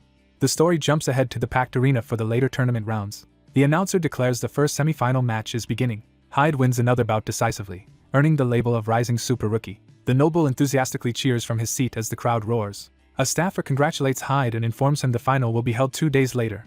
While Hyde thinks victory may not be difficult at this level, Hyde leaves the arena planning to return home and continue studying his materials. In the corridor, someone calls out to him as Mr. Hyde, catching his attention. Hyde turns, curious about who is addressing him. The next day dawns bright over Basor. At the arena, the noble invites Hyde to sit with him and watch the remaining matches since Hyde's bout ended quickly. Hyde asks if participants are allowed to spectate, and the noble explains it is permitted though locals consider scouting opponents unmanly. The noble adds that Hyde is strong enough not to need analysis, and suggests they simply enjoy watching. Hyde silently studies the arena, intrigued. The announcer introduces the second round match, starting with Kyle, head of Basor's famous Kendo Hall. The announcer then introduces Kyle's opponent. Hyde reacts with surprise as the opponent steps forward. Boots strike the arena floor as the newcomer enters. The announcer describes him as the youngest ever Palma Knight, a genius rising star. Luke Jagar, the young Palma Knight and Darien's grandson, appears in armor. Hyde stares at him, realizing who he is. Luke looks calm and confident as he faces the crowd. Kyle politely says it is an honor to fight a Palma Knight, while Luke humbly replies that facing the renowned Kendo master is an honor for him and asks Kyle to go easy. Luke smiles faintly, ready for the duel. Watching, Hyde thinks Luke resembles how Darien would have looked at that age and wonders just how strong he is. The fight begins with both men clashing swords, their power shaking the arena. Spectators gape in shock at the intensity of their exchange. More onlookers watch nervously, sweat beading as they feel the tension. Luke stands firmly opposite Kyle, sword poised. Kyle thinks to himself that, as expected of a Palma Knight, Luke shows no openings despite his youth. Luke notes that if they keep cautiously probing each other the match will drag on, and comments that he can already hear the crowd starting to boo. Luke cheerfully announces he will take the initiative in the duel as the junior. He rushes forward with a powerful sword swing at his armored opponent. Luke executes a precise, efficient low strike aimed at the opponent's leg area. The opponent, thinking Luke is looking down on him, powers up angrily. With a roaring counterattack, the opponent slams Luke to the ground in a violent exchange. As the man turns, he is shocked to realize Luke has already moved behind him. The opponent is suddenly slashed and begins bleeding heavily from his torso. Luke, spattered with blood, finishes his swift attack and looks back coldly. A blonde boy in the audience stares in stunned silence at Luke's display. The defeated man lies on the arena floor, mortally wounded and motionless. Luke gazes forward calmly, unfazed by the outcome. He lands from his movement, while his opponent collapses nearby, the exchange already over. Spectators murmur in disbelief, commenting that Luke Yeager disappeared and reappeared in an instant. The blonde observer continues to watch Luke with a thoughtful, serious expression. Luke apologizes to his fallen foe but states he must win this martial arts tournament at any cost. The announcer proclaims that Luke dropped Kyle with a single strike and advances to the main tournament. Later, the blonde boy broods while another blonde youth in a vest glances at him curiously. The vested youth notes Hyde looks troubled and asks if Luke is bothering him. Hyde acknowledges Luke's strength, calling him a serious contender for the championship. The vested boy is surprised that even Hyde praises Luke so highly. Hyde adds that Luke might win if he himself were not there, which the vested boy interprets as a rival declaration he finds exciting. Hyde reflects inwardly that Darien's son clearly trained hard in swordsmanship, and that Luke's skill exceeded his expectations. He reasons that if Luke learned swordsmanship from Darien, their shared teacher links them. Hyde tells his companion to return to their lodging without him because he has something to take care of alone. Left behind, the vested youth complains lightheartedly that Hyde is cold. The story cuts back to the packed tournament coliseum, emphasizing its massive scale and excitement. As Hyde walks, he wonders why his own footsteps keep speeding up. He reflects that although he has made acquaintances since leaving the Forest of Roots for the Academy, he has not felt real kinship with anyone, but he and Luke share Darien as a common bond. Hyde notes that Luke, like himself, inherited Darien's swordsmanship. Elsewhere, two men in a hall look up in surprise as someone approaches. Hyde decides he will eventually face Luke in the arena anyway, so he wants to see what kind of person Luke really is. Afterward, Luke bashfully downplays the tournament, claiming it is not such a big deal. A blue-haired knight scolds Luke for his arrogance and for speaking so casually about the tournament, especially around people from Basor, and Luke hurriedly apologizes. Rubbing his slapped cheek, Luke remarks that apparently someone else had overheard them. Hyde is revealed as the silent onlooker, staring at them with a neutral, unreadable face. Hyde stands before Luke and the blue-haired knight, having come to speak with Luke directly. Luke studies Hyde and says he looks familiar. He remembers Hyde's earlier match, correctly recalls his name, and says he watched that bout. Luke explains that Hyde's fight was the only one that really impressed him, and wonders if Hyde sought him out to challenge the tournament favorite. He teasingly suggests Hyde might have been so impressed that he came to become Luke's fan. Luke jokes that only women can be his fans, while Hyde calmly asks if Luke is actually Darien Depert's grandson. Luke reacts in panic, clapping a hand over Hyde's mouth to stop him from finishing the statement. A bystander who overheard looks horrified and shocked at what Hyde almost said. Luke frantically demands to know how Hyde figured out his secret. When the blue-haired knight asks what is wrong, Luke nervously claims Hyde just had something urgent to discuss and drags him outside. Outside, Luke forcefully pins Hyde against a wall to keep him quiet. The scene shows the two alone in a corridor, Hyde pressed to the wall as Luke confronts him. Luke, flustered, says he has never shoved a guy into a wall like this before and demands to know who Hyde is and where he came from. Hyde ignores the bluster and instead asks why Luke does not use the Depert name, while Luke protests that he is the one who should be asking questions and begs him not to mention the divine swordsman aloud. Hyde keeps a steady gaze, preparing to explain while Luke anxiously listens. Hyde reassures him he has told no one about the secret, saying he only investigated because he heard a rumor that the divine swordsman left a descendant, and that he is good at gathering information. Hyde then pointedly asks why Luke is hiding his status as the divine swordsman's grandson. Luke is taken aback, sweating as he considers how to respond. Luke explains that his father broke ties with his grandfather and left the Depert household, so claiming the family name now would feel wrong. Hyde presses further, deducing that Luke still inherited the divine swordsman's techniques from his father, which shocks Luke since even he had not known the style's origin. Luke clarifies that he is not rejecting his heritage. He planned to reveal it after winning the tournament, believing his own effort in mastering the style and earning a place among the knights justifies using the name. He confides that he wants to be recognized for his own skill rather than for his lineage. Hyde silently absorbs this sincere confession, clearly moved. Luke realizes he has shared very personal information with someone he just met, and warns Hyde that only the base or knight captain and vice captain know the secret, insisting Hyde must not tell anyone. Hyde suddenly recalls that if Ludus Kikero, the captain, helped the temple imprison Darien, then his accepting Darien's grandson into the knights is suspicious. He wonders why Ludus would allow Luke to join the order despite that history. Heavy golden boots step into view, signaling a powerful figure's arrival. Luke and Hyde stand facing each other, then both turn as someone approaches. They look toward the newcomer together, tension rising. The imposing, bearded knight in gold armor appears before them. He greets Luke Yeager, saying it is good timing that he found him outside. Luke, startled, addresses the newcomer as captain while Hyde watches quietly. Hyde realizes with shock who the armored man is. He identifies the knight captain as Ludus Kikero, the man linked to Darien's imprisonment. Ludus notices Hyde and asks Luke if the boy beside him is a friend, and Luke hurriedly introduces Hyde as another tournament finalist.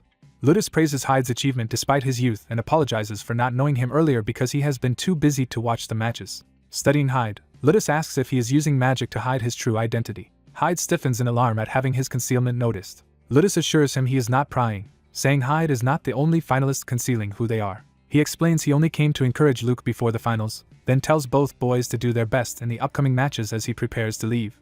Walking away, Ludus promises he will definitely attend the final bout. Hyde and Luke watch him go, each deep in their own thoughts. Hyde observes that Ludus seems to care about Luke, while Luke explains that Ludus was the first in Basor to recognize him and encouraged him to seek acknowledgement through the tournament. Hyde wonders if Ludus is trying to atone to Darien's family, or if he has some other motive. Luke assumes Hyde's appearance is being masked by magic, says he does not care about such things, wishes Hyde luck in the remaining matches, and asks him again to keep his identity secret. Luke adds that even if Hyde keeps quiet, he will have to resist revealing the truth at least until next year. Hyde replies confidently that there is no need to wait because he intends to win the tournament this year. Luke laughs and interprets Hyde's statement as a formal challenge between rivals. As he waves and leaves, Luke says he will look forward to facing Hyde. Hyde watches him go, still conflicted about everything he has learned. Hyde resolves internally that whatever Ludus Kikero is planning, he will not allow Luke to be dragged into it. He firmly vows that he will not let Luke Yeager become entangled in Ludus's scheme. The scene shifts to a daytime view of the city buildings, indicating time passing. Back at the lodging, the vested boy Michael asks Hyde if his talk with Luke went well. Hyde shows a faint reaction, surprised that Michael already knows he met Luke. Hyde suspects Michael might have had him tailed, but Michael says he only guessed, which Hyde's lack of denial confirms. Hyde grimaces, realizing Michael's intuition was correct. Michael asks what Hyde and Luke discussed, and Hyde curtly answers that he is not obliged to say, which Michael expected. Michael then poses a hypothetical. If the Palma Knights offered to recruit Hyde, would he accept? Hyde falls silent, weighing the question. He asks why they would want someone like him, and Michael explains that winners of the Basor Martial Tournament attract a lot of knightly interest, so recruiting Hyde would be natural if he wins. Hyde bluntly says he would never join the Palma Knights because Basor's climate is too hot, which Michael cheerfully says is good since his own homeland is cool. Michael watches Hyde thoughtfully, clearly pleased by that answer. He calls Hyde's name as if preparing to say something important. Michael then formally asks Hyde to join him after the tournament rather than joining any knight order. When Hyde wonders if this means becoming Michael's knight, Michael clarifies he wants Hyde simply on his side, someone loyal to him personally beyond titles. Hyde replies that he has no plan to serve anyone, but Michael only asks him to accept the offer in principle and think about it later. Hyde privately wonders what Michael is really aiming for with this invitation. Something occurs to Hyde and his eyes widen in realization. He then asks Michael to collect some information for him. Michael listens closely, ready to hear Hyde's request. Hyde asks for detailed information on the Palma Knights, including their commander, members, and the kinds of missions they undertake. Michael interprets this as Hyde wanting to compare the Palma Knights' working conditions against any future offer from Michael. Michael agrees to investigate and promises to report honestly, even though he might be the side being compared. He then casually suggests they go eat together. Hyde thinks that through Michael's investigation he might learn what Ludus Kikero is really planning. The narrative returns to the bright Colosseum on the day of the finals. A combatant grips his sword tightly, readying for battle. In the first finals match, Hyde swiftly defeats his opponent and advances to the next round. Hearing the crowd call him Blonde Hyde, he thinks the nickname does not suit him at all. As he heads back under the stadium, Luke teases that Hyde is boring for ignoring the audience and not even waving. Hyde retorts that Luke seems awfully relaxed and calls him a heartthrob in Baysore, while Luke shrugs off the tension. Luke advises Hyde to enjoy the tournament instead of exhausting himself mentally before their eventual fight. Later, Hyde reflects to another man that his current edginess is mostly because of Luke and jokes that he feels like smacking Luke in the back of the head. Walking through the city, Hyde wonders if Michael has finished the investigation he requested. Spotting a familiar figure ahead, Hyde realizes Michael is already nearby. Hyde then discovers he has attracted a huge crowd of excited women begging him to share a cup of tea with them. Overwhelmed, Hyde looks deeply troubled by his sudden popularity. The scene shifts back to the lodging building as time passes again. Michael sips tea and waits, looking mildly concerned. Hyde staggers in, disheveled and out of breath, explaining that the women of Baysore are chasing him. Michael laughs at Hyde's paranoia, saying it is natural for a tournament finalist to draw attention. He adds that Hyde's special popularity with women is probably due to his attractive face. Hyde is taken aback, unsure how to respond to being called good-looking. Hyde thinks back to how the locals often mocked his appearance and sword skills, while Michael muses that Hyde does not realize his own charm and feels a bit sorry for him. Hyde remembers that there was something he asked Michael before. Michael says he anticipated Hyde's question and prepared materials. Hyde takes the documents while Michael asks if this effort earns more of Hyde's trust. As Hyde reads, Michael explains that Palma Knights receive baron-like status and housing, though Hyde has no interest in such perks. Hyde quietly focuses on the information he is reading. The book explains that while the Palma commander stays out of politics, Ludus Kikero backs the first prince. It details that the first prince, son of a foreign queen, is a devout follower of the Lumen religion and pushes to build a Lumen temple in Baysore. Hyde links this to Ludus Kikero, realizing the commander supports this first prince. Hyde continues studying the dossier. He reads about desert scorpion monsters in Baysore, whose queen was slain long ago but whose offspring still appear. Michael adds that Palma Knights yearly subjugate monsters in the desert, including keeping the scorpion numbers down. A note indicates that this year's subjugation is special. Hyde reacts tensely to this timing. He learns the subjugation will take place right after the tournament ends. Hyde scrutinizes the page about Ludus Kikero. He deduces that Ludus refused Luke Yeager's entry into the order not to protect him but for another reason. Hyde concludes that people erase past mistakes and that Ludus likely kept Luke near to control a potential lifelong threat. He further infers that during the upcoming monster subjugation, Ludus will try to kill Luke and pass it off as a heroic episode. Hyde thinks it is fortunate he arrived in Baysore now. He resolves that while he is here, he cannot allow Darienne's grandson Luke to meet the same tragic fate and vows to stop Ludus's scheme at any cost. Yet he recalls facing Ludus and realizing the commander is so powerful that even Hyde doubts he could win. Hyde decides that if necessary he might reveal the truth to Luke and seek his cooperation. Hyde glances toward Michael, who calmly drinks tea. Michael returns the look, smiling slightly. The scene shifts to the arena as the first semi-final of the Baysore Martial Arts Tournament begins with Hyde on the field. The announcer starts the match. Hyde's opponent, Hutton, greets him courteously. From the stands, Michael explains that Hutton is a first-class mercenary who previously defeated a Palma Knight after a long bout. Michael comments that Hutton still should not be a match for Hyde, though he notes surprises happen. The official notes that regardless of how Hutton won, he reached the semi-finals.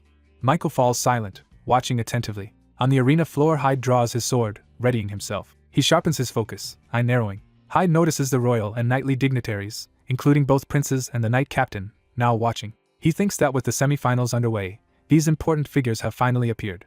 Hutton calls out to Hyde to regain his attention. Hutton warns Hyde not to be distracted and says overconfidence can lead to defeat. Hyde tries to reply that he was not being arrogant, but Hutton accepts his own misunderstanding and apologizes as they raise their swords. Hyde assesses that a first-class mercenary might be around Fascio's level. Observing Hutton's aura, he feels it is not quite that strong. Hyde decides to test Hutton's style first rather than go all out. He rushes in with an opening attack. Hyde's swift sword stroke closes on Hutton. Hutton blocks the blow, sparks flying. The impact startles Hyde. The clash sends a blinding flash across the arena. Hutton immediately counters, forcing Hyde on the defensive. Hutton realizes Hyde's power and speed are higher than expected. Their swords collide again in an explosive exchange of strength. The shockwave pushes both fighters back across the stage. Hyde dashes forward through the dust, intent on regaining momentum. Hutton braces himself as Hyde's charge barrels toward him. One of Hutton's steps cracks the floor from the force. He surges forward in response, launching a powerful rush. Hyde blocks successive blows but feels their weight and precision. Hutton towers over him with a threatening overhead strike. The fierce back and forth continues, their blades flashing in rapid sequences. Hyde finally lands a decisive hit that forces Hutton to his knees. Spectators react in shock and excitement at Hyde's display. Michael and the official both stare, impressed by Hyde's strength.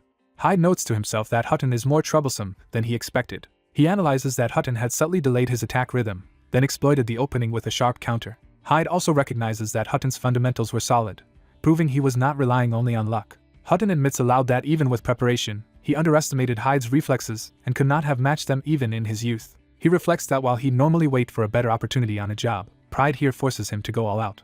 Hutton powers up and charges again, cloaked in aura. Internally, he reveals his earlier display was partly a bluff and that his weapon hides a mechanism extending his reach. He plans to use a faster-than-expected attack to break Hyde's rhythm, confident Hyde will struggle against it. Hutton launches this extended-range thrust at Hyde. Hyde responds by unleashing a dark, powerful sword aura of his own.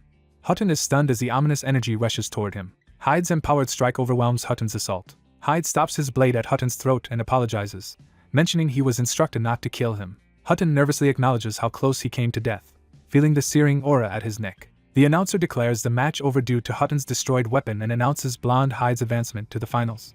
Hyde offers Hutton a hand. They shake, and Hyde explains he ended the fight quickly because he dislikes the heat, while Hutton jokes that Hyde had aimed to cut off his wrist. Hyde replies that anything short of killing is allowed, leaving Hutton to call him ruthless. Hutton praises Hyde as a genius with terrifying technique, who may be remembered in history. Hyde counters that with more training instead of tricks Hutton could be stronger. But Hutton laughs that as a mercenary he values having many options in real combat. Hutton elaborates that for someone of average talent like him, clever strategy is his weapon against stronger foes. He admits that today showed him he collapses when facing overwhelming skill like Hyde's. Hyde contemplates the importance of strategy. The onlooking nobles and Ludus watch the arena below. A prince remarks on Hyde's exceptional skill and wonders if they could recruit him into the knights, recalling their earlier encounter. Ludus reacts thoughtfully. The second prince repeats Hyde's name with interest. On the field, Hyde looks up toward the noble seats. Michael, watching from above, wonders who Hyde truly is, remembering his strength and his nighttime investigations. He reasons that Hyde's goal must be bigger than simply winning the tournament, and questions what Hyde is really after. Guards shout as an older man forces his way into Michael's viewing area. Michael asks what is happening and is told a stranger insists on meeting him. A burly, red-bearded man breaks through the attendants and calls out to Michael, saying he has something to discuss. The servants call the man rude, but Michael calms them and asks the stranger to introduce himself. The man apologizes, explaining he is a base or blacksmith whose forge supplies all swords for the Palma Knights. Michael asks his purpose, and the blacksmith says he heard Hyde is close to Michael. The blacksmith requests a chance to speak with Hyde to confirm a suspicion. He reveals his curiosity concerns the origin of Hyde's sword. Michael listens with sudden keen interest. Michael invites the blacksmith to explain further. Narration notes that in the other semi-final, Luke Yeager easily wins his match. Thus the tournament final is set between Hyde and Luke. Later, Hyde reacts as Luke approaches. Luke peeks into Hyde's room, looking uneasy. Hyde turns toward him, puzzled by the sudden visit. Time passes and the scene shifts back to the tournament venue under a clear sky. Hyde learns that the second prince is coming to see the finalists. Luke clarifies that although the prince claims to be encouraging finalists, he is clearly coming specifically for Luke. Luke explains the prince likely knows he is of the divine swordsman's bloodline and wants his support to secure the Palma Knights and thus legitimacy in Baysor. Hyde summarizes that because the Palma commander backs the first prince, the second prince courting Luke would anger the commander, making the meeting awkward for Luke given his debt to Ludus. Luke, flustered, asks how Hyde knows all this and jokes that Hyde seems like a spy, while Hyde reminds him he is skilled at gathering information. Luke says he cannot flee from the approaching prince, and asks Hyde to cover for him by saying he is busy. The prince himself appears and, overhearing, lightly says he can come another time if Luke is too busy. Luke panics and stammers that it is a misunderstanding, while the prince laughs and admits he enjoys teasing Luke. The prince fondly recalls Darien as stern and stoic, remarking that Luke's personality makes it hard to believe he is Darien's descendant. Hyde watches the prince, intrigued. Hyde asks what kind of person the divine swordsman Darien truly was. The prince notes Hyde's curiosity, compliments his impressive match, and praises his skill. Hyde listens seriously. The prince answers that he only met Darien a few times as a child but remembers him as absolutely loyal and reliable. He especially recalls the resolute strength in Darien's eyes, saying it embodied the spirit of Baysor. Hyde silently absorbs this description. The prince then asks if Hyde's interest in Luke was simply curiosity about the divine swordsman's grandson. Laughing, the prince admits he overheard much of their talk but chose not to interrupt, and asks Hyde what else he wants to know. Luke nervously warns the prince not to reveal too much, calling Hyde a near-obsessive divine swordsman fan, while the prince insists Hyde means no harm. The prince philosophizes that a swordsman's heart shows in their blade, saying Hyde's pure pursuit of strength makes his fascination with Darien natural. Jokingly, the prince relays that Darien would have considered Hyde even better than Luke. He then straightforwardly invites Hyde to work with him, but Hyde politely declines, leading the prince to remark on his coldness toward royalty. Shaking Hyde's hand, the prince says he hopes for a great final match and encourages Hyde to learn more about who the divine swordsman truly was. Turning to Luke, the prince says he will summon Luke after the finals for a more detailed talk, leaving Luke surprised that a prince plans to call on him personally. Luke objects that appearing publicly with the prince will create awkward rumors for him and his commander. The prince explains his concern is tied to Luke's safety. Hyde is surprised to hear that Luke's safety is at risk. The prince tells them to accept that explanation for now and promises to summon Luke discreetly. He parts ways, telling them to take care.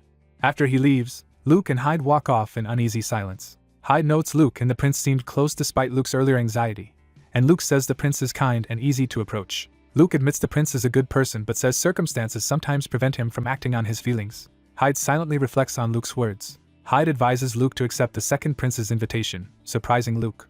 Hyde recalls the prince's warning that only Luke can take responsibility for his own life. Luke looks at Hyde, affected by that thought. Hyde remembers Darien's lesson that living passively makes you lose yourself when circumstances change. Luke is startled by the memory. Luke presses Hyde, asking what dangerous matter the prince was hinting at. Hyde recalls Darien telling him to simply do what he can for now. Luke repeats that idea aloud, saying he will do what he can as well. Hyde jokingly tells Luke to blow off steam by flirting like usual, and Luke indignantly protests. Hyde internally wishes Luke would realize how perilous his position actually is. Time passes and the academy grounds are shown bustling. Later, Hyde quietly returns to his room. Michael greets him, immediately asking how his talk with the second prince went. Hyde reacts in confusion at how Michael already knows. Michael says he is no longer surprised by Hyde's connections and remarks that a prince's movements are hard to miss. Hyde starts taking off his cloak, revealing his sword. Michael, recalling something, says something interesting happened and asks if Hyde wants to hear it. Michael asks Hyde if he knows the name Leighton, and Hyde says it is unfamiliar. Michael explains Leighton was a legendary, extremely picky Western blacksmith who forged weapons only for people he personally acknowledged. Hyde comments that Leighton sounds eccentric. Michael says he met Leighton's apprentice Kevin, who told him Leighton had 3 masterpiece swords he prized most. Michael relates how Leighton forged 3 identical swords in one day, presented them to the royal family, and only one was granted for personal use for life. Michael adds that Kevin thinks Hyde's sword strongly resembles one of those masterpieces. Hyde silently turns his back, processing this revelation. Michael continues that only one of Leighton's 3 swords ever left royal hands. He names it as the famous sword of Darien de Pert. Hyde, enraged, suddenly tackles Michael and raises his sword as if to strike. With a murderous aura, Hyde warns Michael to choose his next words very carefully. Hyde pins Michael down, covering his mouth with one hand and holding his sword with the other. Hyde repeats the warning, demanding Michael be cautious with what he says. Michael, shaken but still composed, looks up at Hyde. Michael infers from Hyde's reaction that his guess was right and begs Hyde to release him so they can talk. Hyde lets him go but stresses he does not want this secret spread, while Michael, still coughing, agrees. Michael says his men will soon silence the blacksmith Kevin, meaning only the 2 of them will know Hyde's secret. Hyde asks if Michael is trying to bind him with a favor, and Michael claims he dislikes debts and only passed on information that Kevin volunteered. Michael says he is offering goodwill and will keep Hyde's secret. Hyde solemnly makes Michael promise the secret will not leak. Hyde's eye shows intense suspicion and resolve. Hyde warns that Michael had better be telling the truth. Michael admits he was terrified by Hyde's killing intent. Michael, now curious, asks Hyde what connection he has to the divine swordsman, and Hyde admits he is Darien's apprentice. Michael excitedly gushes about sharing a room with the divine swordsman's apprentice, while Hyde thinks Michael will be noisy for a while. Michael bombards Hyde with questions about Darien and Hyde's reasons for coming to Baysor. Hyde cuts him off, telling Michael to start thinking about how he will pretend not to know Hyde in public. Michael falls silent, studying Hyde's back. Hyde muses that trouble is likely coming. He decides not to get further involved and begins packing early so he can leave quickly if necessary. Hyde reaches for his sheathed sword among his belongings. Looking at it, he muses that he never realized the blade was so renowned, only that it was sharp. Hyde asks why, if the sword is so famous, no one has recognized it before, and Michael explains that only royalty would have seen it, and that it looks plain to non-experts. Hyde concludes he should avoid brandishing it around the king or princes. Michael shifts the topic to Hyde's preparations for the tournament finals and remarks that Hyde seemed wary of Luke. Hyde answers he was never wary. Hyde remembers that tomorrow he will finally fight Luke Yeager in the arena. He hopes their match does not end in an anticlimax. Elsewhere in the desert, strong winds sweep over sand dunes. A robed figure steps through the sand. The hooded stranger surveys the desert landscape. The stranger lets sand run through their fingers. Kneeling, the figure continues pouring sand, performing some kind of ritual. The sand around them begins to swirl unnaturally. A huge pit erupts in the sand where the figure kneels. The hooded stranger stands calmly amid the raging sandstorm. From the sand bursts a gigantic scorpion-like monster, towering over the robed figure. The robed person reaches inside their garments. They produce a glowing orb. The orb is revealed embedded in the monster's forehead, linking it to the robed master. The figure soothingly praises the creature for recognizing its master, and calls it a clever good boy. The hooded man smirks, pleased with his control over the monster. Someone's voice declares that it is time to wake up, signaling the next day. The scene shifts back to Baysore, where the colossal arena and city bustle in preparation for the tournament finale. Inside the packed arena, the crowd roars with excitement. The announcer welcomes everyone to the grand final match of the Baysore Martial Tournament. Michael, watching from the stands, marvels at the unexpected matchup.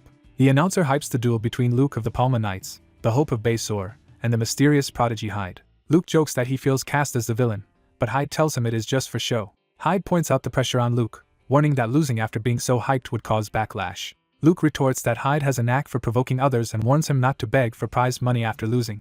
The referee checks if both fighters are ready. Luke steels himself, taking his stance. Hyde does the same as the referee announces the start of the match. Hyde focuses, his eye sharpening. Luke activates Darien's sword technique, his aura merging with an image of Darien behind him. Hyde stares, recognizing the technique. Hyde smiles, thinking that confronting this familiar sword style stirs old memories. Above the arena, a bird circles in the bright sky. Michael notices birds overhead and wonders about them. The bird continues to wheel above the sun. One of the birds suddenly plummets toward the arena. Something crashes violently onto the arena floor between the fighters. Hyde lunges forward, sword ready, reacting to the impact. Luke charges as well, his blade raised. Both fighters and the spectators look upward in shock at what just fell. Luke and Hyde gape in confusion. They see a dark, mangled shape at the impact site. Spectators murmur, wondering if someone threw something into the arena. From the VIP seats, Michael comments that the object clearly fell from the sky. The nobles lean forward, realizing something is wrong. Hyde sees that a bloodied corpse has crashed into the arena. He looks up again, anxious about what is happening above. Overhead, a monstrous bird swoops through the sky. A spectator recognizes the shape and begins to shout. The monstrous bird dives toward the arena, and people scream that a monster has appeared. Other onlookers echo the panicked realization. The grotesque bird monster descends on the arena. Hyde sees the threat and identifies it as a monster. Luke also realizes in shock that a monster has invaded the tournament. Hyde shouts Luke's name in alarm. Luke jerks his gaze toward Hyde's call. Hyde suddenly charges directly toward Luke with explosive speed. Luke yells in confusion, demanding to know what Hyde intends to do in this situation. Hyde points upward, resolute, signaling his plan. Luke watches him, startled by his sudden decisiveness. Luke braces with his sword as Hyde rushes past. Hyde uses Luke as a springboard, leaping high into the air wreathed in purple aura. Propelled upward, Hyde heads straight for the descending monster with his sword drawn. His face darkens with killing intent as he unleashes his empowered strike. Hyde's sword cleaves the monster in midair with a massive cross-shaped slash of energy. He follows through in another sweeping blow, cutting the creature apart as he descends. Luke watches in stunned disbelief at Hyde's display of power. Hyde lands, similarly wide-eyed at what just transpired. The monster's corpse lies splattered on the arena floor while knights tend to the human body it had been carrying. Later, the commander reports that the dead person's tag marks them as from the southern Oasis village and orders the emergency night squad mobilized, deciding to advance an expedition, while Hyde wonders why a monster would bring a corpse all the way here. A knight reflects that the recent incident feels like an outright act of war. Hyde and Luke stand silently, processing what just happened. Hyde narrows his eye in tense realization. Hyde thinks of the slain creature and accepts that terrifying monsters like it will be his future enemies. Luke asks Hyde if he has any real monster fighting experience, and questions his quick judgment. Hyde insists he has fought the beast more than Luke, and Luke comments that Hyde's behavior keeps defying his appearance. Luke, staring at the corpse, asks if all monsters look like that, and whether Hyde has truly never seen one. Hyde explains he was a civilian until recently, and says ordinary people rarely encounter monsters. Luke describes monsters as mindless brutes easier to handle than humans and tells Hyde there is no reason to be scared, while Hyde loudly denies being afraid. Hyde thinks that intelligent monsters would be a different and far more dangerous matter, recalling a fierce leopard-like beast. An announcement apologizes for the incident and declares the tournament's final match suspended, ordering all participants to the waiting room. Hyde wonders why they are suddenly being sent to the waiting room while Hyde's companion stays quiet. Time passes over the Colosseum under a bright sky. Later, in a curtained room, Hyde appears, waking or checking on a resting Hyde. The Knight Captain notes that all key people have gathered. Luke nervously greets the captain, who says there is little time and they must speak directly. The captain explains that the remains carried by the monster were from a villager of southern Older, meaning monsters attacked that region, so the Palma Knight Order has advanced their monster suppression expedition. He first orders Luke, as a knight, to participate in the expedition and be ready, and Luke accepts. The captain then addresses Hyde, saying it is unfortunate the incident disrupted the important final match, which will be on hold until the expedition ends, and asks Hyde to stay on standby. Hyde realizes the captain summoned him to negotiate, and pointedly asks what happens if he refuses. The captain offers that if Hyde declines, the final will be declared a draw and the prize split, even though no one wants that outcome. Hyde silently considers this proposal. Hyde instead suggests an alternative arrangement. Hyde proposes joining the monster suppression expedition alongside Luke and deciding the tournament winner by who slays more monsters. Luke is shocked by Hyde's proposal. The captain warns Hyde that subjugation is deadly serious. But Hyde says he understands and reminds them he already proved himself against the flying monster that attacked earlier. The captain is surprised as he recalls that feat. Acknowledging Hyde's strength as a Basor tournament finalist, the captain apologizes for underestimating him. He agrees and orders both Hyde and Luke to prepare and assemble at the plaza for the expedition by mid-afternoon, which they affirm. The scene shifts to the desert city and surrounding sands under blazing sunlight. As they walk, Luke asks Hyde if he really intends to join the expedition. Luke complains that deciding the champion by monster count seems skewed toward Hyde, but Hyde says fairness is limited because monster encounters are largely luck and adds he has another reason beyond winning. Hyde admits he suggested going because he's worried about Luke's safety. Luke is taken aback by Hyde's concern. Luke jokingly acts confident that no monster could kill him, and Hyde dryly agrees to treat it that way. Luke then says he was joking and assumes Hyde's decision is tied to what the second prince warned them about, confessing the matter has troubled him as well. Luke presses Hyde to finally reveal who is trying to kill him. Hyde hesitates, weighing whether to share his suspicions. Hyde thinks that naming his suspect now might make Luke behave suspiciously and cause complications, especially since he is not fully sure, so he instead tells Luke not to fully trust any knight for now. Hyde stresses that Luke should be wary even of the captain. Luke is unsettled by the suggestion but listens. The two regard each other tensely in the street. A young noble with a parasol and his attendant appear and greet them. The noble addresses Luke by name, saying this is their first time meeting outside the arena. Luke quietly identifies the noble to Hyde as merely someone he knows, denying any close relation. The noble politely asks to borrow Luke for a moment, and Hyde bemusedly agrees since Luke is free to go. Luke tells Hyde to head to the plaza with his equipment, and Hyde agrees. The noble comments that Hyde seems to have grown close to Luke. When Hyde asks what he wanted, the noble reveals he is leaving Basor that night, and says this may be their last talk. Then he corrects himself, saying they are sure to meet again someday so it will not truly be their last conversation. The noble notes that Hyde must be planning to accompany Luke on the subjugation, having noticed Hyde's interest in him. Excited, the noble connects Hyde's presence in Basor to Luke and presses to know what kind of person Luke really is, prompting Hyde to ask if that is his only reason for calling him over. The noble's eye glints with hidden intention. He reveals that 2 days earlier someone resembling a priest of Lumen was seen in the southern Basor desert. He adds that he thought Hyde ought to know this information.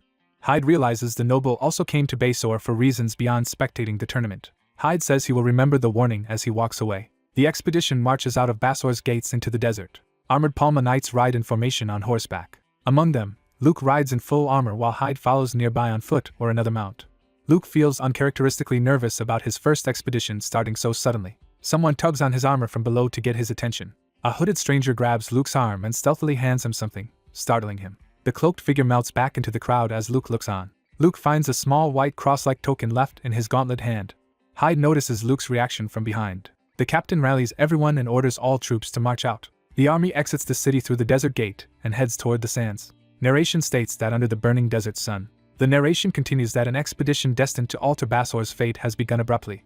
The image lingers on the blinding sun over the desert. The knights establish a base camp with tents and pack animals amid the dunes. In a strategy meeting, the captain indicates on a map that the attacked oasis village is Older, south of Desert, and says they've received a detailed damage report. He explains that knights stationed in Desert responded early but were overwhelmed by the monsters and saved only one survivor, enraging his subordinates. He asks them not to blame the Desert knights too harshly, noting the enemy numbers were huge and that a particularly familiar monster was among them. The knights react anxiously, realizing which creature he means. The captain names it the Crimson Scorpion and says it has matured into its adult form without their knowledge. The knights are shaken, feeling their prior efforts to stop it were in vain. One protests in frustration that all their investigations were thorough, insisting the commander knows they were not negligent. Hyde internally realizes they are referring to the scorpion Darien killed. A knight speculates that the famed divine swordsman might also have faced that creature alone, but the captain cuts him off, saying fear helps nothing. The captain contrasts that past battle with now, saying the divine swordsman once fought alone whereas this time the knights stand together. He admits he cannot match the divine swordsman's prowess but believes the Palma knights are stronger than ever because of his capable subordinates. He urges them to bravely wield their swords for the order. The knights are reassured and share determined looks. The captain resumes briefing, explaining they will first head to Desert, regroup, then split into scouting units led by captains to search southern Desert for stray monsters. He adds that his main unit will go straight to Older to defeat the monsters and aid survivors, while recon units must later regroup there for a joint elimination. He then begins listing which knights will make up the main unit. From outside the tent he continues calling names, including additional captains. Finally he names Luke Yeager as the last member of the main force. As he offers to adjourn if there are no objections, Hyde raises his hand and says he objects. Hyde requests to be included in the main unit instead of being assigned elsewhere. The captain and Horton exchange surprised, wary looks. The captain decides Hyde will accompany Vice Captain Alvis instead, saying the main unit's mission is too critical to entrust to an outsider, regardless of Hyde's skill. Hyde reminds him of their prior agreement to decide the tournament winner by monster kills during this expedition. Hyde argues that for fairness, he needs equal opportunities to fight, and that if he is stuck in reconnaissance while the main unit battles, Luke should at least be stationed in the same group as him. Horton angrily calls Hyde an impudent child for trying to alter a vital mission for personal reasons, but the captain calms him, conceding Hyde has some point. The captain says the plan cannot be completely changed yet compromises by proposing that monster kills only start counting after all groups rendezvous at Olda, though Hyde protests that would wear Luke out and waste the knight's abilities. The captain ends the debate by firmly ordering Hyde to move with Alvis. Hyde coolly replies that he is not obligated to obey because he is not a Palma knight. The tense atmosphere fills the tent as everyone stares at Hyde. Luke looks anxiously at Hyde, caught between loyalties. The captain exhales, choosing his next response. He suddenly laughs heartily at Hyde's boldness. The captain turns to Luke and asks his opinion, catching Luke off guard. Luke, after hesitating, sides with Hyde by saying he also believes their contest should be fair. The captain then declares Hyde reassigned into the main unit, shocking Horton, who questions yielding to a child so easily. The captain counters that Hyde is a base or tournament finalist, and adding one more fighter will not endanger the mission. He notes that with 13 members the formation will be uneven and therefore places Hyde at the rear, warning that protecting him there may be difficult, and asking if he accepts. Hyde calmly agrees, confident he can look after himself. The captain concludes the briefing and tells everyone to rest up for departure, and the knights answer in unison. As the meeting disperses, Hyde walks out with the other knights. Hyde thinks about how Commander Ludus Kikero opposed his inclusion less than expected and wonders if the man believes he can easily control a variable like Hyde. Hyde further observes that the knight's loyalty to Ludus is extremely strong, meaning outright conflict with the commander could turn the entire order against him. He resolves to stay sharp and keep his mind clear in the coming mission. Later, Luke rides under the harsh sun, still visibly tense among the armored column. The army reaches the fortress city of Desert on the desert's edge. Once there, the knights regroup with local forces as the captain prepares to lead them out again. The captain and a local commander confer over another map to coordinate movements. The city gate opens with a groan to let the unified forces depart. The main unit rides out from Desert into the open desert in formation. Hooves pound the sand as the column moves at speed. From a vantage point above Older, the captain sees the oasis settlement below and remarks that something seems wrong. He notes that Older appears to be nothing but ruins and that there are no visible monsters, wondering if they relocated. He muses that monsters rarely abandon their lairs, though the attacks on Older and Basor mean movement is possible. Luke worries aloud that the Crimson Scorpion might be hiding beneath the sands, and the captain agrees this is plausible. The captain orders all troops to stay in formation and advance into the ruined village. As they move in, ominous noises rumble from the damaged buildings. The knights continue riding through the devastated streets. Amid the ruined structures, they pass grisly bloodstains and claw marks, evidence of the massacre that occurred in Older. A nervous knight surveys the ruined, blood-stained surroundings. Someone notes the town is eerily silent, with no residents or monsters anywhere. A knight tells the white-haired captain he has a bad feeling and suggests retreating, and the captain ponders. Something suddenly strikes a knight's helmet, startling him. The hit knight accuses a comrade of fooling around, but the other insists he did nothing. The knights ride their horses through the dusty streets. A colossal scorpion monster looms over a mounted knight, revealing itself. The terrified knight begins to shout in shock. He yells that the scorpion is attacking as the beast crashes into the formation, causing chaos. The giant scorpion bears down on the knights, who are caught mid-reaction. The blonde youth urgently warns that multiple scorpions are attacking. The captain bellows for everyone to get down. The captain swings a glowing sword to shield his men. His powerful slash smashes into a scorpion and the surrounding structures. The shockwave blasts sand and debris as knights flee the collapsing street. The captain orders the knights to form ranks and prioritize escaping the area. The unit gallops away while huge desert monsters, including scorpions and snakes, chase them. A rider's horse stumbles as the ground caves into a pit ahead. The blonde knight Horton is thrown violently from his falling horse. A massive scorpion rises before the fallen Horton, threatening him. The captain shouts Horton's name in alarm. The blond youth on horseback resolves that he must act immediately if he wants to save Horton. He steels his resolve, focusing intensely. Luke spurs his horse forward, racing past the youth toward the danger. Luke launches himself off his horse, sword drawn, toward the pit where Horton lies. Luke yells for Sir Horton to duck. His blade ignites with golden power as he prepares to strike. Luke's empowered slash crashes down onto the scorpion, spraying purple blood. The wounded scorpion reels, its carapace cracked and bleeding but not dead. Luke realizes in frustration that even his strong attack failed to finish the creature, and wonders why it is so tough. Luke urges Horton to remount so they can follow the vanguard away from the monster. Horton and another knight escape together on one horse as a giant snake closes in behind them. The blond youth watches the fleeing knights, deep in thought. Luke reports that all units have successfully withdrawn from the city of Olda. The captain calls out to rally the entire battalion. He commands the force to wheel around on their mounts and reform battle ranks. Declaring they will purge the monsters, the captain charges toward a gigantic serpent. The blond youth reflects that Horton serves Ludus and might become his enemy, and that this thought made him hesitate to help. He notes inwardly that Luke, despite knowing there is a traitor among the knights, never hesitated to save Horton. The youth wonders if Luke is simply naive or genuinely kind. The battle ends under the bright desert sky. A serpent's head collapses in a spray of blood. The battlefield is strewn with slain scorpions and snakes while mounted knights stand among the corpses. The captain remarks that the fight seems over and admits he did not expect an ambush here, while Luke points out the unusually high number of scorpions. Resting by boulders, Luke tells the blond youth this situation may be more serious than they first assumed. Luke exhales, still tense but calming down. The blond youth offers Luke a water flask. As Luke drinks, the youth says he seems to be struggling, and Luke pretends he is only disappointed the battle was easier than expected. Luke then quietly asks why the youth chose to save the knights. The youth clarifies he means not just Horton but all the comrades who might later turn their blades on Luke. Horton concedes that might happen. Luke answers that even so, he became a swordsman to help people in need, not to stand by. The blond youth listens, taken aback by Luke's conviction. Luke adds lightheartedly that Horton is not really a threat to him anyway and jokes that the youth should not tell anyone he said that, leaving the youth speechless. Elsewhere, the captain notes they have some time before regrouping and considers whether to contact the other units.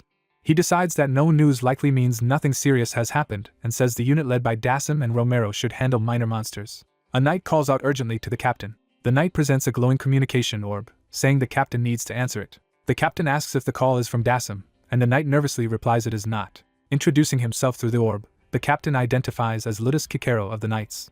A distant knight named Heinz reports from Desert and asks if everything is alright on the captain's side. Heinz, standing on Desert's walls, anxiously asks if something has happened. He explains that large numbers of monsters are gathering directly beneath Desert's walls. The captain and Luke are shocked to hear the monsters are heading toward Desert, and realize their earlier ambushers were not the only threat. Heinz says the monsters are just clustering at the walls for now, but with most troops away on expeditions they lack the strength to repel them.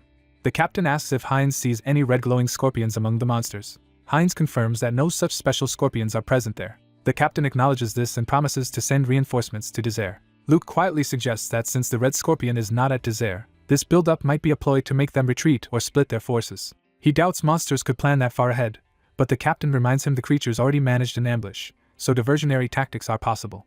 The captain decides they will not back down easily, leaving a small scouting force in place while sending the rest back to Desert as reinforcements. The blond youth realizes this plan could isolate him and Luke with Ludus's loyal men. He thinks that if the captain sends everyone except his own henchmen away, he and Luke will be left completely exposed. He wonders if Ludus anticipated this situation but resolves that he will not be such an easy target. Ludus announces he will order unregrouped units, and that only he, Gord Eric, and 5 others will stay while the rest return to Desert.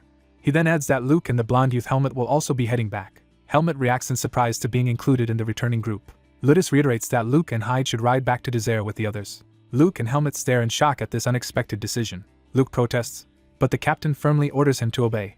The captain places a reassuring armored hand on Luke's chest. He tells Luke he is not doubting his abilities, but is sending him back precisely because he trusts him. Ludus instructs Luke to return with reinforcements once affairs in Desert are settled, so together they can defeat the Red Scorpion. He promises Luke that he will help him avenge his grandfather's old enemy, the Red Scorpion. Luke silently absorbs the promise of vengeance. The captain declares that they will move out as soon as preparations are finished. Helmet watches Luke and the departing captain with a thoughtful, wary look. The column of riders splits, with a large group, including Luke and Helmet, heading across the desert back toward Desert. While riding, Helmet muses that this would have been the ideal chance for Ludus to trap him and Luke, so he wonders why they were sent away instead. He reasons that circumstances strongly suggest Ludus is the traitor, though he admits this is only suspicion since Ludus has never openly acted suspicious. Helmet considers whether the order might have come from the first prince but decides not to overthink it, focusing on staying alert. He reflects grimly that tragedy often strikes without warning, so they must not lower their guard. Luke calls out to Hyde to get his attention. Luke asks if, since Hyde respects the divine swordsman, he burns with a desire to destroy the red scorpion in revenge. Hyde listens carefully, expression unreadable. Luke answers his own question, saying that despite being the divine swordsman's blood relative and inheriting his style, he does not feel compelled to avenge him. He explains that he barely knew his legendary grandfather, so the captain's emphasis on vengeance earlier actually left him a little disappointed. Hyde admits it bothers him that someone who once told him to prove himself by his own strength still seems to see only the divine swordsman in him. Luke asks if that attitude is really so strange. Hyde replies that, given all the advantages Luke inherited from the divine swordsman, dismissing vengeance like that sounds a bit spoiled. Luke gives a sheepish smile at Hyde's blunt remark. As they ride, Luke says that talking with Hyde always makes his worries feel smaller, and Hyde answers that survival is what matters most right now. Hyde then remembers that someone handed Luke something when they left Basor and asks about it. Luke recalls the incident and admits he was too distracted to check the item, wondering aloud where he put it. He pulls out a folded envelope from his gear. Hyde notes that the mysterious item turns out to be a note. Luke says he can already guess who sent the message. Reading it, he confirms it is from the second prince and suggests they see what instructions it contains. The letter's narration begins, hoping Luke reads it in time and giving guidance for if he is in desert, while another knight scolds him for breaking formation. Suddenly a dark purple power erupts from Hyde's chest, engulfing him in energy. Hyde's eyes glow blankly as he falls into a trance. His perception distorts, the world around the galloping riders blurring strangely. Hyde, still on horseback, feels reality warp as the others race ahead in the distorted landscape. His eyes widen in shock as the vision or power overwhelms his senses. Snapping back, Hyde urgently shouts for everyone to stop their horses. He veers his horse across the formation, alarming the other riders. A massive attack erupts from beneath the sand, obliterating riders right where they would have been had Hyde not warned them. A knight screams out that it is an ambush. Enormous serpents and scorpions rise around the knights, surrounding them. Luke rallies the shaken men, ordering everyone to prepare for battle. He then hesitates as something ominous catches his attention. The knights look up warily amid swirling sand, searching for the new threat. A gigantic red scorpion bursts from the ground before them. Luke stares in dread, recognizing the creature as the legendary red scorpion. The red scorpion charges in alongside other monsters, ready to slaughter the knights. As knights are attacked and try to call the captain, they realize their communication signal is being blocked. Hyde and Luke leap into the air together, weapons drawn, to counterattack. Hyde's purple blade and Luke's golden slash cut through scorpion monsters in a synchronized assault. Hyde claims the first kill for his tally, and Luke protests in disbelief that he is actually keeping score mid-battle. Hyde jokes that he is tracking Luke's kills too, while they both dash toward a lunging giant serpent, with Luke shouting his thanks and the fight raging on. Hyde focuses intently, preparing for battle. Hyde faces a huge monster lunging at him with its jaws wide open. The monster's massive limb crashes into the ground, shaking the battlefield. A knight shouts Hyde's name in alarm as the impact lands. The monster's rocky body reveals a glowing eye-like core. The rocky limb becomes bound by glowing lines of energy. Hyde unleashes a powerful purple blast that shatters the monster's body. Spattered in monster blood, Hyde's eyes glow as he stands unfazed. Fellow knights remark that Hyde is reckless, even compared to themselves. The knights continue fighting giant serpents and scorpions amid the chaos. Hyde walks out of the crater of his last strike, sword dripping with purple blood. Hyde notes that a red scorpion has been observing instead of fighting and that all the monsters seem oddly restrained. He realizes the monsters act like they are searching for something. The red scorpion suddenly swells into an enormous, towering form before him. The crystal on the giant scorpion's forehead flares with light as it activates. Hyde looks up in shock at the scorpion's sudden change. He recalls a report that a man resembling a Lumen priest passed through this desert just before the battle. Hyde's eye widens as he connects this memory to the current situation. The sun blazes overhead, intensifying the ominous atmosphere. A knight asks his captain if something important is being overlooked.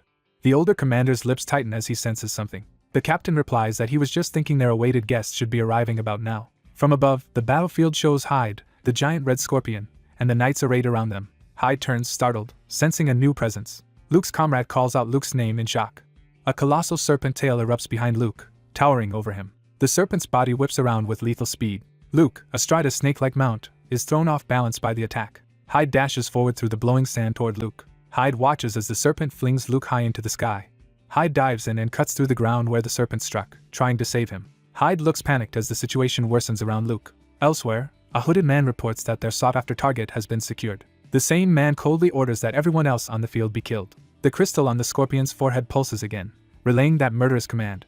Multiple giant snakes rise around Hyde and the knights as he braces to fight them all. The sky turns blood red, signaling a dark change in the battle. Footsteps approach across the sand toward Hyde. A robed priest appears beside the giant scorpion, taunting Hyde for being the last survivor. He calls Hyde an unfortunate lamb that somehow survived the slaughter. Drenched in blood, Hyde stares ahead, traumatized but burning with fury. Hyde now stands alone against the huge scorpion and the priest controlling it. Hyde reflects that the stabbing pain in his chest, which he thought was demonic energy reacting to the seed of darkness inside him, feels different. He realizes the energy from the scorpion's crystal and from the priest is not demonic at all but something otherworldly. Hyde identifies the power emanating from the priest as divine. The priest praises Hyde's unbelievable strength, and notes, he nearly wiped out all the summoned monsters alone. He adds that Hyde's strength far exceeds what his age suggests, and that he senses a faint ominous aura from him, wondering what Hyde really is. Ignoring the question, Hyde demands to know where Luke has been taken. The priest dismisses conversation as pointless. He declares that Hyde does not need to know anything and that all the Desire reinforcements must die here in a staged accident. Hyde's eyes harden with resolve at this revelation. Hyde deduces that to capture Luke Yeager, the enemy was willing to sacrifice countless subordinates, showing how much they fear the divine swordsman's heir. The priest realizes Hyde is not some random outsider. Hyde warns that this encounter will not end the way it did with the divine swordsman, and vows to pry the truth out of the priest, find Luke, and stop Ludus Kikero. The priest answers with a sinister chuckle. Then he laughs loudly, mockingly asking if Hyde is sure about opposing their chain of command. He reveals that Ludus himself is merely another expendable piece, and that the real mastermind is someone higher. The second prince appears in memory, and it is explained that High Priest Nardalos ordered both the divine swordsman and his grandson to be eliminated. The priest tells Hyde that saving the divine swordsman's grandson means making the entire Lumen Temple his enemy. Hyde recalls the rumor that the temple directly arranged for the divine swordsman's death because he hindered their growing influence. Hyde grips his blood-stained sword and declares that he has changed his mind. He launches a ferocious airborne attack toward the priest through a spiraling vortex of energy. In mid-assault, Hyde amends his vow, saying he will still find Luke but will make killing the priest his first priority. The high priest calls Hyde reckless and muses that the second prince may have misjudged him. The desert landscape rumbles as their clash of powers begins in earnest. Rocks and sand lift under the overwhelming forces they unleash. A massive beam of light carves through the desert as their battle escalates. Elsewhere, a snake's tail slams another knight and horse into the air. Luke is smashed into the ground by the serpent's blow. Bruised and coughing, Luke struggles to breathe in the swirling dust. Luke pants, trying to push himself back up. A heavy armored boot steps down near him. Luke looks up to see the imposing captain standing over him. The captain greets him by name, confirming Luke Yeager's identity. Shocked and afraid, Luke addresses him as captain. The captain coldly asks Luke where the rest of their comrades are. He then gently urges Luke to stand and walk with him for now. They move toward a rocky area of the desert as the sun sets. Luke and the captain walk side by side into the fading light. Luke anxiously waits as the captain begins speaking about his grandfather. The captain says he respected Luke's grandfather more than anyone and worked over a decade to earn promotion under him. He reminds Luke that he once told him to gain recognition in Basor by his own strength. Then he cruelly states that believing effort alone can achieve one's ideal is childish nonsense. Luke is stunned by the shift in the man he trusted. Luke hesitantly asks to pose a single question to his captain. He admits he does not want to believe it but remembers having once been warned about the captain. Luke recalls receiving a mysterious letter during training. The letter had cautioned him never to be alone in a room with the captain. The captain's eye narrows as he realizes Luke knows something. Luke desperately begs the captain to deny the accusations and to say his trust was not misplaced. The captain's lips curl as he prepares to answer. He explains that this very place is where Luke's grandfather was last seen before he disappeared. Luke listens in horror as the implication sinks in. The captain openly confesses that he lured Darien Depert, the divine swordsman, here into a trap, stripped him of everything, and buried him in the forest of roots. He ominously tells Luke that he will suffer the same fate. The ground trembles and cracks as power gathers for Luke's execution. Back at Hyde's battle, his sword becomes cloaked in roaring purple energy. Hyde swings that power in a great arc at the scorpion and the priest's holy barrier. Straining against the radiant defense, Hyde is buffeted by the clash of energies. The force of their collision sends the massive scorpion hurtling away. Hyde thinks that merely approaching the priest's power makes his heart ache, and that he must use even stronger viz despite his unstable control. He darts around the scorpion's lunging tail, using speed to survive. The priest wonders why someone so skilled is suddenly helpless before a single holy barrier, likening Hyde to a monster being repelled. Hyde powers forward again, purple aura surging from the seed in his chest. The seed of darkness pulses at his heart as he pushes it harder. The priest's eyes widen as he senses that dark power intensifying. A gigantic golden holy barrier erupts, blasting Hyde back. Hyde recovers midair, realizing some people can survive the temple's purges and that he may be one of them. The priest proclaims that Lumen clearly guided him here so he can destroy Hyde, whom he calls a monster bearing a forbidden seed. Far away, a grand academy-like castle stands peacefully in the mountains. Inside, a hand reaches for a large, ornate book. Fingers grasp the thick volume as it is pulled from the shelf. A girl with bright violet eyes holds the book, bathed in warm light. Her eyes widen as something catches her attention. Nearby on a desk lie an open grimoire and a silver circlet-like artifact. The girl sits in a library reading, surrounded by shelves of books and magical items. Back in the desert, the priest unleashes a colossal angelic beam while someone thinks that no news from the front must mean things are going well. Hyde blocks and survives the blast, his cloak whipping as energies collide. The priest jeers that Hyde is surprisingly good at running away. Hyde glares back, determined, his face streaked with purple energy and blood. Observing the fight, Hyde notes that the scorpion suddenly fights more passively, which seems suspicious. He deduces the scorpion is controlled through the forehead crystal, that its commands are simple, and that its controller's precision is limited. He further analyzes that the priest lacks real combat experience, and cannot even manage the red scorpion effectively. Hyde decides he has identified his optimal attack route, and just needs one more thing. Focusing on his sword, he concludes that what he needs is unwavering resolve. He slams a foot into the ground, sprinting forward with renewed determination. Cloaked in purple vis, Hyde rushes straight toward the priest. The priest mocks him for thinking a reckless charge could possibly succeed. Hyde dives through the priest's radiant magic while the priest commands him to return to Lumen's side in death. Hyde's eyes burn with fierce determination as he commits fully to his decisive strike. In a rocky wasteland, the stage is set for a monumental battle. A massive armored figure descends, sword pointed downward. A stern, glowing-eyed knight captain stands fully revealed with his blade drawn. The captain faces a kneeling, flaming swordsman amid the shattered ground. The captain acknowledges Luke Yeager's skill as impressive. Bloodied but resolute, Luke glares back while wreathed in flame. Luke tells the captain to stop toying with him, saying the last blow could have killed him. The captain wordlessly stares down at Luke with chilling intensity. Struggling, Luke admits he no longer recognizes the captain. The captain steps forward, signaling renewed aggression. He leaps high and dives at Luke with overwhelming speed. Their swords clash violently as Luke barely blocks the strike. The captain praises Luke for perfectly inheriting his predecessor's abilities, saying Luke reminds him of that man's youth. The captain abruptly shifts tone, preparing something more serious. Luke is shocked as another devastating blow slams into his guard. The captain claims a true divine swordsman would have deflected and countered instead of simply blocking. He insists Luke should have been able to strike back before the blow even landed. He further argues a genuine divine swordsman would not be hurt by such a minor attack. The relentless onslaught sends Luke flying under the captain's powerful swings. Luke takes more direct hits, his body battered by the captain's sword. The captain repeats that Luke cannot be the divine swordsman he claims to be. He abruptly halts his own sword mid-swing, restraining himself. Luke collapses to the ground, coughing blood while the captain watches coldly. Looking down in disgust, the captain calls Luke's state pathetic. He declares that Basor has no further need for a divine swordsman like Luke Yeager. Despite his injuries, Luke's hand tightens stubbornly around his sword. Shaking, Luke struggles back to his feet before the captain. The captain says he still cannot understand something about Luke. He answers his own confusion by brutally cutting Luke down again. Luke manages to catch the captain's next strike in a desperate guard. Empowered light flares in Luke's eyes as he launches a sudden counterattack. The captain's eyes widen, startled by this unexpected surge. Their swords collide again, sparks and blood flying between them. Luke grits his teeth and fully commits to the offensive. Luke's furious flurry of blows actually injures and drives the captain back.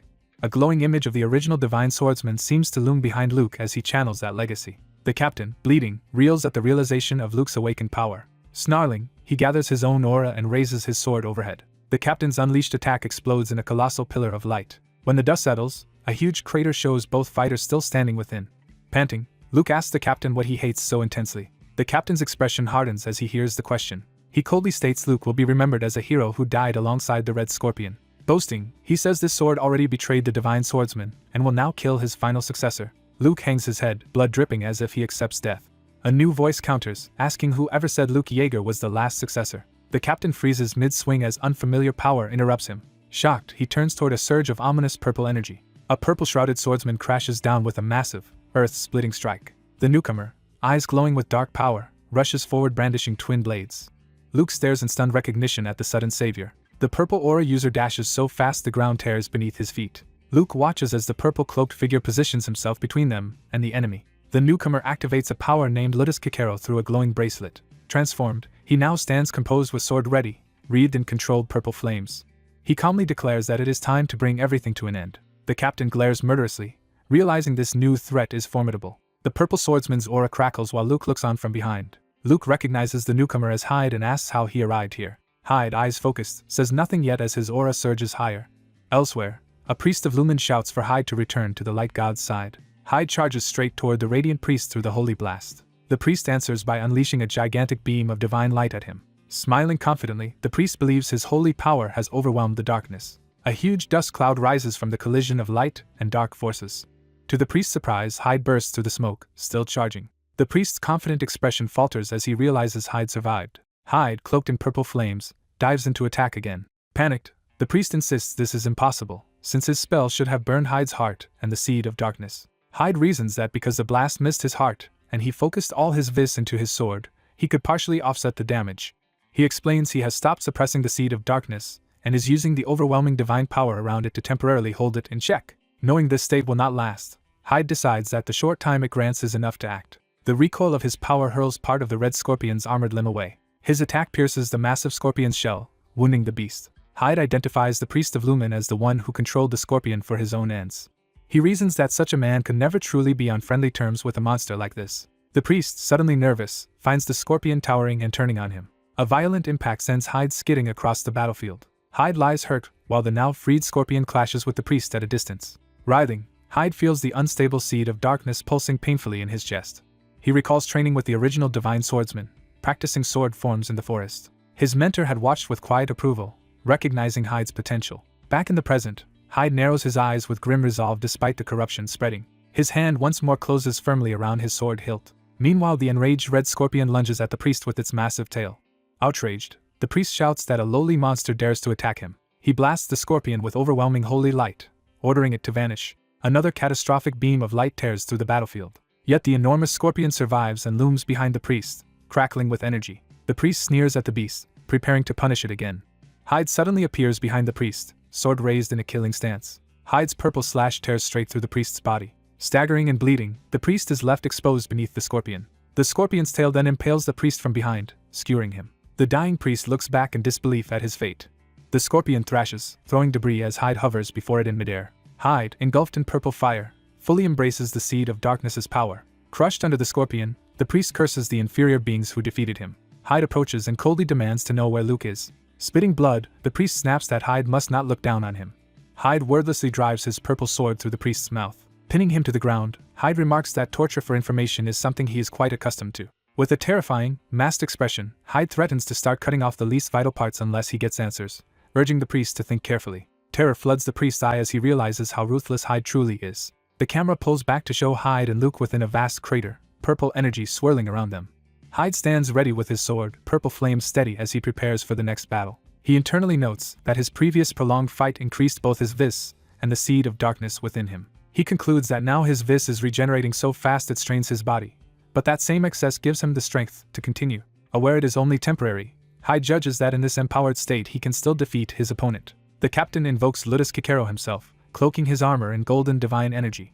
He demands to know how Hyde managed to survive the previous deadly place. Hyde answers that the captain, after besting the divine swordsman, probably never imagined losing to someone like him. The captain studies Hyde with a wary, focused stare. He unleashes another huge arc of radiant power toward Hyde. The attack detonates on impact, shattering rock and sending debris flying. Luke shields himself from the shockwave, stunned by the escalating clash. The captain vows to kill Hyde, attacking with full force. Snarling, he declares that whoever Hyde is, he will not leave this place alive. Their opposing auras flare as they lock weapons in a furious close combat exchange. The captain insists that as long as he eliminates Hyde here, all his problems will be solved. Hyde coldly replies that depends on whether the captain is actually capable of doing it. The two swordsmen clash again at close range, either giving ground. Shocked by the resistance, the captain wonders what incredible power Hyde is using. He manages to catch Hyde's blade on his own, barely holding it back. Hyde swings down with another devastating purple strike, forcing the captain on the defensive. Watching the technique, Luke suddenly recognizes Hyde's movement as that of the divine swordsman. The captain is knocked back by one of Hyde's powerful slashes. Hyde steadies himself midair, eyes calm and determined within the swirling purple fire. The captain hesitates, beginning to grasp the familiar style in Hyde's sword. Staring in disbelief, the captain demands to know who taught Hyde that unmistakable divine swordsman's swordsmanship. The purple-haired swordsman declares that his response to his enemy will be delivered through his sword. The older knight reacts in shocked disbelief. Empowered by Darien's aura, the young swordsman manifests the divine swordsman's image behind him. The elder, wreathed in golden energy, refuses to accept what he is seeing. The youth says Darien might not have cared, but he personally intends to kill the knight. The knight grips his sword hilt tightly, gathering power. Radiating holy energy, the knight prepares to clash with the purple swordsman. He frantically insists Darien Depert cannot be alive, recounting how he ambushed and delivered him to the temple. The young swordsman says if this display is not enough proof, he has nothing else to show. The knight charges and swings his glowing sword at the oncoming youth. The youth moves swiftly as the clash of powers explodes around them. Their combined strike sends a colossal slash tearing through the sky and rocks. A wounded young knight watches the titanic duel in fear and awe. Golden and purple sword rays collide repeatedly as the two combatants trade ferocious blows. The purple swordsman stomps down hard, anchoring himself for another attack. Enveloped in violet aura, he rushes in and raises his sword to strike the knight. They cross blades at close range in a powerful exchange. The youth steps off the knight's armored leg, using it as leverage. Spinning in midair, The purple swordsman evades and positions for another assault. The golden knight unleashes a massive sweeping strike that sends the youth flying. The young swordsman twists in the air, readying his body and sword. Their next collision produces a huge shockwave of light between them. The silver-haired ally shields himself from the blast and debris. After the explosion, the two fighters face each other again amid ruins and swirling auras. The youth thinks that even with his current power he might not win and must finish the fight before his surge of vis ends. The knight stands calmly, energy roaring around him. He stares intently at the youth, reassessing him. The knight admits he now understands why the divine swordsman chose this youth as successor. However, he says that very fact makes it impossible for him to accept the youth. He declares that every trace of the divine swordsman's legacy must be wiped from the world. The young swordsman silently steels his resolve. He closes his eyes, focusing his power. A voice explains that the battlefield shaped by Ludus Kikero is like his own personal world, similar to what Darien would have seen leaving the Forest of Roots. The youth begins another rapid advance, feet wrapped in purple aura. He sprints straight toward the knight, sword ready. The knight narrows his eyes, preparing to counter the charge. The knight's counterattack sends the youth flipping through the air again. Upside down, the youth's eyes widen in surprise. He regains control and slashes at the knight with a wide purple stroke. The knight swings back, refusing to yield. The two close in and clash at point-blank range. The youth angles his blade, beginning to change the pattern of his attacks. His altered strikes send the knight staggering. The knight retaliates with another enormous sweeping blow, trying to overwhelm him. The impact strains the knight's armored chest, showing the toll the fight is taking. Startled, the knight asks what style the youth is using, noting it is no longer Darien's swordsmanship. The youth explains he mixed unfamiliar sword techniques to exploit the knight's knowledge of Darien's style. Outraged, the knight calls him insane for tainting the greatest sword style with cheap techniques instead of using it purely. The youth starts to answer calmly. He says that the people he learned these other sword styles from are far more deserving of being called swordsmen than the knight. The knight quietly questions this assertion. The youth declares that the knight himself is a fake as well. The knight screams that a true divine swordsman would never depend on another's power like a coward. The purple swordsman centers himself for a decisive technique. He tells the knight that he is not Darien. He raises his sword high, gathering a storm of purple energy as the knight braces. The knight insists that illusions will not fool him. Peering through the dust, the knight senses something approaching. He launches a heavy attack toward the perceived threat. But the blow only severs a discarded boot. The real youth has slipped past. The purple swordsman appears right behind the shocked knight. A narrator defines strategy as a weapon that lets one challenge stronger foes. Using that strategy, the youth lands a lethal slash across the knight's back. Cloaked in purple flames, he follows through with his blade as blood spills. The scene shifts to Ludus's childhood city, setting up his past. A young Ludus happily plays swords with friends in the streets. The boys climb up to a rooftop, excited by something in the distance. From there they watch a grand ceremony at a vast temple plaza. A young Darien Depert bows a knightly greeting before the crowd. Child Ludus looks on in admiration, clearly inspired by Darien. Years later, Ludus himself stands proudly as a knight, following Darien's example. Ludus rides behind Darien on campaign, serving loyally at his side. Darien bravely fights a horde of monstrous beasts. He cuts them down with overwhelming skill while Ludus supports him. The younger Ludus gazes at Darien in awe amid the battlefield. Later, someone presents Darien's sword before assembled knights as if in ceremony. Darien and another commander stand before the gathered order to address them. Among the knights, Ludus listens intently, full of respect. In private, Ludus respectfully begs the famed divine swordsman Darien Depert to teach him his swordsmanship. Ludus offers himself humbly, eager to become Darien's disciple. Darien remarks that such behavior is unlike Ludus, questioning his request. Ludus explains that learning Darien's swordsmanship has always been his dream and he will endure any harsh training. Darien silently weighs the plea, his gaze stern. He bluntly refuses Ludus's request. Darien tells Ludus he may be a fine aid but that his sword style will go only to his own son. Ludus protests that Darien's son already gave up on the training and could not handle it. Darien coldly warns Ludus not to overstep himself. Ludus backs down apologetically while Darien repeats he will not teach anyone else and orders Ludus to focus on his duties. Ludus silently swallows his hurt and humiliation. Time passes in the city and temple complex, emphasizing the distance that grows between them. Someone calls out to Sir Ludus in a garden pavilion, asking to speak with him. Darien asks what Ludus wants, and Ludus asks him to simply watch. Ludus draws his sword with determination. He demonstrates a series of powerful sword forms he has pieced together. Darien's eyes widen as he recognizes his own style being mimicked. Ludus ends the sequence with a heavy finishing strike. He proudly explains that he reconstructed the missing parts himself, and that the style is flawless and extremely strong. Ludus vows lifelong loyalty to Darien and begs again for a chance to inherit his swordsmanship properly. Hearing his full name, Ludus looks up with hopeful surprise. Darien explodes in rage, accusing Ludus of wasting his time on such nonsense. Ludus is stunned and fearful at Darien's fury. Darien says his earlier warning was ignored and now he will make his stance unmistakably clear. He declares that Ludus Kikero is utterly unworthy to inherit his swordsmanship, solely because he lacks talent. Darien tells Ludus not to get conceited and to examine himself before daring to copy and alter another man's sword style. Walking away, Darien orders Ludus never to bring up the matter again. Ludus trembles, deeply wounded by the rejection. Narration reveals Ludus only wanted to be a swordsman like Darien and sought to prove himself. A dark image shows Ludus later turning his back and leaving Darien to his fate. Back in the present, the gravely injured Ludus lies bleeding from the youth's blow. The youth steps barefoot into Ludus's blood as he approaches. Ludus kneels, mortally wounded, while the bare-footed swordsman stands over him. Ludus admits that Sir Darien was arrogant, self-righteous, and uncaring toward those around him. The youth concedes that this assessment of Darien is not entirely wrong. Ludus recounts how Darien refused to teach him, called him untalented, and how that rejection led him to betray Darien to the temple. He reflects that Darien had sworn never to pass on his sword style except to his own blood, yet somehow chose the youth, and Ludus now thinks he understands why. The youth asks if Ludus has ever regretted betraying Darien. Ludus laughs that he has felt no regret, instead devoting himself to erasing every trace of the divine swordsman from himself. Yet he now realizes he was the one unable to let go of his attachment to Darien. He reasons that since Darien did not come in person, the divine swordsman must be dead, which the youth confirms. Ludus, clutching his chest, asks if Darien ever resented him. The youth's eye glows as he considers how to answer. He replies that Darien never cared what became of someone like Ludus. Ludus quietly accepts this answer. He asks the youth's real name, and the swordsman identifies himself as Helmet. Ludus tells Helmet that if he is ever betrayed by someone he trusts most, he wonders whether Helmet will choose a different path than he did and says he will watch from beyond. Helmet ends the matter by cleanly decapitating Ludus. Blood on his face, Helmet looks back with a grim, conflicted expression. As Ludus's head flies toward the moonlit sky, Helmet thinks to himself that he will simply do as he wishes. The night battlefield falls silent, smoke and clouds drifting over the rocky terrain. Ludus's headless corpse lies in the dust amid a spreading pool of blood beside his fallen sword.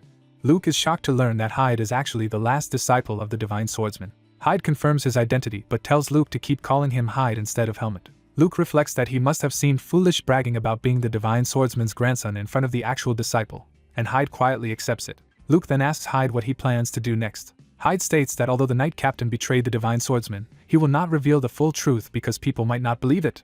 Hyde pauses and thinks carefully about the situation. After thinking, Hyde says they will handle things a certain way and begins outlining a plan to Luke. In the distance, something rapidly approaches across the desolate battlefield. A lone rider on horseback races toward them through the dust. Luke recognizes the rider and reacts with surprise. Hyde senses that the approaching person might allow their plan to work. The horse stops nearby, signaling the rider's arrival. A high-ranking man in white, presumably a prince, appears before Hyde and Luke. The prince explains he heard the knight captain came here alone and demands an explanation. The scene shifts to the nearby ravine where the battle took place. After hearing their account, the prince acknowledges the situation. He surveys the corpses, including the knight captain's, and remarks that matters have escalated this far. Luke asks since when the prince suspected the captain's betrayal, and the prince admits he had only vague suspicions due to the temple faction's power. The prince apologizes for not telling Luke earlier, while Luke grumbles that it is too late now and is teased for his attitude. Luke, saddened, admits he had regarded the treacherous captain almost like a father. The prince silently studies Luke's reaction. He recalls that a knight captain must be the steadfast center of all Basor's knights, someone everyone can rely on. Luke adds that this duty holds even if the candidate belongs to the bloodline the prince dislikes most. The prince tells Luke that this responsibility may eventually fall on him. Luke is startled, thinking the prince intends to make him captain immediately. The prince scoffs at that idea, saying Luke is too inexperienced for such a position right now. Luke looks embarrassed while Hyde watches, slightly amused. The prince clarifies that Vice Captain Dasim Alvis will rightfully become the next captain and that this shift will help their faction gain influence within the knights. He reassures Luke that if Luke proves worthy in the future, he might become captain himself one day. Luke glances back at Hyde, considering that possibility. Hyde mentally proposes the cover story they will use, crediting the Red Scorpion and Ludus Kikaro's defeat jointly to Luke and Luke himself. Hyde adds that his status as the divine swordsman's disciple must never be revealed publicly. Luke worries that Hyde is giving up glory, but Hyde notes that if Basor knew his true identity he would be revered like royalty. Hyde insists that his role is to stay hidden as Darien's heir in Basor, which he believes would also be Darien's wish. He frames Luke's role as living in Basor as an unshakable swordsman upholding that legacy. Luke steels his resolve in silence. Aloud, he promises to do his best to live up to these expectations. Hyde smiles, satisfied with Luke's resolve. The prince says Luke's answer is the most encouraging thing he has ever heard from him. He then apologizes to Hyde for involving him and asks for his help until things are settled. The prince asks where the Red Scorpion's body lies, and Luke answers that it is about a 30-minute run away. Repeating Hyde's fabricated report, the prince summarizes that the Scorpion was controlled by the High Priest of Lumen. Luke was captured, and only the two of them survived a fierce battle. Luke internally doubts anyone will believe such a flimsy story and glances at Hyde. The prince pauses, thinking the situation through. He deduces that the original scheme was to lure Luke and the other sacrifices with a rescue request and let them die fighting the Red Scorpion. He continues that if Luke somehow survived, they plan to feed him to Ludus as well, then claim heroic credit for destroying both monsters. Revealing Luke's lineage afterward would have boosted the Knights' prestige as the protectors of Baysor. Luke nervously praises the prince's insight, secretly relieved their fabrication seems accepted. The prince proposes that they recycle the conspirators' plan exactly as it was, but with their own spin. Hyde and Luke listen tensely, trying to follow his political maneuvering. The prince outlines the official story. The Palma Knights bravely fought the Red Scorpion and lost their captain, while a young knight of the Divine Swordsman's bloodline slew the beast and saved Baysor. He remarks that such a version will sound like a very fine tale to the people. Luke notes that this narrative is somewhat cruel to the dead but does not object. He agrees to follow the prince's lead, and the prince asks Hyde to guide them to the Red Scorpion's corpse. Before leaving, Luke suggests they bury the knight captain here at the site. He argues that, unfair as it may seem, the captain's body would contradict their story and mere words will not convince knights or citizens. He raises 2 reasons to justify this proposal. First, the sword wounds on the corpse would show that a human killed him, not monsters, inviting suspicion and exposing their lie. Second, burying him will still give everyone a tangible belief in their narrative, and Luke vows to personally uphold that trust. The prince scrutinizes Luke, impressed by his determination. The prince stares keenly, reassessing Luke's identity. He suddenly asks if Luke is truly the Divine Swordsman's grandson, surprising Luke. Then he dismisses the question, saying it is nothing, and agrees to follow Luke's suggestion. Later, during a formal ceremony, Luke Yeager stands honored in front of everyone as a Palma Knight. Hyde watches him from behind, half smiling as Luke steps into the spotlight. The sunlit ravine where the battles occurred now lies quiet and peaceful. Hyde smiles to himself, reflecting on everything that has happened. Inwardly he apologizes to Darien for what he is about to do. He acknowledges that in his eyes Luke has finally become his own person rather than merely Darien's shadow. The scene shifts to a bright desert under a clear sky, signaling a new chapter.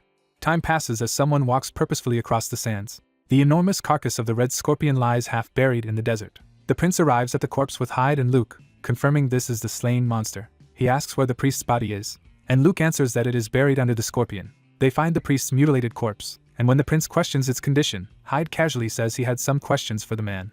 The prince laments that the damaged body weakens his leverage against the temple and jokes he may have to tear the priest's head off to use it. Changing topics, he mentions hearing of Hyde and Luke's monster hunting competition and asks if they will split the prize money now that they slew the Red Scorpion together. Luke decides he should yield the reward to Hyde because Hyde helped him so much, and the kill was not truly his. He adds that something matters more to him than prize money. The prince accepts this explanation with a neutral response. He congratulates Hyde on winning the competition and becoming rich at such a young age, and Hyde thanks him. The prince then leaves to summon men to transport the scorpion, asking Hyde and Luke to wait by the corpse. While they wait, Hyde climbs onto the scorpion and begins inspecting its body. Looking inside, he confirms there is no monster core remaining and suspects another creature must have taken it. Hyde reflects that a monster who eats another's core fully inherits its power, which is why monster numbers never truly decline. He foresees that the creature that consumed this core will one day emerge as a new threat to Baysor. Suddenly Luke calls out to Hyde near the scorpion, catching him mid-investigation. Luke looks out over the desert with a calm, determined expression after everything that has happened. Hyde narrates inwardly that Luke Yeager's path is now set and will be filled with hardships. A sacred sword is transported on a wagon, symbolizing the Divine Swordsman's legacy. A solemn procession of knights on horseback escorts the sword through the city toward a grand ceremony. At a vast plaza before a crowd, a platform is prepared for the commemoration. The prince addresses the people, announcing that although the monster threat was repelled, they lost the knight commander Lutus Kikero. He reminds them that long ago they also lost another great knight. He names that figure as Darien Depert, the Divine Swordsman himself, while the crowd mourns. The prince explains that both fallen knights sacrificed themselves for Baysor against the constant monster threat, and that their deaths are tragic but not hopeless because their will lives on. Hyde listens among the crowd, taking in the prince's speech. The prince declares that Darien's will now passes to Dasim Alvis as the new captain and eventually to any knight who proves worthy. He publicly calls Luke Yeager forward before everyone. Luke, dressed formally and armed with a sword, steps out from the ranks of knights. He walks alone across the plaza toward the platform as all eyes follow him. The citizens murmur in surprise at Luke's sudden prominence. Luke pauses, tense but resolute, under the public gaze. He grips his sword, preparing for what comes next. Luke then performs a powerful sword technique that shakes the ground and stuns the audience. The crowd recoils in shock and awe as dust and debris billow outward. Luke closes his eyes, focusing amid the golden aura of his power. He recalls how his father first taught him the sword, how he strove for the future with nothing but practice, and how he later learned these techniques were those of the Divine Swordsman. He remembers living in contradiction, denying his lineage while chasing Darien's shadow, and how Helmut made him accept both sides of himself. Luke concludes that both the part of him that rejects Darien's blood and the part that seeks to inherit his will are pieces of who he truly is. His swordsmanship erupts in radiant waves that sweep across the plaza. Luke, bathed in golden light, embodies that inherited will as he demonstrates his strength. The onlookers stare upward in amazement at the spectacle of power. The prince proclaims Luke's true name and status to the city, calling him Luke de Pert, rightful descendant of the divine swordsman. A temple official reacts in panic, shocked by this declaration. The prince explains to everyone that although Darian's son once severed ties, his descendant returned as a Palma knight and helped land the final blow on the Red Scorpion, rescuing Baysor. The crowd, including Luke's friends, are moved and proud as they hear of his deeds. The prince urges the people to believe that the divine swordsman will continue through such descendants, and that as long as someone inherits it, Baysor will not fall. The plaza erupts into loud cheers in response to his speech. Hyde smiles among the celebrating crowd, pleased with how events have turned out. One outraged official fumes and shouts in protest at the prince's announcement. The prince quietly tells Luke he can feel his brother's murderous glare, warning Luke that his troubles are only beginning. Luke replies that he is prepared to endure whatever comes. Life in Baysor resumes under the bright sky as the city moves forward after the ceremony. Later, Hyde tightens the straps on his packed belongings, readying to depart. Luke approaches and asks why Hyde will not stay longer, but Hyde says he has other matters to handle. Luke watches him with quiet understanding. Hyde explains that since they shared the same master, he sees them as senior and junior disciples and considers Luke his brother. Luke warmly tells Hyde that if he ever needs help he should come to Baysor, promising to treat Hyde's problems as the city's own, jokingly adding that he hopes such a request never becomes necessary. Luke teases Hyde, who reacts in mock annoyance as they part ways. A nobleman arrives late to see Hyde off, remarks on the small farewell for a tournament champion, and checks that Hyde received his prize money. The noble invites Hyde to visit Baysor someday, promising a proper champion's welcome there. Riding out, Hyde politely says he will think about visiting but considers Basor's climate too harsh for him. Hyde leaves the city on horseback through the massive gate into the desert beyond. Luke and the prince watch Hyde go, looking satisfied. The prince tells Luke he will be lonely now that Hyde, the other disciple of the divine swordsman, has left, and Luke admits he feels emptier. Luke silently reflects on the prince's words. Luke panics upon realizing the man beside him is actually the prince, who laughs that Luke's innocent reaction suits him. The prince explains he recognized Hyde's swordsmanship and the divine swordsman's royal sword because he idolizes that hero, unlike his indifferent brother. Luke is shocked that the prince saw through Hyde's identity. The prince reassures Luke he will not spread rumors, because he will not betray their bond of friendship. Looking after Hyde, the prince says he hopes Hyde will reveal his true name when they meet again. Time passes, and the scene shifts back to the Academy City. Hyde returns to the Academy dormitory, surprising the steward. The steward inspects Hyde's heavy bag of prize money, amazed by its value. Narration states that the incidents in Baysor have ended. Narration adds that the day of the Academy's reopening soon arrives. The quiet Academy interior awaits the students' return. Someone's footsteps echo as a student walks inside. Helmet appears in uniform, now with darker skin, calmly heading through the Academy. Aaliyah spots Helmet walking ahead of her in the corridor, and calls out. Aaliyah stares wide-eyed at Helmet, clearly startled. Helmet continues ahead, unaware of Aaliyah's reaction. Aaliyah, blushing, prepares to speak. She smiles faintly, trying to compose herself. Aaliyah scolds Helmet for not contacting her with his bracelet if he was already at school. Helmet turns and greets her, surprised, saying her name. Aaliyah freezes in shock at his tanned appearance. Internally, she exclaims that Helmet is so dark now. Their classmate Sian also stares, stunned. Helmet stands there with his new look highlighted like a radiant reveal. Sian awkwardly asks what happened to Helmet's skin, and Helmet explains he only recently learned disguise magic keeps his apparent skin tone unchanged. Helmet reflects that showing his real appearance feels strangely new but refreshing, while Sian tries to be supportive. Aaliyah notes Helmet has grown taller over the break and says she envies his height, and he modestly wonders if that is true. Sian asks where Asuka is, saying Asuka has been training nonstop since the semester restarted and is now completely different. Helmet listens thoughtfully, taking this in. Aaliyah says she already packed Helmet's belongings because he returned just before classes start, and Helmet thanks her. Sian happily adds that Helmet, now top of the class, will get his own room and jokingly congratulates him for escaping Aaliyah's strictness. Aaliyah snaps at Sian to stop talking nonsense and return to his room, accusing him of feeling guilty about something. Terrified by her aura, Sian hastily apologizes and begs her not to blast him back to the dorms. Sian waves goodbye to Helmet and Aaliyah and heads off. Left alone together, Aaliyah and Helmet stand facing each other in the corridor. Helmet asks Aaliyah how she feels about his moving into a solo room. Aaliyah asks if he is relieved to no longer share a room with her now that he has his own. Helmet says he never claimed to be relieved and points out his new room is directly across from hers, flustering Aaliyah as she demands to know if he likes that or not. Helmet wonders why she is asking something so unlike her, and Aaliyah, embarrassed, retorts that she is allowed to ask. Helmet's expression softens as he considers her reaction. He admits a private room has drawbacks because he will miss her magic cleaning and convenient help, meaning life may become less convenient. Aaliyah gives up on the topic, saying she regrets asking, but adds that he can call her once for cleaning as a favor. As he turns to leave, Aaliyah calls out to add something else. She reminds him of when he secretly brought Asuka for treatment, and promised to grant her any one request in return. Helmut acknowledges he made that promise, and Aaliyah warns she plans to claim it soon. When he asks if she already has something in mind, Aaliyah says he will find out later and reiterates that since his room is across the hall, he can come by if he needs anything. As Helmut starts to go, Aaliyah calls his name again. Helmut responds by saying they should work hard together again this semester.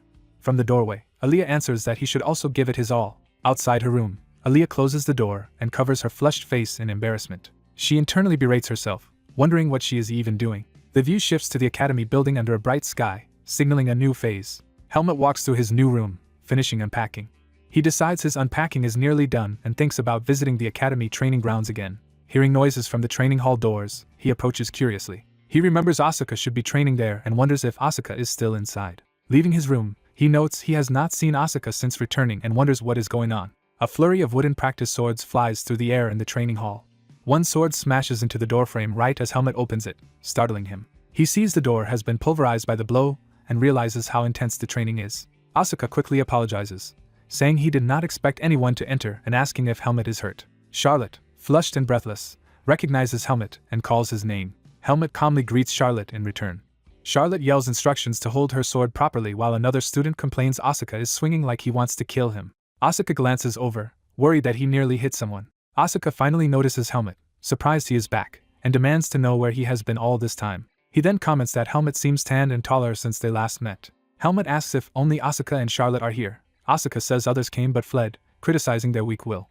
Charlotte nervously thinks people probably avoided entering because Asuka is too intense. Asuka, who has been sparring for 4 hours, asks Helmut to spar with him now that he has arrived, while Helmut was planning to use a private room. Asuka declares he has not been slacking during vacation and proposes a bet where the loser buys the next meal. Helmut considers this challenge. Charlotte objects, reminding Asuka she was supposed to spar with Helmut first and insisting her seniority gives her priority. The two bicker noisily over who gets to fight Helmut while he watches. Seeing their familiar argument, Helmut feels like he has truly returned to where he belongs. He agrees to spar once, saying he owes both of them and will fight them. Asuka is surprised Helmut accepted so readily and warns him not to back out. Helmut grips a wooden sword and admits he wanted to test his own growth as well. Power surges around Helmut as he activates his vis, proposing they fight 2-on-1 to finish the match quickly. Asuka and Charlotte gape at the overwhelming aura, asking what Helmut did while away to gain such power. Helmut charges at them wreathed in purple energy, beginning the fierce spar. The outside of the academy shakes from the impact of their clash. Night falls, and the full moon rises over the city.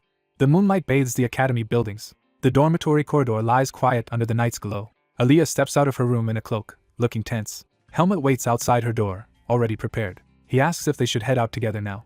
Aaliyah silently agrees, facing him with determination. The scene shifts to the bustling night market of the city, where Aaliyah answers affirmatively. The camera pulls back to show the lively city under the moon as they go out. Helmut looks slightly uneasy amid the nighttime crowds. Aaliyah, walking beside him, points out various restaurants, explaining their styles and which suit swordsman students like him. She finishes by saying he can choose where to eat since he is paying. Aaliyah admits she does not actually know what one place serves, so Helmut suggests another restaurant he has tried and liked instead. Helmut quietly reflects on why things feel different around Aaliyah. He absent-mindedly agrees while wondering why he even mentioned such things earlier. They enter a fancy restaurant with a bright, elegant interior. Inside, Aaliyah hands Helmut the menu, enthusiastically recommending different courses and particular dishes. Helmut sits there with a blank look as he processes the options. Aaliyah notices his distraction, remarking that he has been uncharacteristically quiet today. She points out that unlike usual, no one is following or staring at him and reminds him he normally hides under a hood, concluding it took Helmut a while to realize this. Helmut asks why she thinks that is, and Aaliyah says his aura feels thinner now and wonders if he used an artifact.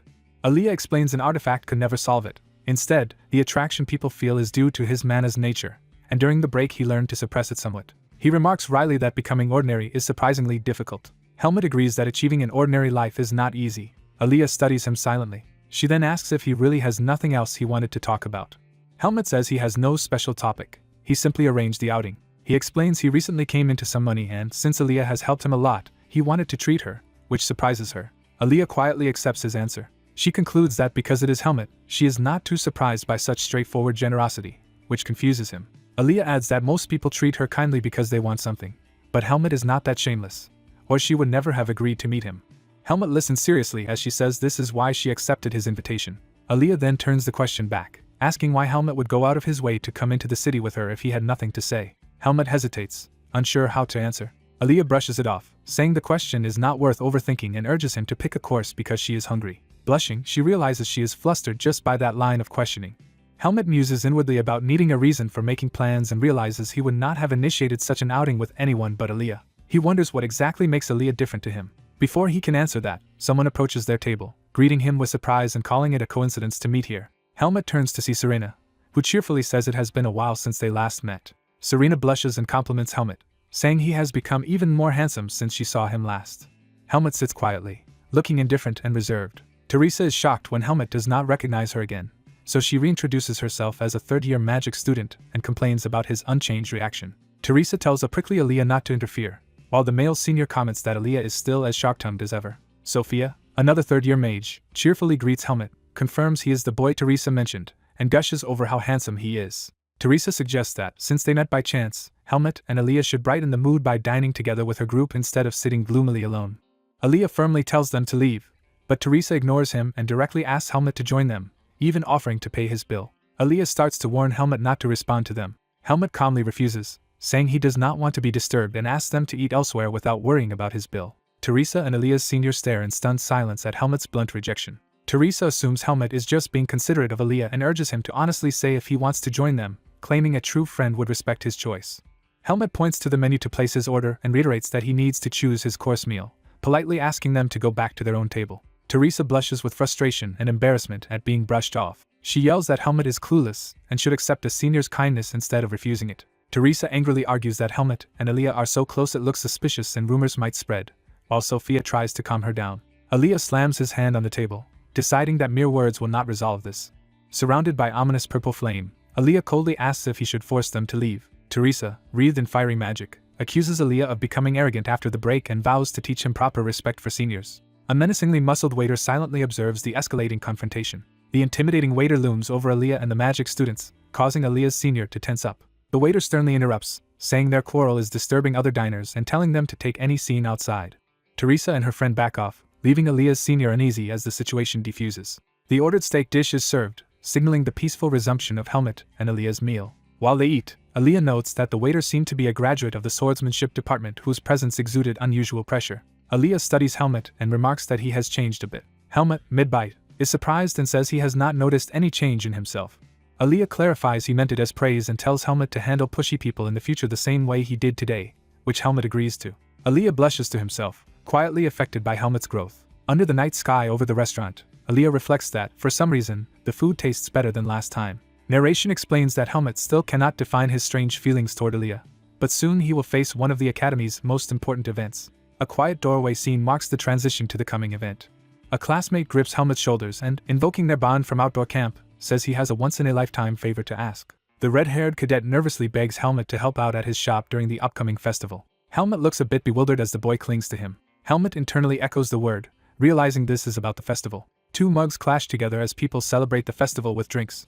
Narration explains that the Greta Academy Festival is a rare annual exchange between the swordsmanship and magic departments, run mainly by cadets through booths and activities. Helmut listens seriously as the request continues. The red-haired cadet outlines their booth plan of selling red bean shaved ice, assigning jobs to his teammates, and calling Helmut the final key to their team. Bowing and pleading, he insists the team will be complete only if Helmut joins, prompting Helmut to ask what role he is needed for. The boy excitedly answers that Helmut will serve as their booth's attractive face.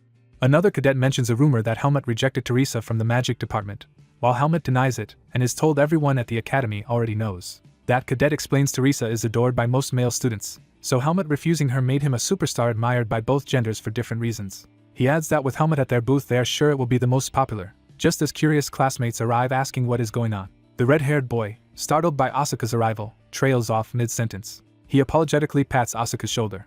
The red-haired cadet tells Asuka that, if Helmut had not accepted, Asuka would have taken that spot instead. Asuka grabs him by the head in irritation, clearly not amused. After apparently roughing him up, Asuka scolds them for gossiping that he is the runner-up while another teammate hurriedly insists they were only talking about the festival. A bright exterior shot skips ahead to festival time. Asuka complains that the others are twisting words, then asks Helmut if he is really going to help at the booth, while the bruised redhead mutters that he felt like he just visited his late grandmother. Asuka answers that Helmut has not decided yet, but emphasizes that training takes priority over free time, then orders the others to leave since Helmut is not participating. The red-haired cadet protests Asuka acting as Helmut's spokesman and argues that Helmut should enjoy his youth instead of training during the festival.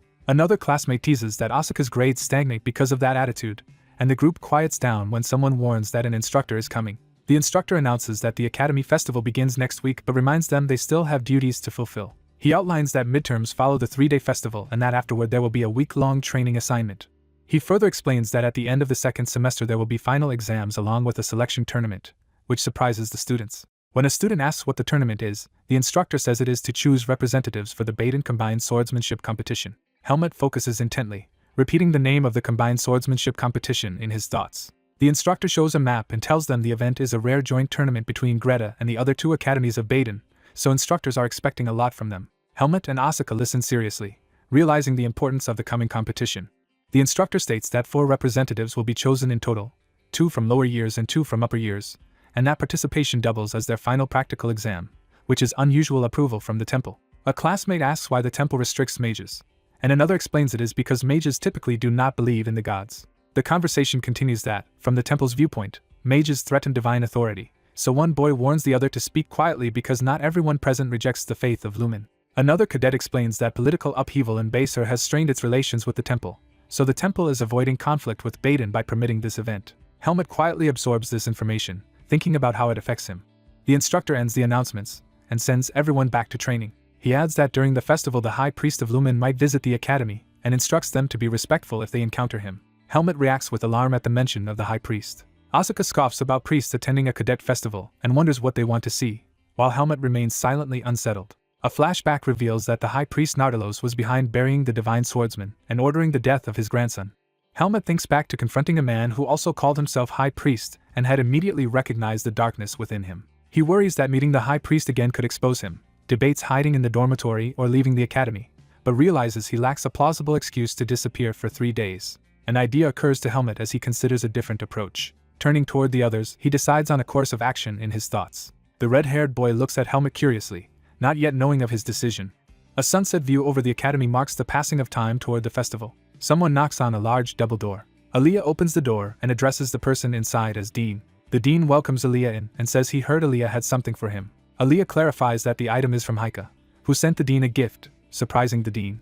The Dean places a small wrapped box on the desk and explains that Heike wanted him to deliver it so Aaliyah can enjoy the festival. Aaliyah carefully takes the gift, eyeing it with mixed feelings. He nervously asks if it might be poisoned, but the Dean reassures him that Heike is his only blood relative, and that he has already checked the package and found nothing wrong.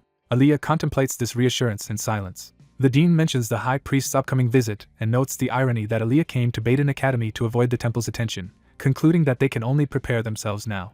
Inside the box Aaliyah finds a bracelet along with a folded note. The note encourages Aaliyah about his studies, saying his talent should easily keep him at the top of the class and expressing trust in him.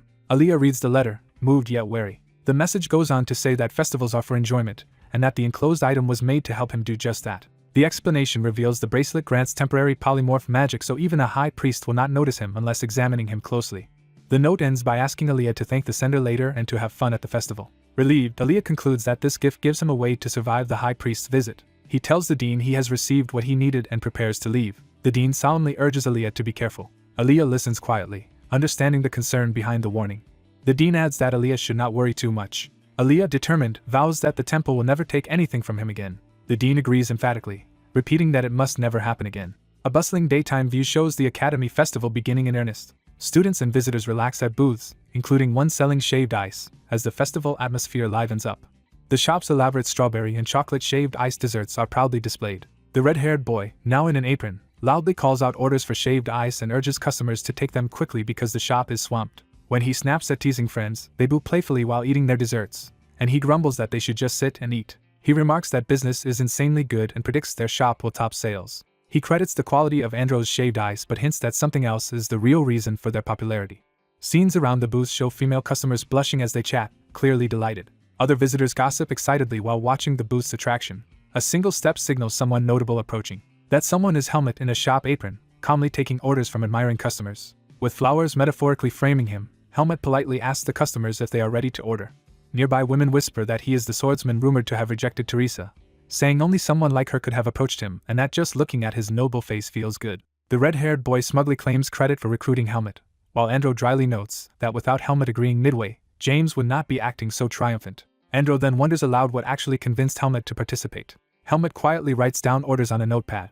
Observing the huge crowd, he thinks there are far more people than expected and believes his presence will be hard to single out in such a throng. He reasons that with so many overlapping auras even the high priest should struggle to sense him, and that he will detect any divine power quickly enough to flee if necessary. Still, he acknowledges to himself that things may not unfold exactly according to his plan. Another sunset view signals the end of the festival's day's shift. After work, teammates praise everyone for their effort and tell them to enjoy the rest of the festival, and Helmet thanks them. Asuka comes over complaining about the shop's lack of seating and asks if Helmet's shift is finally over. James urges Asuka to at least try some shaved ice, noting they serve the swordsmanship department for free. Asuka refuses, saying he dislikes cold food, and instead tells Helmet to come with him somewhere now that he is done, prompting Helmet to ask where. Asuka grins and says they are going to the men's games, an essential part of any festival. He proudly shows off a dart game, using it as an example of the kinds of challenges they can enjoy. Helmet effortlessly hits the bullseye in the darts game. He then wins another game involving guessing which cup hides a die, leaving the operator shocked at another loss. Helmet and Asuka stack mugs from yet another game, with Asuka amazed at Helmet's continued streak of victories. Someone slams a fist down in frustrated disbelief. Exasperated, Asuka yells at Helmet, demanding to know if there is anything he cannot do. Helmet, holding prizes including a teddy bear, wryly notes that Asuka is actually complimenting him, while Asuka insists he is not and calls Helmet a walking embodiment of unfairness. Asuka's friend warns him to avoid physical contests if he wants to win, but Asuka insists physical activities are his strength and asks what else he should do. The red-haired friend says only one contest category favors Asuka, prompting Asuka to ask which one it is. The scene shifts to the academy courtyard where event booths are set up for a festival. At a registration booth, a cheerful woman explains the Miss Greta Academy contest is only for male students who must participate while cross-dressing and asks entrants to write their name and department. The red-haired boy proudly presents this contest booth to Asuka as the opportunity that suits him.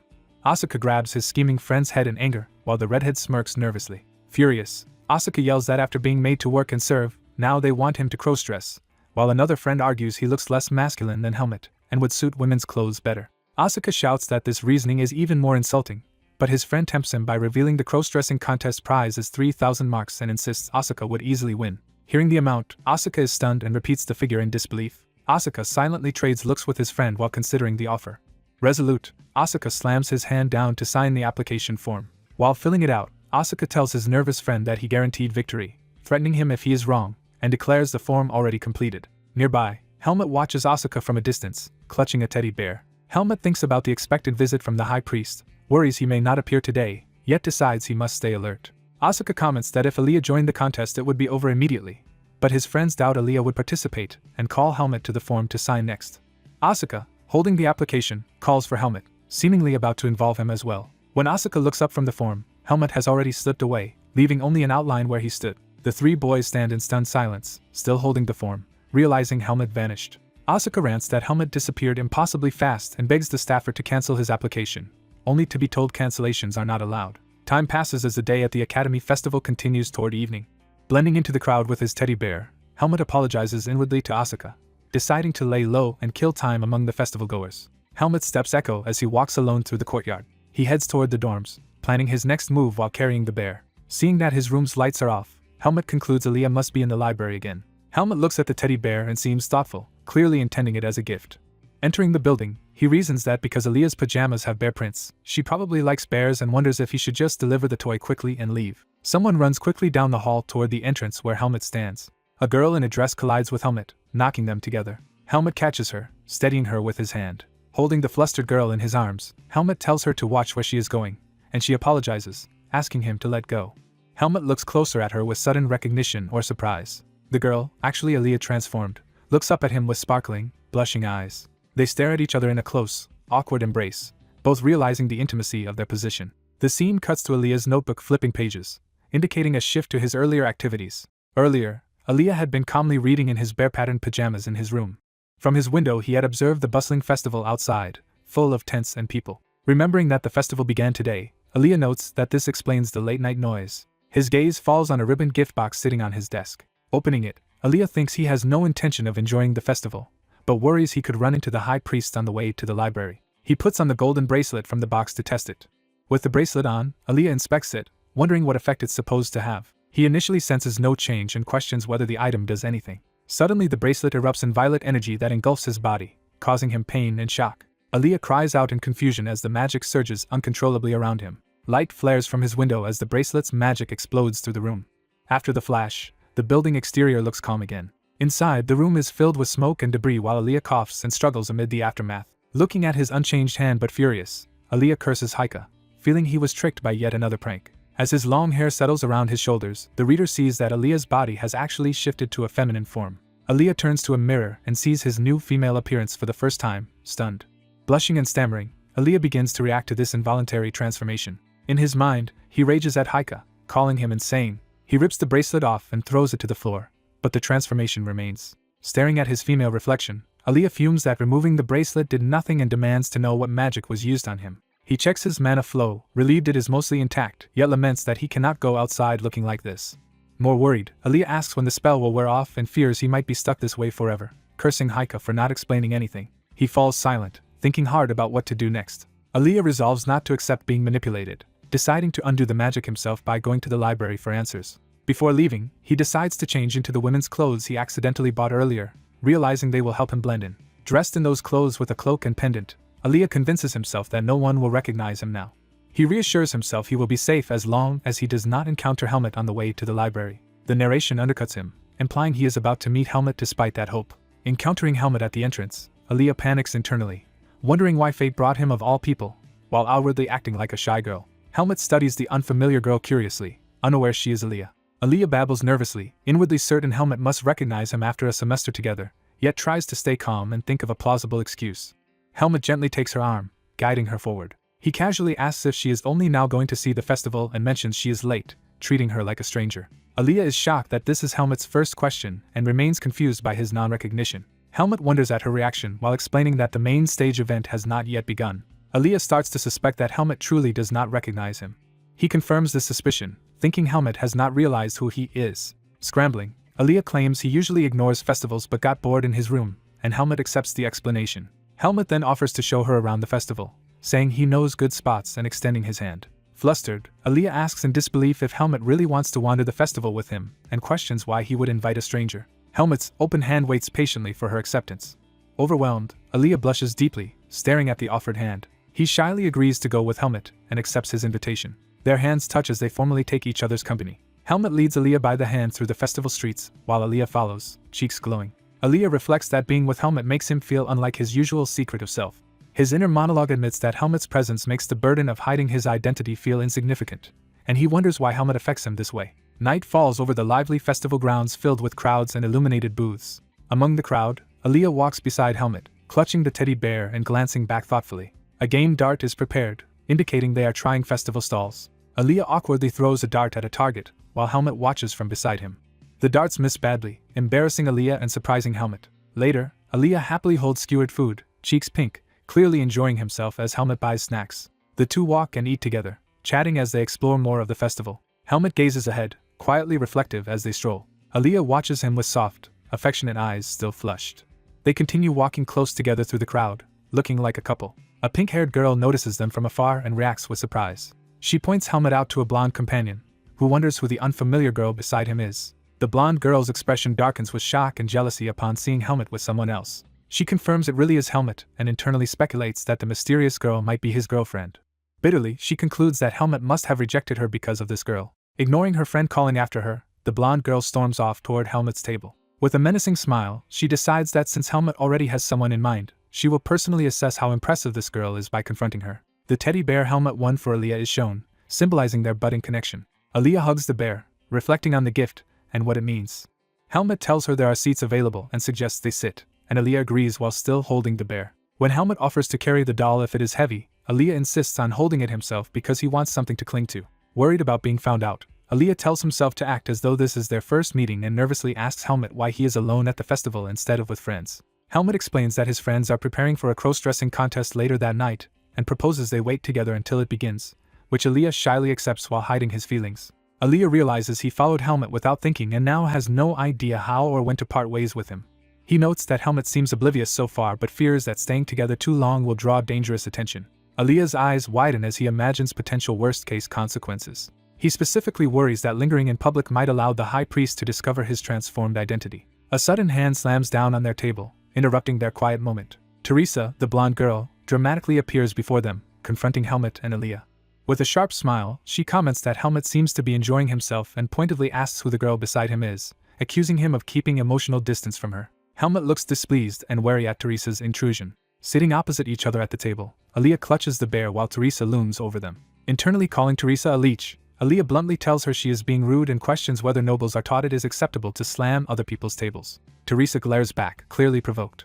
She then speaks more politely to Aaliyah, asking if they are meeting for the first time and probing whether Aaliyah is a Greta Academy magic student because he seems oddly familiar. Narrowing her eyes, Teresa presses further and demands to know what Aaliyah's relationship with Helmut is. Aaliyah retorts that Teresa reminds him of someone he strongly dislikes and that her attitude is infuriating. Aaliyah's eyes sharpen as he steels himself against her provocation. Teresa turns to Helmut with a mocking smile and urges him to answer whether the girl is his girlfriend.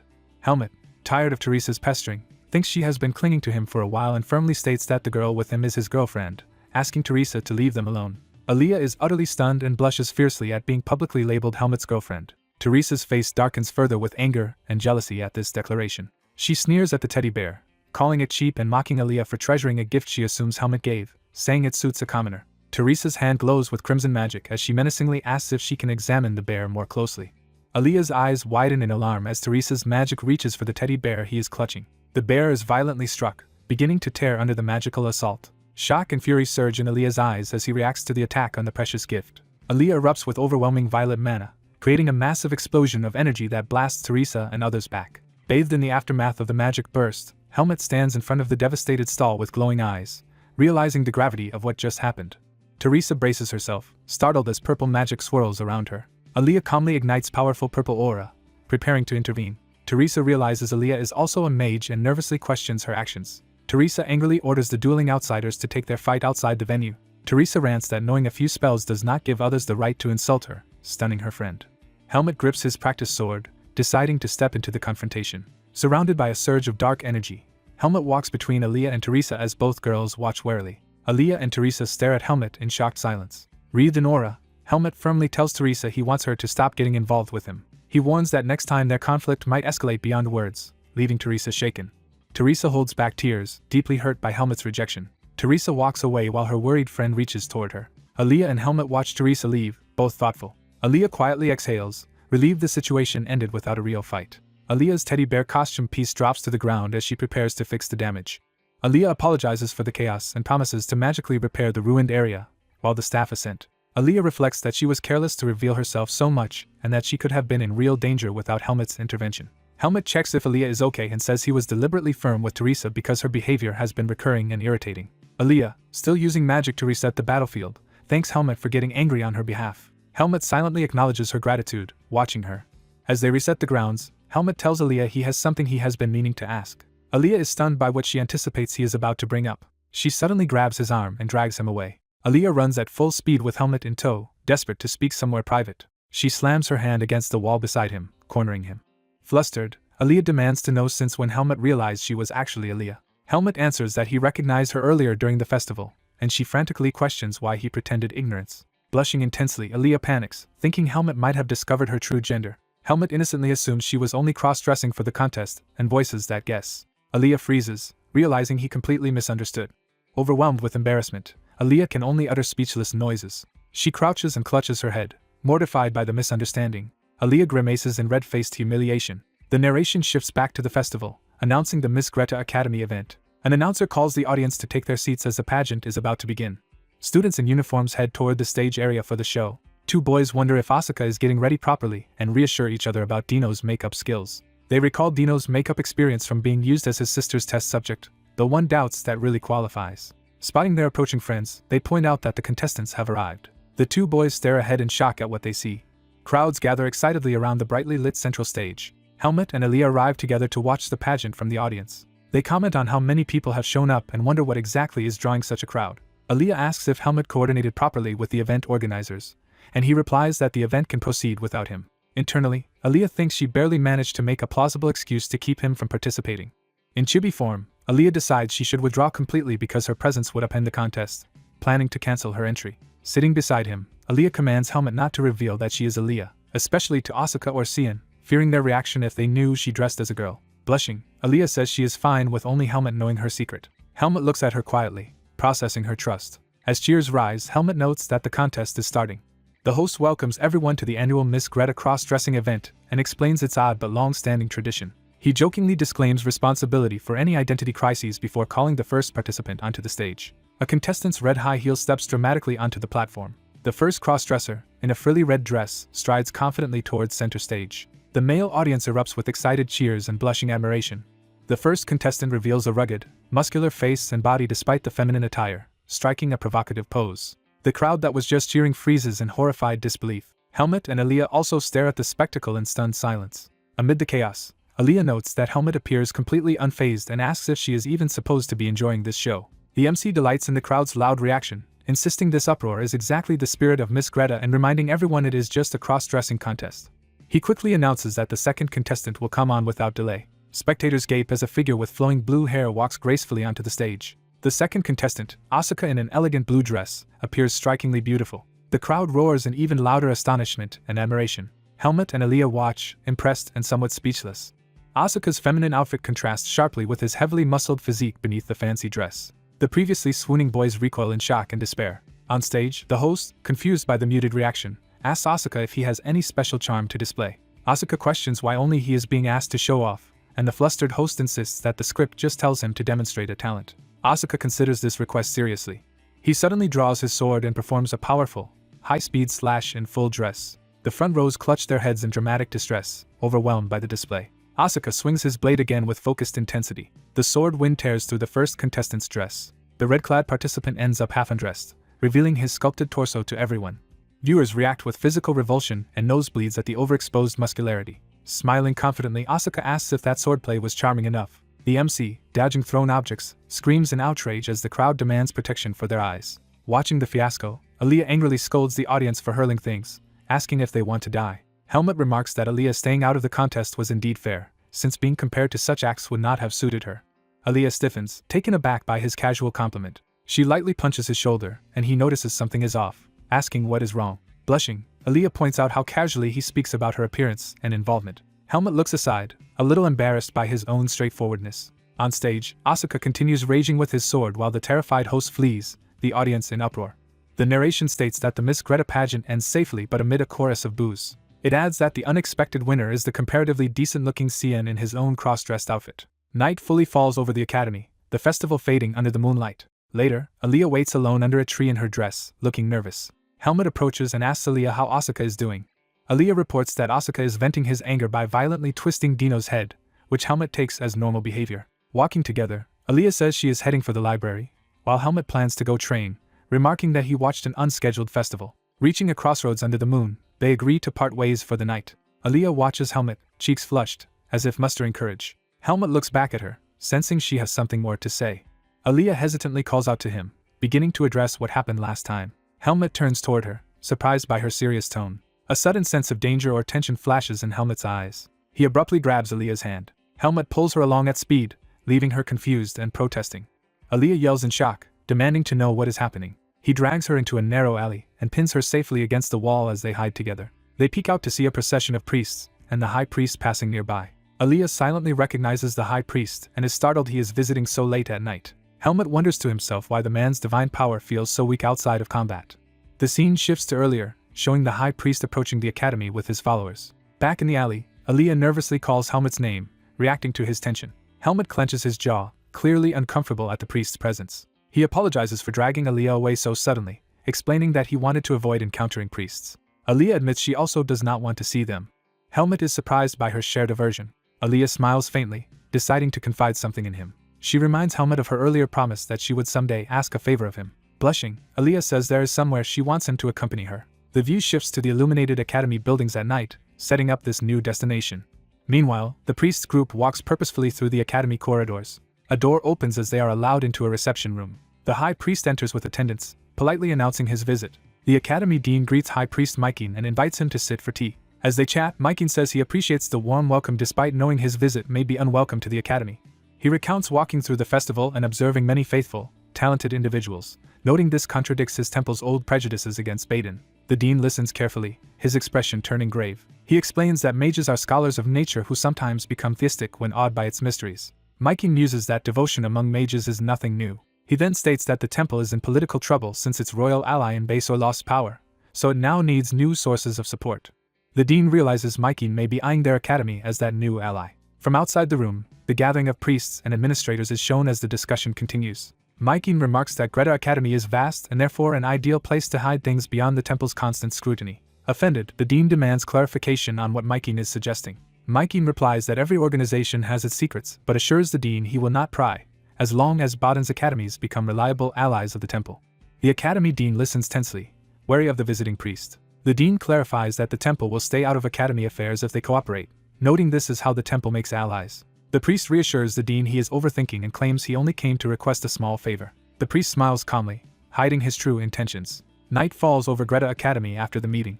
Walking with attendants, the priest thinks disdainfully that mages are always arrogant. He reflects that he still gained something from the visit which he kept secret from the dean. He recalls sensing faint demonic energy in the streets and decides, as high priest, to save this discovery as leverage for later. He views this demonic presence as a way to keep Greta Academy under his control. The next day, Academy students spar vigorously in weapons training. During practice, the blue-haired boy presses Helmet again about who he spent the festival with. Helmet insists it was just someone he barely knows. The friend accuses him of lying, citing rumors he stayed beside a girl all day, and demands to know if she is Helmet's girlfriend, while Helmet denies it. Helmet remembers Redina ordering him to keep their bracelet incident secret from Asuka and Sion, deciding to stay quiet despite knowing it will cause misunderstandings. Wanting to escape the topic, Helmet abruptly asks his friend about plans for the upcoming field training assignment. The friend explains he and Sion will go to a spirit gathering valley east of Baden and asks who Helmet's partner will be. Helmet replies he is teaming with Aaliyah, though Aaliyah has not revealed their destination, and the friend grumbles that top students always group together and predicts Aaliyah will choose a dangerous place. Helmet defends Aaliyah as not being reckless, but his friend notes how close the two of them seem. Helmet falls silent, thinking about Aaliyah. He recalls a private meeting where Aaliyah approached him alone in a quiet hallway. In that memory, Aaliyah nervously says she wants Helmet to go somewhere with her. Blushing, Aaliyah asks for Helmet's help as her partner for the field assignment. Later, on the road, Aaliyah reveals that their destination is the dungeon of the legendary mage Lamphion. Helmet reacts with puzzled surprise. As they hike through the forest, Aaliyah explains that such dungeons are subspaces full of deadly traps where eccentric mages hide the fruits of their research.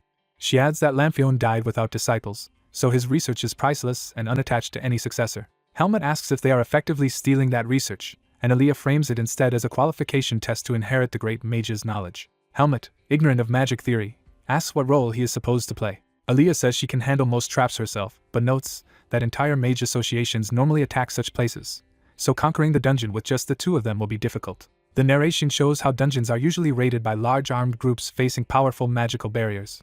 Helmet doubts he can do the work of 100 people, and Aaliyah proposes that if each of them does the work of 50, it will be enough. She praises Helmet as one of the best swordsmen she has seen and says she prefers trusting him over mercenaries who might leak the secret. Aaliyah states she wants to clear this quietly without anyone else learning of it. Helmet accepts her plan. Aaliyah suggests they avoid unnecessary risks since they can return later if they fail, while Helmet says he would rather finish it in one attempt. Reaching a suitable location, Aaliyah tells Helmet they are about to depart and instructs him not to lose sight of her. Aaliyah activates powerful teleportation magic that engulfs Helmet in purple light. A massive teleportation circle flares, sending them away from the forest. Helmet closes his eyes as the spell ends. He opens them to see somewhere completely different. The pair now stand on a beach at sunset, facing the vast sea. Helmet, stunned by the scenery, tries to grasp where they have arrived. Aaliyah, exhausted from the teleportation, admits she may have overdone it and asks Helmet to take out a mat from her bag. Lying on the mat, she explains she used 6 stacked teleportation spells that nearly drained her mana but were the fastest way, and says she only needs a short rest. Helmet quietly watches her rest and reflects on the situation. Gazing at the endless water, he asks where exactly they are, thinking it must be a lake, while Aaliyah explains he is seeing the sea for the first time and notes most of the world is covered by oceans. Helmet is amazed that 70% of the world is water. Aaliyah says this simply shows how vast the world is and that their kingdom occupies only a tiny fraction of it. Helmet listens thoughtfully as the sky darkens. Aaliyah soon falls sound asleep from exhaustion. Helmet, now alone with his thoughts, keeps watch beside her. Hours later, Aaliyah's eyes open. She wakes fully, realizing it is already night. Sitting up under the moonlit sky, she looks around the empty beach. Aaliyah notes she slept until after sunset but decides this was only natural given how tired she was. She then wonders where Helmet has gone. Helmet returns, greeting her and saying his mana has mostly recovered and they can begin preparations after eating. He appears shirtless, carrying a large crustacean from the sea for food. Aaliyah stares, startled by his unexpected hunting and appearance. Embarrassed, she asks where he went, and Helmet explains he thought the creature might be edible, so he caught it and brought a stone to crack its hard shell. Helmet also mentions he searched her bag earlier and only found sandwiches. Aaliyah blushes in flustered realization that he rummaged through her belongings. Helmet apologizes for going through her bag, but Aaliyah insists it is fine and questions what is wrong with sandwiches. Helmut argues that eating only plant-based food does not provide enough strength and asks how she planned to eat the raw shellfish. When Aaliyah admits she would have eaten it uncooked, Helmut takes it, insisting on preparing it himself. He cooks the seafood over a campfire until it roasts above the flames. As they eat, Helmut brings up Lamphion's will. Aaliyah clarifies that she possesses not a simple will but a document hinting at the dungeon's entrance, which the Magic Association once monopolized before releasing it after failing to decipher it. Reading it aloud, Helmut notes the clue about starting where life is green and 6 stars guiding the way under a full moon. Confused, he asks what those words mean, and Aaliyah tells him not to overthink it and to interpret the passage straightforwardly. She explains that the light-filled place is the sea and that the shining full moon simply means a night like the current one. Helmut considers her explanation while holding the paper. He asks why. If the meaning is so simple, the Magic Association never solved it, and Aaliyah answers that they obviously understood but were hindered in other ways. Aaliyah points out that many parts of the world have seas under full moons, so investigating every such place would be practically impossible. Helmut realizes that the association likely kept searching for deeper hidden meanings, causing endless delays. Aaliyah reveals that this specific coast is where Lamphion gained crucial inspiration, making it the most fitting site for his dungeon. Helmut notes that the association did not even know such personal details about Lamphion, then asks how Aaliyah herself knows. Aaliyah evasively says she personally did a great deal of research to uncover that information. She points to the line about 6 stars and says this part cannot be taken literally. Aaliyah explains that starlight would be faint on a full moon night, so the phrase about stars lighting the path under a full moon contradicts normal astronomy. Helmut concludes that the 6 stars must refer to something other than actual stars. Aaliyah cites Lamphion's philosophy that while the human spirit reaches the sky, human existence belongs to the ground. She explains that Lamphion valued the earth where people build their lives, emphasizing his existentialist views. Helmut infers that the clue directs them to look at the ground rather than the sky. Aaliyah says they will understand once the full moon reaches its highest point, and they observe from there. Time passes until the moon stands high overhead, signaling the moment has come. Aaliyah says it will be faster to see for themselves and reaches out her hand to Helmut. She uses flight magic, lifting both of them into the air on currents of purple energy. Hand in hand, they glide above the darkened forest near the sea. Aaliyah tells Helmut to look ahead. Below them, 6 bright light points shimmer like stars across the mountain and forest. Helmut recognizes these 6 lights as the 6 stars mentioned in the clue. Aaliyah explains that the lights are reflections from hidden crystals visible only when the full moon is highest, and that they must use the inner and outer points of that light pattern to triangulate the dungeon entrance. Helmut doubts how useful he can be in this sophisticated magical task. Aaliyah assures him he has a role later and notes she already located the entrance on a previous solo visit. Helmut silently wonders why. If she already found it, she is explaining everything so excitedly, while Aaliyah urges them to begin and checks that they brought all needed equipment. They start walking toward the designated spot through the vegetation. The two arrive at a small clearing in the forest. Aaliyah touches the ground on the calculated midpoint, activating a magic circle. A glowing portal opens in the earth, revealing stairs descending into Lamphion's dungeon.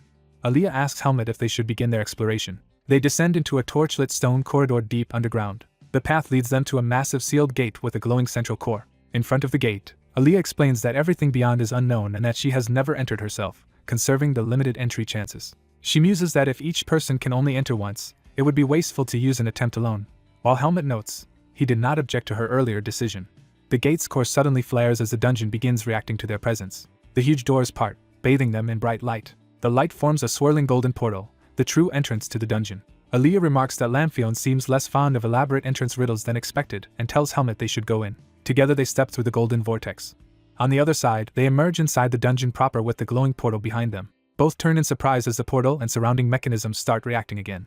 A green symbol appears ahead, signaling the dungeon's first test. Matching green marks appear on Helmut's arm as part of the dungeon's system. The same glowing mark appears on Aaliyah's arm, linking them to the trial. Green light fills the chamber as the dungeon fully activates around them. They realize the marks impose about a 2-hour time limit that they instinctively understand thanks to the dungeon's magic. Approaching another door, Aaliyah says the first problem should be easy but warns against carelessness and assigns Helmut to guard the right side while she handles the rest. The next door opens, and they cautiously move into the following room. Inside, they see an eerie chamber with glowing panels and several human-shaped slots set into the floor. Both regard the scene grimly, sensing danger. One of the strange human-shaped indentations in the floor is shown clearly. Another differently posed human-shaped indentation is revealed nearby. Looking at the room and the glowing slots, Aaliyah nervously wonders what kind of mechanism they have encountered. Helmut notices text displayed above and points it out to Aaliyah. The glowing panel shows a numerical expression, presenting the dungeon's first question. Aaliyah deduces this is indeed the first puzzle and comments that while the question is simple, the person-shaped device below it is suspicious. Suddenly the dungeon begins shaking and reacting, startling both of them. The room starts activating aggressively, forcing them to decide quickly. Under intense time pressure, Aaliyah says they must choose between the 2 possible answers shown above the slots and enter the correct one to survive. Helmet rushes toward the puzzle gate, choosing the right side despite noticing the hole's odd shape. Aaliyah deduces the gate needs 2 people to match a human-shaped outline and hurriedly grabs Helmet's arm to cooperate. They awkwardly pose with Aaliyah holding Helmet like a dance partner to fit the silhouette. Maintaining the pose, they move through the glowing outline and successfully clear the gate. The massive stone doors open, allowing them to enter the next chamber. Blushing furiously, Aaliyah grumbles that the first question was simple yet humiliating for a trial set by Archmage Lampione. As they leave the gate, Aaliyah complains the test felt like a joke and is relieved the correct answer was the right side pose. They advance into a new hall, wary of what the dungeon will present next. Helmet notes the new room appears empty, with nothing obvious to solve. Aaliyah reasons the questions are conditional puzzles that only manifest when triggers are met, and warns Helmet to stay alert. Helmet spots a slightly different colored brick and calls Aaliyah's attention to it. Aaliyah confirms Helmet's observation, impressed by his sharp eyes. He explains the brick hides a script that appears only under a specific light wavelength, like a secret message. Illuminating it with magic, Aaliyah reads that standing on the pedestal while exactly copying the image on the wall will summon the next trial. The glowing text on the stone activates under Aaliyah's conjured light. The revealed image shows one person carrying another in their arms. Aaliyah stares at the image, mortified at what it implies for their next pose. Helmet then carries a flustered Aaliyah bridal style to reproduce the carving. Burning with embarrassment, Aaliyah vows never to forgive Lampione, even as an archmage, for forcing such indecent poses. The mechanism rumbles again, signaling another section of the dungeon opening. Another set of doors finishes activating behind the two as they prepare for more trials. Helmet observes they cleared 5 problems in about 30 minutes and asks Aaliyah if the pace is manageable, while Aaliyah still trembles. Remembering all the forced intimate poses, Aaliyah swears repeatedly to kill Lampione, even posthumously. Aaliyah suddenly realizes something is strange, noting every puzzle so far has required exactly 2 people despite dungeons often being cleared by many. He concludes it is as if the dungeon knows there are exactly 2 entrants. Aaliyah recalls stories of dungeons that manifest the mental images of intruders and realizes all the indecent poses might have come from someone's imagination. Horrified, he wonders if those images were actually born from his own mind. Panicking, Aaliyah insists to himself that it must be Helmet's thoughts, not his, that the dungeon manifested. Helmet, puzzled by Aaliyah's behavior, asks what is wrong. Aaliyah blushes harder and cannot bring himself to answer. He brushes it off, saying they should keep moving and that the next test is probably just another pointless puzzle. As Helmet steps forward, the surroundings begin to change beneath his feet. His next step lands in grass instead of stone, completing the transition to a new environment. Aaliyah's eyes widen as he senses the shift in scenery. He finds himself in a bright forest, far from the dungeon's stone halls.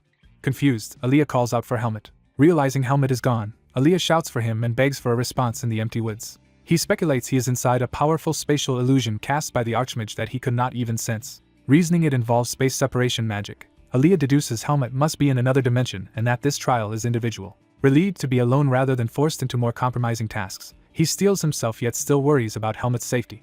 As he thinks, a huge shadow looms over him from behind. Aaliyah looks up toward the source of the shadow. A gigantic white leopard-like monster appears towering above him. The beast bares its fangs, snarling down at him. Aaliyah freezes, stunned by the sudden threat.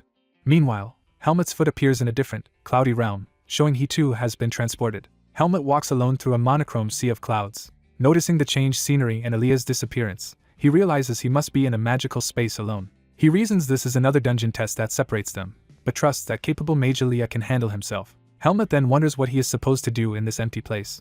He pauses as something unexpected catches his attention. A distant, long-haired figure appears ahead through the mist. The silhouette of the long-haired person grows clearer against the clouds. Seeing her more clearly, Helmet wonders who the woman is. The woman turns slightly, her long hair and profile coming into view. Helmet's expression tightens, sensing something familiar yet off about her. Recognition or shock dawns on him as he sees her face more clearly. A woman with long pale hair and pink eyes, strongly resembling Aaliyah, stands before him. Helmet instinctively draws his sword, readying for potential danger. Sword raised, he faces her cautiously in the cloudy realm. He observes she looks like Aaliyah but realizes she is someone else and demands to know her identity. The woman's lips part as if to speak. In tears, she addresses Aaliyah by name, saying she cannot undo what she has done even if Aaliyah hates her. Helmet stays on guard but listens intently to her emotional confession. His eyes narrow, fully focused on her words. Internally he reacts sharply, demanding to know what she just said. Back in the forest illusion, the huge leopard watches Aaliyah from behind as Aaliyah stands tensely. Aaliyah glances back, still unsure whether the beast is hostile. The leopard now sits more calmly, observing him rather than attacking. Aaliyah wonders if the monster is another illusion and debates whether he should strike first.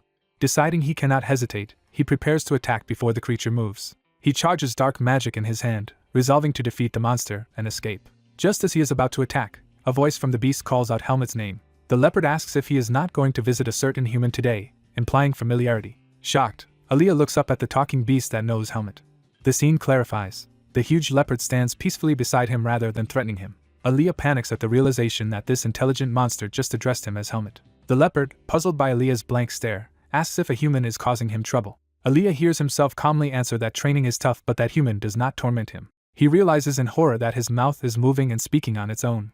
The leopard watches him, attentive and concerned. The beast questions whether he really wants to leave the forest, warning that the human world values more than strength and doubting he could be happy there. Aaliyah clutches his chest, hearing these heartfelt words come from his own mouth, as if he were Helmet. The leopard apologizes, acknowledging Helmet's firm resolve and asking him to forget the warning. Regaining composure, Aaliyah analyzes that this monster is intelligent, non-hostile to humans, and inexplicably knows him as Helmet.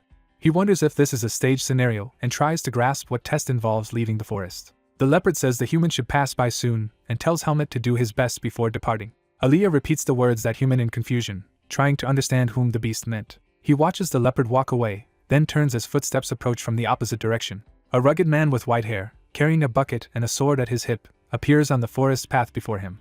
The man addresses him as Helmet and tells him to follow, saying there is much work to do. Aaliyah automatically calls him Darien, recognizing the name. Shocked that his mouth moved on its own again, Aaliyah realizes if this man is Darien then something significant is being reenacted. He recalls Darien as the famed divine swordsman and commander of the Baysore Knight Order. Aaliyah notices Darien's sword and recognizes it as the same type Helmet carries. This matching weapon deepens Aaliyah's suspicion and curiosity. He begins piecing together the implications of Helmet's sword and background. Comparing Darien and Helmet, Aaliyah links the identical swords and Helmet's veteran reactions to monsters, questioning what this illusion truly represents. He wonders if this is not an artificial dungeon scenario at all but rather Helmet's own memory. Simultaneously, in Helmet's cloudy realm, he watches the Aaliyah-like woman standing before him as if reliving a separate memory. The woman tearfully apologizes to Aaliyah by name over and over. Helmet reasons that she resembles Aaliyah and knows him, so she must be a relative, likely part of Aaliyah's family. He starts to ask her directly who she is. Before he can finish, a surge of power erupts and the scene begins to violently change around him. Helmet is flung through the blast as the memory warps into chaos.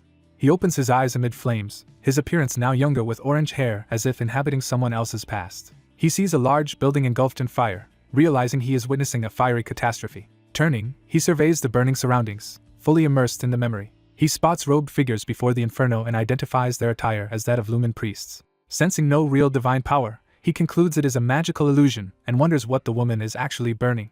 A sudden recognition hits him as he realizes he has seen this tragic scene before. He identifies the burning house as Aaliyah's childhood home and notices two bodies dying in front of it. The flames consume the bodies at the priest's feet, emphasizing the brutality of the event. Tears pour from Helmet's eyes, though he senses the grief is not truly his own.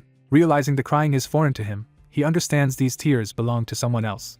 He feels a twisting pain in his chest and overwhelming sorrow that clearly are not his emotions. He understands that the anguish flooding him is Aaliyah's, tied to her childhood trauma. The priests order each other to find another girl, vowing to eradicate the bloodline of the temple's traitor Haika. Before one priest can move, a blade suddenly cleaves into him. Helmet, acting within the memory, cuts down the priest with a swift sword strike.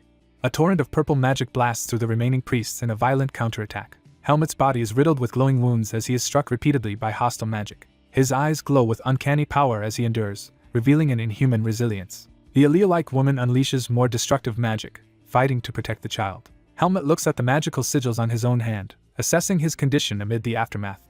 He gazes ahead, grimly resolved despite the devastation around him. He sees the woman embracing a crying young Aaliyah in front of the blazing ruins. Helmet deduces that this woman must be Haika, Aaliyah's grandmother and teacher who passed on her magic. He notes that Haika is now Aaliyah's only remaining family member. Concluding this scene is genuinely Aaliyah's memory rather than a fabrication. Helmet wonders how the dungeon is showing it to him. Aaliyah realizes that if he can witness her memories, then something more must be possible. She reasons that since the dungeon can read the memories of those trapped, and both of them are under the same spell, Aaliyah and Helmet simultaneously realize that each of them must be seeing the other's past. Time and scenery shift, indicating entry into a memory of the distant past. A younger Helmet appears, looking back anxiously in this memory world. Young Helmet speaks with Darien, who asks if he forgot something, and Helmet stammers a denial. Aaliyah, in Helmet's body, tries to focus on clearing the trial but is preoccupied with what Helmet might learn from her memories. Darien silently observes Helmet with a serious, thoughtful expression. Darien asks Helmet if the talking cat said something, noticing Helmet looks uncertain, and Helmet is startled. Aaliyah reveals to Darien that she is not actually Helmet and formally addresses him as the divine swordsman. Darien returns inside and sits sharpening his sword, unfazed by her claim. Aaliyah notes his lack of response and concludes he only reacts to things Helmet would genuinely say. Taking that into account, she asks, as Helmet, whether he truly has to leave the forest. Darian's back is shown as he continues working, not yet replying. Aaliyah is frustrated that even this indirect question got no answer and reflects that asking the exact location outright would be too blunt. She organizes the clues so far, recalling the talking demonic beast familiar with Helmet, and that Helmet has lived in this forest for a long time. She infers this long stay explains Helmet's experience fighting demonic beasts, yet remembers that he always said he wanted to leave. Therefore, she concludes Helmet is not in the forest by choice and wonders if something about the forest's size or nature prevents his escape. She also finds it odd that such a powerful divine swordsman lives here and muses that Helmet's sword teacher was never ordinary. Darian approaches her slowly, prompting her to watch him warily. He stands before her with his large sword, making her brace for what comes next. Darian calmly instructs Helmet to try lifting the sword. Aaliyah, in Helmet's body, takes the weapon and tests its weight in her hands. Outside, she hefts the sword, surprised she can actually raise it despite its size. Darian remarks that Helmet is still too small and jokingly wishes he could grow as fast as a beast. Darian gazes at Helmet with a faint, almost fond smile. Aaliyah, feeling Helmet's emotions, blushes as she looks back at Darian. She reflects that despite being surrounded by huge beasts and a legendary swordsman, she felt unexpectedly at ease here. She realizes that although Helmet longed to leave, this dangerous forest and its inhabitants must also be precious to him. Darian praises Helmet's luck and survival in the Forest of Roots and suggests he might even break through the divine barrier one day, which makes Aaliyah reconsider the implications. Aaliyah's expression stiffens as she senses she has overlooked something important. The view of the misty forest returns as she focuses on the name she just heard. She recognizes with shock that this place is called the Forest of Roots. The sword slips from her grasp and clatters to the floor as the realization hits. Aaliyah stares at her trembling hands in horror, fully grasping the meaning. She berates herself for not connecting it sooner, admitting she subconsciously avoided acknowledging the truth. She concludes that any human baby abandoned in the Forest of Roots must have been born with the forbidden seed of darkness. Panicking, Aaliyah turns to Darian and demands to know if Helmet's forest is really that cursed place. Before she can finish, a violent magical force yanks her away, causing Helmet's body to reel. A swirl of images rushes past Aaliyah as she is thrown through Helmet's and Darian's memories and the dungeon's magic. In that torrent, she hears a memory of someone telling Helmet that his strange feelings mean he is gradually becoming human. In another memory, Helmet resolves that he must go beyond the Forest of Roots. Aaliyah snaps out of the visions, gasping as she awakens in a new, eerie space. She finds herself kneeling in a vast stone chamber dominated by towering statues and a central altar. Dazed, she asks aloud what this strange place is. A large hand suddenly reaches toward her, startling her. Helmet appears and offers his hand, addressing Aaliyah by name. Recognizing him, Aaliyah says Helmet's name in relief. Once she stands, Helmet comments that he arrived only moments ago and asks when she got there. Aaliyah, still shaken, asks if Helmet also witnessed something in the trial. Helmet quietly confirms that he did. He then notes that the hourglass indicator is still running, so the dungeon's test likely is not finished yet. Helmet turns his back, considering what to do next as the chamber looms around them. Aaliyah privately marvels that Helmet seems unbothered despite them having seen each other's painful pasts. They examine the chamber, noticing only two giant statues and a mysterious central structure. Helmet identifies the stone structure as an altar used for ritual offerings. Aaliyah reflects that something seems off, since this dungeon functions as Lamphion's tomb yet lacks records or a coffin. Only this altar. She reaches out and places her hand on the altar to test her theory. The altar erupts with blinding light, violently reacting to her touch. Aaliyah is hurled forward by the activation, shouting in surprise as the magic engulfs her. A powerful vortex of energy wraps around Aaliyah and Helmet, drawing them into its depths. From the altar's light emerges the glowing spirit of an elderly mage with a long braided beard. The apparition addresses Aaliyah, recognizing her as the mage who has cleared his trial. He muses that even after his long life, the world still surprises him and notes that only two people have ever cleared his dungeon. One of them this unexpectedly beautiful young mage. Aaliyah stammers, confirming that this spirit is indeed Lamphion. Lamphion affirms his identity, and says he has come personally to guide her through the dungeon's final trial. Helmet, feeling sidelined, complains that he is being ignored. Lamphion apologizes lightly but explains that only one, the most exceptional mage, can complete the final trial. With a snap of his fingers he prepares to begin that final test. A surge of power slams into Aaliyah, sending her flying toward Lamphion. The magic vortex fully engulfs Aaliyah as Helmet watches, alarmed. Lamphion tells Helmet there is no need for him to go further, dismissing him from the remaining trial. Helmet is shocked and worried as Aaliyah disappears into the magic. He shouts her name and launches an attack of his own at the magical sphere. Drawing his sword, Helmet steels himself to fight whatever enemies appear. The statues in the chamber stir. One grips its weapon, signifying they are now active guardians. A stone foot slams down as the colossi fully awaken. Helmet is shown facing the two giant stone warriors while protecting the glowing portal where Aaliyah vanished. Surrounded by dark energy, Helmet unleashes his own power, determined to break through. Fixing his eyes on the threat, Helmet vows internally to cut through something in his way. Within the magical sphere, shapes of shelves and books surround Aaliyah and Lamphion as a new space forms. The sphere solidifies into a colossal library where Lamphion and Aaliyah stand at its center. Aaliyah looks around in awe, trying to grasp where he has been taken. Lamphion proudly explains that this is his library, containing the entirety of his life's research. He says only a mage personally acknowledged by him can enter this place, and tells Aaliyah she should be proud. Aaliyah, still flustered, asks if it was really necessary to drag him here so forcefully, noting that Helmet is just a swordsman with no interest in magic. Lamphion teases that Aaliyah must greatly trust that swordsman if his first concern amid such knowledge is his companion. He concludes that Aaliyah cleared the final test not by luck alone. Aaliyah is struck by that remark, realizing the trial was measuring more than magical skill. He asks Lamphion what exactly the last test evaluated, since it seemed to only expose each other's memories. Lamphion explains that the trial reveals the deepest secret of the person you trust most, and only a group that maintains mutual trust afterward can endure. Unifying that shaken trust is the mage's role. He elaborates that a mage worthy of inheriting his legacy must be able to persuade and unite people even when secrets and weaknesses are exposed. Therefore, only someone who could still trust their companion after seeing such memories and touch the altar would gain access to this place. Lamphion admits the outcome is somewhat different from what he envisioned but accepts it. Aaliyah clarifies that the message is they must not lose faith in each other, and Lamphion affirms this. Aaliyah laughs nervously, relieved that her trust in Helmet passed the test. Lamphion studies her expression closely, reassessing this unexpected successor. He concludes that his idea for the trial was not entirely futile, since it led him to meet such a capable and charming mage, which Aaliyah politely acknowledges. Aaliyah then asks what further rewards await him, half joking about perhaps receiving ownership of the entire dungeon, while noting that reading every book would take more than a month. Lamphion replies that Aaliyah is impatient, and that there is plenty of time because they will become one being and continue research together forever.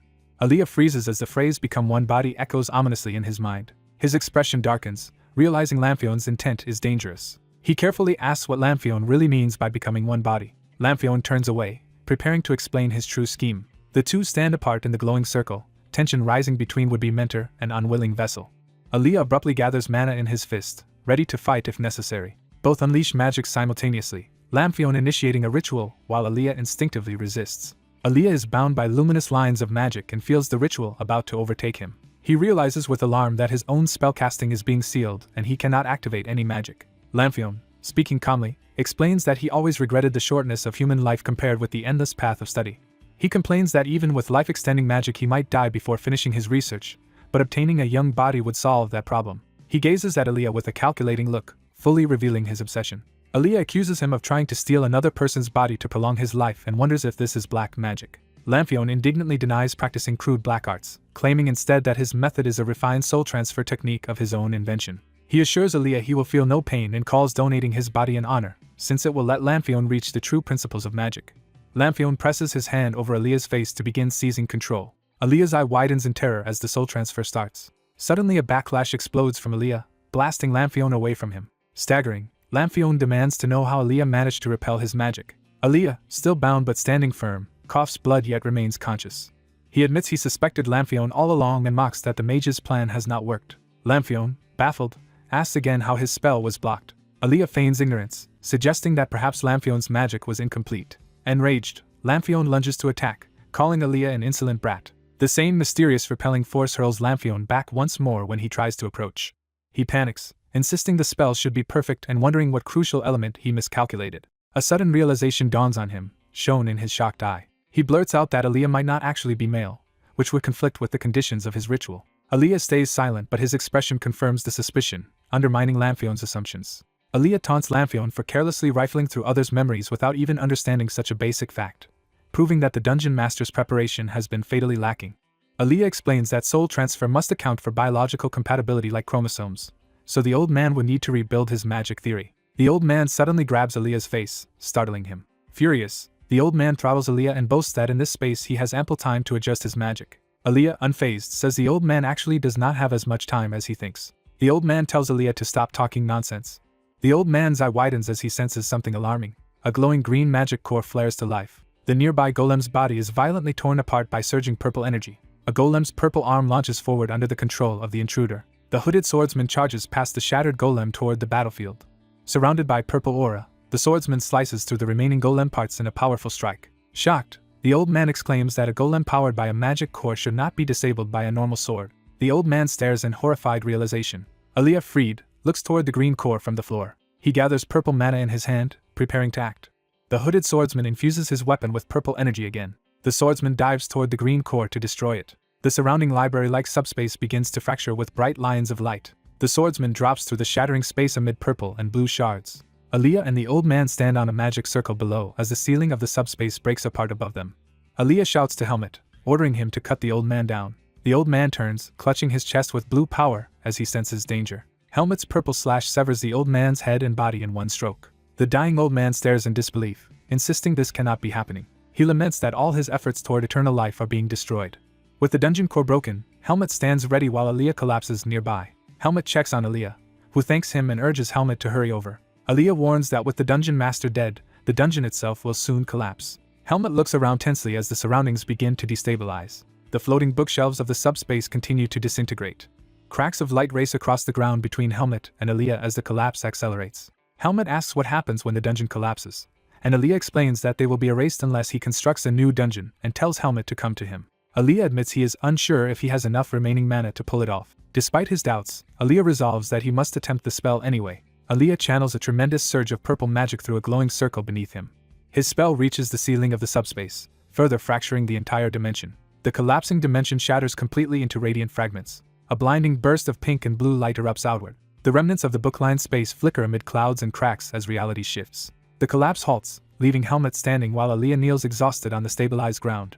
Helmet notes that the collapse has stopped and asks the weakened Aaliyah if he can stand. Aaliyah raises a glowing purple hand, casting another spell. He opens a swirling purple portal in front of Helmet. Panting, Aaliyah tells Helmet that the portal is an exit but its destination is unknown. Aaliyah asks Helmet to carry him through the exit since his mana is fully drained and he may soon lose consciousness. Aaliyah finally blacks out. Helmet calls out Aaliyah's name in alarm as he slumps over. Helmet looks down at his unconscious companion, worried. The scene shifts to a peaceful mountain range and forest outside the dungeon. A boot steps onto rocky ground, marking their emergence into the real world. Helmet carries Aaliyah on his back at the mouth of a cave overlooking the mountains. Helmet thinks that even Aaliyah did not know where the exit would lead, and now they have appeared in an unfamiliar forest. Aaliyah sleeps on Helmet's back while Helmet surveys their surroundings. Helmet decides Aaliyah cannot return on his own and resolves to find a safe place to rest until Aaliyah wakes. A blanket or mat is unfurled on the forest floor. Helmet gently lays the unconscious Aaliyah down on the mat. Helmet kneels beside Aaliyah, keeping watch in the quiet forest campsite. Reflecting on the dungeon's illusions, Helmet realizes he saw Aaliyah's past and is sure Aaliyah also witnessed his. He acknowledges that he cannot simply pretend nothing happened, because Aaliyah would not accept that. Darkly, Helmet wonders if killing Aaliyah now would be the simplest way to avoid future complications. The sleeping Aaliyah lies unaware of Helmet's grim thoughts. Helmet hesitates, conflicted as he watches Aaliyah's peaceful face. Aaliyah's stomach growls loudly, breaking the tension as Helmet blinks in surprise. Helmet wonders if Aaliyah ate his lunch beforehand and decides he will need to hunt for food. He then reconsiders, feeling that abandoning Aaliyah alone on a mountain path would be wrong.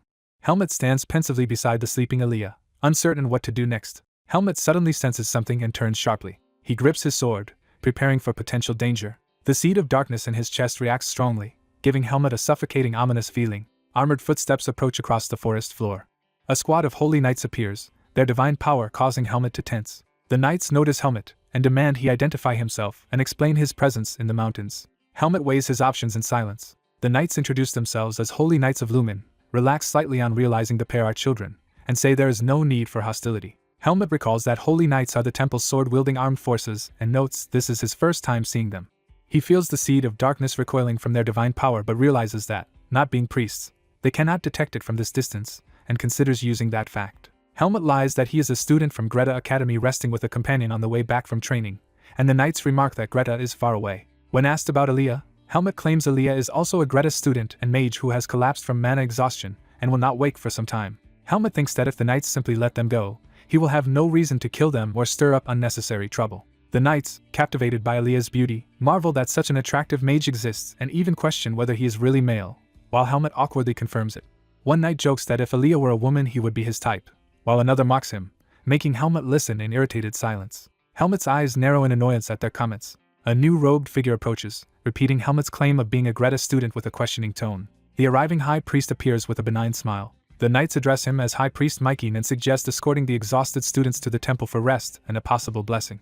The high priest agrees to inspect them and approaches with interest. As he draws near, he notes something unusual. His expression sharpens as he takes a closer look. Helmet lowers his gaze, his ominous aura rising as the high priest studies him. The priest suddenly realizes something disturbing. Horrified, he shouts for everyone to move away from Helmet at once. One knight, confused, hesitates and asks what is happening. Helmet instantly decapitates the nearby knight in a spray of blood. His eye glows with murderous resolve as blood spatters his face. The story briefly cuts to an exterior view of Greta Academy, signaling a narrative shift. Inside the academy, the dean sits in his office, unaware of the current events. The dean is shown in close-up, a serious older man with golden eyes. In a prior meeting, High Priest Mykin tells the dean he only seeks the academy's permission for something before departing.